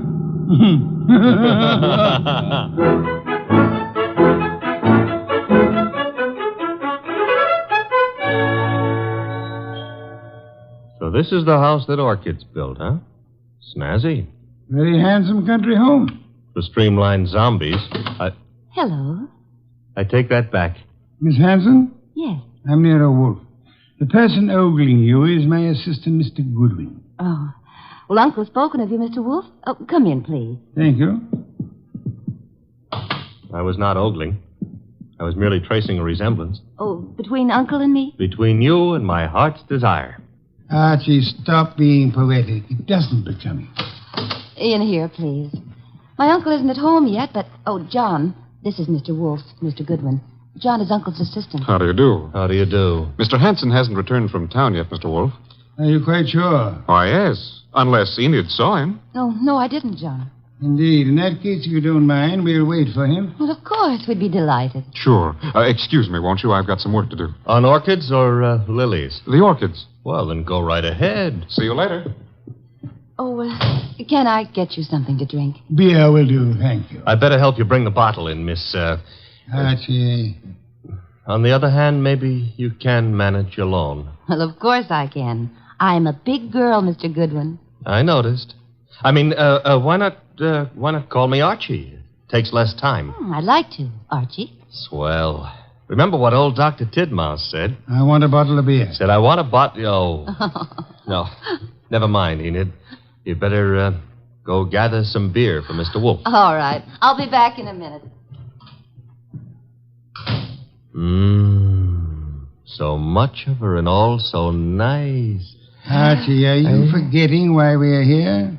I don't care why you're here. Me, We're waiting for Uncle. Uh-huh.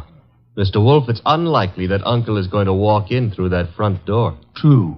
That is why you're sneaking out the back door to find him. How do you know he'll be around here? This is where he lives, isn't it, Archie?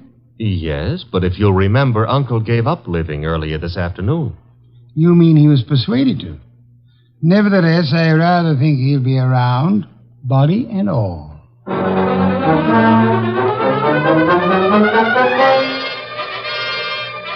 He wasn't in the house, so I tried the conservatory, hothouse, what have you.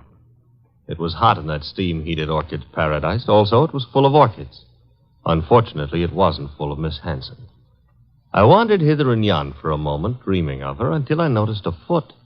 Same foot I'd seen back at Zabro's, and peculiarly enough, the same corpse was attached to it. Uncle's.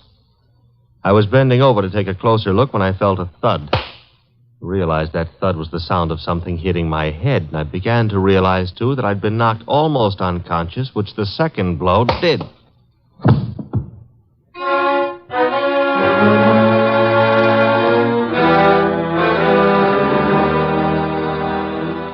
I can't understand where my uncle is, Mr. Wolfe.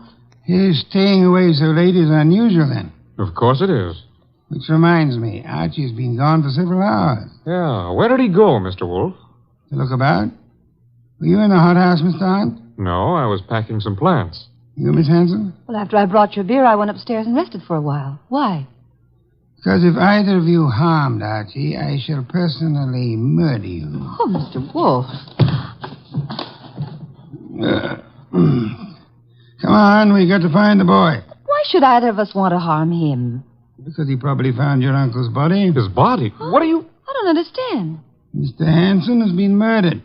Oh no. Enid. Oh, stop that, Miss Hanson. You're a perfectly healthy young woman. There's no reason for you to swoon. Now, look here, you. Besides, I rather suspect she lost no love for him. Am I right, Miss Hanson? He was my uncle. You're aware of the fact? He opposed your marriage to Miss Aunt here, huh? That's none of your business. Which means he did oppose it.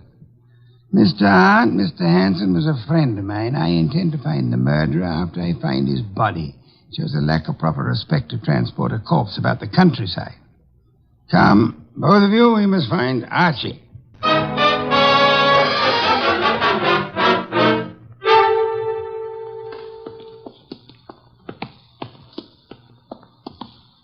this whole thing's like a nightmare. If you can't wake up from it, let's go on with the search. Oh, look, there on the ground. Archie. I'll see if he's all right. Why, this is fantastic. Mr. Hanson stabbed to death, and now Goodwin. He's just been stunned, thank heavens. He's coming to. Oh, I died. Oh, correct me if I'm wrong, but I'm dead. Archie, speak to me. Oh, I went to heaven. Are you all right, Archie? Uh-oh, the other place. Get up. Sure, if somebody will hold my head. Oh, are we having an earthquake? You poor boy. Take my arm here. I'll take both. Ooh, he's normal. What happened, Archie? Somebody hit me when I wasn't looking. Yeah? Why? I don't know. Oh, yes, I remember. Yes? I found Uncle lying right there. Right there. The poor boy's delirious. Don't tell me he's gone again. I'm afraid he has, Archie. Are you sure you saw him? I'm positive, and then somebody slugged me. That corpse is the shyest one I've ever met. Blood would have dried. There'll be no signs of his having been placed here. Bad. Why? Your testimony would be valueless, especially since you were found unconscious. The jury would suspect you of having hit the bottle.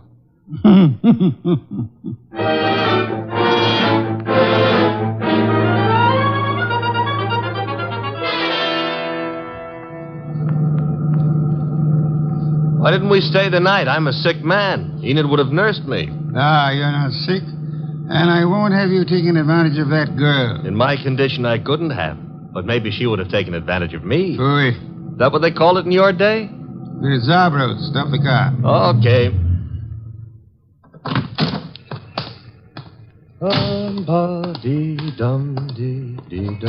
Here we go.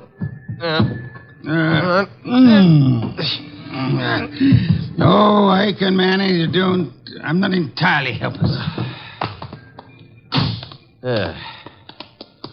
Place is closed. Dark. I was afraid it might be. Don't tell me Zabro's gone traveling, too. Possibility, Archie. You mean he killed Hanson to cancel the debt he owed him and then followed us out to the country house and dumped Hanson there, hoping to pin suspicion on Enid and John? Perhaps. Uh-huh. Slugged me when I found the body too soon, and then... Uh-huh. Guess we better get into the joint. Door's locked. A guy I know got out of jail the other day. Yeah? He's reformed, so he gave me all his skeleton keys. You have them with you? Mm-hmm. And we'll find out in a minute just how good a burglar he was. Very good. Will you come in? Shut the door. Okay. Now. What's that? Somebody's been hurt. The lights. Nothing up front here. Back of the store where the exhibits are. I'll go see. Maybe you better stay here. Nonsense. Oh, where? Uh-oh, among the lilies again. But this time there are two bodies there. Sabro. Quick, Archie. Mr. Zabro? Mr. Zab? He's been shot, boss. Bad. He's trying to say something. In the lilies. Mr. Hanson. Yes, we know about him. Who shot you? From the window. Alleyway. Came in. Mr. Zabro, who? He inherit money. Inherit. Down, Mr. Wolfe, quick. Somebody shooting from that window.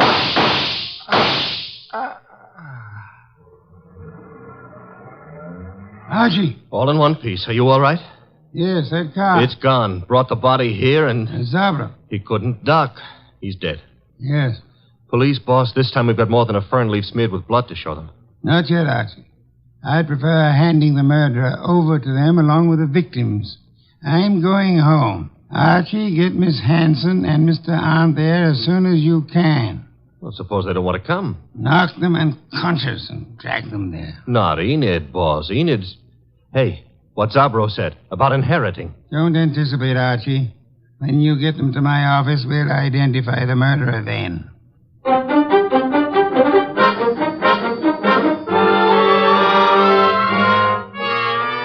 Mr. Wolfe, don't you think this is all a little high-handed, dragging us here in the middle of the night? Murder is even more high-handed, Mr. Arndt. Please, John. Miss Hanson, do you inherit? Well, I guess so. I'm Uncle's only relative, so I suppose. Wait a minute, Enid. Mr. Wolfe, are you suggesting that she had anything to do with this invisible corpse? The corpse is no longer invisible, Mr. Hunt? You've seen Uncle? Yes, dead in Zabrow's establishment. Lying with a knife in his back in his own orchid display. Now you're trying to pin something on me. You know I set up that orchid display. Indeed. The police will be interested in that information. But he wasn't found in the orchids. He was... Yes, Mr. Hunt. He was found where? I don't know. You were about to say the lily display, weren't you? I wasn't going to say anything. You're a little late. You already informed us that you knew his body was not placed in the orchid display. How did you know? I just guessed. The jury will be very much impressed by your remarkable clairvoyance, especially since Archie asked Mr. Zabrow to come in. Mr. Zabrow? Okay. Don't bother, Goodwin. John, that gun. Shut up, you little fool. Enid's a big girl. I don't know how you tumbled, Wolf. Lucky guessing, maybe. Oh, come now. Neither of us has indulged in guesswork. You killed Hanson, placed his body in the lily display to attract suspicion towards Miss Hanson. You felt sure she wouldn't be convicted, so you were safe. She would inherit, you would marry her, a marriage which your uncle opposed. When you saw that Archie had discovered the body too early for you to establish an alibi for yourself... Then he sneaked the body out of the window into his car and then dumped it in the hothouse. For time. Go on, Mr. Wolfe. He didn't intend it to be discovered there, which was why he knocked you unconscious, Archie. Oh, I'm so glad he had a good reason for it. He had a body on his hands. He decided to double back, put the body in its original place, and carry through his plan. But Zabrow caught him at it, poor fellow. I thought Zabrow was in the other room. Lost you fool. Do you think I, too, am addicted to carrying corpses about? Zabrow is dead. And you've given yourself away unnecessarily. Archie? All right. Archie, quick! Let go, Edith! I've got his arm. I'll give him mine with a fist attached. Oh. Very satisfactory, Archie. Now call the police. Inform them you have 2 corpses and a murderer for them.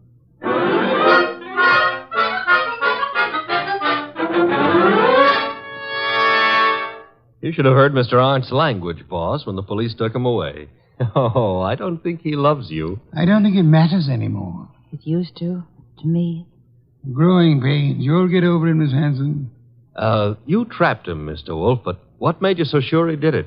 At the hothouse, when you were unconscious, Archie, Mr. Arndt deplored the fact that Mr. Hanson had been stabbed in the back. And no one had mentioned how he was killed. Therefore... The reason Arndt knew was because he himself had killed Mr. Hanson. Murderers seldom get away with it, no matter how tightly they button their lips. Well, mine, however, are not buttoned up. Archie? Oh, the beer is on your desk. Thank you. Miss Hanson, stop brooding. Try some of this beer. But, Mr. Wolfe, my heart's broken. As a man who has lived a good many years, Miss Hanson, permit me to assure you that the easiest way of mending a broken heart is by filling the stomach.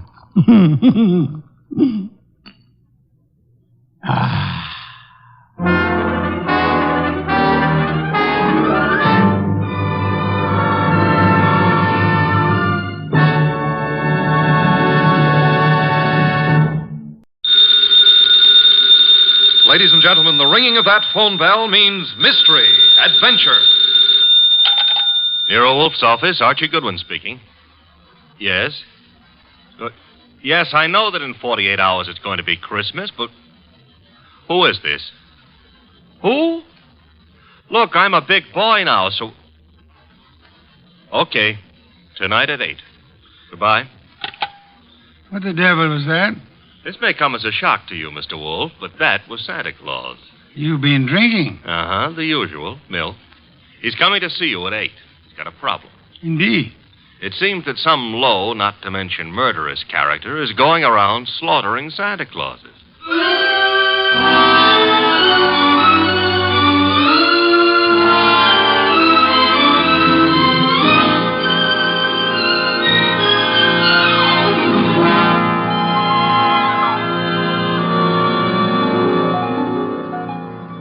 Ladies and gentlemen, it's the bulkiest, balkiest, smartest, and most unpredictable detective in the world. That chair-born genius, Nero Wolfe. created by Rex Stott and brought to you in a new series of adventures over this NBC network in the person of Mr. Sidney Greenstreet.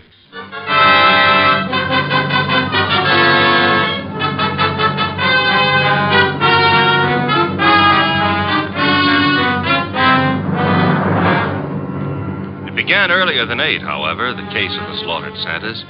It began, to be precise, on the corner of 34th Street and Carlisle. The hour was close to 6, the weather cold, the sky dark. How you doing, Santa? I'm freezing to death, officer. It's a cold day. You packing up? Yeah, I guess so. Not many people around anymore. Oh, heading for home and dinner. How was the collection? Well, I don't need no armored car, but a few dozen kids are going to have something for their Christmas stockings. Your competition, the guy in the opposite corner, is already screaming. Probably got low blood pressure. Yeah, give me a hand to get the collection pot off the chains, eh? Sure, there you go. Yeah, thanks. Yeah, I'll just walk you down the block. Got to phone in. Okay, fine. One Santa still left. Wonder what he's waiting for. Santa Claus. Well, watch yourself going down those chimneys tonight, eh? Sure. Well, I'll cut across the avenue here. Be seeing you. Hey, that car coming down the street. Got its lights out. Look out!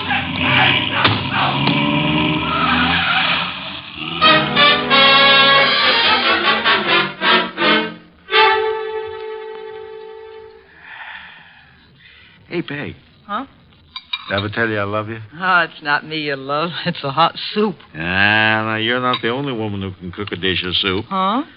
It helps, though. I'm just beginning to thaw out. Yeah, that's a cold corner you play Santa Claus on. Well, don't hurt to make a few bucks. I ain't done so good this past year. Well, maybe the next year will be... Oh, well. Besides, I kind of like it, you know. Kids asking questions all day long. Yeah. You know, I wonder how they figure the other two Santas at the intersection. Our kids think of only one thing at a time. More soup? Sure, Peg. You know, one of them other Santas got hit by a car tonight. Oh? Yeah, packed up a few minutes before I did, started crossing the avenue, and bang! Hit-and-run driver. Oh, gosh, that's too bad. Was he hurt? Yes, he was killed. Here's your soup. Oh, with traffic the way it is nowadays. Well, I better take a look at the stew. Somebody at the door. I'll get it, Peg. Okay. Yeah, what? Oh! Mike!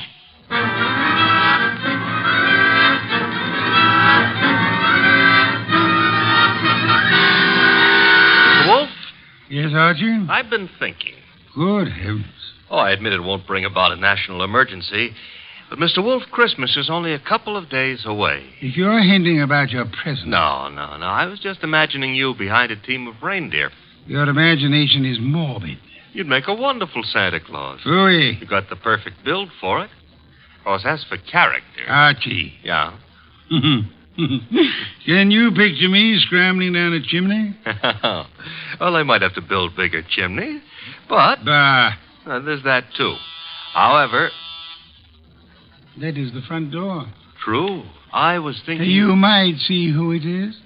Well, if nobody's been lying to me on the phone, that'll be Santa Claus. Let him in. But I haven't decided what I want for Christmas yet, Mr. Wolf. For example, should she be blonde or brunette, tall or short? Archie. On my way. Good evening. I dislike dawdling on anyone's doorstep. Well, stop dawdling. Come in, please. Mr. Wolfe has been warned of my arrival? He has. Through here. Mr. Wolf, this is Santa Claus? My name is Barton, John Barton. How do you do, sir? I have no time for the social graces, Mr. Wolfe. I'm about to be murdered. Howdy, in my house, I have objections. I'm a frightened man, Mr. Wolfe. Indeed. This costume you see me in is responsible for it all. Why are you in it? I had a notion it might be, well, entertaining to play Santa Claus in public. I'm a wealthy man, sir. I can afford to have whims. Therefore, I have assumed this masquerade. However, it apparently is going to be the death of me. Mr. Barton, you have adequately conveyed an atmosphere and an emotion. I suggest you concentrate on facts now. Very well. I have been acting as Santa Claus for the Tuberculosis Fund. My station is the corner of 34th Street and Carlisle Avenue. I might add, the northeast corner. Why? Because at that intersection there have been 2 other Santa Clauses. One on the southeast corner and one on the southwest corner. 3 Santa Clauses, then, on 3 corners. Yes. Now then, earlier tonight, the man on the southwest corner started home. He was crossing the avenue when he was run down and killed by an automobile. A regrettable accident. The car was running without lights. It deliberately ran the fellow down and then vanished. Not an accident, Mr. Wolfe. You saw this yourself? I did. 1 Santa Claus dead. The man on the southeast corner got home all right. According to the radio news flash, that's where he was killed by bullets. Coincidence? Possibly, but I wouldn't want to risk my life on the chance. This is Friday night. In the nature of things, you would have made 2 more appearances. Very well, Mr. Barton. I'll write you a check as a retainer, then hurry along home. I'm late now. No. I beg your pardon. You will neither hurry home nor notify anyone at your home of your whereabouts. But you will remain here until such time as I think it's safe for you to leave. The house is well guarded. I can't do that. In which case, I cannot accept you as a client. I fail to understand. Mr. Barton, it is very easy to murder someone. Avoiding the consequences of such an action is something else again. However, I'm assuming that you're not primarily interested in what happens to your murderer after you're dead. Of course not. Therefore, you will remain here. Archie? Yep. First, the corner of 34th and Carlisle, a complete report. But that's nonsense. The corner will be deserted now. Mr. Barton, you're hiring my intelligence. You will therefore permit me to use it as I see fit. A complete report, Archie? Right, sir. You will then visit Inspector Kramer at headquarters. You will, in whatever manner you find effective, collect all the police information about the 2 already murdered Santas. Fine. The manner, I think, will be applying a blowtorch to the inspector's toes. Your levity is ill-timed. The inspector is likely to throw me out of my ear. Your problem. My ear? And on your way home, you might stop in at Mr. Barton's place. I don't see any purpose in that. Mr. Barton, there is a basic problem to which we must find an answer. Whether those 2 men were murdered because they were Santa Clauses or because their deaths were merely preliminaries to yours. Archie, I suggest haste. Yes, sir. And avoid blondes. Hmm? I would like you to be home in time for Christmas.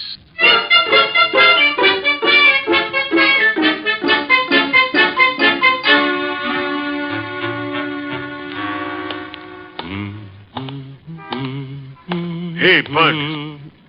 Yeah? Got the price of a cup of coffee? You sure you mean coffee? Either you're gonna dig it up or you ain't. Never mind the questions about my personal affairs, see? Oh, I apologize.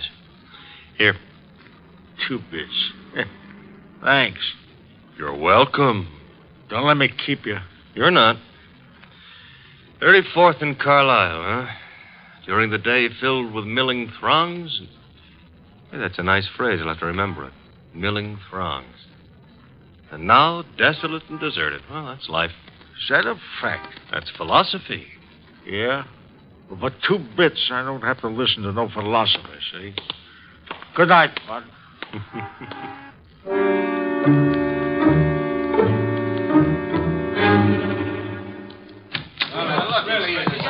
Uh-oh.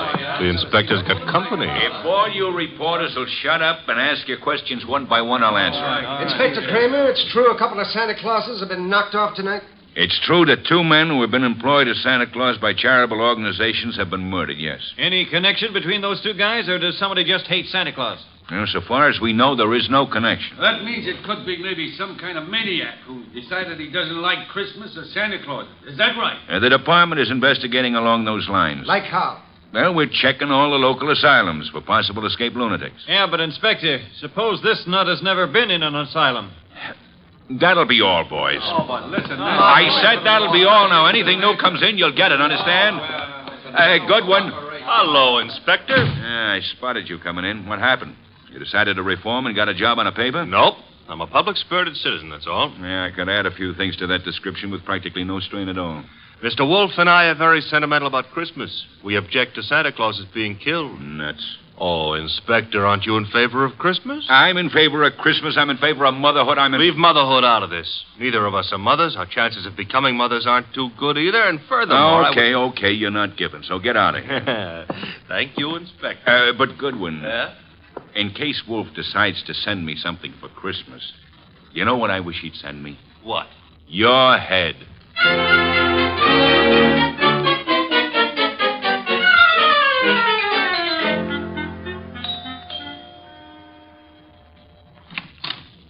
Well, Oh. now I know what I want for Christmas. What did you say? I said my name is Goodwin and it's cold on your doorstep. Oh, I'm sorry. Come in. Mm-hmm. You didn't mention your name. I'm Laura Barton. Mrs. Laura Barton? No, Fine. That is, what relation are you to John Barton? his niece. Why do you ask? Oh, you've got a beautiful voice. All this marble and no butler? I don't know where Pleasant is. He should be here. Have him shot at sunrise. Oh, Laura. Wayne, this is Mr. Goodwin. I never heard of him. What does he want? Well, I don't know. Wayne what? Stevens? Uh-huh. Friend of Mr. Barton? Half-brother, but we seem to be doing all the answering. How about your answering some questions, Goodwin? I'll try. Come into the library.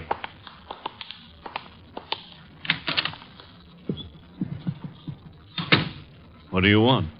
For Christmas? Erase that. I would like to see Mr. Barton. He's not home. Where is he? Don't you know? I wouldn't have come here asking for him if I did, would I? I suppose that's true. What did you want with him? Conversation. About? Anything. You see, I like to talk to rich men. Are you rich? I can't play the piano either. You could always learn. But being rich is harder, I found it. Mr. Goodwin, you must have some reason for coming here, some reason concerning Uncle. Laura, you're being imaginative. Well, Uncle is late. He's probably still on that street corner playing Santa Claus. He enjoys it. Why bother about I what... don't know, except... He's never been as late as this? Well, no. Not since he started that masquerade of his. Would you happen to know where the butler is? Out getting drunk, I suspect. He was in the kitchen a little while ago. Disappeared. Pleasant likes to look on the wine when it's red. Or even when it's rye. No, I take that back. Oh, you do? He prefers Irish whiskey. We don't stock it. Therefore... Oh, too bad. I better run along. Good night, Mr. Stevens. Miss Barton. Good night. I'll see you out.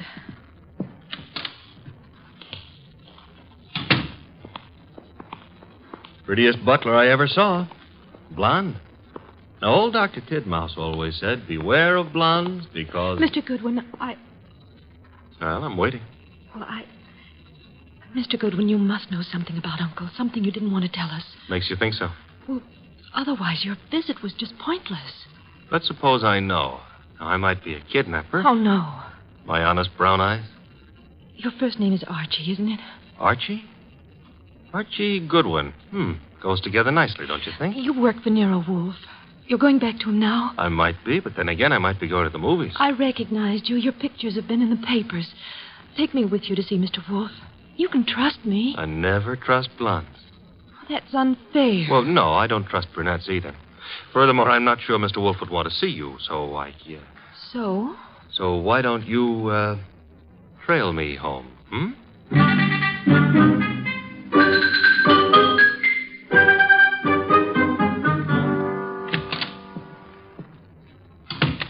That you, Archie? Archie? Where's Santa Claus? Guest room. He was tired. What, I've been trailed home. Indeed? By a blonde. Phooey. All right, I admit I didn't make any strenuous effort to shake her off, but she trailed... Where is she? Outside. Good. Your report. Oh, but she might freeze to death out there. That's her problem. Your report, Archie. It's short and simple. It would be simple. I haven't got time to resent that. A blonde is dying. As for the report, corner of 34th and Carlisle is a very quiet spot at night. No one was around but a bum who got into me for a quarter. For coffee, he said. You will not put that quarter on the expense account. Stop worrying. That was a private gesture. There were 4 corners. Corner number 1 had a dress shop on it. Corner number 2, a drugstore with a beautiful redhead in the window making with a hair rinse. The ad said her name was Noreen, but it didn't give her phone number. Archie. 3rd corner was devoted to a shoe store, and the 4th corner had a bank on it. A bank? Uh-huh. Kind of thought we'd have a pause at that point. Mean something? Inspector Kramer's information consisted of... Oh, you're being coy. Kramer furnished the information the police could find no connection between the two murdered Santas. Except for the fact that they were both playing Santa Claus. Isn't that a little on the obvious side? This is an obvious case. The Barton home, Archie. Marble and old lace. A butler, his name is Pleasant, was among those missing. Among those present, Laura Barton, the old man's niece, and Wayne Stevens, his half-brother. Ah. Yeah, only for Laura. Stevens was not at all pretty.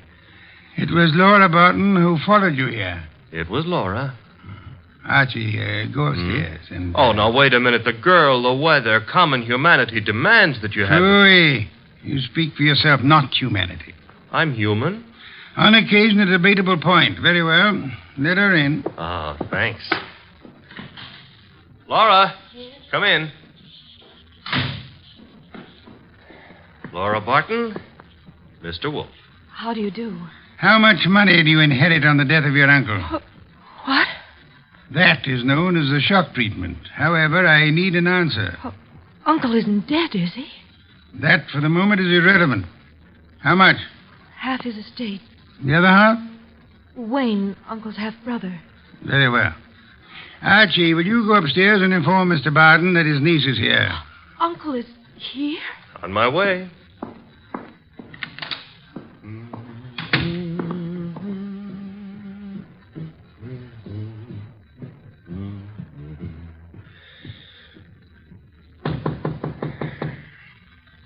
Yes? Archie, Mr. Barton. Come in. Mr. Wolfe would like you to come downstairs. I suppose he has a reason. Mm-hmm. A blonde reason, your niece. My niece? That's right. She just... Hey, where'd you get that? A man of my wealth finds it safer to carry a revolver. Yeah, but it's not safe to point it at people, especially for the people. Turn around, Goodwin. But, Mr. Barton, we're protecting you. By letting that girl into the house? If I had the time, I'd be amused. As it is...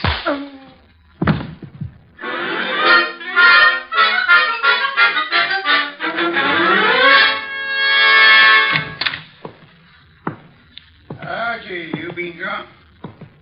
Good heaven. Uh-huh. Santa Claus came early. You're ahead. Which one are you referring to, my own or the one Santa gave me?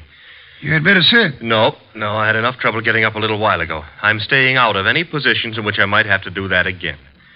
Mr. Barton is among the missing. Indeed. Mm-hmm. Hit me on the head and used the back exit. I checked with Fritz in the kitchen on the way here. He offered a reason for his peculiar behavior? Laura Barton. So? I don't understand. Uncle wouldn't do... Uncle apparently has. He also, would appear, fancies himself in costume. Well, he used to be very much interested in the stage. He acted for a while a long time ago till the family objected. Archie? Got it. Nero Wolfe's office, Archie Goodwin speaking. You recite very nicely, Goodwin. This is Kramer. Let me have Wolfe, huh? Mr. Wolfe? Inspector Kramer. Yes, Inspector? The papers haven't been carrying it, Wolfe, but you're working on the Santa Claus case, aren't you? Possibility? You didn't send Goodwin down to headquarters on a possibility. Never mind. We're working on a line down here, Wolfe. Now, look, if it doesn't strain your professional ethics, you might be able to help. How? There's a bank on the corner of 34th Street and Carlisle. We got the thought that suppose a gang was preparing to take that bank tomorrow morning. Those Santa Clauses have been on the corner for nearly a week now. They might have noticed something about the bank's routine, guards or what have you, that could interfere with the gang's plan. A mighty ingenious and imaginative thought, Inspector. Hey, you didn't say yes or no. I have at the moment no opinion. That's all you're going to give us? At the moment. However, Inspector, in a very little while I shall give you, the murderer. Archie, Miss Barton will remain here. As for you... Yeah? You return to 34th Street and find our coffee-loving friend. You will persuade him in whatever manner you think best to return here with you. Huh? Yes. You know, I think it possible you may be able to put that quarter on the expense account after all.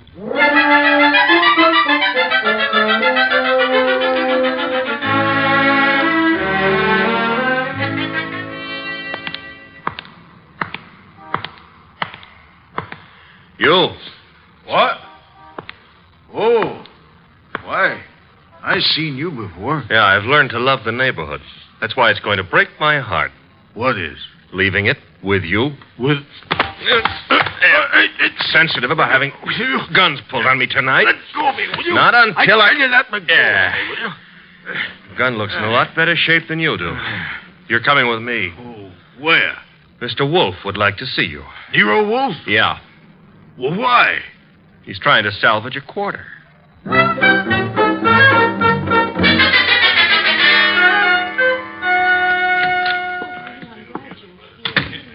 Ah, Archie. Uh-huh.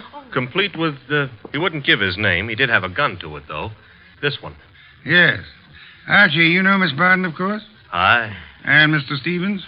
He joined us a moment ago. Miss Barton thought she'd be happy if he were here. Hello, Stevens. That's not the only reason I came. My brother is still missing. I'm concerned. Yes.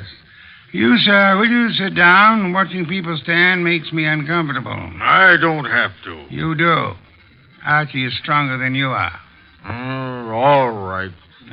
That's better. If you don't mind, Mr. Wolfe, I've never been here before, never met you. But you look as though you could handle things. I think my brother's been kidnapped. Possibility we shall have to consider. Miss Barton, perhaps you have a theory, too? Well, I don't know. Uncle's been behaving strangely for weeks now. What way? Well, I'm not sure. Wayne... Well, of course, John's always been a little peculiar, but I'm afraid I saw nothing especially strange. Outside of this Santa Claus stunt, of course. I see. Miss Barton, your uncle played Santa Claus all week on one of the corners of 34th Street in Carlisle. I know. On two other corners, two other men indulged in the same activity. Those two other men are now dead. Oh, no. Well, wait. Mr. Wolfe, you mean they were killed by mistake for Barton? It is true that one man made up as Santa Claus looks very much like any other man similarly costumed. But the answer is no. One of the two men was shot in his home after he had removed his costume. Well, then, what connection? Miss Barton, in the event that you wanted to hide a tree, where would you hide it? Hide a tree? Why, I wouldn't even begin to know. If you were very clever, you would hide it in a forest. If you wanted to hide a murder and were very clever, you would adopt the same principle. Wait. You mean that if someone wanted to kill Uncle and didn't want to be suspected, he'd... Go about murdering several people with an ostensible, if lunatic, reason. He would, let us say, go about killing Santa Clauses. I get it. Then people would think the man he really wanted dead for a special and private reason had been killed for something that didn't point to him. True. That was why two Santa Clauses were murdered tonight. The third Santa Claus, however, the real object of the murderer's attention, was luckier or suspicious. He fled. Do I have to hang around here and listen to all this? You do, my unwashed friend. Mr. Barton fled, and the murderer was in a quandary. He had, so to speak, invested in two murders merely to make the third one confusing. But he found himself unable to commit that third murder. He couldn't find his victim. Could he ask the police to do so? Hardly. But he might try to inveigle a private detective such as myself into the job. That makes sense, Mr. Wolfe, but why would my brother have deliberately fled from your house? I mean, he was protected here, so... But do I make myself clear? Very clear, Mr. Stevens. Archie, that gun you took from the dirty gentleman, you still have it? I still have it. Then would you mind pointing it at Mr. Stevens here until the police remove him?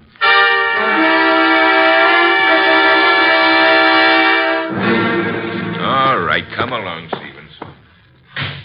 Well, that's the end of Mr. Stevens. Inspector Kramer will take good care of him from now on. But now, Mr. Wolfe, Laura and me and the refugee from a washcloth over here would still like to know how and why and who was involved. I knew two people had a motive for John Barton's death. Laura Barton and Wayne Stevens. One of them proceeded to kill Santa Clauses in the hope that the police would assume those killings to be the work of a lunatic. The paper certainly hopped on that assumption. Yes. However, John Barton, aware that his life was in danger, escaped his murderer and hid. In this house? No. A man in Santa Claus costume came here and said he was Barton. However, he was an obvious imposter. He proved that by his flight when his niece came here. You mean he could fool you, but he knew he wouldn't be able to fool me, so... Precisely, therefore, was not Barton. Who was it? Who else had disappeared at the propitious moment? The butler, Pleasant. True. I distrust coincidence. Stevens needed an accomplice, hence he sent Pleasant here. And Pleasant would give you a song and dance about Barton's danger and then scram. You'd start investigating, discover Barton was missing, try to find him, and lead Stevens to his victim, huh? I frustrated that part of the plan by insisting on Pleasant's remaining here, which he did until... That part of it's fine. But how did you choose between Laura and Stevens? It was Stevens who knew, without being told, that Barton had been in this house and had fled from it. Yeah. You yourself mentioned that Stevens had only been here a moment, so you hadn't told him. Obviously, the butler phoned him as soon as he had hit you over the head and escaped. Furthermore, the butler masquerading as Barton had attempted to throw suspicion on Miss Barton. That convinced me of her innocence. Well, you've done it again, Mr. Wolfe, except for one minor detail. You're not very successful at irony, Archie. What minor detail? Where is Barton? In this house. Huh? When did that happen? You arrived home with a gentleman sitting near you. The bum? Wait a minute. This I ought to be able to figure out myself. Laura said Barton used to be an actor. That's item 1, huh? Yes, Archie. Also, why is a supposed tramp hanging around a deserted intersection for handouts? The answer is he wasn't. He was keeping an eye out for trouble he knew was after him. Oh, so it turns out I gave a quarter to a millionaire. Uncle, your uncle. Well, that is... I know, my dear. Yes, I'm Uncle. I did a rather decent job, didn't I? No one recognized me. Except, of course, you, Mr. Wolfe. Not recognition, Mr. Barton. Logic. Archie, open some beer for us. Yes, sir. Logic, eh? Well, whatever it was, Mr. Wolfe, I owe you a good deal. How can I ever repay you? Oddly enough, the answer is simplicity itself. Make out a check.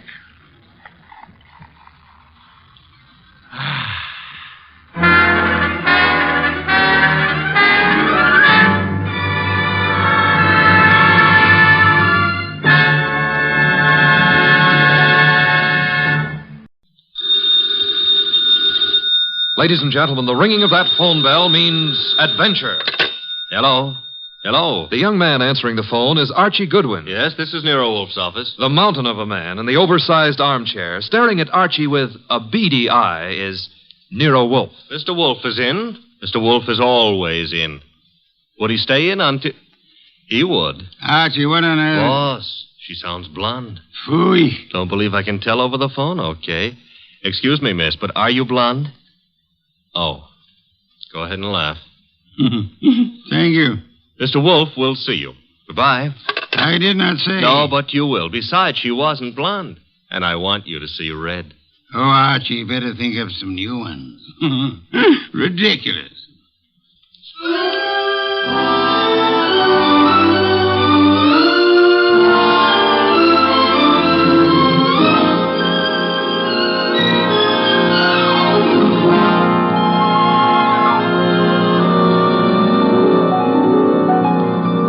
Ladies and gentlemen, it's the bulkiest, balkiest, smartest, and most unpredictable detective in the world. That chair-borne genius, Nero Wolfe, created by Rex Stout and brought to you in a new series of adventures over this NBC network in the person of Mr. Sidney Greenstreet.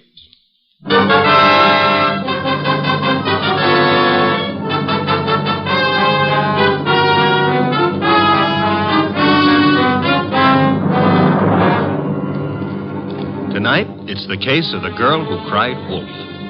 In the old brownstone house on 35th Street, my boss, Nero Wolfe, with all his 300 pounds, sits at his desk from which he runs his world. We have been patiently waiting for the lady client. Then there's a knock at the door, and I admit her.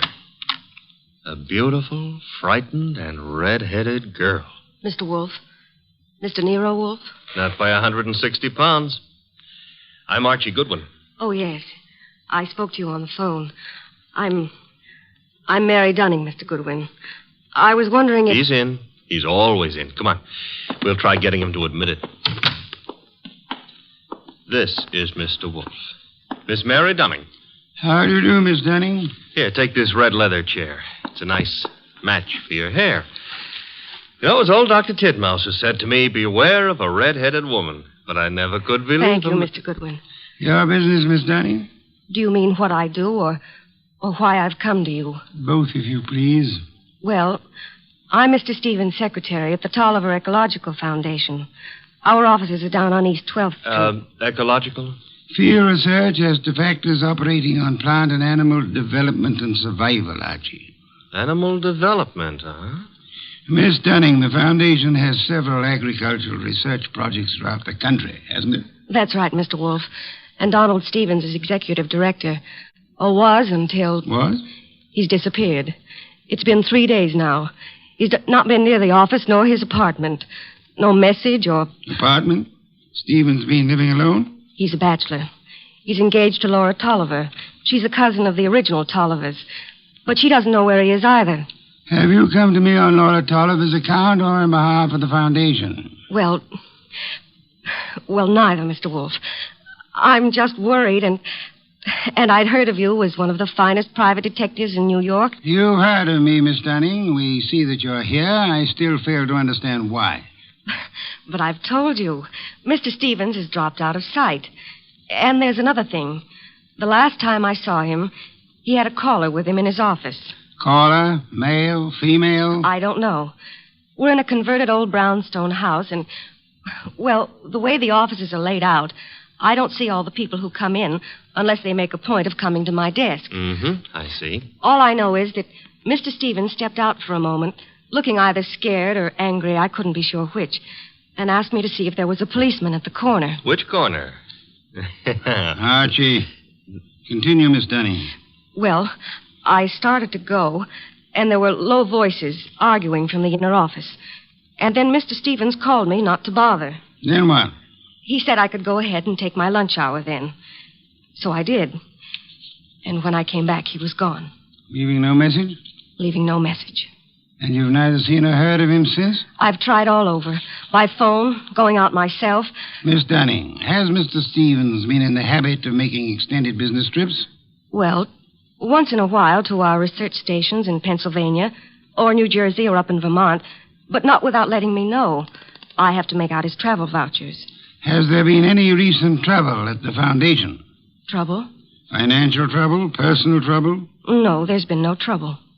Miss Dunning, you're wasting my time and yours. This is a problem for the police, if there is a problem. Oh no, Mr. Wolfe. I'd have gone to the police, except, well, if there should be an innocent explanation, it didn't seem fair to the Foundation to risk the unpleasant publicity I said for the police. Wait a minute, Mr. Wolfe. It's your say-so, but when a girl walks in here and asks... The young lady can depart by the use of the same rather trim legs that carried her here, Archie. Oh, now, look, boss, just because I Miss look at... Dunning, I can think of a dozen reasons that might take your bachelor director out of town for a few days without the formality of explaining his actions. Then you won't look into this? Despite Mr. Goodwin's frowns, no. Should Mr. Stevens not turn up tomorrow or so, I suggest you advise the police or whatever attorney acts for the Foundation. There is such a person, of course. Yes. Jonas Dowd is counsel. He's also a Coke trustee. Consult him, then, by all means. But you don't seem to understand. If you'll excuse me, I'm overdue for an important conference with my cook. We have just received a shipment of truffles from France. Well, of course, if Mr. Wolfe, if you ask me... Precisely what I've refrained from doing, Archie. Would you be good enough to escort Miss Dunning to the door? To the door, Archie. Good night, Miss Dunning. Good night. Good night. And thanks, just the same. Look, Mr. Wolfe, it's your shop and you can get as surly as you please. But can you give me one excuse for that high-handed brush? One thin shred of an excuse? Miss Dunning was sitting in this chair... The girl was lying, Archie. Lying? How can you say that? At least twice. And possibly from the moment she opened that undeniably pretty mouth. Now, if you'll excuse me, Archie, I have an appointment with a truffle.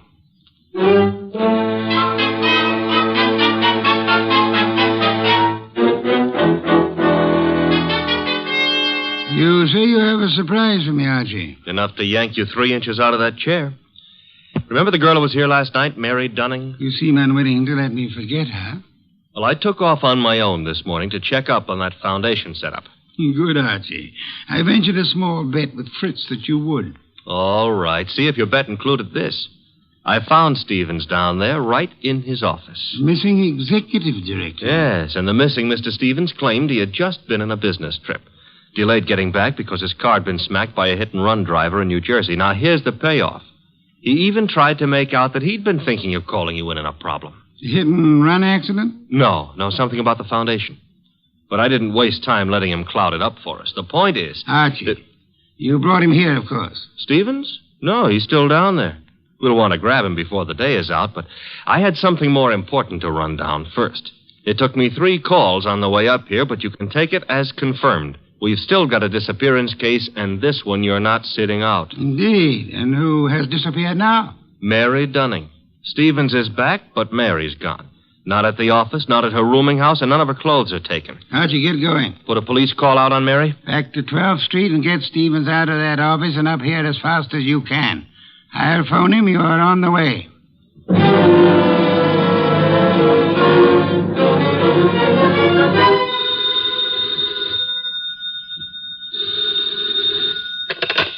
Hello? This Donald Stevens? Yes, this is Donald Stevens. This is Nero Wolfe. I understand you've been thinking of consulting me. Well, as a matter of fact, I have, Mr. Wolfe. I started to explain to Mr. Goodwin, but... Are you alone there at the office? Why, well, yes. As it happens... Be careful. I don't think your car smash-up was an accident. I've just sent Mr. Goodwin to ask you to come here. Meanwhile, I'd suggest... Oh, excuse me, Mr. Wolfe. There seems to be someone coming in now. Wait, Mr. Stevens. There hasn't been time for Archie to get there yet. Excuse me, Mr. Wolfe. Don't. Just hold the wire a moment. Wait, Mr. Stevens. Come on in. I haven't had a chance yet. Oh, what? No! No!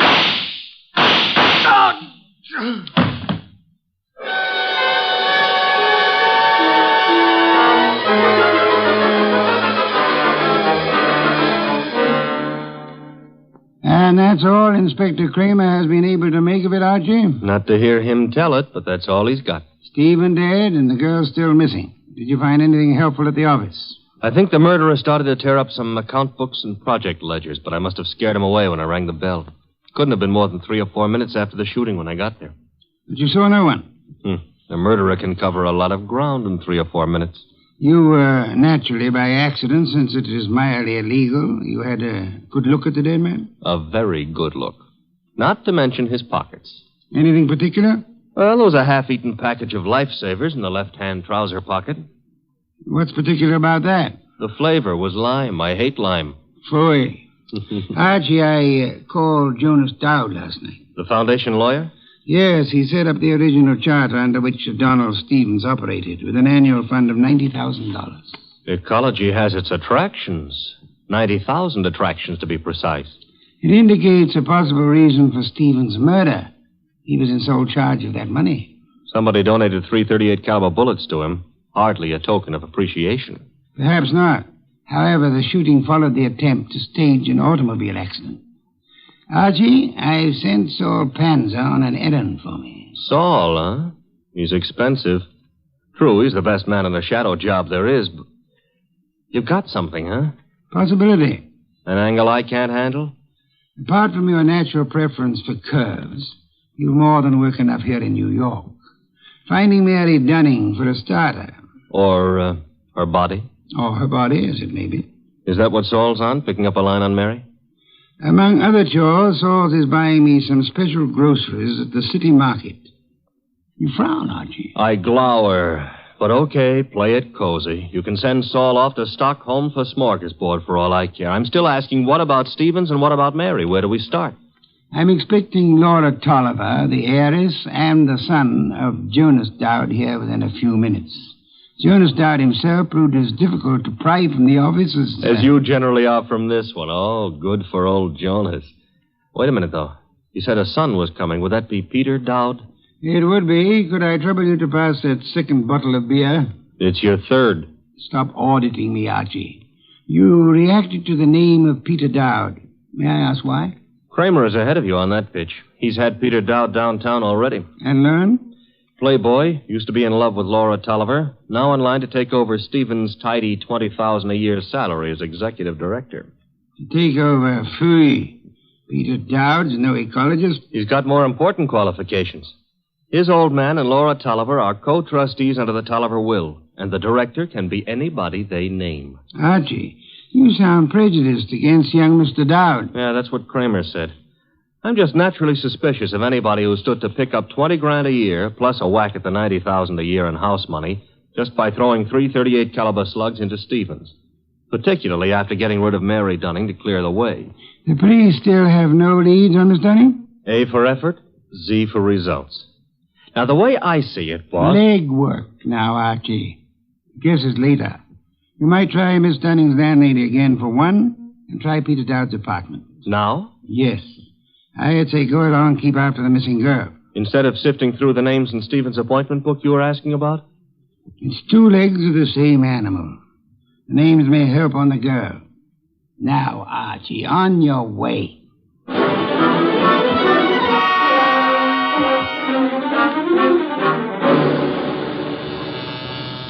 Come in. Mr. Wolfe? Yes, come in, Miss Tolliver, Mr. Dowd. Sit down. It's good of you both to come. Miss Tolliver, I'm profoundly sorry of your loss. You were to marry Mr. Stevens, as I understand it. Yes, 3 weeks from today. I was trying to warn poor Stevens just as the murderer came in. But he evidently knew his caller well enough to feel no alarm. The police told us that, Mr. Wolfe. We've just come from Inspector Kramer's office. I know, Mr. Dowd. Did you gather the inspector meant to see you again? Why should he? How could anyone think that Peter could have anything to do with this horrible business? I see that you have no doubts about Mr. Dowd here, Miss Tolliver. Easy, Laura. Yes, Mr. Wolfe, I gathered that Kramer was interested in me. He's got a man outside here watching us now. You're alert, Mr. Dowd, or... Oh, what? Or aware that Inspector Kramer may have grounds for keeping you under surveillance. Look, Mr. Wolfe, I didn't come here to be put through the jumps again. First Kramer and now you. I'm acting for the Tolliver Foundation, Mr. Dowd. I have been since your father retained me last night. Why jump on me, then? Young man at my age and weight, the chances of my jumping on anyone are about as likely as, as unlikely as to expect that you're not still in love with Miss Laura Tolliver here. Mr. Wolfe, we haven't admitted that we... Miss Tolliver, your concern a moment ago at the possibility that this young man might be charged with Stevens' murder... Now, wait a minute, Mr. Wolfe. Climb back on me if you want, but let Laura alone. If you're trying to I'm no longer trying, Mr. Dowd. You both confirmed the point for me. All right. I am still in love with Laura. And I think Laura's known ever since she accepted Stevens' ring that their engagement was a mistake. What are you going to make of that? Did Stevens know you hadn't given up on Laura? I told him twice. I even went down to the foundation just... Just when, Mr. Dowd? This morning while I was telephoning Stevens, for example? I haven't been near the foundation office for days. I've been out of town. Mr. Wolfe, you've no right to twist and turn everything Peter says. I do love him, but Laura. Well, that's the first time you've come right out with it since... I'm sorry, Peter. I've wanted to tell you 1,000 times. But, you kept going away on all those trips, and I never knew whether it was for some other girl or...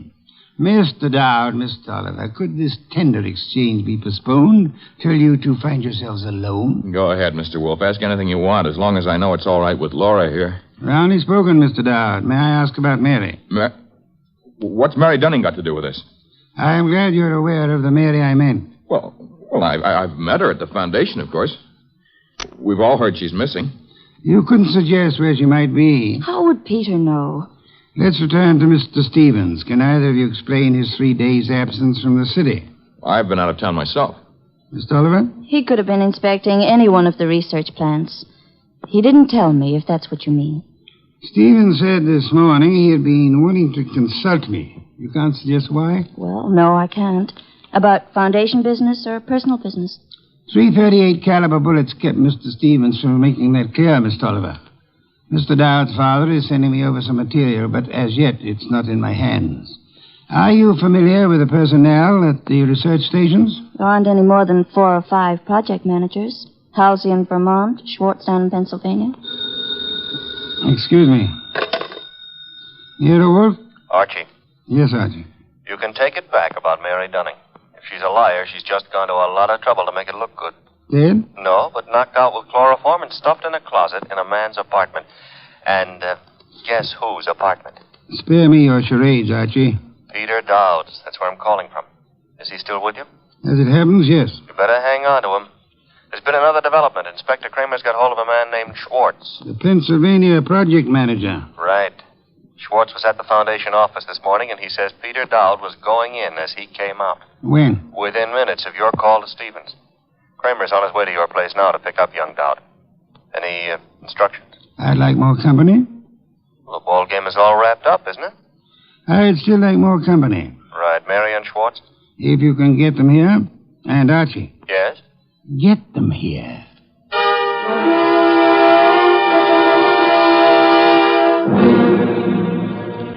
I'll have that 5th bottle of beer, Archie. 7th and quota for the night. And when do you get around to calling in Mary and our friend Schwartz? In a moment, Archie, in a moment. After all that scramble to get him here. I've been studying these project reports that Jonas Dowd sent over. Fascinating field ecology. I know. The factors playing on the development and survival of living organisms. Too bad poor Stevens didn't figure on a factor named Peter Dowd. Archie, I'm ready for Mr. Schwartz now. No Mary? I'll risk you in the next room with Miss Dunning for the time being. Okay. One Schwartz coming up. Oh, come in, Mr. Schwartz. Mr. Wolfe? How do you do, Mr. Schwartz? My apologies for this long wait you've had. And I'll try to make our business brief. Yes, sir. Mr. Schwartz, you managed the Tolliver Agricultural Research Station in Pennsylvania for some time. 2 years. I am not sure I didn't once enjoy a shipment of mushrooms that came from your place. You've experimented with Maya arenaria. Maya arenaria? Yes, of course. Yes, we've done some work with mushrooms. They were excellent. By the way, I understand you saw Mr. Stevens just before he was shot down. If I'd stayed 10 minutes longer, he might still be alive. May I ask the purpose of your call? I was delivering the monthly reports. No special trouble you came to discuss? No, sir. You met Peter Dowd coming in at the Foundation as you were going out. How did he look? In a hurry. How so? He just pushed past with his face turned away. You're sure it was he? Yes, I had seen him at the Foundation maybe 2 or 3 times before. Were you aware that Mr. Stevens and Mr. Dowd were both apparently in love with the same young lady? I'm a research worker, Mr. Wolfe. I wouldn't know about Mr. Stevens' personal affairs. Just an hour ago, before Inspector Kramer took him from here, young Dowd admitted that he'd been there today. I didn't think I could be mistaken. But he said only because Stevens had phoned him to come. Were you there when that call was made? No, there was no call to Dowd while I was there. Excuse me, Mr. Schwartz. Yes, Nero Wolfe speaking. This is Saul Panzer. Yes, Saul, you're still... Yes, still down here at the city market. Looks as if you were right. Indeed? One of their trucks just pulled in with a load of full crates. Top quality produce. I'll try not to wince when you send in the expense sheets. Any other confirmation? Internal revenue records show no taxes paid on income by the Tolliver Foundation. Thank you, Saul. Phone any information as you get it. You'll forgive me again, Mr. Schwartz. Archie. Yes, boss?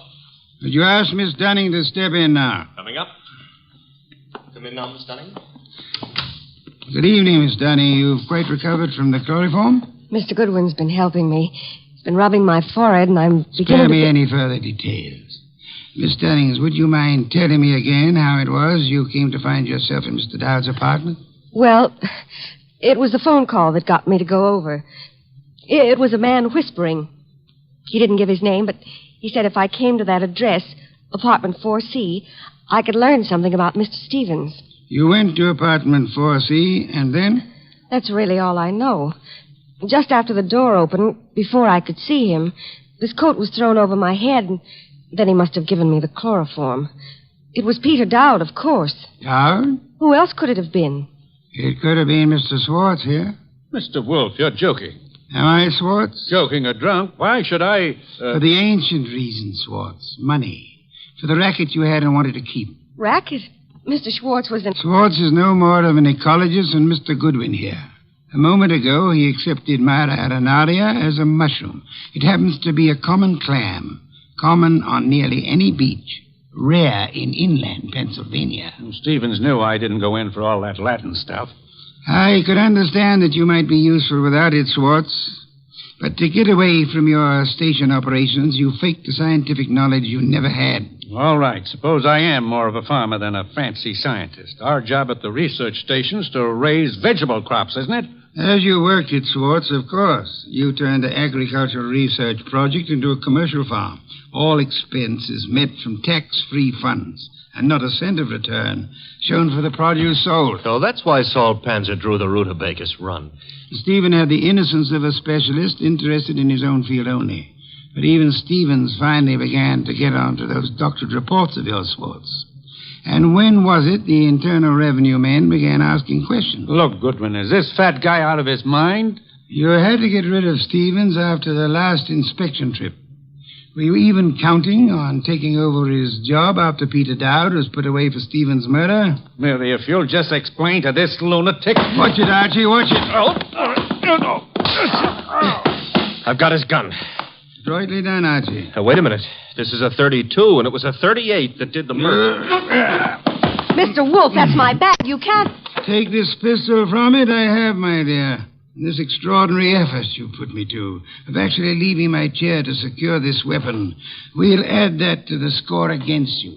Mr. Wolfe, if you aren't too tuckered to answer, that gun from Mary's bag. It's a 38. It may be the one used on Stevens. But Mary couldn't. She didn't. The ballistics tells us that this is the weapon. Then Swartz must have passed it to her for safekeeping, till it could be planted in young Dowd's apartment or car or whatever. I didn't have anything to do with it. Miss Dunning, you had to do it more than you know. Do you realize that if Mr. Goodwin hadn't found you at the Dowd apartment when he did, that you might not be alive at this moment? You were the one person who knew Swartz's crime. Mary, don't listen to him. She's listening, Swartz. Miss Dunning, you thought the chloroform scheme was directed solely against Peter Dowd, and so you let Swartz talk you into it. Mr. Goodwin tells me the door of that closet was sealed with Scotch tape. I didn't know that. Schwartz actually tried... Your chloroform sleep was meant to turn into a permanent one, Miss Dunning. And I was trying to cover for him. All right, here it is. Schwartz planned it all. He did try the hit and run, and he did shoot Stevens. He's a liar. Mary, you've been juggling those books since... Say the details for Inspector Kramer, Swartz. There's guilt enough to be divided between you and guilt enough to burn you both.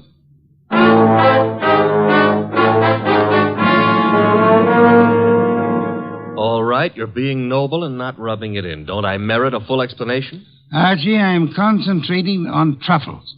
Do we deck out a bird, or shall we have them in an omelet again? Mr. Wolfe, look, I've got a white flag up, and I'm asking. All right, Mary and Schwartz wanted Stevens out of the way. And all right, they tried to hang it on Peter Dowd. But why'd Mary come here and try to get you into it in the first place? As far as she knew that night, Archie, Stevens wasn't to get back to New York alive. Swartz hit and run ambush in New Jersey was supposed to take care of Stevens on his way back from Pennsylvania. By luck, Stevens survived the accident, and Swartz had to follow him here to finish him off. Yes, but I still don't see why. Mary came here to establish her innocence by pretending to seek our help. Oh. And she thought to keep suspicion from Swartz by creating the imaginary figure of a threatening caller at the office several days before. She knew Stevens meant to consult me about Swartz, and she could guess Jonas Dowd would call me in eventually. Stevens said he wanted to consult you that morning when That morning when you couldn't hear Stevens out because you were seeing him as Mary Dunning wanted us to see him. Oh, a trick operated with two vanishing acts to explain. Stevens's and Mary's. You have it, Archie. And both fake. A straight business trip branded a run out or a snatch only by Mary's account, and then the chloroform act at Dowd's apartment. You have it in full. Mm-hmm. Except how you knew she was lying to start with. Point one, the girl offered no fee, no prospect of a fee. Mm-hmm. Stay at that. Could anyone claim knowledge of my reputation, Archie, and still seriously expect that I would take an arduous labor for the love of it? Oh, I'm ashamed of myself. Point two, she told us of a caller coming to see Stevens. Of Stevens asking her to fetch a policeman, then changing his mind. When asked to call a policeman, what woman's curiosity would be satisfied by being told not to bother? How utterly brilliant you are. Yes. Archie, a bottle of beer. All right. And now back to a serious problem, you know. I think I see a compromise on these troubles. Between bird and omelet? Archie, Why not both? Ah.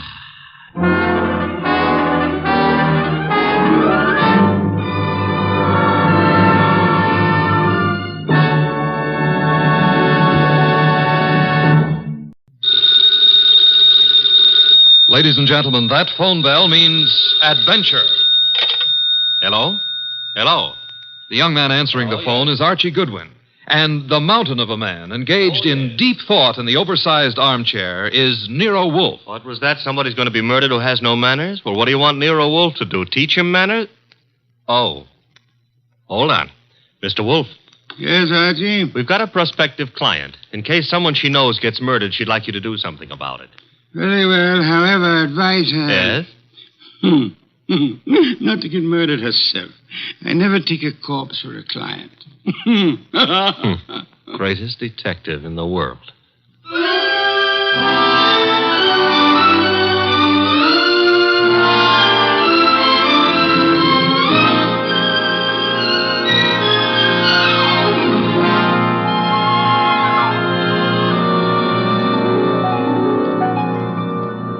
Yes, Archie is so right. He is the greatest detective in the world, and the fattest, and the least energetic. He's Nero Wolfe, created by Rex Stout, and brought to you over this NBC network in a new series of adventures by Mr. Sidney Greenstreet.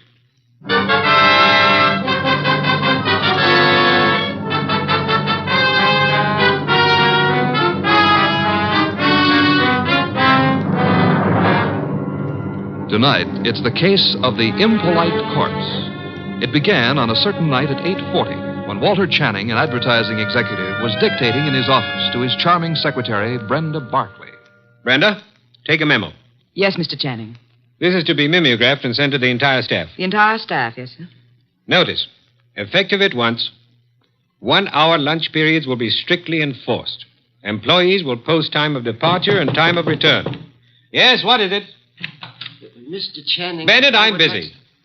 Well, I've got to see you, Mr. Channing. About this afternoon. This afternoon was unfortunate, Bennett, but it happened. I lost my temper. I'm sorry. So am I. Mr. Channing, I've been with the firm 14 years, and because a man blows up once in 14 years. Mr. Channing's office. Oh, you've got to reconsider. That's all, Mr. Channing. I never reconsider, Bennett. It's your wife. But, Mr. Channing. That will be all, Bennett. It won't be all. You can't wipe out 14 years of a man's life. Even you can't do that, Channing. It's Mrs. Channing on the phone. Oh. Hello? You're where? That's in this building. Since when has Dr. Ellis kept evening office hours? I told you there's nothing wrong with you. No, I can't. I don't know when I'll be through. And I don't want you hanging around up here. Well, take a cab or walk. I don't care what you do. What? I can't understand you. What? Goodbye, Doris. Where was I? Walter. Yes? You are going to reconsider about Tom Bennett, aren't you? Bennett was insolent this afternoon. I won't tolerate insolence. Yes? Shine, Mr. Channing? Shine? No! What's he doing down here this time of night? Half the staff's working overtime. Kelly's an enterprising shoeshine boy. Might have missed someone on his rounds this afternoon. Walter, about Tom Bennett. Forget Bennett! Oh, look, you upset the inkwell. Oh. Quick, blot the stuff. Yes, of course. Did any spill on you? Spot at my trouser cuff. Lucky it didn't get on the carpet. Walter, about Tom Bennett. I told you to forget Bennett. All right, Walter, all right. Oh, maybe you shouldn't. Maybe you'd be better off to use him as a model. A model? If he knows he's not wanted around here, he'll have the self-respect to get out. Meaning? Well, you've known for a long time you're not wanted. And you're still here. How you'd like to fire me. Denying that would be silly. I've been with this firm 15 years in January. Employees get a bonus of stock shares after 15 years' service. That's what I'm waiting for, and you know it. Suppose we get back to that memorandum. You'd like to get me out before I collect those shares, wouldn't you? I said let's get on with the memo. You'd be petty enough to do it, too, if you knew how. There may be a way. There isn't, and you know it. I'm too careful. You can't fire me without cause, and I've given you no cause, Walter. Nothing you can possibly dictate one of your vicious little memorandums about. Don't try my patience too far, Brenda. Walter, what? This can't be us talking like this. You and me hating each other. I find it remarkable there ever was anything between us except hate. Walter. I mean it. Look at you. You were flashy when I met you. You're getting flashier. That means cheaper, Brenda. Stop it. Too much lipstick? Too much rouge? Hair too bright? Dress too tight? You're trying too hard, Brenda. You're labeling yourself like a sound wagon. I wonder what it is that stops me from killing you. Cowardice, of course.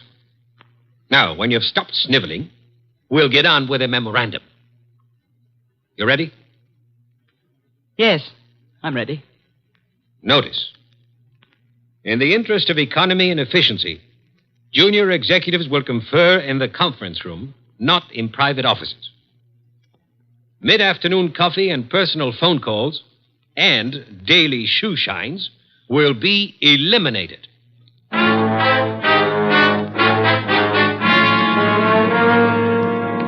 Your name is Barclay, Brenda Barclay.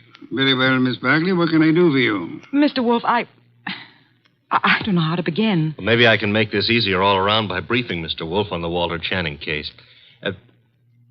Hey, that's funny. What? Violet eyes.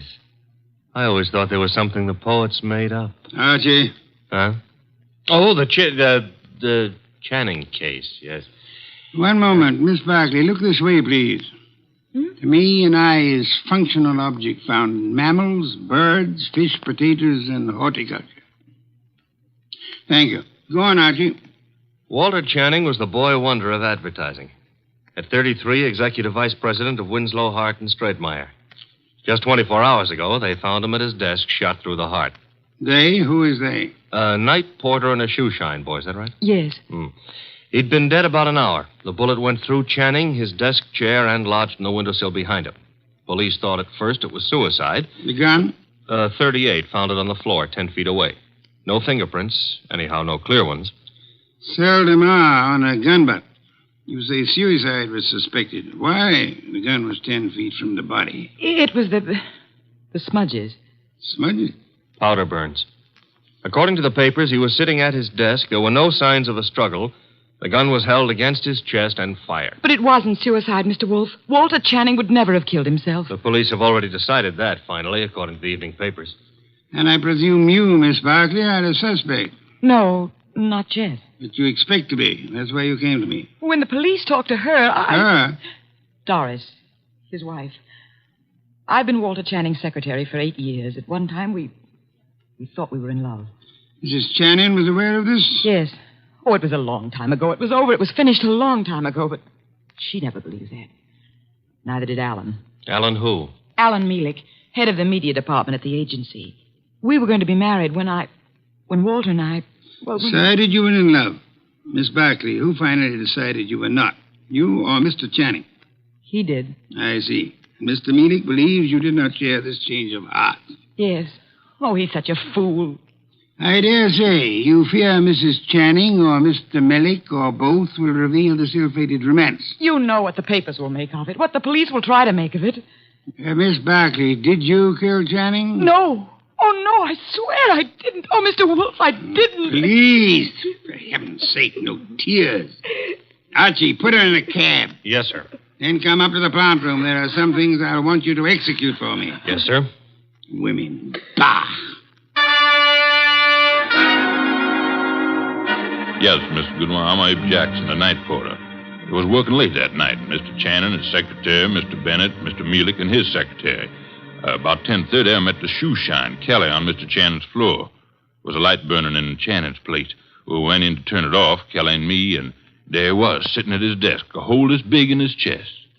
Tell me, Mr. Bennett, did Channing have any enemies in the agency? Channing was a slave driver, Mr. Goodwin. The girls hated him, and the men were afraid of him. He'd send out memos like this one around. Here, take a look at it. It's typical. No coffee, no shoe shines, no office conferences. If you want my opinion, as one employee out of 150, whoever killed Walter Channing did the rest of us a favor. You're Amy Long, secretary to Alan Mealich. Now, what can you I can tell you plenty. How she jilted Mr. Mealich, took up with Mr. Channing, got thrown over by him. I wouldn't go so far as to say Brenda Barkley would murder anyone. But if she did, Walter Channing would be 1A. Channing get his shoes shined on you? I called the agency man, sir. You know, it was Jackson and me found him. Everyone else had gone and left himself, poor soul, sitting at his desk, dead.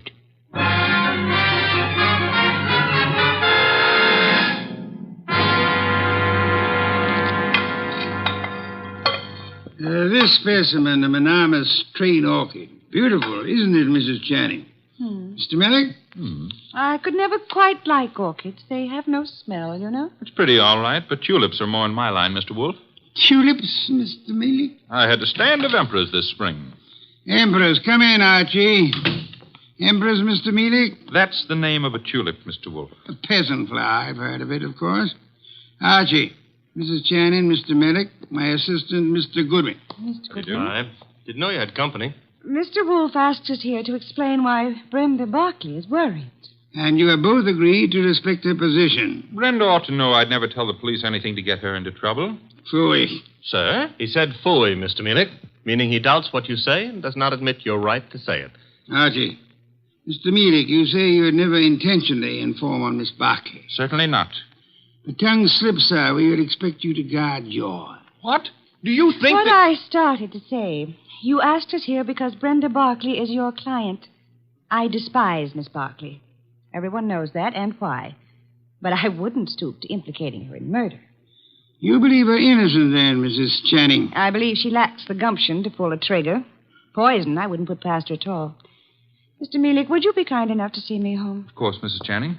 Good day, Mr. Wolfe. Good day. And Mr. Goodwin. You have, I suppose, an exhaustive report from me, Archie? 7 pages of notes. Save them and get me a bottle of beer. You're in a rosy mood. What happened? I said I would like a bottle of beer. No, you wouldn't. Archie, you better... Don't puff up about it. Those vest buttons won't stand the strain. I can't get you a bottle of beer. Why not? You ordered me to hold you to 4 a day. I rescind the order. You also ordered me not to let you rescind the order. What's the matter with you, anyhow? I have had to entertain 2 very dull people too long. Both those dull people are prime suspects. Mrs. Channing is a woman scorned. Mealich lost his girl to the guy who was killed. I can't blame her for throwing him over. Archie, the man grows tulips. What? Tulips. Well, give me a report. I checked the agency, everybody who was working down there the night of the murder. Also, I dropped in on Inspector Kramer at Homicide. Also, I visited the morgue. Why the morgue? Because if I hadn't, you'd have said, why not the morgue? Go on. I drew a blank there. Kramer let me look at the clothes Channing was wearing. There was an ink stain on the left trouser cuff. An ink stain? And a hole through his shirt front with plenty of powder smudge like the paper said. He was shot with a .38 at point-blank range, sitting down. An impolite corpse. What? Discourteous. He didn't rise to meet his murderer. That is most significant, Archie. I know. I've got a theory about this case. No theories, facts, if you please. But look, Channing owned a .38. That's a fact. It's disappeared. That's another fact. The murder gun was a .38 with the numbers filed off, and it could be Channing's own gun. Thereby proving what, Archie? That his wife had access to it. Your theory involves Mrs. Channing, then? And Mealich. She decides her husband is less trouble to her, dead than alive. A regrettable tendency of wives. Have you noticed? And she sells Mealich on the idea. Now, that wouldn't be hard. They figure to make it look like suicide, but Mealich loses his head and runs, drops the gun on his way out, and... Oh, you don't buy it. Enough of theories. The facts, Archie. Out of your notebook. 1. 9 people were on the scene that night, working late for one reason or another. Mrs. Channing tells me she was visiting a doctor's office in the same building, by the way. 2. Every one of those people hated Channing. 3. Here's a sample of why he wasn't popular. Memorandum, huh? Dictated the night he was killed. The staff got it the next morning. A whip cracker, Mr. Channing. Fact 4. The ink stain on his trouser cuff was partly rubbed out. With what? Cleaner of some kind. I didn't get the brand. Fact 5. There's a spot on the carpet near Channing's chair. Spot of what? Ink? Blood? Looks like ink. It looks like it. Well, I didn't analyze it on the spur of the moment. My chemical set isn't working so good, boss. Phooey. Archie, I want two things. Yes, sir. Get over to headquarters. The police have Channing's trousers. Suggest to Inspector Kramer that he have the stain analyzed. Suggest also that the spot on the carpet be analyzed at the same time. Be around him when the information arrives. This is Be Kind to the Police Week? Phooey. I never have sought to beat the police on matters of fact, only on interpretation, deduction. Get going. Oh, and Archie. Yes? When you return, I should discourse upon the sanctity of deskhood. The sanctity of what hood? Deskhood. Now be off with you, and please remember you're tracking a murderer. Don't stub your toe.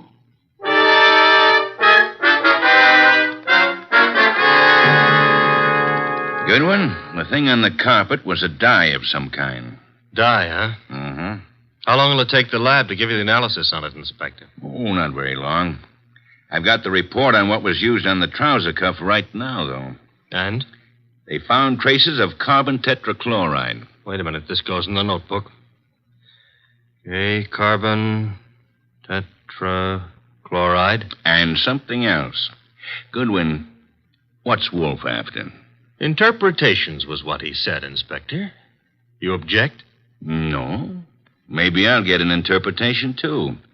The something else was perchloroethylene. Perchlor... Why, Inspector, such language.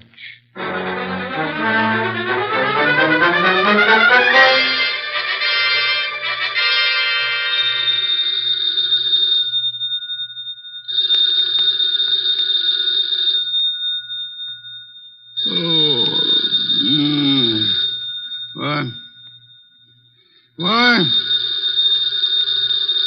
Archie. The phone. Oh, not back yet. Hello? Mr. Wolfe? Yes? This is Brenda Barkley. Oh, Mr. Wolfe. What is it, Miss Barkley? You've got to come to Mr. Channing's office right away, Mr. Wolfe. Mr. Goodwin has been to your office. Everything I need to know. You've got to come, Mr. Wolfe.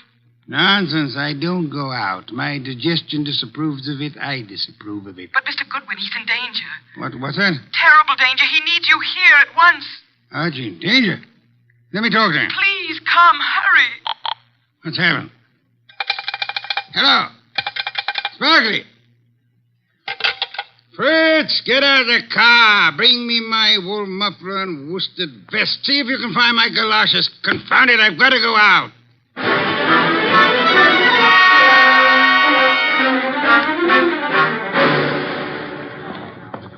Going up.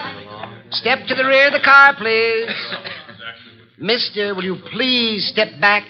I'm back as far as I can go. You are? Elevators, contraptions for little men. Come, take me up, young man. Hold it. Hold that car. I'm late for a date with a blonde. 16th floor, buddy. Evening, Mr. Goodwin. Good evening. I was told you were in danger. Danger? Mr. Wolfe, what are you doing out down here? It's Barkley's idea. About me being in danger? Obviously, she was lying. I suspected at the time. But I fell in with her suggestion. I'm anxious to end the case. My presence here is needed. Don't understand why she'd do such a thing. And why is your presence needed? 16th floor. It's a matter of, perspective. Brenda's got a very nice perspective. She'll be around here someplace. The agency's got this whole floor. Her office? Down this corridor, next to Channing's. Well, Kramer came through on those reports from the lab. That smudge on the carpet wasn't ink. It was a dye. Powdered aniline. Brenda. Oh, Mr. Wolfe, thank heavens you're here. Hey, I'm here, too. The police, they questioned me again this afternoon. I'm so frightened, Mr. Wolfe. You've got to find the murderer before they... Baby, take it easy. Well, hello, Archie. Hello. What's the idea of trying to pull a fast one on Mr. Wolfe? Well, I just had to see him. Please understand. Is this Channing's office? Yes. You told him I was in danger. At last, the place to sit down. Well, I had to tell him something to get him down here. He's not happy. You comfortable there, sir? Miss Barkley, come here. Mr. Wolfe, I can explain. I thought if you were here, where it happened, if you could see for yourself, then you'd Young woman, there are many things I'd like to say to you. Oh, now, wait a minute. She was scared, boss. However, I am too short of breath to do them justice. Archie. Yes? Round up everyone concerned with this case. Right now? Including Mrs. Channing. Get them in here. Yes, sir. You help him, Miss Barkley, and close that window. Yes, Mr. Wolfe. Fresh air. I've had enough today, thanks to you, to last me a lifetime.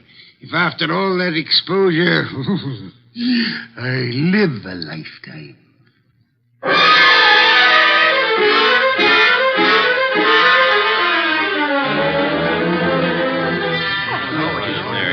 What's going on here, anyhow? A tea party. Find yourself seats. Keep your knees steady. All right, Mr. Wolfe, everybody's here. Mr. Shoeshine Kelly? Here, sir, here.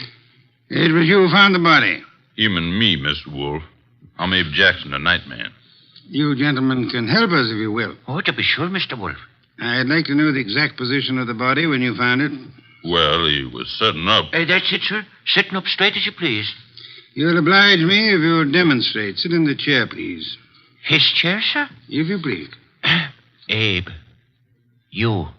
Yeah. Oh, no, not me. Not on your life. There's no easy thing you ask, Mr. Wolfe. But I'll oblige you. So, it was like this, I'd say. You agree, Mr. Jackson? A little more to the right, maybe. Yeah, that's the way it was. Archie. Yes, sir? Help me with a brief recapitulation. Well, so far as we know, Channing made no outcry. Therefore, he could not have been startled by the appearance of the killer. There were powder burns on the body. Therefore, the gun was against Channing when it was fired. His own hand couldn't have held it closer. Nobody heard the shot, probably because this office is soundproofed.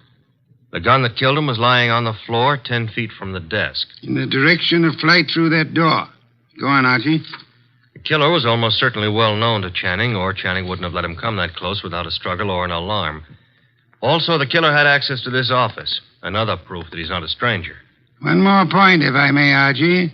The killer, he or she, is present here now. Here in the room. Quiet, everyone. We come now to the point I mentioned to you last night, Archie. The point I call the sanctity of deskhood. Sanctity of what? Deskhood, Mrs. Channing. Explain, Archie. Still figure it's so important? Absolutely essential. Well, I wrote it here somewhere. Oh. Deskhood refers to that area behind a desk where a man earns his livelihood, makes his career, builds his reputation. You mean here? Where I'm sitting? So long as a man sits at his desk, he enjoys a curious area of privacy. He is remarkably safe from intrusion. That's it, Mr. Wolfe. The sanctity of deskhood. Think about it a moment. You'll see what I mean. Nonsense. I've gone around that desk hundreds of times. I'm sure she has. Many more hundreds. If you mean what I think you mean, Mrs. Channing, you... Please, ladies. Mrs. Channing, when you approached your husband at his desk, what did he do? What did he... Why, he stood up and... He stood up. Miss Barkley, you agree? Well, yes, he'd have to stand up. At least he always did. But for his murderer, he did not. Archie, resume from your notes, please. Well, whoever killed Walter Channing went around the desk without Channing rising, held a gun to his chest, and pulled the trigger. Excuse me. If you will go behind the desk and stand facing Mr. Kelly, Archie. Here. This the way you mean? You know the angle of the body wound to the hole in the chair? There wasn't any angle. One was in a straight line with the other. From where you stand now in front of Mr. Kelly, if you wish to inflict an identical wound upon him, could you do it? Not from where I stand. I'd have to kneel. You'd have to kneel. Do so. Note, please, the murder tableau. Oh, you mean that's what The question now, who could kneel before Channing, get close enough to kill him from that position without alarming him in the least? Kelly. The shoeshine man. Hey, wait a minute now. Shut up, you, and sit there. His motive is crystal clear. The memorandum. Memorandum. You have a copy, Archie? In my notebook. Ah, yes. Miss Barkley, read the part which could explain Mr. Kelly's action. No, Why, now the you don't memo do that. was all over the office. Kelly must have seen it. Oh, wait a minute now. Notice effective at once. Yes, here it is. In the interest of economy, daily shoe shines will be eliminated. That'd cut off Kelly's bread and butter. Kelly, I can't believe it. Nor can I. What? It's obvious Kelly murdered Walter Channing. Mr. Wolfe, now listen, I did nothing to But the the obvious can be too obvious. Meaning what exactly? Archie, Yes, sir? brief these people on the ink-stained trousers. Channing spilled ink on his trouser cuff the night he was murdered.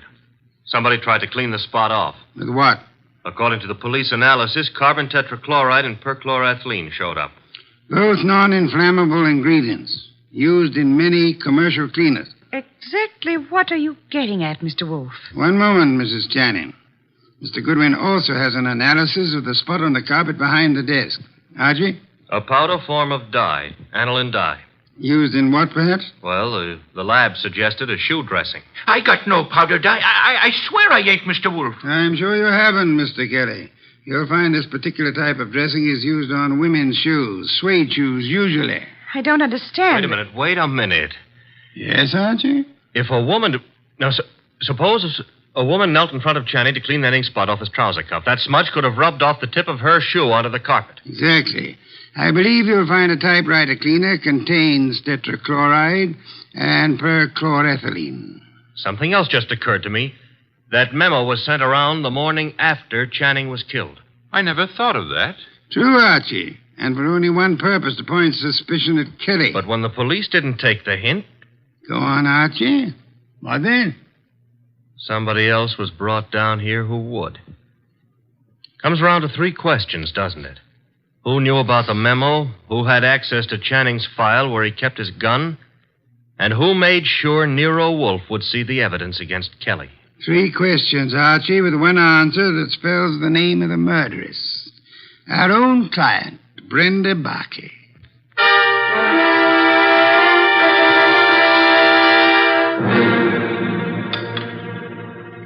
Steak, Archie, marinated. You like it? I'm not hungry. Indeed, I suggest a tonic. That reminds me. I had a call. You had? Doris Channing. She had some idea about my explaining things to her. She found my explanation insufficient? No, but she felt it lacked the personal touch. Phooey. Hand me a can of beer. However, you do have the evening off. Yes, sir. Keep out of trouble. Doris Channing is a blonde. That is, try to keep out of trouble. In the company of a blonde who wants to. Good night, sir. Good night, Archie. Good night.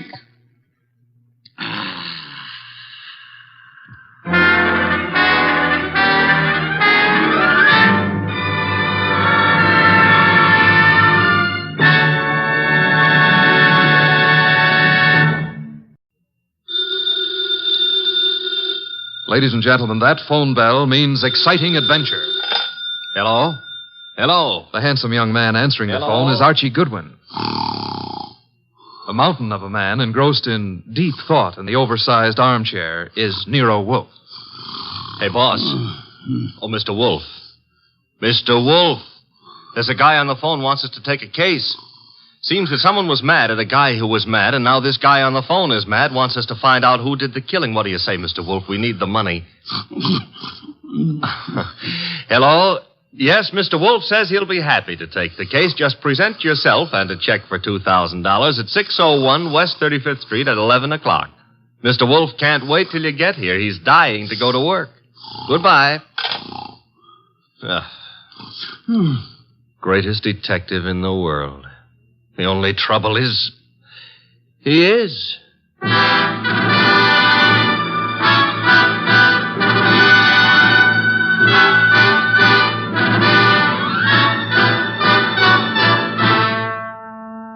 Yes, listeners, Archie is so right. He is the greatest detective in the world, and the fattest, and the least energetic. He's Nero Wolfe, created by Rex Stout, and brought to you over this NBC network in a new series of adventures by Mr. Sidney Greenstreet.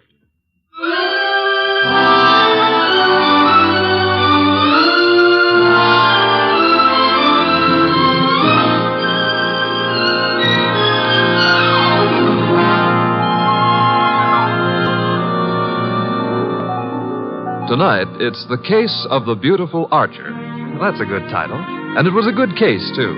It began in the consulting room of Dr. Raynard Townley of the Townley Sanitarium, skipping a jump north of Nyack, New York, when a very lovely young lovely glared across the desk at the good doctor. Shall we pretend you don't know who I am, Dr. Townley? How could we possibly do that, my dear Diana Lawrence? 23 years old, daughter of one of our better-known sculptors, Michael Lawrence. You were born in Johannesburg, educated in London and Paris, and live at present 100 yards from here in your father's cottage on Berry Hill Lane. How's that? It's intended to be staggering, isn't it? You take no cream or sugar in your coffee, were winner of the Women's National Archery Tournament for 1947, and have an exceedingly high temper. Let's stop the nonsense. You have an inpatient here named Willard Garth. Well, Willard Garth happens to be my fiancé. Yes, he has mentioned the fact during his analysis. And, well, has he by any chance mentioned his reasons for suddenly refusing to see me during the past 5 weeks? He didn't have to, Miss Lawrence. Well, what do you mean? I mean that I recommended he give you up as a bad job. What? Yeah, well, I suppose you had some purpose in saying what you did. Of course. I'm the boy's doctor. You think you're in love with Willard Garth, I know, but actually, you're infatuated with the Garth millions. You take a lot on yourself, don't you, Doctor? I consider it important to relieve Willard of all painful external pressure. You've done well for Willard, Dr. Townley, relieving him of me. I think so. Now, let's see you relieve yourself of me. You, purchased the gun for this occasion, Miss Lawrence? Yes. And what exactly do you hope to accomplish with it? A quick and complete reversal of your decision about me. I'm not as easy to handle as Willard is, you see. And if you intend to ruin my life, then I intend to end yours, here and now. The phone is ringing. Let it ring. Just as you say.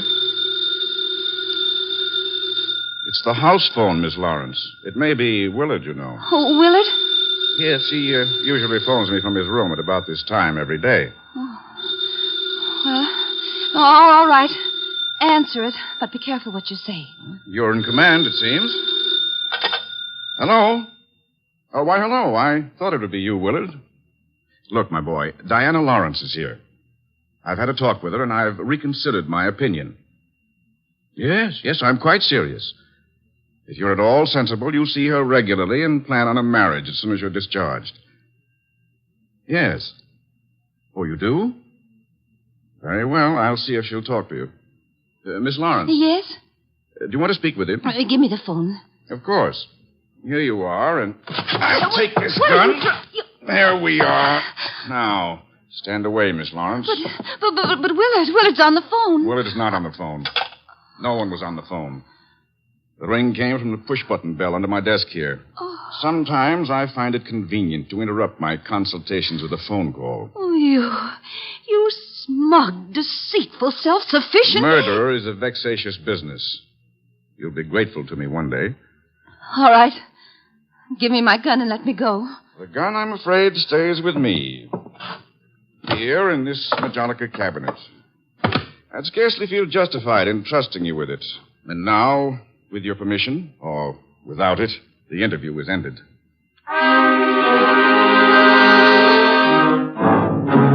Later that day, the phone in the Lawrence house on Berry Hill Lane began to jingle. And this time it was no phony.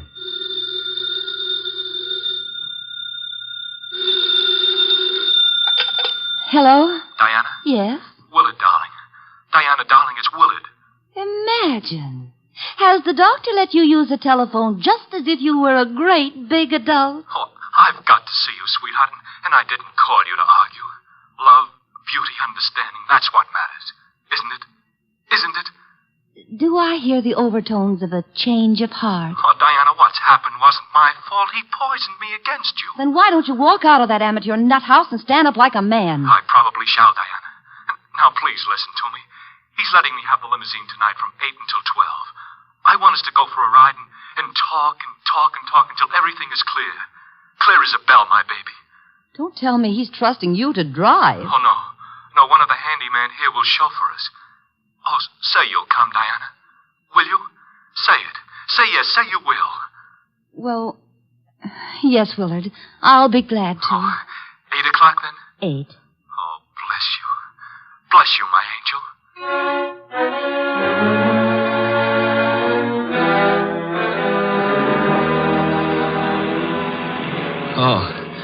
Oh, so that's it.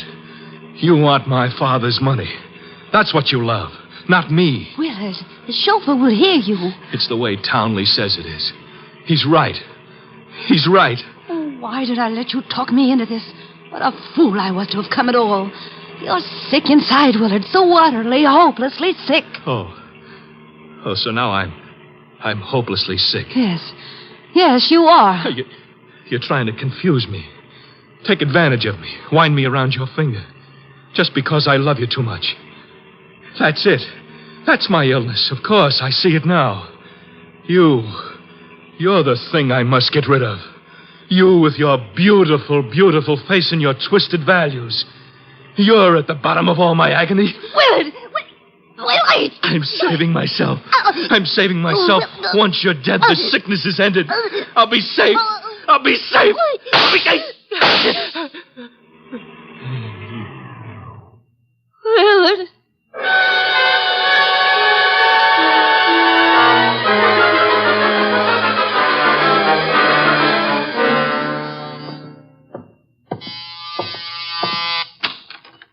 Dr. Townley?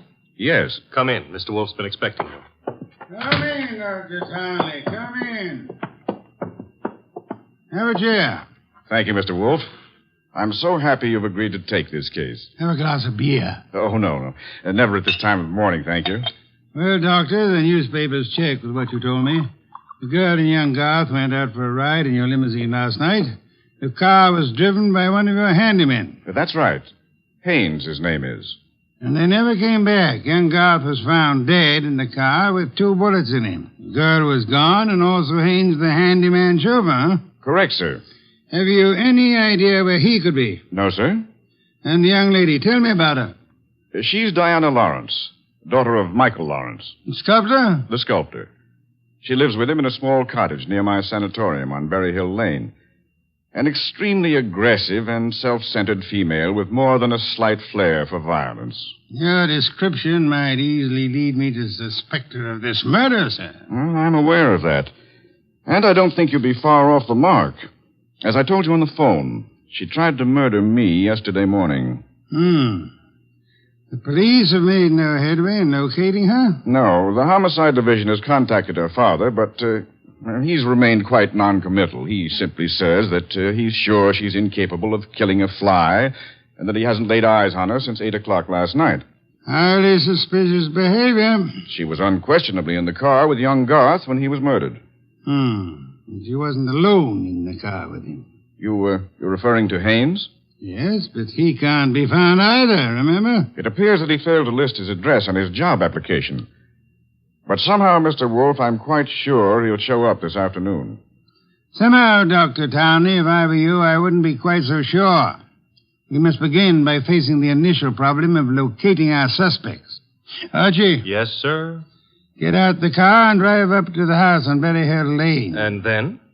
There you will ask Mr. Michael Lawrence to be sensible enough to cooperate with us in finding his daughter. And if the answer is no? I recommend, Archie, that you flatly refuse to take it.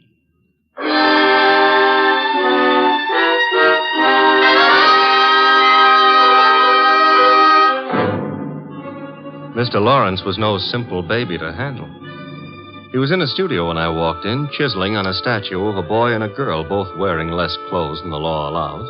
And before I got a chance to state my name, he commenced giving me a free lecture on the marble work of art. She's good.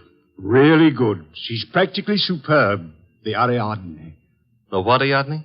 The girl in the statue. Oh. That's Ariadne, tragic nymph of Greek mythology. Don't tell me you're not familiar with Apollo and Ariadne. All right, I won't. The Apollo, on the other hand, is unfinished. The face, you see, it lacks something. The passion of yearning, Olympian desire. And yet, you know, the two figures have motion. Like your daughter? Eh? Your daughter, Diana, she's got motion also. As I hear it, she's been in motion ever since she murdered Willard Garth last night in the back end of a limousine. So you're another flatfoot. Not exactly. I'm paid in private by Nero Wolfe. Nero Wolfe? Yeah. You don't mean that a creditable man like Wolfe thinks Diana killed young Gar? Well, he'd like to talk over the possibility with her. How laughable. Look at that face. Is there anything of the murderous in a face like that? In a face like what? Oh, I'm sorry. Diana posed for the Ariadne, you see, and the likeness is exact. You think a girl of this type, classic, sensitive, civilized, could descend to the clumsy, brute level of murder? Well, it's a little hard to imagine. There. Even you agree with me. On the other hand... Shall we discuss the other hand over a cup of coffee? I'm quite exhausted. If you insist. I do. Sit down and inhale the atmosphere of culture at its source. There's a pot warming on the stove. Pot of what? Coffee or culture? Well, wait and see what he means. Should never ignore a phone call. Who knows? Might be something important. Yes? This is Diana, Father. Oh, yes, Diana. It's all over the papers. Yes, I know. Well, I don't think they'll find me where I am, and I'm staying here until things quiet down a little. Where are you, honey? What did you say? I said, where are you? You said honey. Daddy, you never call me honey. I know it's because I'm excited. Where are you, sweetheart?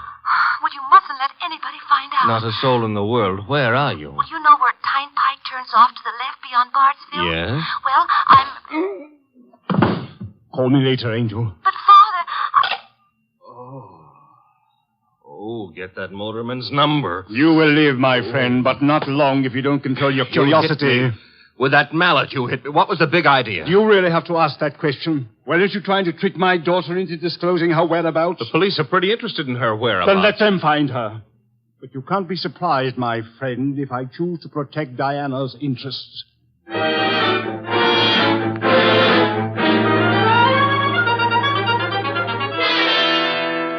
So he's working on an Apollo and Ariadne, is he, Archie? Who cares about Apollo and Ariadne? The point is how he worked on my gourd. That, of course, was unfortunate, my boy, but... Did you get that piece? Mm-hmm. Hello? Inspector Kramer. Hold it. For you. Here. Thanks. Yes? Wolf? How are you, Inspector? I hear you're in on the Garth killing. Not very deeply, I am afraid. We're still trying to locate the Lawrence girl. Well, you can forget about that. Yeah? Yes, we've already located her and released her on a habeas corpus. That sounds interesting. Her father had a lawyer on our heads before she was in here 10 minutes. Too bad you couldn't have held on to her. Oh, I don't know. I'm not so sure we want her. Why not? Well, first of all, it's not likely she did it. No? No. Ballistics stated that the bullets that killed Willard Garth were not fired from point-blank range. And she was sitting beside him on the back seat. I see. Also, we found the murder weapon in the grass near where the limousine was parked, and she admitted it was hers. That sounds like a poor reason to release her. Well, the point is she wasn't in possession of the gun when the killing happened. At least so she says. No, who what? That doctor. What doctor? Townley. The guy who runs that sanitarium. According to her, he took the gun away from her for safekeeping at noon yesterday.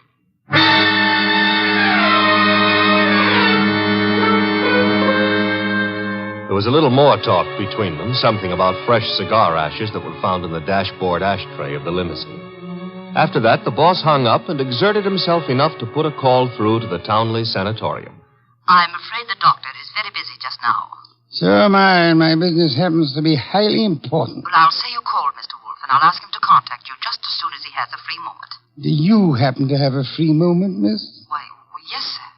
Could you spend it by telling me if that handyman, Mr. Haynes, is being located? Why, yes, as a matter of fact, he has. One of the staff just found out where he lives, Mr. Wolfe. Well? He has a little cottage at 206 Dockside Road. That's out near Sheepshead Bay. Thank you. Archie.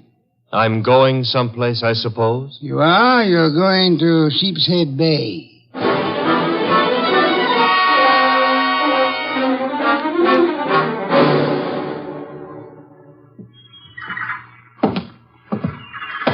Hello there. Looking for a guy I can't find. Oh? Yeah, his name is Haynes. Stopped at the cottage up there, but there's no one there. I saw you here on the wharf fishing, so What did you say his name is? Haynes. Haines. Oh, Haynes. Yeah, do you know him? Well, there's a fella named Hines used to fish out here. No, not Hines. Haynes. Couldn't be Huntingburg? No, it couldn't be. The name is Haynes. Hain. Haynes, give me a hand here, eh? Well, what do you know? Funny, huh? That guy seems to think my name is Haynes. Yeah, so do I. You do? Yes, I...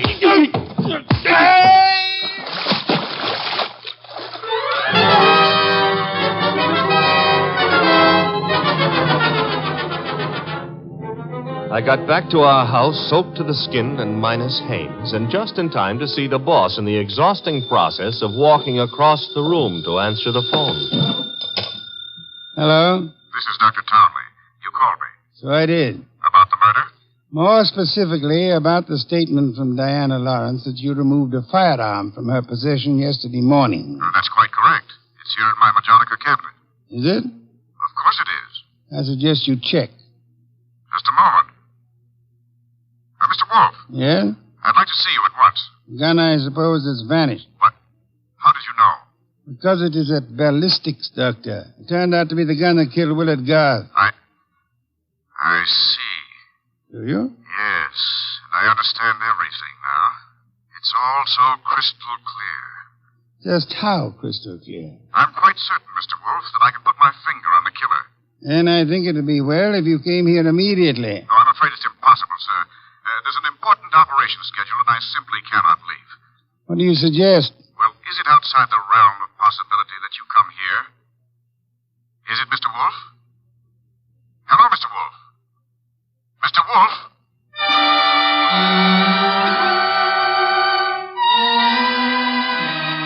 When my boss has to leave the house, it's a major tragedy.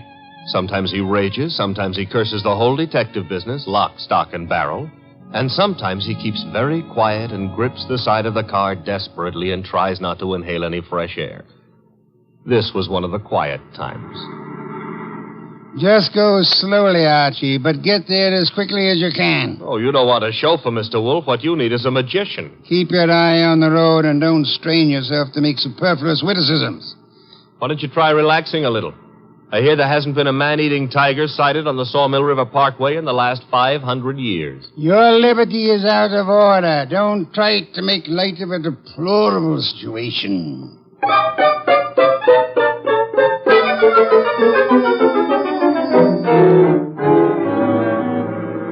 Here's the sanatorium. And there's Dr. Townley coming to meet us. It's terribly nice of you to have come, Mr. Wolfe. I've heard about your aversion to traveling, and I appreciate your going to the trouble. Don't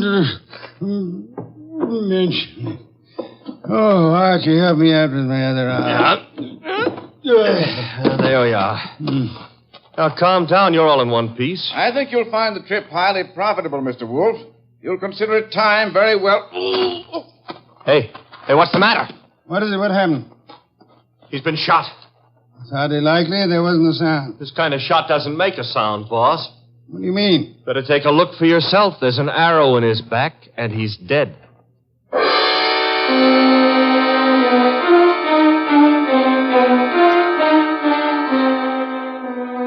We remembered that Dr. Townley had said Diana Lawrence had won the Women's National Archery Tournament for 1947. The Lawrence house was visible through the trees 100 yards away, so we started for it and the sculptor's studio. There's no one around.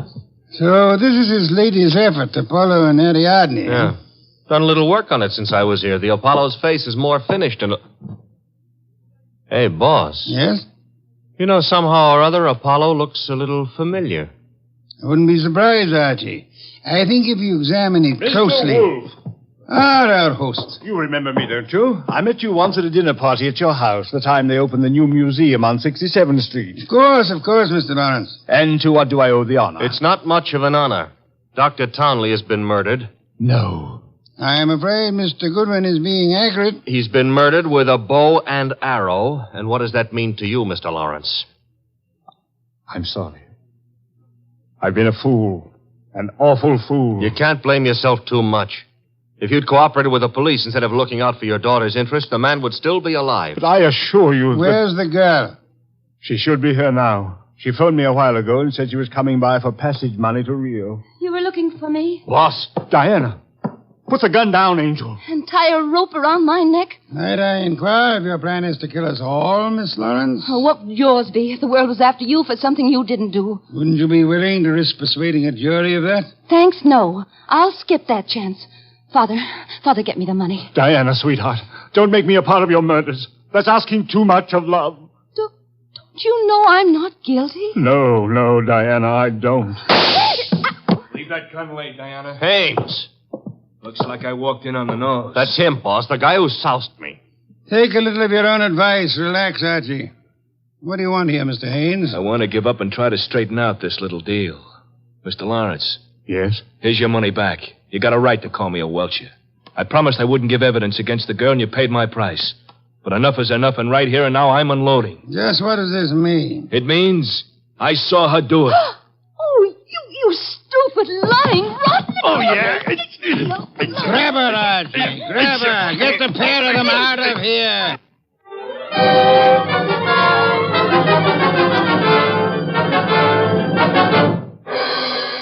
What can I say to myself now? What can I do?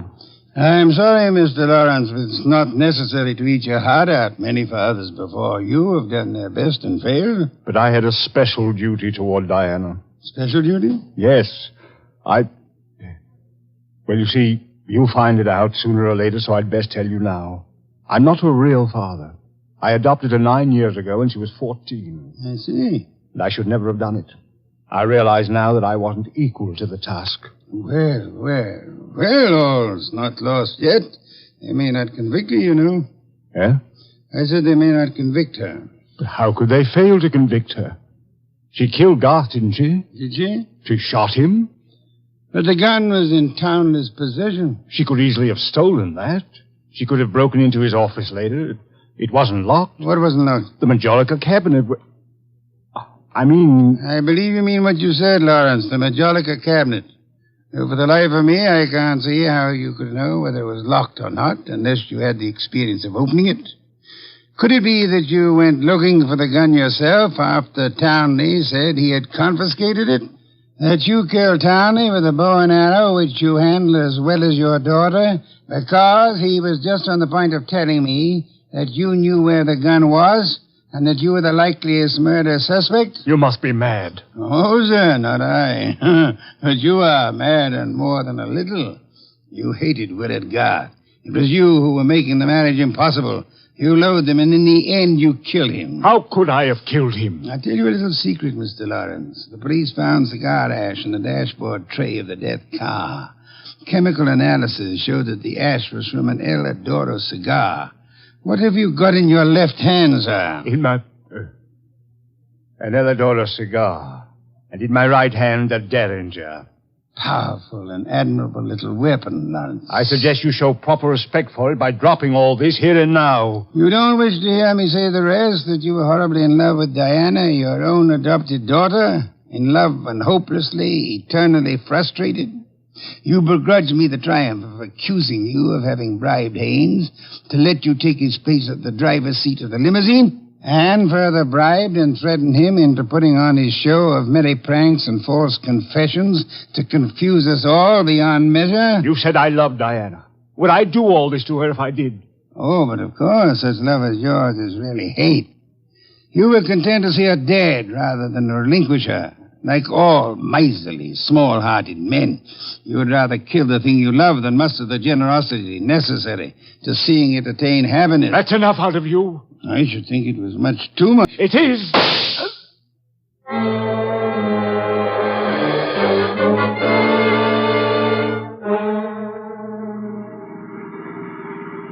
Archie, my boy, I'm grateful to you, both for coming back into the house when you did and for being such a good shot. Hope you remember that next time you feel like insulting me. Mm-hmm. Tell me, what's with that cigar ash routine? Who told you the ashes in the limousine were from an El Adoro, boss? I never heard anything about that. As a matter of fact, neither did I. No one could possibly have determined the brand by any chemical means in existence. I knew that, you see, and I took the long chance that Lawrence didn't. Oh. But I still don't get the mainspring of the deal. How did you know he was in love with Diana? That was genius. I have to admit it. You see, it all hinged on the statue of Apollo and Ariadne. According to the Greek myth, Apollo fell deeply in love with the nymph, but because they were of different worlds, he was condemned to pursue her always and never to catch her. Well, what's that got to do with the price of eggs? Isn't it perfectly obvious? Didn't he tell you that Diana had posed for the Ariadne? Yeah, but I still don't... And you yourself remarked on the fact that the finished Apollo looked somehow familiar, didn't you, Archie? Yeah, I did, boss. Don't you know why that was? You mean that... I mean that Michael Lawrence unconsciously revealed the true state of his heart. He didn't intend to, I suppose. But precisely and accurately, he chiseled the features of the tortured god in his very own image. Oh. And speaking of torture... Yeah? Will we be home in time for dinner? Oh, boss, you can't be that hungry. Oh, yeah, I am. Good heavens, Archie. Do you realize that I haven't eaten since lunch?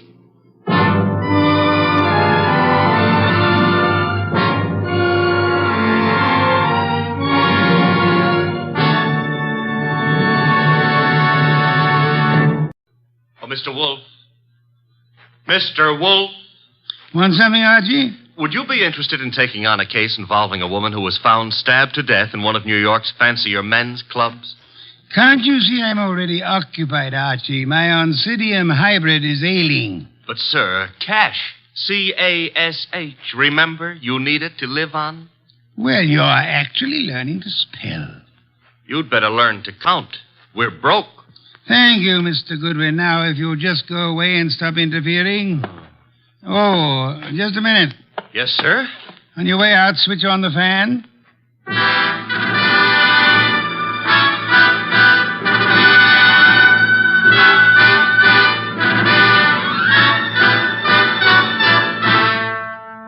Yes, ladies and gentlemen, it's that one and only man of moves, the most famous detective in modern fiction, that corpulent, orchid-raising, beer-drinking gourmet who also happens to be a genius. Rex Stuff's incomparable Nero Wolfe, starring Mr. Sidney Greenstreet. Tonight, Nero Wolfe's long-suffering assistant, Archie Goodwin, tells us of the case of the careless cleaner.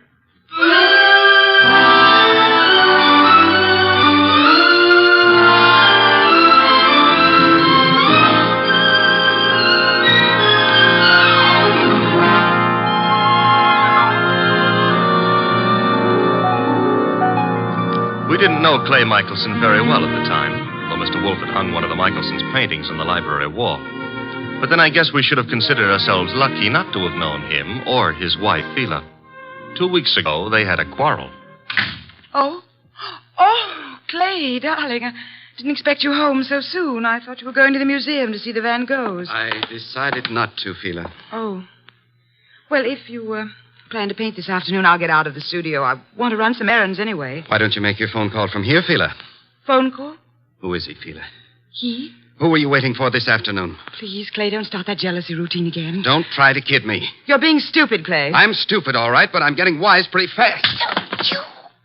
I'm through, Phila. I've had enough. I'm leaving you. So stay out of my way and keep your boyfriend out of my way, too, whoever he is, or I'll kill him.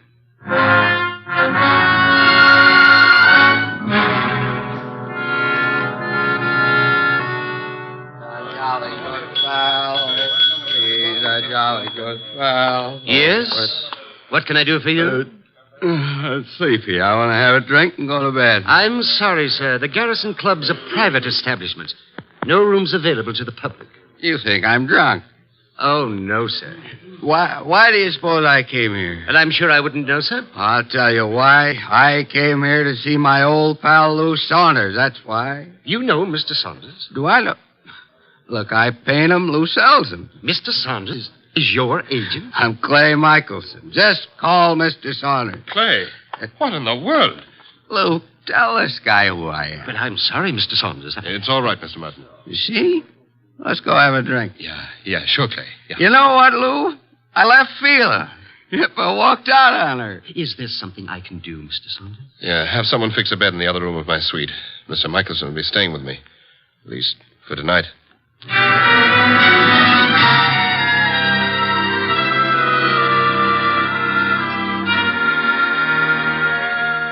Mr. Wolfe, Yes, Archie? it's Friday. Good. Fish for dinner, then. Nope, I was not referring to dinner. You were not? I can think of nothing more interesting at the moment. Oh, I can.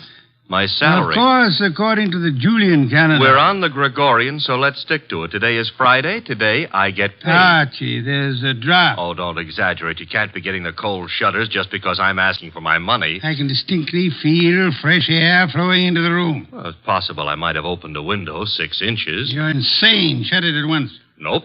Are you trying to blackmail me? Think it might work? Never. Then the window stays open. You're fired. I accept your offer. All you have to do is pay up. I've hired you again. Oh, Mr. Wolfe, you've cleaned out the bank balance again? Well, that is... well, had you seen those Miltonians? Would I have voluntarily given up my paycheck for them? Orchids are very beautiful, Mr. Wolfe, but blondes are... The door, Archie. I am unemployed. Confound you, it may be a client, and if it is, and we can extract a fee. You follow me, Archie? I'm already on my way to the door. Mr. Wolfe, I've got to see him at once. Well, come in. Thank you. Mr. Wolfe, this is... My name is Saunders, Mr. Wolfe. We've met before. I remember. As a matter of fact, you sold me a painting of Michelson. Yes, well, that's why I'm here. It's about Michelson, Mr. Wolfe, that I've come. Frankly, I think the man's about to go mad. He and his wife have split up, and such a splendid artist, too. A pity. I don't know what to do. He's drinking like a fish. For 2 weeks, I've been letting him live in part of my suite at the Garrison Club. But, he's just steadily getting worse. I try a hospital. I can't. The publicity. Mr. Wolfe, Clay admired you so that time we all had dinner after the painting transaction. I thought maybe you could talk to him. Maybe you could get him on his feet again. I'm not a doctor, Mr. Saunders. But I'm sure he'd listen to you. Excuse me a moment, Mr. Saunders. Nero Wolfe speaking. Inspector Kramer. Good evening, Inspector. Got a guy called Lou Saunders at your place? Garrison Club said he'd gone to your place. Yes, he's here. Well, see to it that he doesn't leave until I get there. I could hardly do that, Inspector. I have no reason to detain Mr. Saunders. There's plenty of reason. It so happens a woman's just been murdered in his suite. Murdered? Yeah. A Miss Hilda Lundgren. What's happened? Now will you hold him? Do you know a Miss Hilda Lundgren, Saunders? Hilda Lundgren? I've never heard of her. She seems to have chosen your suite to be murdered in. I'd better get right over there. Mr. Saunders says to tell you he'll be right over, Inspector. Now listen, Wolfe. Good day, Inspector. Murdered? Murdered in my suite? Mr. Wolfe, you've got to come with me. Mr. Goodwin will accompany you after the formality of a retainer, Mr. Saunders. Oh, anything you say. Here, I'll write a check. Good. 500. 500? Fine. My friend and assistant, Mr. Goodwin, will go with you. I have great confidence in his ability to bring back every detail of a murder, particularly where a woman's involved.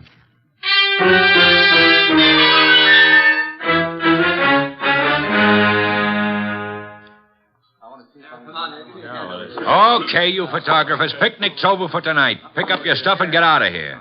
You sound real mean today, Inspector Kramer. Well, if it isn't Nero Wolfe's favorite stooge. What are you doing here, Goodwin? I got bored with my knitting. Look, I wasn't asking for humor. I'm Louis Saunders, Inspector. Saunders? Ever seen that woman before? Yes, I believe I have. I can't remember where, but the face looks familiar. Lovely-looking woman. Blonde and really built. Well, she ought to look familiar. She's one of the cleaning women here at the club. She is? Cleaning? Well, since when have gals like this been reduced to cleaning floors? What's happening to the world? There ought to be a law. Yeah, there is. She was killed with a knife, or haven't you had time to notice? That's not a knife, Inspector Kramer. That's one of Clay's Chinese letter openers. What was that? Well, nothing. Nothing at all. Yes, it is a strange knife. What were you saying, Mr. Saunders? Just said that looked like one of the letter openers belonging to one of my friends. Who is this Clay? Clay Michelson, the artist. You can't possibly think he'd do a thing like this. I think everybody did it until we know otherwise. When were you last up here, Mr. Saunders? Me? Why, just a little while ago. I changed my clothes just before I went to see Mr. Wolfe. She wasn't here then? Well, I don't know. I didn't come into this room, just in my part of the suite. Your part? Who occupies this room? Mr. Michelson. He's been staying with me. Strange wound, no blood. What do you think you are, Goodwin, a medical examiner? Oh, but Yeah. The killer probably wiped the blood away. Saunders, have you any idea where your artist friend might have run off to? I haven't seen Clay all afternoon. He spends a lot of time down in the bar. Well, he'd hardly sit in a bar if he's killed somebody.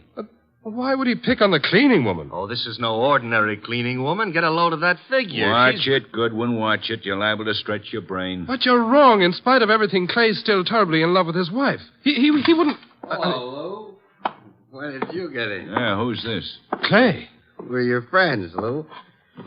They won't serve me any more liquor down at the bar. I gotta find my flask. Mr. Michelson, may I introduce you to Inspector Kramer of the police? Who's this guy, Lou? He's Nero Wolfe's assistant. Wolfe? Police? Well, what do you all want? Somebody park overtime? Where's my flask? The one with my initials. I just bought it this morning. Mr. Michelson, do you know that somebody was murdered here in your room? Murdered? Why don't you guys go away and joke with somebody else? Where's my flask? You better get hold of yourself. I said there's been a murder. Understand? You serious? Yep. And I wouldn't be surprised if Inspector Kramer here considers you top suspect. Me? They think I did it? You better pull yourself together, Clay. Yeah, because I got a lot of questions. Excuse me, the phone. Sit down, Mr. Saunders. I'll answer it. Hello? Hello? Hello? This is Fila. Who is this? This is Inspector Kramer. Hello? Hello? Who is Fila? Anyone know? Well, that's my wife. Your wife? I want to speak to her. Come back here, Michelson. Let me alone. You're not going anywhere. Now, stay back there. You're wrong, Inspector. I am going somewhere. Junior's got a gun. Yes, Inspector. You should be more careful about your gun when you shove people. Now, look, Mr. Michelson, I'll see Mr. Wolfe myself. Stay back, Inspector. You haven't a chance. We'll nab you before you get a block away. Well, then I'll just jerk these phone wires. There. And I'll lock the doors. That should hold you long enough. Good night.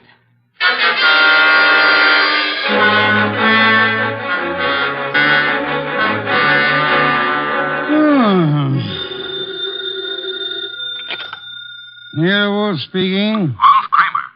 Indeed. Clay Michelson may be on his way over there. Hold him until I get there. Hold him, why? Not more than 10 minutes ago, he held me up at the point of a gun. He carries a gun?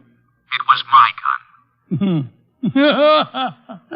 Careless of you, Inspector. Goodbye. Come in. Mr. Wolfe? Yes? My name is Clay Michelson. Yes, I was rather expecting you. You've got to help me. They think I murdered someone. You shouldn't have run away from the police. I've been drinking a lot, but I wouldn't murder anyone. Fela'd tell you that. Your wife.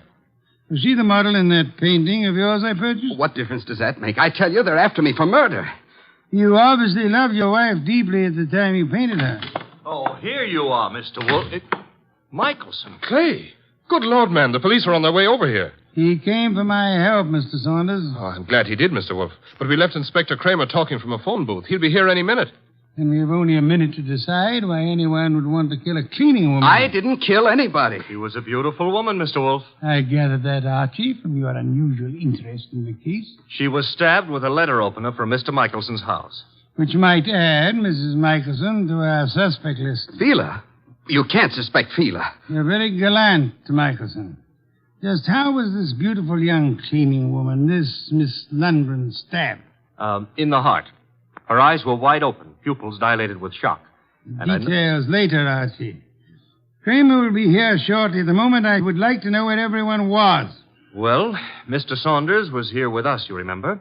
I don't know where Mrs. Michelson was, but I could go see her and find out. No, it won't be necessary, Archie. Mr. Michelson, where were you? Me?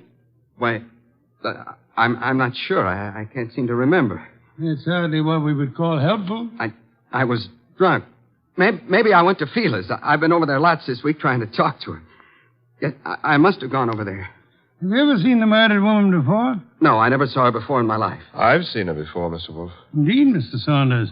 I seem to remember your earlier statement to the contrary. Well, I didn't know her name, but when I saw her, I remembered her. I understand she was quite an alcoholic. Unfortunate woman. Beautiful and... Well, look who's here, Inspector Kramer. Oh, here you are, Michelson. And as usual, you didn't have the courtesy to ring the bell, Inspector. And give you a chance to get this guy out of here? Nothing doing, Wolf. Now, come on. We're going to headquarters. Mr. Wolfe, you can't let him take me. I didn't do it. I'm afraid there's not much I can do about it, Mr. Michelson. Come on. You come along too, Saunders. I got to get a statement from you. Of course. This way. Come on. Very well. All right. I just got an angle. Really, Archie? Sure, it's simple. Saunders been going for this beautiful cleaning babe. Clay worms in. Saunders kills her. Perhaps there was jealousy somewhere in this case, Archie. Nero Wolfe speaking. Mr. Wolfe, this is Phila Michelson. You don't know me, but you once bought a painting from my husband. I've got to see you, Mr. Wolfe. You've got to help me.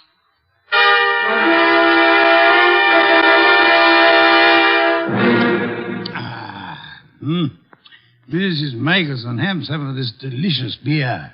Another can, Archie. And now, Mrs. Michelson, may I ask how you found out there was a murder in the first place? A policeman came to see me. He told me what had happened, that they were looking for Clay. I don't know what to think. He's temperamental, he's jealous, and he's sometimes violent, but can't imagine anything like this, not Clay. Maybe some of those friends of his, but... You don't care for your husband's friends? No, they all live off him. They're leeches. Mrs. Michelson, did your husband come to see you this afternoon? This afternoon? No. You're quite positive? Oh, yes. That was his alibi for the time of the murder. He said he went to see you. Of course, he was fuzzy, usual effect of alcohol on the brain cells, but... Mrs. Michelson, might I be a little indiscreet for a moment? Indiscreet?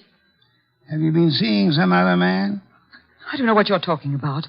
Please, Mrs. Michelson, I'm afraid your face gives away more than you tell. I thought we were here to talk about a murder, Mr. Wolfe. Indeed, but your husband's jealousy might well fit into that category. Clay, imagine things. You're a very beautiful woman, Mrs. Michelson. Now, if you'll try telling me the truth, perhaps we can accomplish something. But I tell you... All right. So I thought I was in love with another man. Your husband suspected but didn't know, huh? No. Clay didn't know. He wouldn't have given me a divorce anyway. You sound as though you want your husband back. I did, but I didn't even know where he went. Indeed, Mrs. Michelson. Archie informs me that the murdered woman was quite lovely. What are you trying to suggest? You said yourself you wanted your husband back. Yeah, one woman jealous of another, that's always murder. Why, that's stupid. Clay wouldn't play around with a maid. That's stupid. Clay loves me. I'm not jealous of anyone. No one, do you understand? Archie, if you'll see Mrs. Michelson home... Yes, sir. Thank you. I can find my own way. I'd prefer Archie took you, Mrs. Michelson. You wanted my help, didn't you? Thank you. Thank you, Mrs. Michelson. If you will just wait outside for a moment, please. What have you got in mind, Mr. Wolfe? Try exercising your own judgment just once, Archie. You mean she's the one who's jealous? Perhaps, Archie. Perhaps she may want us to think she was jealous. Perhaps she actually doesn't want her husband back at all, only to pin a murder on him. Oh. You see, in this case, it would be simpler than divorce. Yeah? Yeah, she might just be trying to get rid of him. She might, Archie. But then she's a woman, so don't count on anything. She might even be telling the truth.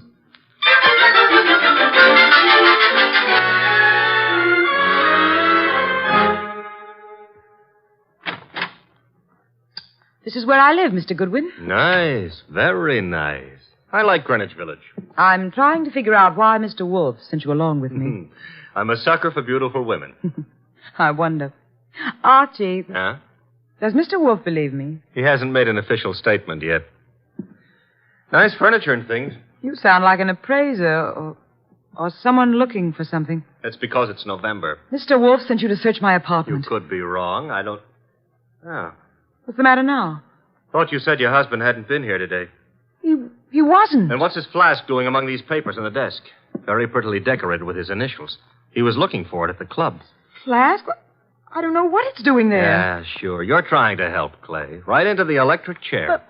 His only alibi was his being here this afternoon, and you said he wasn't. Then what is his flask doing here? He said he just bought it this morning, so he must have been here today. I don't know what you're talking about. Where's your phone? Well, you've got things wrong. I don't know anything about that flask. Hey, the lights... Who switched off those lights? Fila, put those lights on. Put on those lights.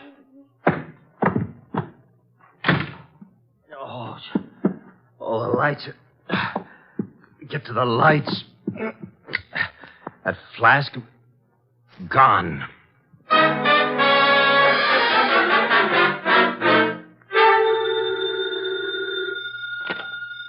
Nero Wolfe speaking. Wolf, where's Fila Michelson? Fila? Perhaps you might try the lost and found, Inspector. Now, look, I know she was over at your place. I thought you were interested in Clay Michelson. Well, I let him and Saunders go, for the present. They're clean until I get the medical examiner's report.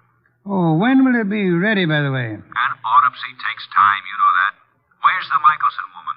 I believe she had a date with Archie. Why do you want her? I'm sure it never dawned on you, Wolf, but this cleaning woman who was killed was some dish. Maybe Mrs. Michelson was the jealous one. Your thinking is beginning to bear an amazing resemblance to Archie's, Inspector. Also, it maybe never dawned on you that Fila Michelson hasn't offered an alibi for the time of the murder. You're right, Inspector. Yeah, you are. Come on, Wolf, quit stalling. Where's Fila Michelson? What? Oh, I really don't know, Inspector, but perhaps as a last resort, of course, you might try her home. Good night, Inspector.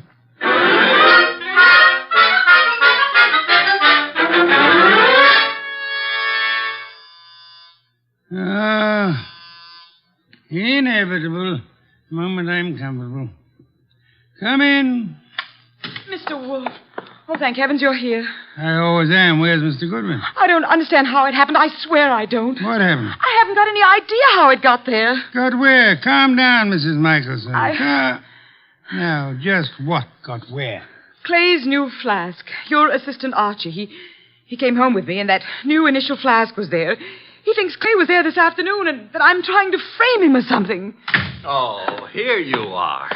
She's here, therefore. This is our gal, Mr. Wolfe. She's been lying right down the line. I tell you, Clay wasn't there. Then why did you give me this clout on the head and grab the evidence and run? I didn't hit you. I ran, but I didn't hit you. And I didn't take that flask either. Oh, next thing she'll say there wasn't any flask. Stop gaping at Mrs. Michelson, Archie, and open the door. Yeah, sure. Well, Mr. Wolfe, they let Clay and me go for the... Fila, what are you doing here? After your visit this afternoon, Mr. Saunders, she decided to come down and see me. After my visit? What makes you think I was at Fila's? It was Mr. Saunders, not your husband, who came to visit you this afternoon, wasn't it, Mrs. Michelson? I don't have anything to do with Mr. Saunders. Then might I ask why you called him today? I wasn't calling him. I was calling Clay. You told me earlier yourself that you didn't know where Mr. Michelson was. Well, all right.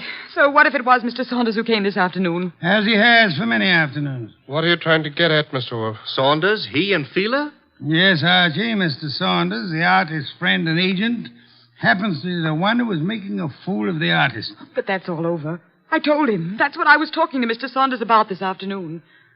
I didn't want Clay to know. Clay would never have come back. All right, so it was Fila and me. I admit it, but that's not murder. I suggest that it is, Mr. Saunders. I suggest that one of you two murdered the cleaning woman. Whichever one of you carelessly left the whiskey flask in Fila's apartment. This is murder, Mr. Wolfe. Not a joke. Not at all a joke. You see, our cleaning woman was not murdered by the knife found in her body. She was poisoned. Poisoned? Not by the knife? Poisoned. She undoubtedly drank from Michelson's flask while she was working in his room at the Garrison Club. But she was stabbed. True. However, Miss Lundgren was an alcoholic. Saunders mentioned that, and I checked with the club manager. But how does that prove there was poison in the flask? That she was poisoned?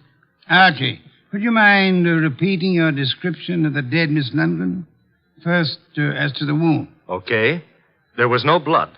Some would advance a fantastic theory about wiping the blood away. And now, Archie, the description of the body of Miss Lundgren. I mentioned the fact that her eyes were wide open, the pupils were dilated. Hey, Dilated pupils? Yes, Archie. The lack of blood had already made me wonder about the entire affair. When you added the dilated pupils... What's special about dilated pupils? In death, that is a common symptom of poison by a certain vegetable drug of considerable potency. But what was the point of stabbing her? The poison did the job. However, the killer later used the letter knife in an effort to deceive the police. However, he unhappily forgot that the dead don't bleed. I think you're guessing, Mr. Wolfe. Am I? All I can say is that I was at the pool in the early afternoon. You're very certain you were at the club pool when the murder was committed, Mr. Saunders? Certainly. From 1 until 3. Excuse me, please. Wolfe speaking. Inspector Kramer, medical examiner's report just came in this minute. And get a load of this, wizard. The dame didn't die of stabbing at all. I know. You know? She died of drinking a fatal dose of poison known as deadly nightshade. What? How do you know that? Inspector, do they know what time she died? Time? The medical examiner says 2:30. Thank you, Inspector. Oh, incidentally, if you care to drop over here, you may pick up the murderer. Goodbye. I heard him, Wolf. She died at 2:30. As I told you, I was in the pool at 2:30. Which is exactly how you prove yourself a murderer, Mr. Saunders. Oh, I proved myself... Even the police didn't know what time she died. Until just now. And the body wasn't found until the evening. How did you know she died between 1 and 3? I didn't know, but... You probably were at the pool at the time. The maid drank the poisoned whiskey you put in the flask of your friend Clay Michelson. I tell you, you're crazy.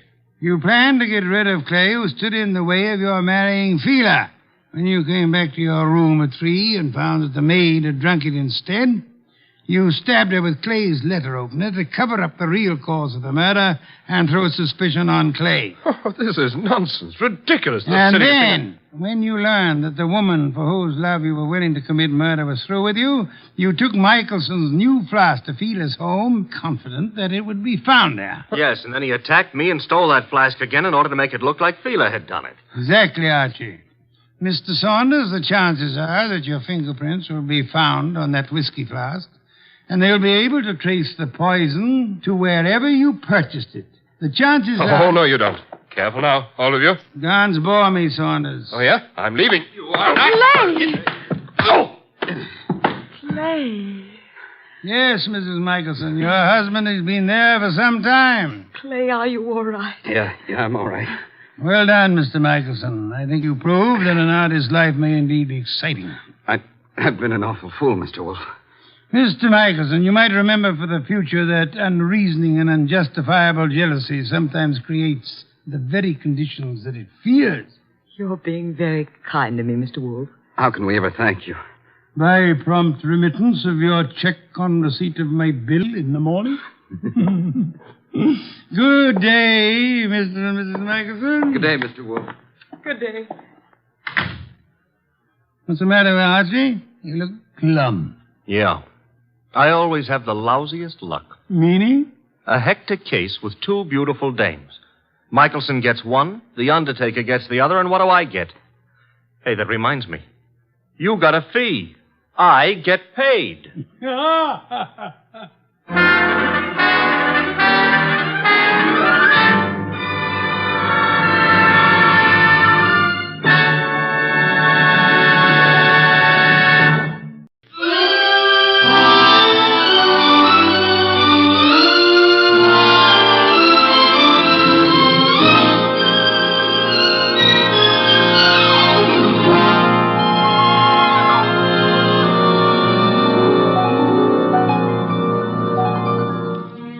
Nero Wolfe had just come downstairs, having tended to his precious orchids.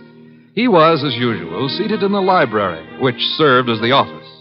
He had just dialed a phone number, and, with his eyes closed, was leaning back in his specially built chair, which was big enough for 2, but not 2 of him.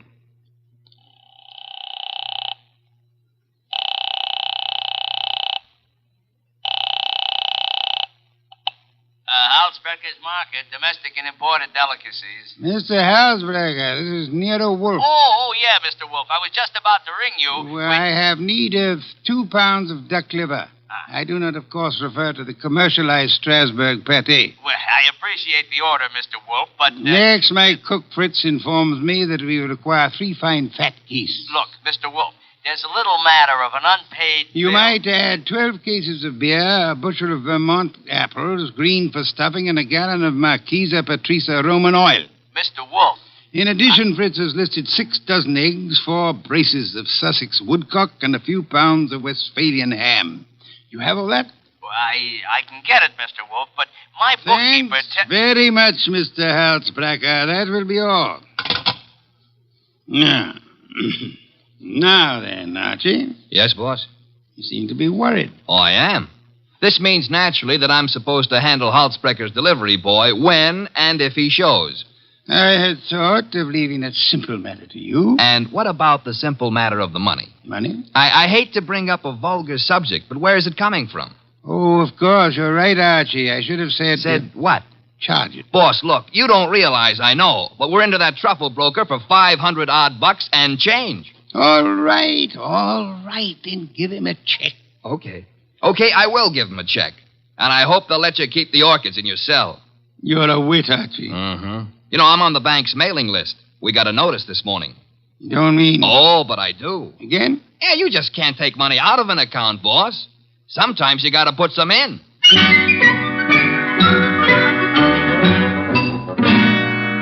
This is the only way to deal with the man I work for, and if I hadn't thrown him that scare, he wouldn't have been willing to listen when the door buzzer rang, and a prosperous-looking young guy in the kind of clothes that don't grow on trees came in and stood in front of the boss's chair, fiddling with the brim of his pork pie. My name is Oliphant, Mr. Wolfe. Oliphant? Yes, sir, Oliphant. I am the spiritual leader and guiding head of a small religious group known as the Seekers of the Inner Power.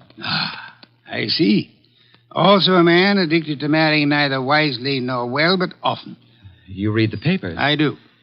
Mr. Wolfe, I am as aware of my sin-ridden past as anyone else is. The point is that I'm no longer that kind of man. Even a person such as I can see the light in time. Good. Might I ask why you've come to see me, Mr. Oliphant? I need your help, Mr. Wolfe. Concerning? A certain young lady with whom I'm deeply in love. Oh, I beg you not to confuse the present emotion with any of my earlier escapades. What I feel for Miss Dana is the pure and righteous glow of an upright seeker of the inner power.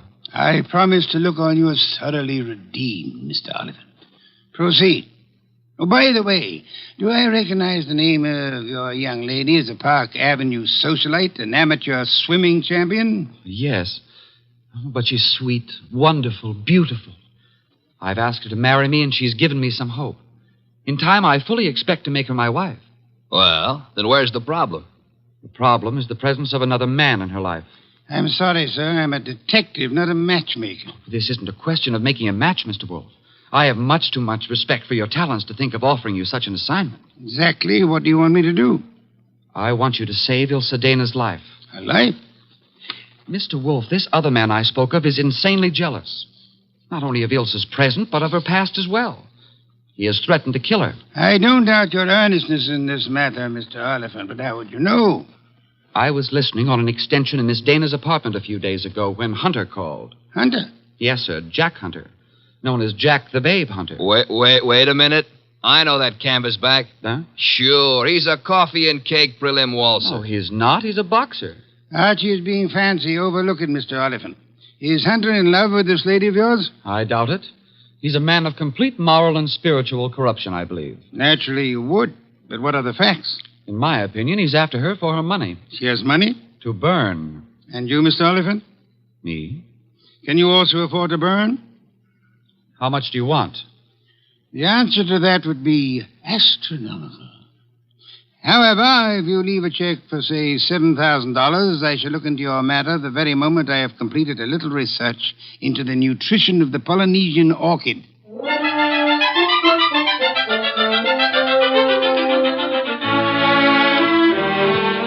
Oliphant's check gave our bank account a slight blood transfusion. I think it was the boss's plan to spend a week or two in the plant rooms before he got busy on the case. And he'd have done it, too, if that phone call hadn't come in about a little after 9, just after Wolfe had polished off one of Fritz's dinners and was settling back with a stein of beer in his hand.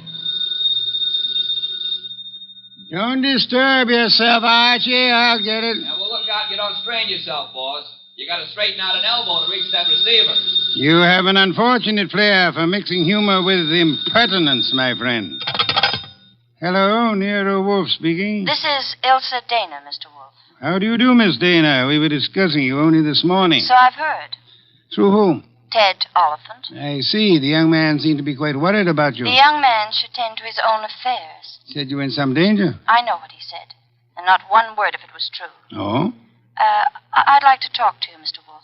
I'm sure it'll be an immense pleasure. Where do you live? I have an apartment at 22 Blanton Street. Could you be here soon? I could be there in a quarter of an hour, Miss Dana. By proxy, of course.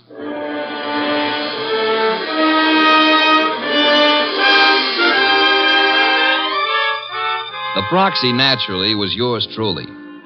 10 minutes later, at 9:20, I walked up to Ilsa Dana's door with a nosy elevator boy giving me the 00. The reason for his interest was that her door was open and the room inside was empty except for a little twisted pile of pale pink satin, which at close range turned out to be a woman.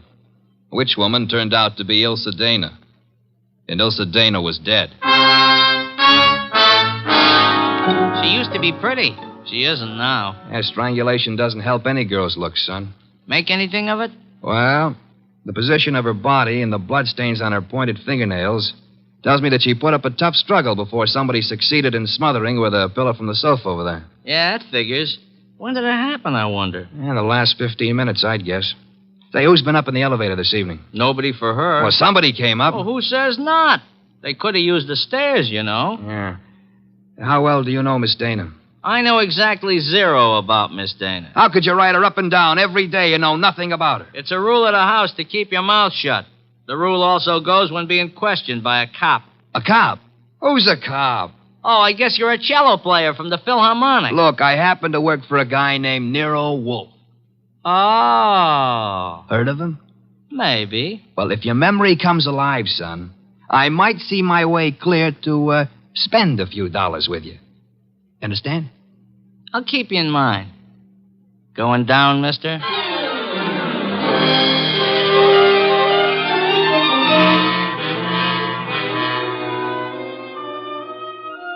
I spent time trying to get sense out of the superintendent and a set of chambermaids, but they were as quiet as a ballpark on Christmas Eve.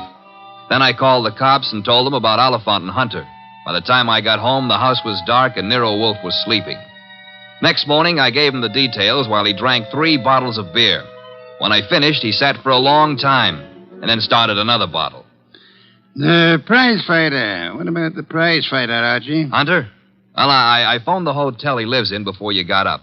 And? They told me he wasn't in. You know, I begin to think that Mr. Oliphant brought us a more absorbing case than he suspected. You know, I'm glad you like it. I don't like it. I don't like work of any variety. But this thing has its points. Well, what do we do next? Next, we investigate my client. What? Merely because a reformed playboy employs a detective doesn't exempt him from suspicion, Archie. Oh, now who's that? I'm afraid we have no choice but to open the door and see. My name is Young. Barstow Young. It's nice meeting you, Mr. Young. What do you want? I want to see Nero Wolfe. About?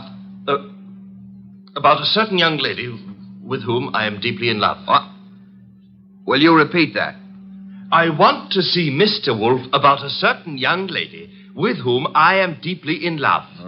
Her name, please? Ilsa Dana. Is it possible that you entertain plans of making her your wife? Why, yes, but there's a problem involved. Another man? Yes. Well, do come in. Do come in. I think we've been waiting for you.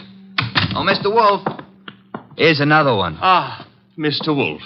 You've come to me about Miss Ilsa Dana, sir?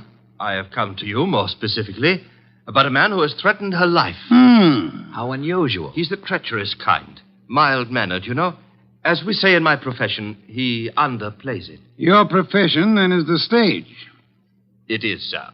Go on, you interest me deeply.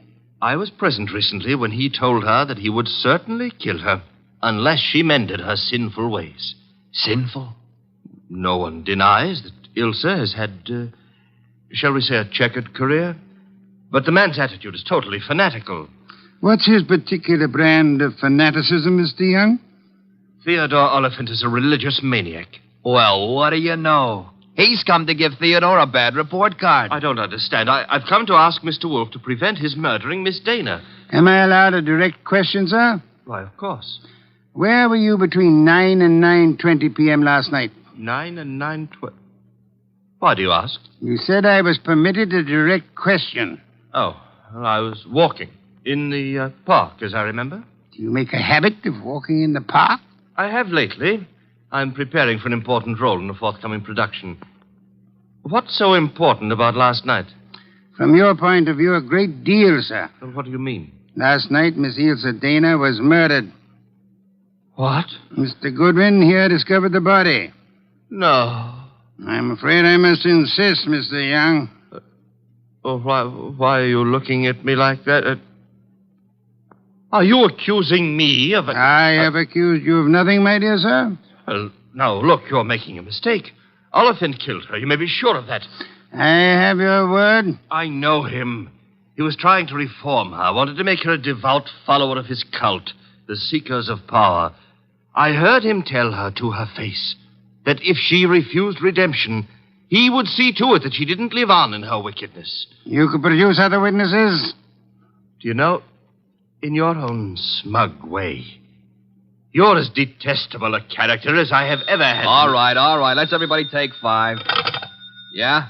Nero Wolfe? He's busy. This is Archie Goodwin. You'll do, Goodwin. This is Jack the Babe Hunter. Oh? How are you? Great. Except the cops seem to want to talk to me about some murder fandango because, as I get it, you named my name. You got it wrong. I doubt it, and I'm coming over there to set you straight.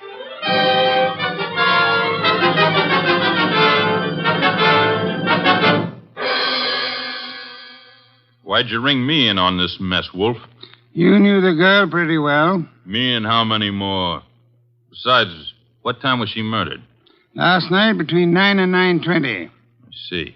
So if you would inform the police where you were at the time, that should be that. Yeah. By the way, Mr. Hunter, where were you at the time? I don't see your badge, Wolf. I was only wondering. I haven't been near the Dana woman for over a month. But if you're really interested, I'll give you the name of the killer. Please do not keep us in suspense, Mr. Hunter. A couple of years back, Ilsa financed a guy in a big and lousy Shakespearean play that closed like a clam and nothing flat. Go on. It was money down the drain. The guy's got nerve. And he was in love with her, and he figured she'd do anything for him. So he comes back to her to finance him again. This time in Hamlet, no less. I see. I don't have to tell you what a flop that would be. You needn't tell me the actor's name either. You know? Mr. Barstow Young just left here. Yeah? Well, he's your man, Wolf. He got so sore when she told him she wouldn't toss any more moolah into his broken-down career, he went off his rocker and tore it down. Your reason for thinking so? I met him on the street one day, and he started beefing to me with blood in his eyes. That's all I could do not to punch him. The results might have been less fatal if you'd followed your instincts, sir. I couldn't. Guy's built like a broomstick. He's weak as a cat. Hit him once, he'd crack like dry plaster. I see. What's on your mind? This man you're accusing of Miss Dana's murder, Mr. Hunter, he was very much in love with her. She was thinking about marrying him, he said. He said? Yes, he did. I heard him, too. He was talking through his skull cap. Ilsa wasn't going to marry anybody. No? No, she couldn't. Why couldn't she? Well, but she just couldn't, that's all. So long.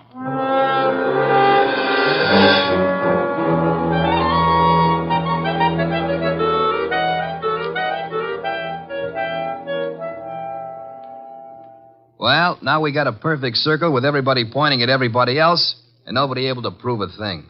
What Hunter says isn't impossible, Archie. You think Young did it? I don't think at all yet. But if there's anything more dangerous than a woman scorned, it's an actor scorned. We have another visitor. Yeah, who are you expecting? At this point, anybody. Hi. Oh, you. Yeah, I told you might hear from me. Come on in. Who's this? Fellow runs the elevator at 22 Blanton Street. What do you got for me, kid? Postcard? Postcard? Yeah, the cops missed it, but I spotted the edge stuck under a rug. Nice of you to have delivered it. Or maybe he was just being curious. Curious? It's not every elevator boy who has a chance to see Nero Wolfe in the flesh. Oh, him? Come off it, High Pockets. I'm here because you mentioned something about spending a few bucks. Oh. I wouldn't cross the street to see the best gumshoe that ever breathed. Look, gumshoes don't breathe, and how would you like a sock? Archie, pay him and let him go. Yeah, pay me and let me go. Sure, Mr. Wolfe. Here you are. Thanks. Don't mention it. Anytime, pal. Anytime. How do you like that fresh little punk?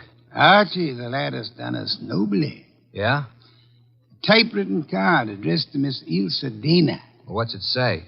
Rather peculiar message. Have you prayed tonight? It's signed with a single letter O. Have you prayed tonight? Yes. Signed O? Exactly. Weird, isn't it? Well, what's weird about it? What could be plainer? Have you prayed tonight? Now, I ask you, who is the man in this deal who's interested in praying? All of us, I hope, are God-fearing. All right. But I ask you again, what does O stand for? It could stand for O'Brien, Obituary, Omaha. What about Oliphant? Oliphant, too. Look, what's with this indifference? The case is cracking and you slough it off. You remember what Young said? Oliphant threatened to kill her because she wouldn't join that cockeyed movement of his. Don't exhaust yourself, Archie. We have a hard night ahead. Yes, but I don't understand. But I don't mean to stifle your imagination, my friend. But if you'd reserve your deductions for a little while, you could lend me some much-needed assistance. What do you want? I want you to become a burglar. A burglar? I want you to hurry over to the dead woman's apartment on Blanton Street and ransack it. For what? How do I know? We need help. Anything may help us. Go through the place with a fine tooth comb.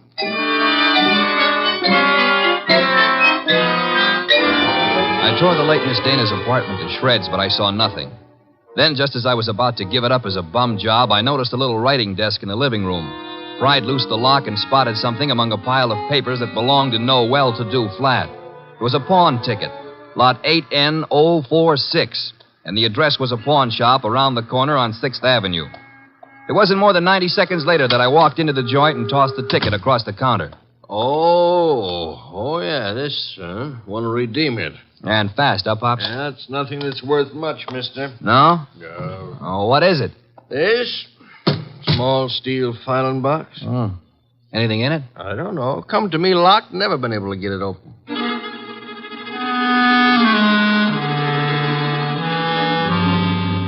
We got it open, Wolfe and I. Smashed the front end with a poker.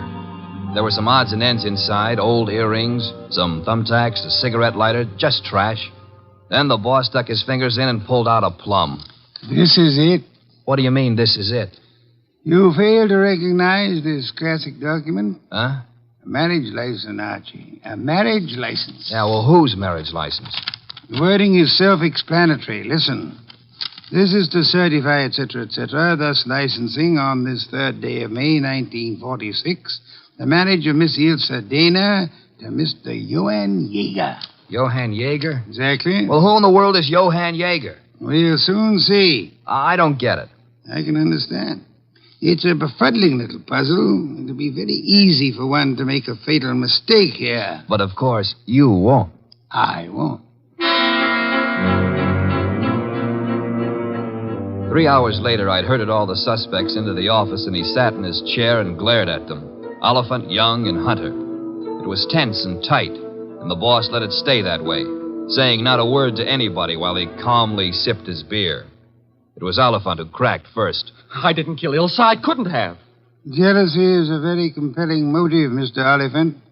And you came to me, remember, complaining that there was another man in Ilse Dana's life? Whatever I complained about, and jealous as I was, I didn't kill her as the sacred power is my holy judge. Being unacquainted with your sacred power, I'll have to ask you for a better authority. Sacred power. Oh, it simply wouldn't have been possible for me to have done it. Why not? Yeah, why not? Because I was at Mickey's Night Owl Club last night from 7 until 4 a.m. Contemplating the sacred power, no doubt. That can be proved, Mr. Oliphant? Let me call now. Let the head waiter tell you. Will you take your embarrassment as an indication that you're telling the truth? Hey, wait a minute. You can't let him off like that. Don't be bothersome, Archie. Yeah, but we got that card he wrote, the one about have you prayed tonight, signed with his initial. He didn't write that card, Archie. Now, look. And the O is not his initial, is it, Mr. Barstow Young? I'm afraid I don't understand. On the contrary, I am afraid you do. But for the record, I'll explain. Oh, Archie. Yes, boss? Hand Mr. Young that large red volume off the shelf behind Mr. Hunter's head. This one? That one, thank you. Now then, Mr. Young, you will favor me by opening the volume to page 1133. But why? Open it, sir. Good. You will now count 6 lines down from the top and read what you see. Have you prayed tonight? Thank you, Mr. Young. What the devil is going on? Mr. Young has just given us a reading from a tragedy. The line, "Have you prayed tonight," is spoken by the hero to the heroine just before he murders her. The name of the heroine is Desdemona. And the hero, as I'm sure you all know, is Othello. Othello? Yeah, the O was not Oliphant, Archie. Othello, I think, was a Shakespearean play which Miss Dana financed for our Mr. Young. And knowing she would recognize the quotation as well as the threat behind it, he sent it to her to warn her that he meant to murder her. You won't have the unmitigated gall to deny that, will you, Mr. Young? No, I don't deny it. Do I call the police? But I didn't kill her. The fact that I sent the card doesn't mean I killed her. Well, it'll do for my money. But not for mine, Archie. What? Mr. Young couldn't have killed Miss Dana. Why not? Because he lacks the strength to strangle such a healthy young woman, a champion athlete. Wide awake and full of fight. He's rather a frail person, as we know, and smothering Miss Dana with that pillow was no easy task. She struggled. Therefore, she clawed the wrists of the murderer. I'm sure that if you examine Mr. Young's wrists, you will find no scratches or scars. Here, let me see that. Go ahead. Well, Archie? Yeah, you're right. Nothing. I was sure there wouldn't be. The person who actually killed Miss Dana was a powerful physical specimen. Yeah? Yes, Mr. Hunter. In all probability, a professional athlete. A muscular man in good condition. You pointing at me? Seems quite likely, doesn't it? You're out of your head. Am I? Yeah. Ilse Dana war Ehefrau. Nicht wahr? Jawohl. I mean... You said yeah, Mr. Hunter. And you meant yeah, yes. I asked you in German if Ilse Dana was your wife, and you, in the heat of emotion, answered me yes in your mother tongue. Look, what's going on here? Allow me to present Mr. Johann Jaeger, Archie. Him? I've known it since we first saw that marriage license. You see, Jack Hunter is the English translation of our friend's real name back in Germany, where he comes from, Mr. Johann Jaeger. Oh, what do you know? So you proved nothing. Yeah, I was married to Ilse. That's why I said she couldn't marry anybody else. But I didn't kill her. She was my wife. I loved her. Oliphant told us you were insanely jealous of her. What if he did? You know better. Do we? Sure you do. Ilse told you herself over the phone that every word Oliphant said was a lie. Interesting. What is? How you could possibly know what Ilse Dana told me over the phone. I haven't mentioned it to you or anybody else. Oh, well, you see... I see most clearly, Mr. Jaeger, that you must have been in the apartment with her listening on the extension phone, or you couldn't possibly have that information. And it was only a few minutes after that telephone call that Ilse Dana was smothered to death. And I see it's about time I said good night. Wait a minute, Jaeger. Wait a minute. Good work, Archie. I advise you to sit still, Mr. Johann Jaeger Hunter. I was right. I told you he threatened to kill her. But why? I've only guessed at the story. Reconstructed it, so to say. But I think you and Mr. Young ought to be congratulated. On what, sir? On not having won your fair lady. You've always thought of her as a sweet, demure society girl. But actually, she was a vicious person, as bad as the man who killed her, if not worse. She tortured him cruelly for 4 long years. How can you say that about her? How can you doubt it, Mr. Oliphant? There must have been a great many men in her life. We know at least 2 definitely, you and Mr. Young. But she was in love with me. She was in love with me. I'm sorry to shatter your illusions, but she was not in love with either of you. She was using you for her purpose. What was her purpose? Tormenting the man she married. That was her preoccupation day and night. She delighted in tyrannizing over him, as one might in breaking a bull or taming a wild mustang. Do I come near the truth, Hunter? Yes. Until I couldn't stand it any longer. May I ask then why you married her? Why? Because I couldn't help myself. I crawled for her. I married her on the terms that nobody should ever know I was her husband. She was too good for me, she told me that to my face over and over. That we belonged to different worlds. But I was crazy about her, so I took it. What I've taken you wouldn't believe. Oh, I'm sure I would, Mr. Hunt. I'm a very understanding man. The question is, will a jury believe you? And that we must begin to learn immediately. Archie. Yes, sir? Phone for Inspector Kramer.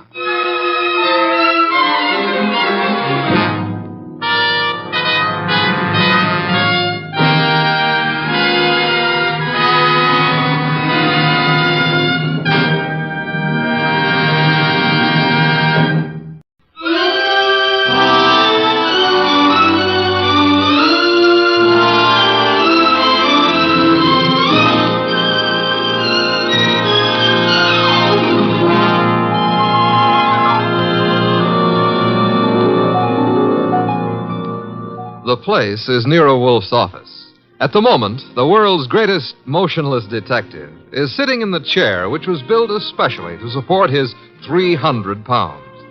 His eyes are closed, and he's making sounds through his nose.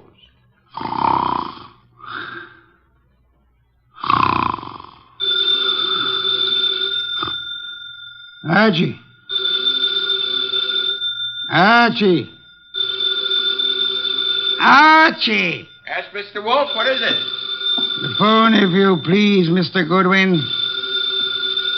Well, it's on your desk, only 8 3/4 inches from your left elbow. All you have to do is lean forward. Found it, Archie? What do you think I am, an athlete? Hello. No, wrong number, mister. Well, I'm sorry, Mr. Wolfe, if that old phone awakened you. Wrong number, and I was not asleep. I was merely concentrating. On what? We're out of work. There's nothing to concentrate on. May have escaped your errant attention, Archie.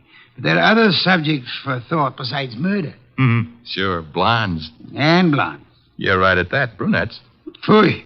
That's not a nice thing to say about any girl, even if she does happen to be a brunette. Archie. Yes, sir? Go away. You annoy me. Suppose I did. It would get you beer for you. Fritz. Tonight happens to be Fritz's night off. However, you can always get your beer for yourself. Don't be an idiot. There are exactly 23 steps between here and the kitchen. As you very well know, I abominate strenuous physical activity. 23 steps times 2 is 46. You could walk very slow. Nonsense. Now that you mention it, I happen to be mildly thirsty, Archie. Would you... Now that I mention it, you'd better let the beer go for tonight. Why? Our stock is running low. You being careless? I've been careful, because something else is also running low. What? Money? Fiddlesticks, there's plenty in the bank. Sure, but very little of it is yours. Mr. Wolfe, do you remember that batch of orchids you bought last week? Course I do. Magnificent and very rare specimen. I got a magnificent bill for him this morning, too. It was large? It was large. Confound it, Archie. I shall have to do some work. You turned down half a dozen cases in the last few weeks. One of them may still require me. Most of them hired other detectives. However, there is a Mr. Wenceslas who might still be in need. His problem is what? As I remember, he's being followed by midgets. He wanted you to do something about it. Not that he minded the midgets so much. It was the elephants they were riding. The man needs a psychiatrist, not a detective. Anyone else? I can check my files, but I don't think... Ha-ha! Saved by the bell. Another cliche like that, and I shall... Answer the phone yourself? Assassinate. You see what it is. Okay. Hello? Yes, Mr. Wolfe is in. Yes, he'll be in. He always is. What? But... That was a Mr. Charles Porter. He was in a hurry. He's on his way over right now. Should be here in 10 minutes. Prospective client, I trust? $1,000 worth of prospective client. Splendid, Archie, my beer. Okay, but, look, I'm not sure you're going to accept his offer. Indeed? What does he want me to do for his paltry fee? That's the point. If I heard him right, he wants you to do nothing.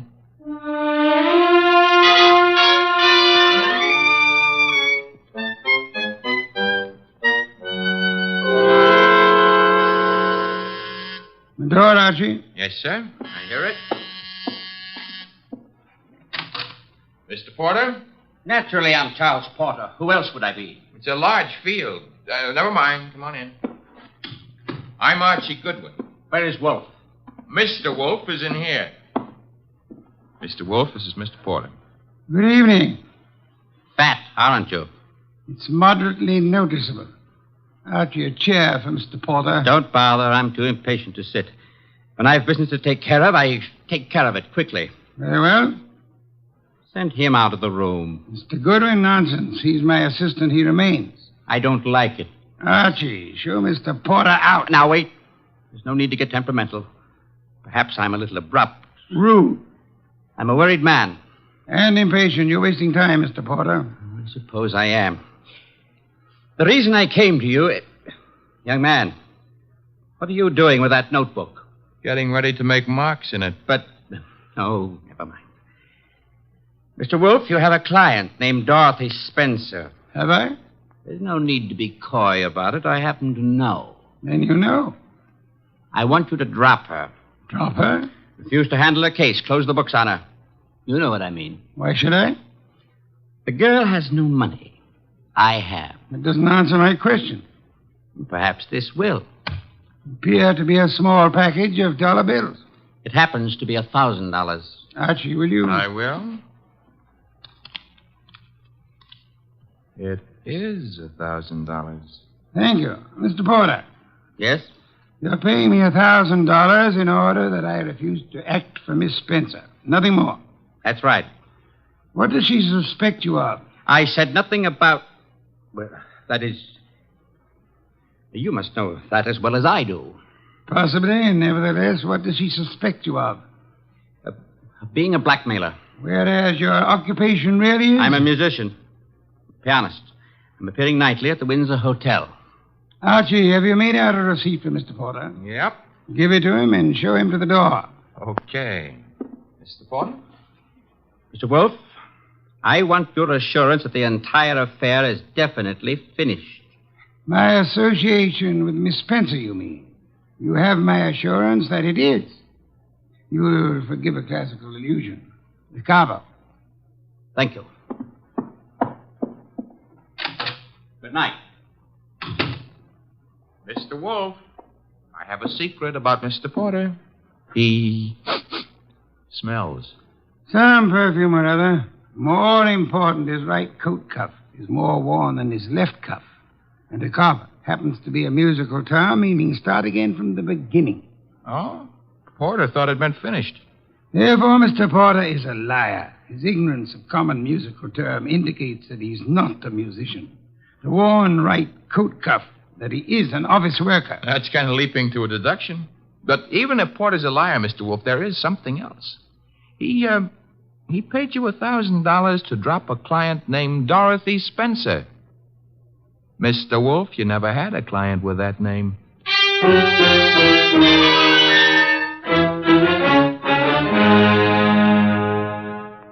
Well, that's that. Dorothy Spencer is not in. Anyway, she's not answering her phone. Mr. Wolfe, I said... I know what you said. That a comment? I'm worried.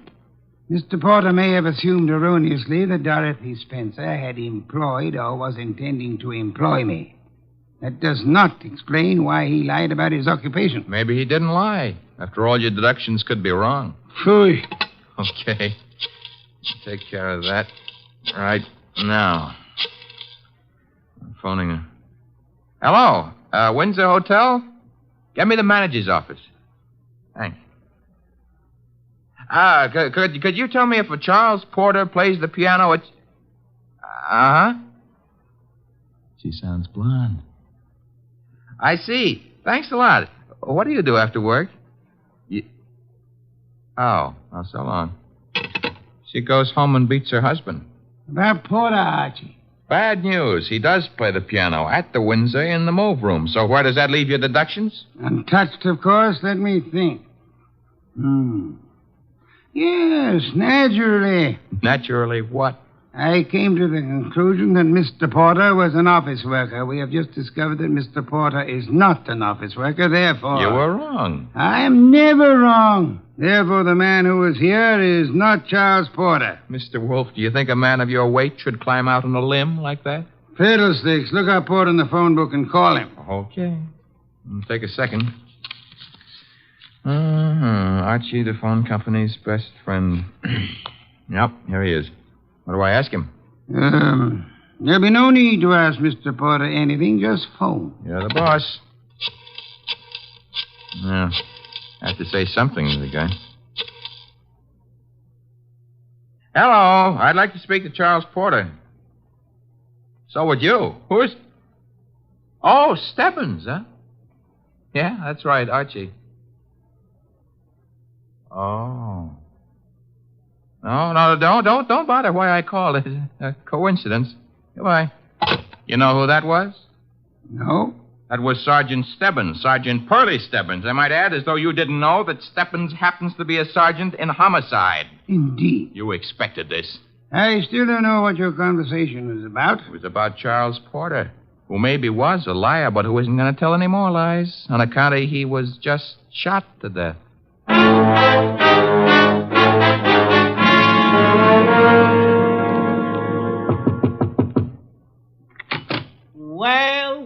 Well, if it ain't Archie Goodwin. Come in, Goodwin. Thank you, Sergeant Stebbins. I've been expecting you. Oh, that's sweet of you to say that, Pearlie.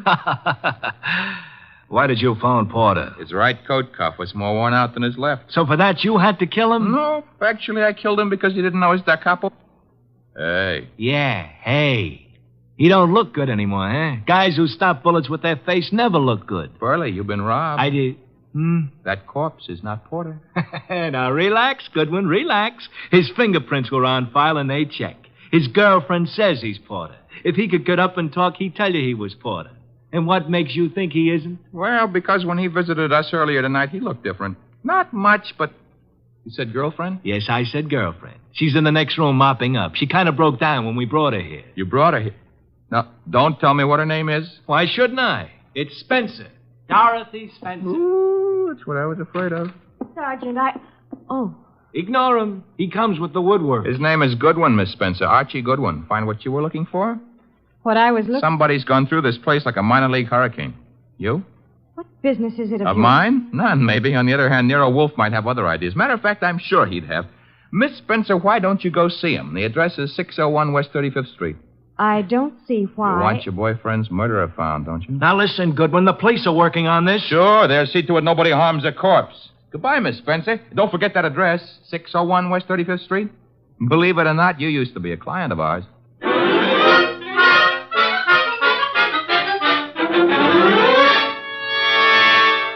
Oh, Mr. Wolfe, you're getting to be so brilliant, it's boring. Boy.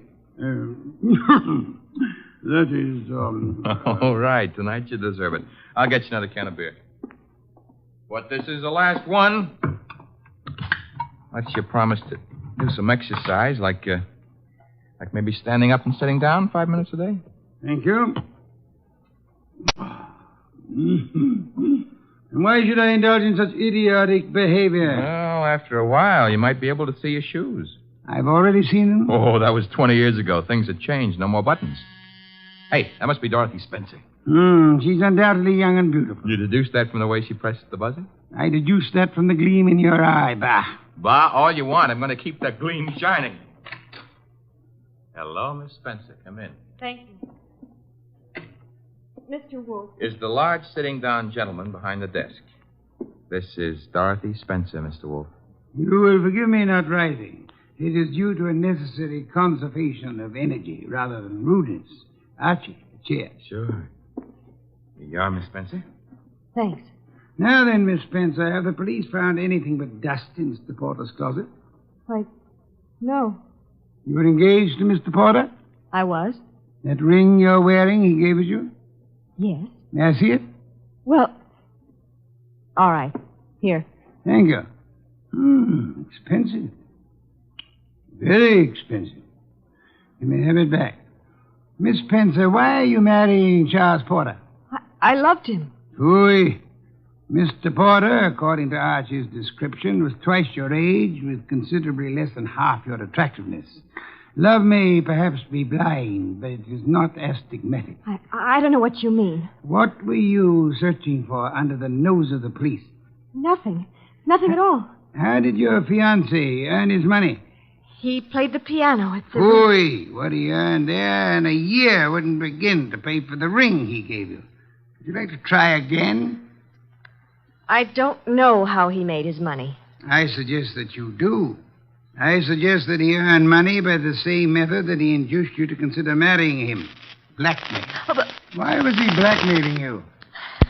old letters I'd written when I was too young to know any better. Your motives for murdering Porter would be twofold, then. Recovery of blackmail material and the avoidance of marriage to a man you dislike. I didn't kill Charles. Your doorbell, Archie. Get Miss Spencer into the kitchen. Once. Must be the police. Yeah, let's go, Miss Spencer. Right through that door. And stay there until I call you. Front door, Archie. Mr. Wolfe, do I know Dorothy Spencer's here? You know nothing. A simple role for you to play. I haven't got time to resent that insult right now, but wait until the next time you drop a collar button. Well, bless my soul, if it isn't dear old Inspector Kramer. How is the homicide department? Where's Wolfe? Big surprise. He's sitting. Mr. Wolfe? Good evening, Inspector. Where's Dorothy Spencer? This is not the Bureau of Missing Persons. The district attorney would like to talk to her. I shall tell her so the next time we meet. Yeah, that could be right now. She's in this house. I don't see her. Mind if I look around for myself? You have a search warrant, of course. It so happens no, but... Archie, the inspector's leaving. Okay, I'm leaving. I suppose by the time I get back with a warrant, she'll be in Hoboken. Hoboken? Where's that? Look, Wolf, you can go too far. One of these days you won't be able to talk yourself out of it. Trail me to the door, Goodwin, to show what a good detective you are. Ooh, Inspector Kramer doesn't love us anymore. Unfortunate. Archie, take Miss Spencer to a respectable hotel. Register her under an assumed name. She is to stay there until notified otherwise. Luckily, the good inspector neglected to inform us that she was the leading suspect in a murder case. Hence, we're not accessories after the fact, and I don't want her arrested for murder as yet. Her beauty has won you over. You will then return here immediately. Okay. What are you going to be doing in the meanwhile? I, Archie, shall be thinking.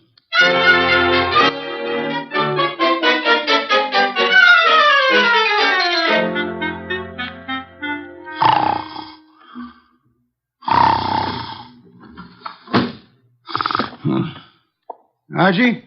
No. No, not Archie. Our impatient and non-musical friend came in through the window. How are you, Mr. Not Porter, of course. Where's the girl? Question is beginning to bore me. I don't know. I think she's here. So did the police. I might add that they were slightly closer to the truth. Incidentally, what makes you think she was Porter's accomplice? She must have been. Nonsense, she wasn't. Porter was blackmailing her, just as he was blackmailing you. In her case, it was letters. In yours, a previous criminal record, perhaps, that your employers might be interested in. I want to know where she is. Maybe this would help you remember. Good heavens, don't point a pistol at me. It annoys me. The police, I should think, opened the door for them like a good fellow. Oh, no. I'm leaving. But if I don't find that girl, I'll be back. Knock the blasted thing down if it isn't open. All right, Wolf. I've got the search warrant. Also, no doubt, a fine tooth comb. Bah. By the way, Inspector. All right, boys, cover the house. All right, Inspector. Yeah, what did you want? As your men go through the house, will you have one of them shut the back window? I've just had a burglar, and I suspect he left it open. Unless the matter is attended to, the house might be filled with fresh air. Yeah, what's the matter with that? Fresh air, deadly poison. It clogs the lungs.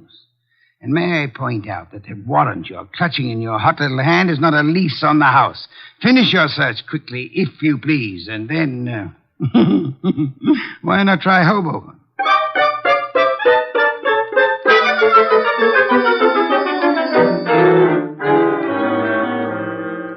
So I just missed the inspector, huh? You did? That I can stand. I'm sorry about the burglar, though. Perhaps we can arrange to have you meet him in the morning. He left his calling card with name and address on it? He dropped his handkerchief here on my desk. Oh. It's a handkerchief. It smells. So it does. But, all of our unknown friends' clothes carry the odor. Therefore... Yeah?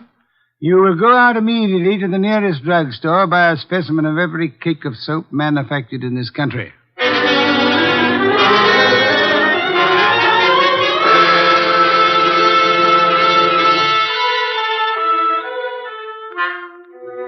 Mr. Wolfe? Be still. No. I never realized just how many different brands of soap are made in this country. You should listen to the radio more often. So far, we've sniffed at 37 cakes. None of them smell like porter. Let's see. 38. Hey. Let me have it, Archie. Yes, the soap.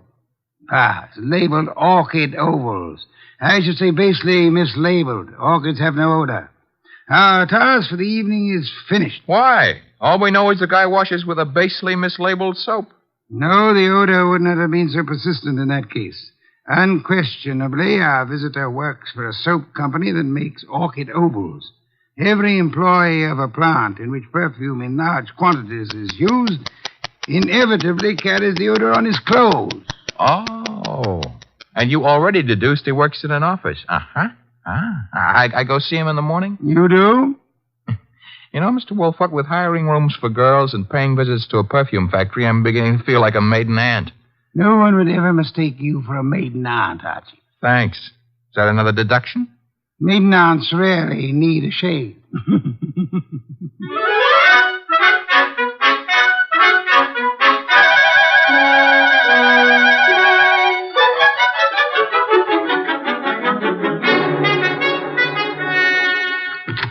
Orchid Ovals, good morning. One moment, please. Oh, can I do anything for you, sir? Yeah.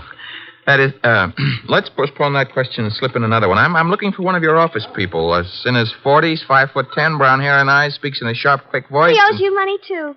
Who owes me money? Mr. Wheeler, the man you were describing. He owes everybody money, in spite of the fact that he's office manager and makes lots and lots of money. How much does he owe you? Oh, not an awful lot. It won't break me if I don't get it. Is he in yet? Well, he was, but he went home. He was sort of sick. Sort of. He got a phone call from somebody and rushed out. Too bad. Well, I better scram. Well, you didn't answer my question yet. I'm off at 5. My name's Gwen. Goodbye.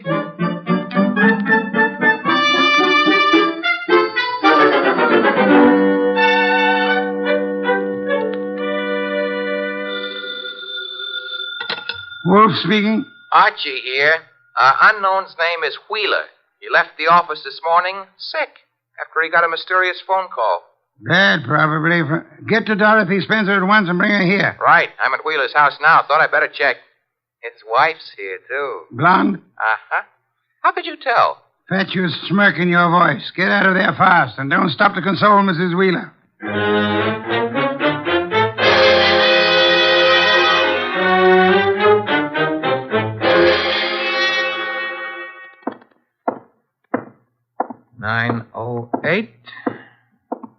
Room 909.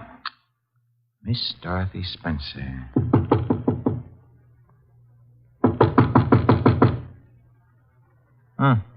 Nobody home. Shut that door behind you, Goodwin. What? Never mind pulling triggers. I'll shut it. Oh, Archie. I would prefer silence.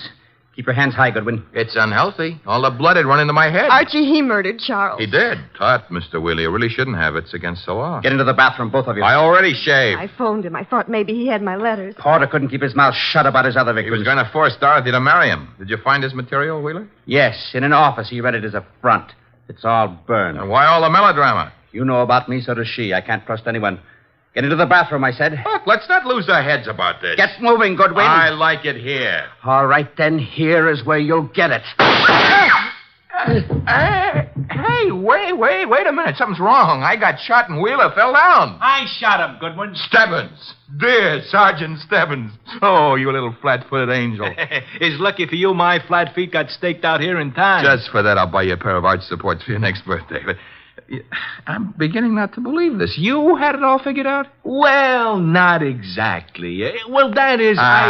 Wolf sent you here. Well, he kind of phoned in and suggested one of us shoot down here and do some rescue work. That old devil. Hey, you're not kidding.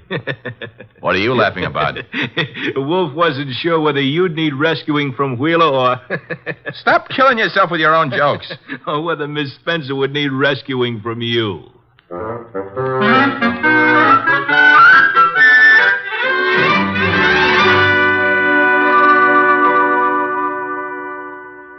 You've been a very foolish young woman, Miss Spencer. I suggest that in the future you exercise more care in your correspondence. Oh, I shall, Mr. Wolfe, but how can I ever thank you? Well, one way would be to listen wide-eyed while he explains how he solved the case. I have no intention. Oh, come on, Mr. Wolfe. Stop stalling. Please, Mr. Wolfe.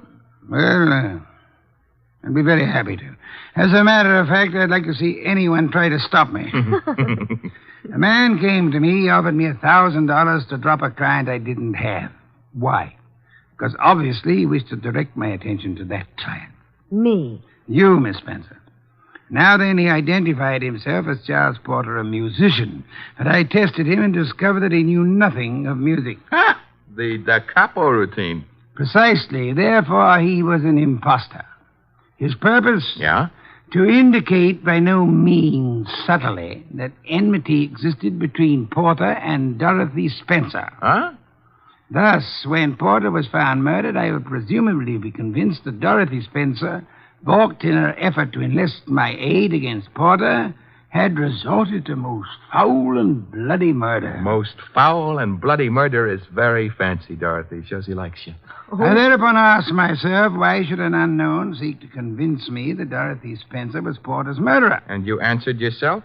One reason only, because he himself intended to murder Porter, as he did. For which peccadillo he has, thanks to Sergeant Stebbins' accuracy with a revolver, already paid with his own life. Quodirat demonstrandum. Latin for that's what you wanted to know. I think you're wonderful, Mr. Wolfe, and I'm going to... Be careful. Kiss you. Archie, Miss Spencer is a very dangerous young woman. Today I feel brave. Do you, Archie? Very brave. What are you doing tonight? Nothing. Let's do it together. Bah. Oh, is that Mr. Wolfe? I said bah. Would you very much mind conducting your romance elsewhere? I would not. And do so at once. I have a very important matter to attend to. Goodbye, Mr. Wolfe. Goodbye. Night, sir. Very important. Very important.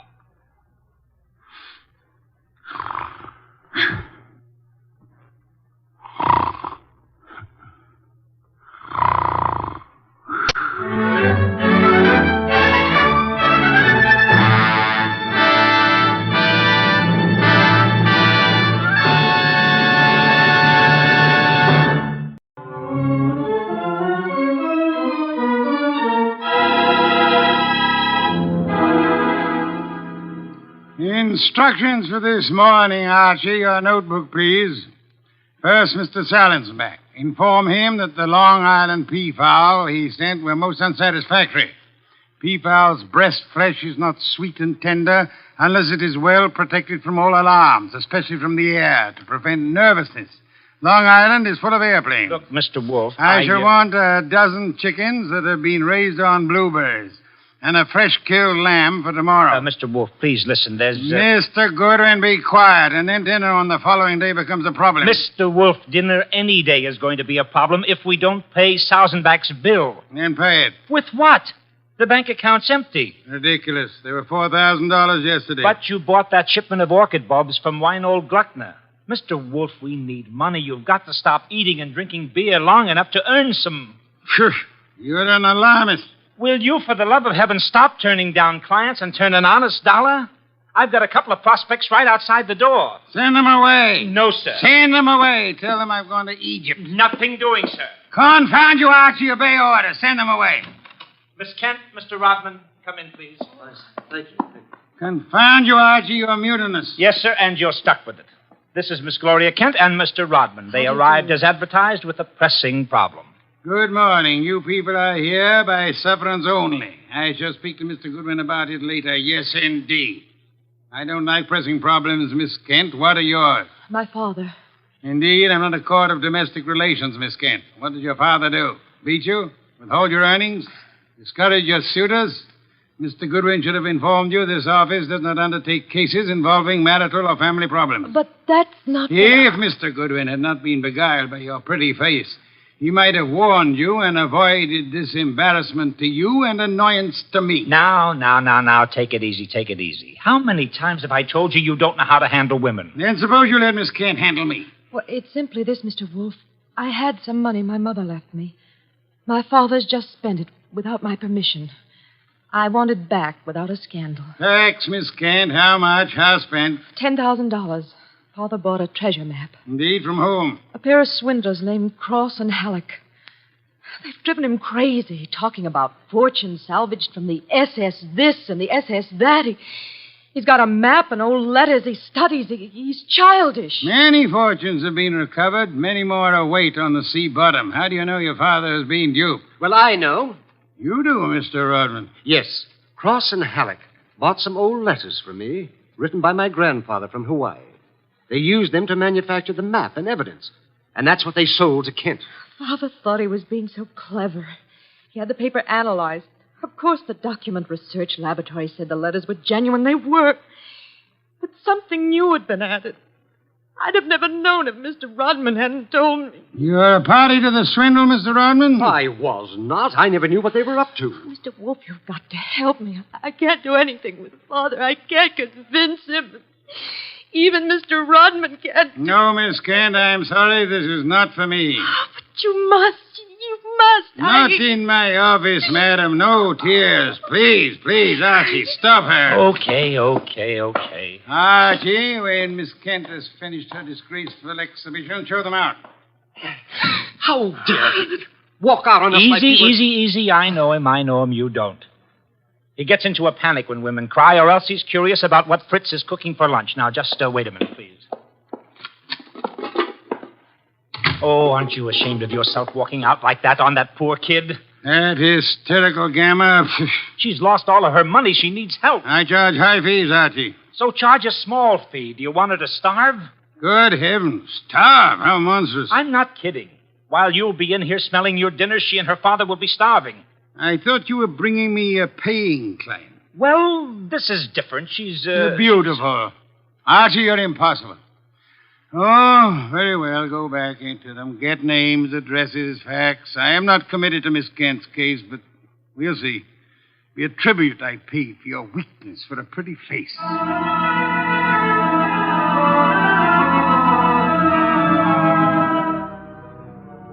Rodman and Gloria Kent were gone, however. So all I had were the few facts they'd given me before they met Wolfe. I felt guilty about that when he came back into the office and sat down in his specially built chair.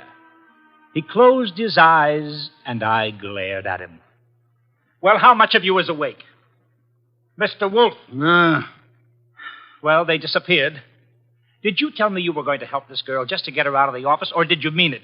You're a gadfly. No, sir. You made a promise, and you're stuck with it.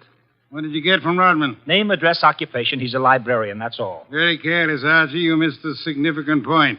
Such as, How did Rodman discover the letters he sold were being altered by forgery and used for swindle? How did he locate the dupe, Mr. Kent? I guess you're right. I'll ask him next time. But what about now? Are you going to get Gloria's money back? I assume you call Miss Kent Gloria solely in order to annoy me. It does. Stop it. Get Cross and Halleck. On my way. You'll find them at the Hotel Bogart. Wrong, sir. According to my notes, their address is... Never mind their address. The Hotel Bogart is the headquarters for successful, confident tricksters. They celebrate their victories there while the money lasts. You will possibly find Cross and Halleck drinking whiskey or lunching, probably both.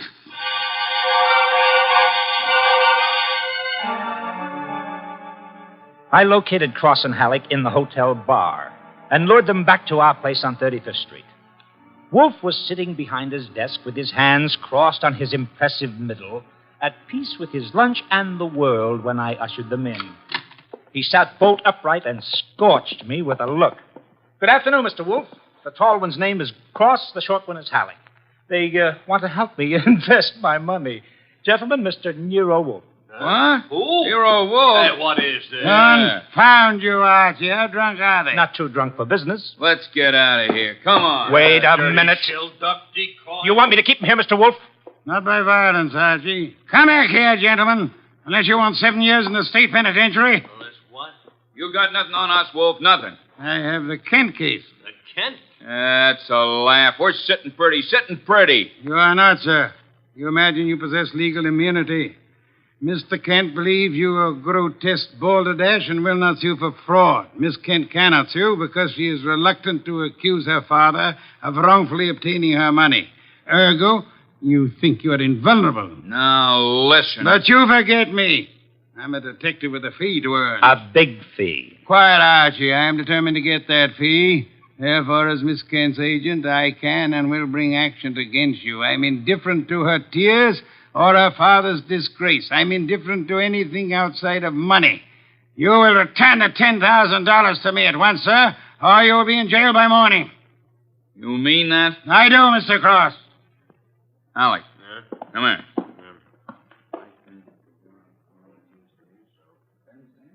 Come on, hurry. Okay. Here, Mr. Wolfe. Alec and I have decided we don't want to get in any trouble with you. Here's your $10,000. Let's have it. Give the dough to Kent, Mr. Wolfe, and get the letters and map back for us. You've got a reputation for being tricky, but honest. We trust you. Come on, Alec, let's go. Well, how about that? Preposterous. No, sir. Take a look. $10,000, genuine coin of the realm. That man Cross is a fool. Does he imagine I'm to be fooled so easily? What do you mean he left the money? He surrendered too quickly, Archie. Too easily. And that money in the envelope he was carrying all ready to refund. Why? Well, maybe he's got a better sucker. I heard him mention a Ben Sanford. Nonsense. Does he need Kent's forged letters and map to cheat this Ben Sanford? Couldn't he prepare another set? I guess you're right. Something's fishy. In any event, it's no concern of mine, thank heaven. Why not? I'm not committed to Miss Kent in any way. As a favor to you, I undertook to regain her money. I have done that. You may take it back to her and obtain the forged papers in return. But, Silence, Mr. Goodwin. Go to your red-haired charmer. Leave me in peace. I intend to spend this afternoon with my New World Atlas.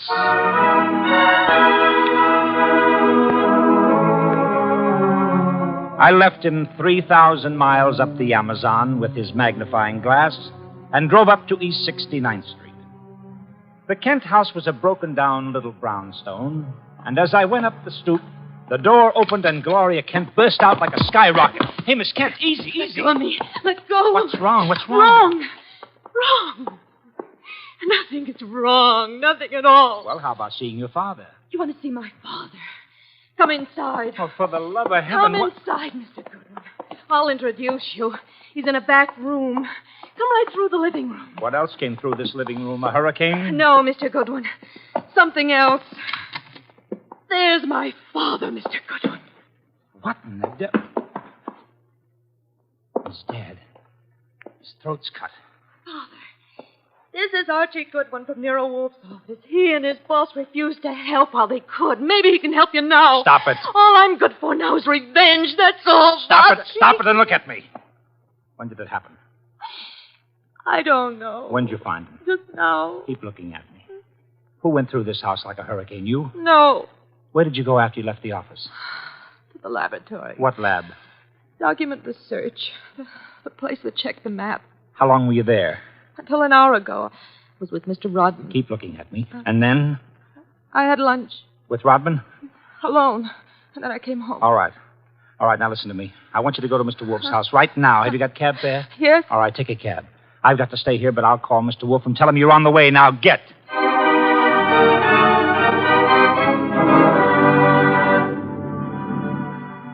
I called Wolfe, told him everything, and he instructed me to advise Inspector Kramer, who arrived with the homicide squad. I gave the inspector everything while the squad photographed and measured, print dusted and detected. At 3:30, Kramer took me back to the house on 35th Street for a fight with Wolfe. It's a great story, Wolfe. Great. Kent buys a phony treasure map. Everybody knows it's phony except Kent. But Cross and Halleck try to buy it back, and Kent gets himself murdered. Did you find the map and letters in the house, Inspector? No, I didn't. The killer was after the map. The phony map? Certainly. Why? Well, if we knew that, we would know why Cross and Halleck so willingly paid back the money and why Kent was murdered. Maybe it's not phony. I'd better see the girl now. No, you fancy her for the murder. Well, I'll know after I ask a few questions. Tonight. She's had a shock, Mr. Kramer. She needs rest. Look, Wolfe, I want her. Why bother with her when there's so much to be done? Yes, such as? Cross and Halleck, find them. And the mystery man they spoke of, Ben Sanford. These are the men you want now, not this poor, overwrought girl. Yeah. All right. The girl will be here for questioning tonight, though, huh? Tonight, Mr. Kramer. Okay. You'll hear from me later on. Well, you buffaloed him out of that, okay. Say, why don't you want her questioned? Is she guilty? I don't know. Well, what did she say when she got here? She said nothing. She never arrived. She never what? She never arrived. Well, then why did you tell Kramer she was resting? Would he have believed the truth? She must be found. More important, we must learn why forged letters and forged map produces turmoil. Find the killer and you find the map. You said so. I said the reverse, which is an altogether different statement. Archie, I want a photograph of that map. Get it. Oh, sure. Any particular camera you want me to use? You'll find the photograph at 200 Vanderbilt Street. Are you kidding? The lab cannot check the authenticity of old papers without photographing them in ultraviolet light, infrared light, and so on. If this document research lab has examined those papers, they will have photographs. Get them.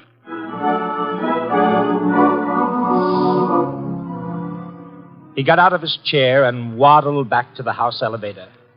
It was 4:00 and time for his regular afternoon session with the orchids. I drove down to the document research laboratory on Vanderbilt and got such a shock that I grabbed the office phone and dialed Wolfe at once.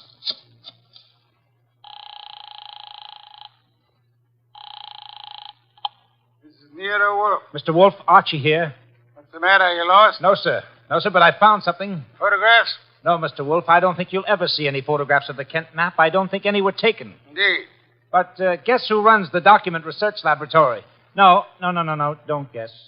You probably know. A man named Ben Sanford, and he's sitting right here looking at me. Bring him home with you. Home?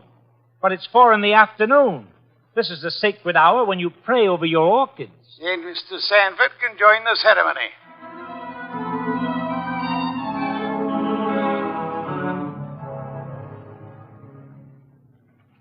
Hey, how about this place? How about it? There must be 1,000,000 flowers up here. No, not flowers. Orchids only. Mr. Wolfe has 10,000 plants. Never saw anything like it. And you never will again, brother. Hey, what kind is that on the bench? Oh, that's our pride and joy. Odontoglossum harryanum. Above them, the Van Petersirana, and the pink ones are the Coelogiani panduratas. Now, the large object, mulching flower pots, is Nero Wolfe. Mr. Wolfe, Ben Sanford. Good afternoon, sir. Hi. I came along to be obliging. I've got nothing to say about anything. How much have you offered Cross and Halleck for their treasure map? No comment.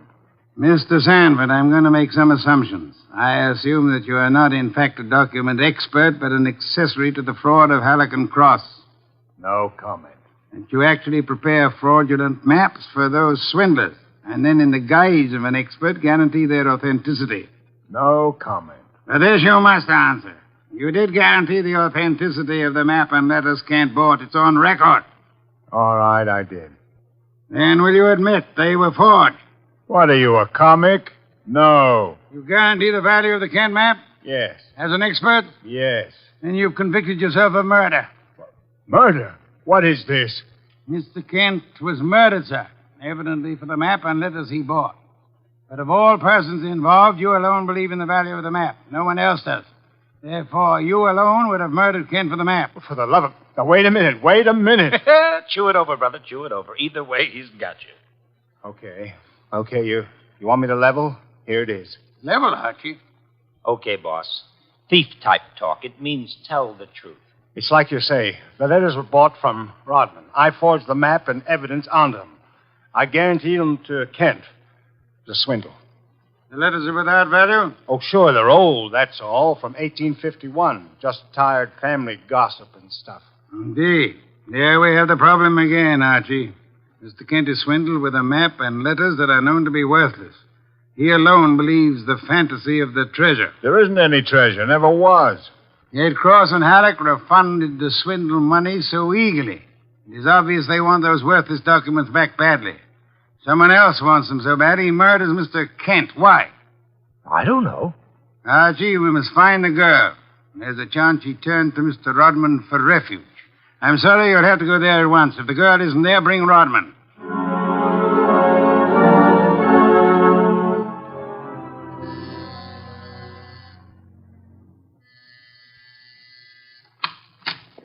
Yes? Hello, Rodman. Remember me? I'm Archie Goodwin from Nero Wolfe's office. Oh, yes, of course. I came to get Gloria Kent. There's been a change in plans. Tell her to come out, please. Gloria? Well, she's not here. Why should she be? Haven't you heard? Heard what? Well, I guess you'd better come down and see Wolfe. Mr. Goodwin, I'm afraid I can't. I'm rather busy. Look, Rodman, maybe you ought to know. Old man Kent was murdered. What? Yes, just after you and Gloria left us. Kent murdered? Well, this is awful, Mr. Goodwin. You want to see Mr. Wolfe now? Get your hat. Murder? Well, believe me, I never wanted this. I'm going to tell Nero Wolfe the whole mess. Every word of it. Okay, then. Come on, let's go. Yes, of course. Just a minute. I'll get my hat in the bedroom. Murdered? Kent? I never dreamed. Oh. Come on, Rodman. Come on, Rodman. Come on. What? I didn't hear you. Oh, Rodman. What the... Oh! Rodman. Oh, Rodman. Good Lord. What next? Come on. This is Nero Wolfe. Archie here. We've had a tough break. Yes? While I was waiting for Rodman at the front door, he went into the bedroom for his hat. The killer was there. How do you know? He cut Rodman's throat. Devil. The back window was open. It's a ground floor apartment. He was out and gone before I had a chance. Archie, where were your wits? Let me alone. I've had a man murdered 20 feet from me. You think I'm cheering? Mr. Kramer is here, and he has news for us, Archie. He could not locate Cross and Halleck in their apartment. They had not been home all day. The maid informed him that she was waiting for her weekly salary. Well, so what? She was most angry and peppery, Mr. Kramer informs me. Red pepper? Exactly. Okay, maybe I know what you mean. I'll try to deliver the goods this time. Goodbye.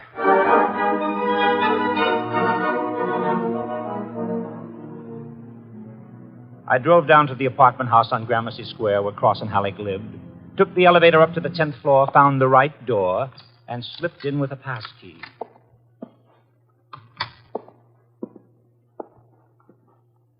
Come on out. Come out wherever you are. I know you're in here. You fooled Kramer pretending to be the maid, but you didn't fool Wolfe. You'd better... Gloria! Cut it out, you idiot. Lay off. Archie, you dope. Archie Goodwin from Nero Wolfe's office. Remember me? Let go.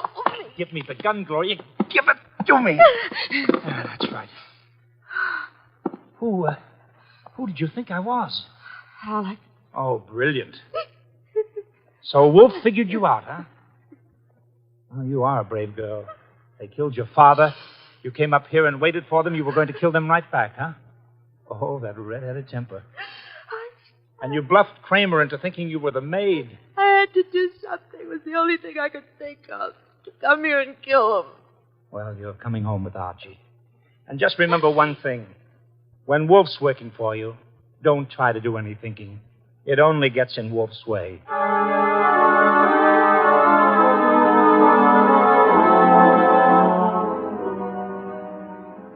I got Gloria Kent back to the house at 7 o'clock. I parked the car, brought her into the office, and got the shock of my life. There was a convention on. Wolfe was there, with Inspector Kramer representing the cops. Cross, Halleck, and Sanford were there representing the crooks.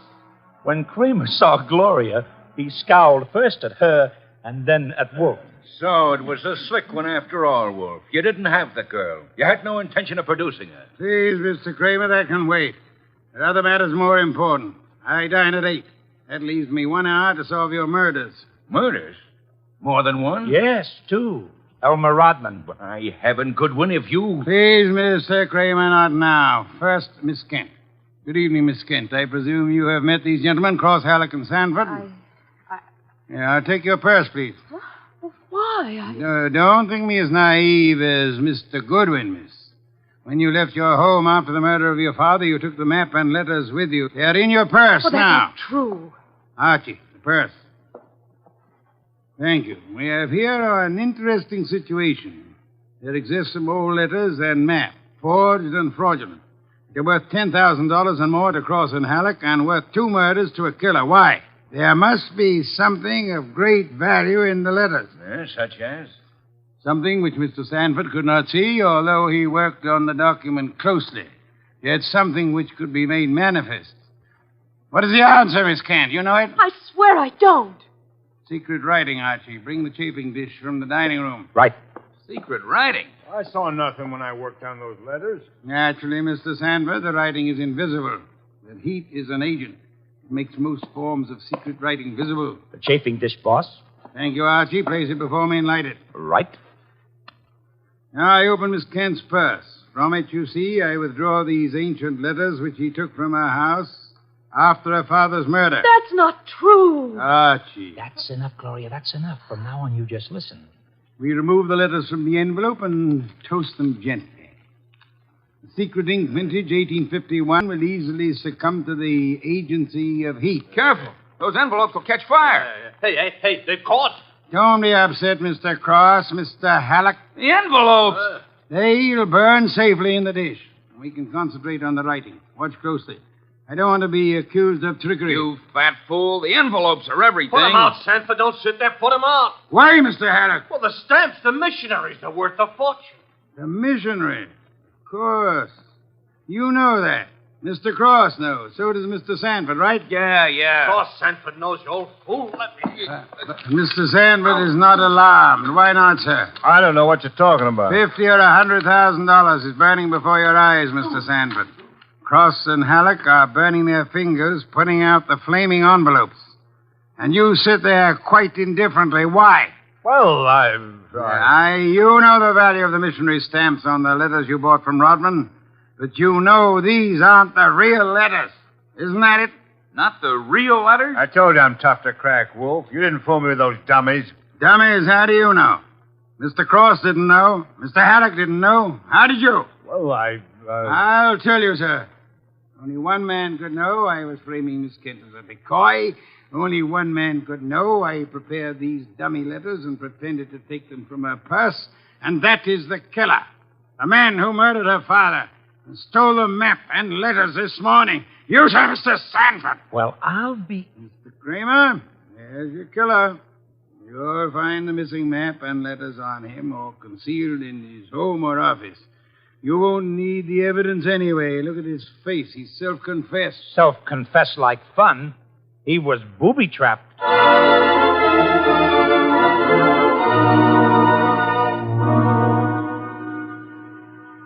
No, Mr. Crane. Not a complicated case, really. Very simple. Elmer Rodman sold a packet of old family letters to the swindlers for a small sum. They used the letters to perpetrate their fraud on Miss Kent's father. And the stamps on the letters were valuable? They were a special Hawaiian issue 1851, Miss Kent. Nicknamed missionaries, because missionaries used them for writing home. They are extremely rare stamps worth upward of $25,000 each. Hey, no wonder they were worth 2 murders. We found 5 of them on Sanford. Excellent. Somewhere or other, Rodman discovered the value of the stamps after he sold the letters. In his effort to get them back, he communicated his discovery to the swindlers, Cross, Halleck, and Sanford. So that's why they refunded the money so fast. Precisely, in an effort to have the sale rescinded. Rodman sought out Kent and tried to convince him of the fraud. Alas, he would not listen to the truth, Mr. Kramer. Oh, I get it. And while the others were hassling around, Sanford tried to steal a march and quietly resorted to murder. There you have it. Ha-ha! Great job, boss. Great job. So Gloria not only gets her 10 grand back, but 5 times 25, which is about 125,000 worth of goodies. Now, figuring your rates by the hour, that means you've done a gratis job worth about... Miss Kent, I did not know will I demand a large fee for what I've done. I will not go back on my word. But I can beg for a favor. I'll only be too happy to... Wait. I asked something that would not be easy to grant. What is it? Will you use your red hair, your pretty face, your admirable figure, and your ample fortune to lure Mr. Goodwin away from this house tonight? I would like to enjoy my dinner in peace. That won't be difficult, Mr. Wolfe. Let's have an understanding right now, Gloria. Difficult for you or for me? I'll be delighted. Indeed. To spend an evening with Mr. Goodwin, there is only one word for you, Miss Kent. Intrepid.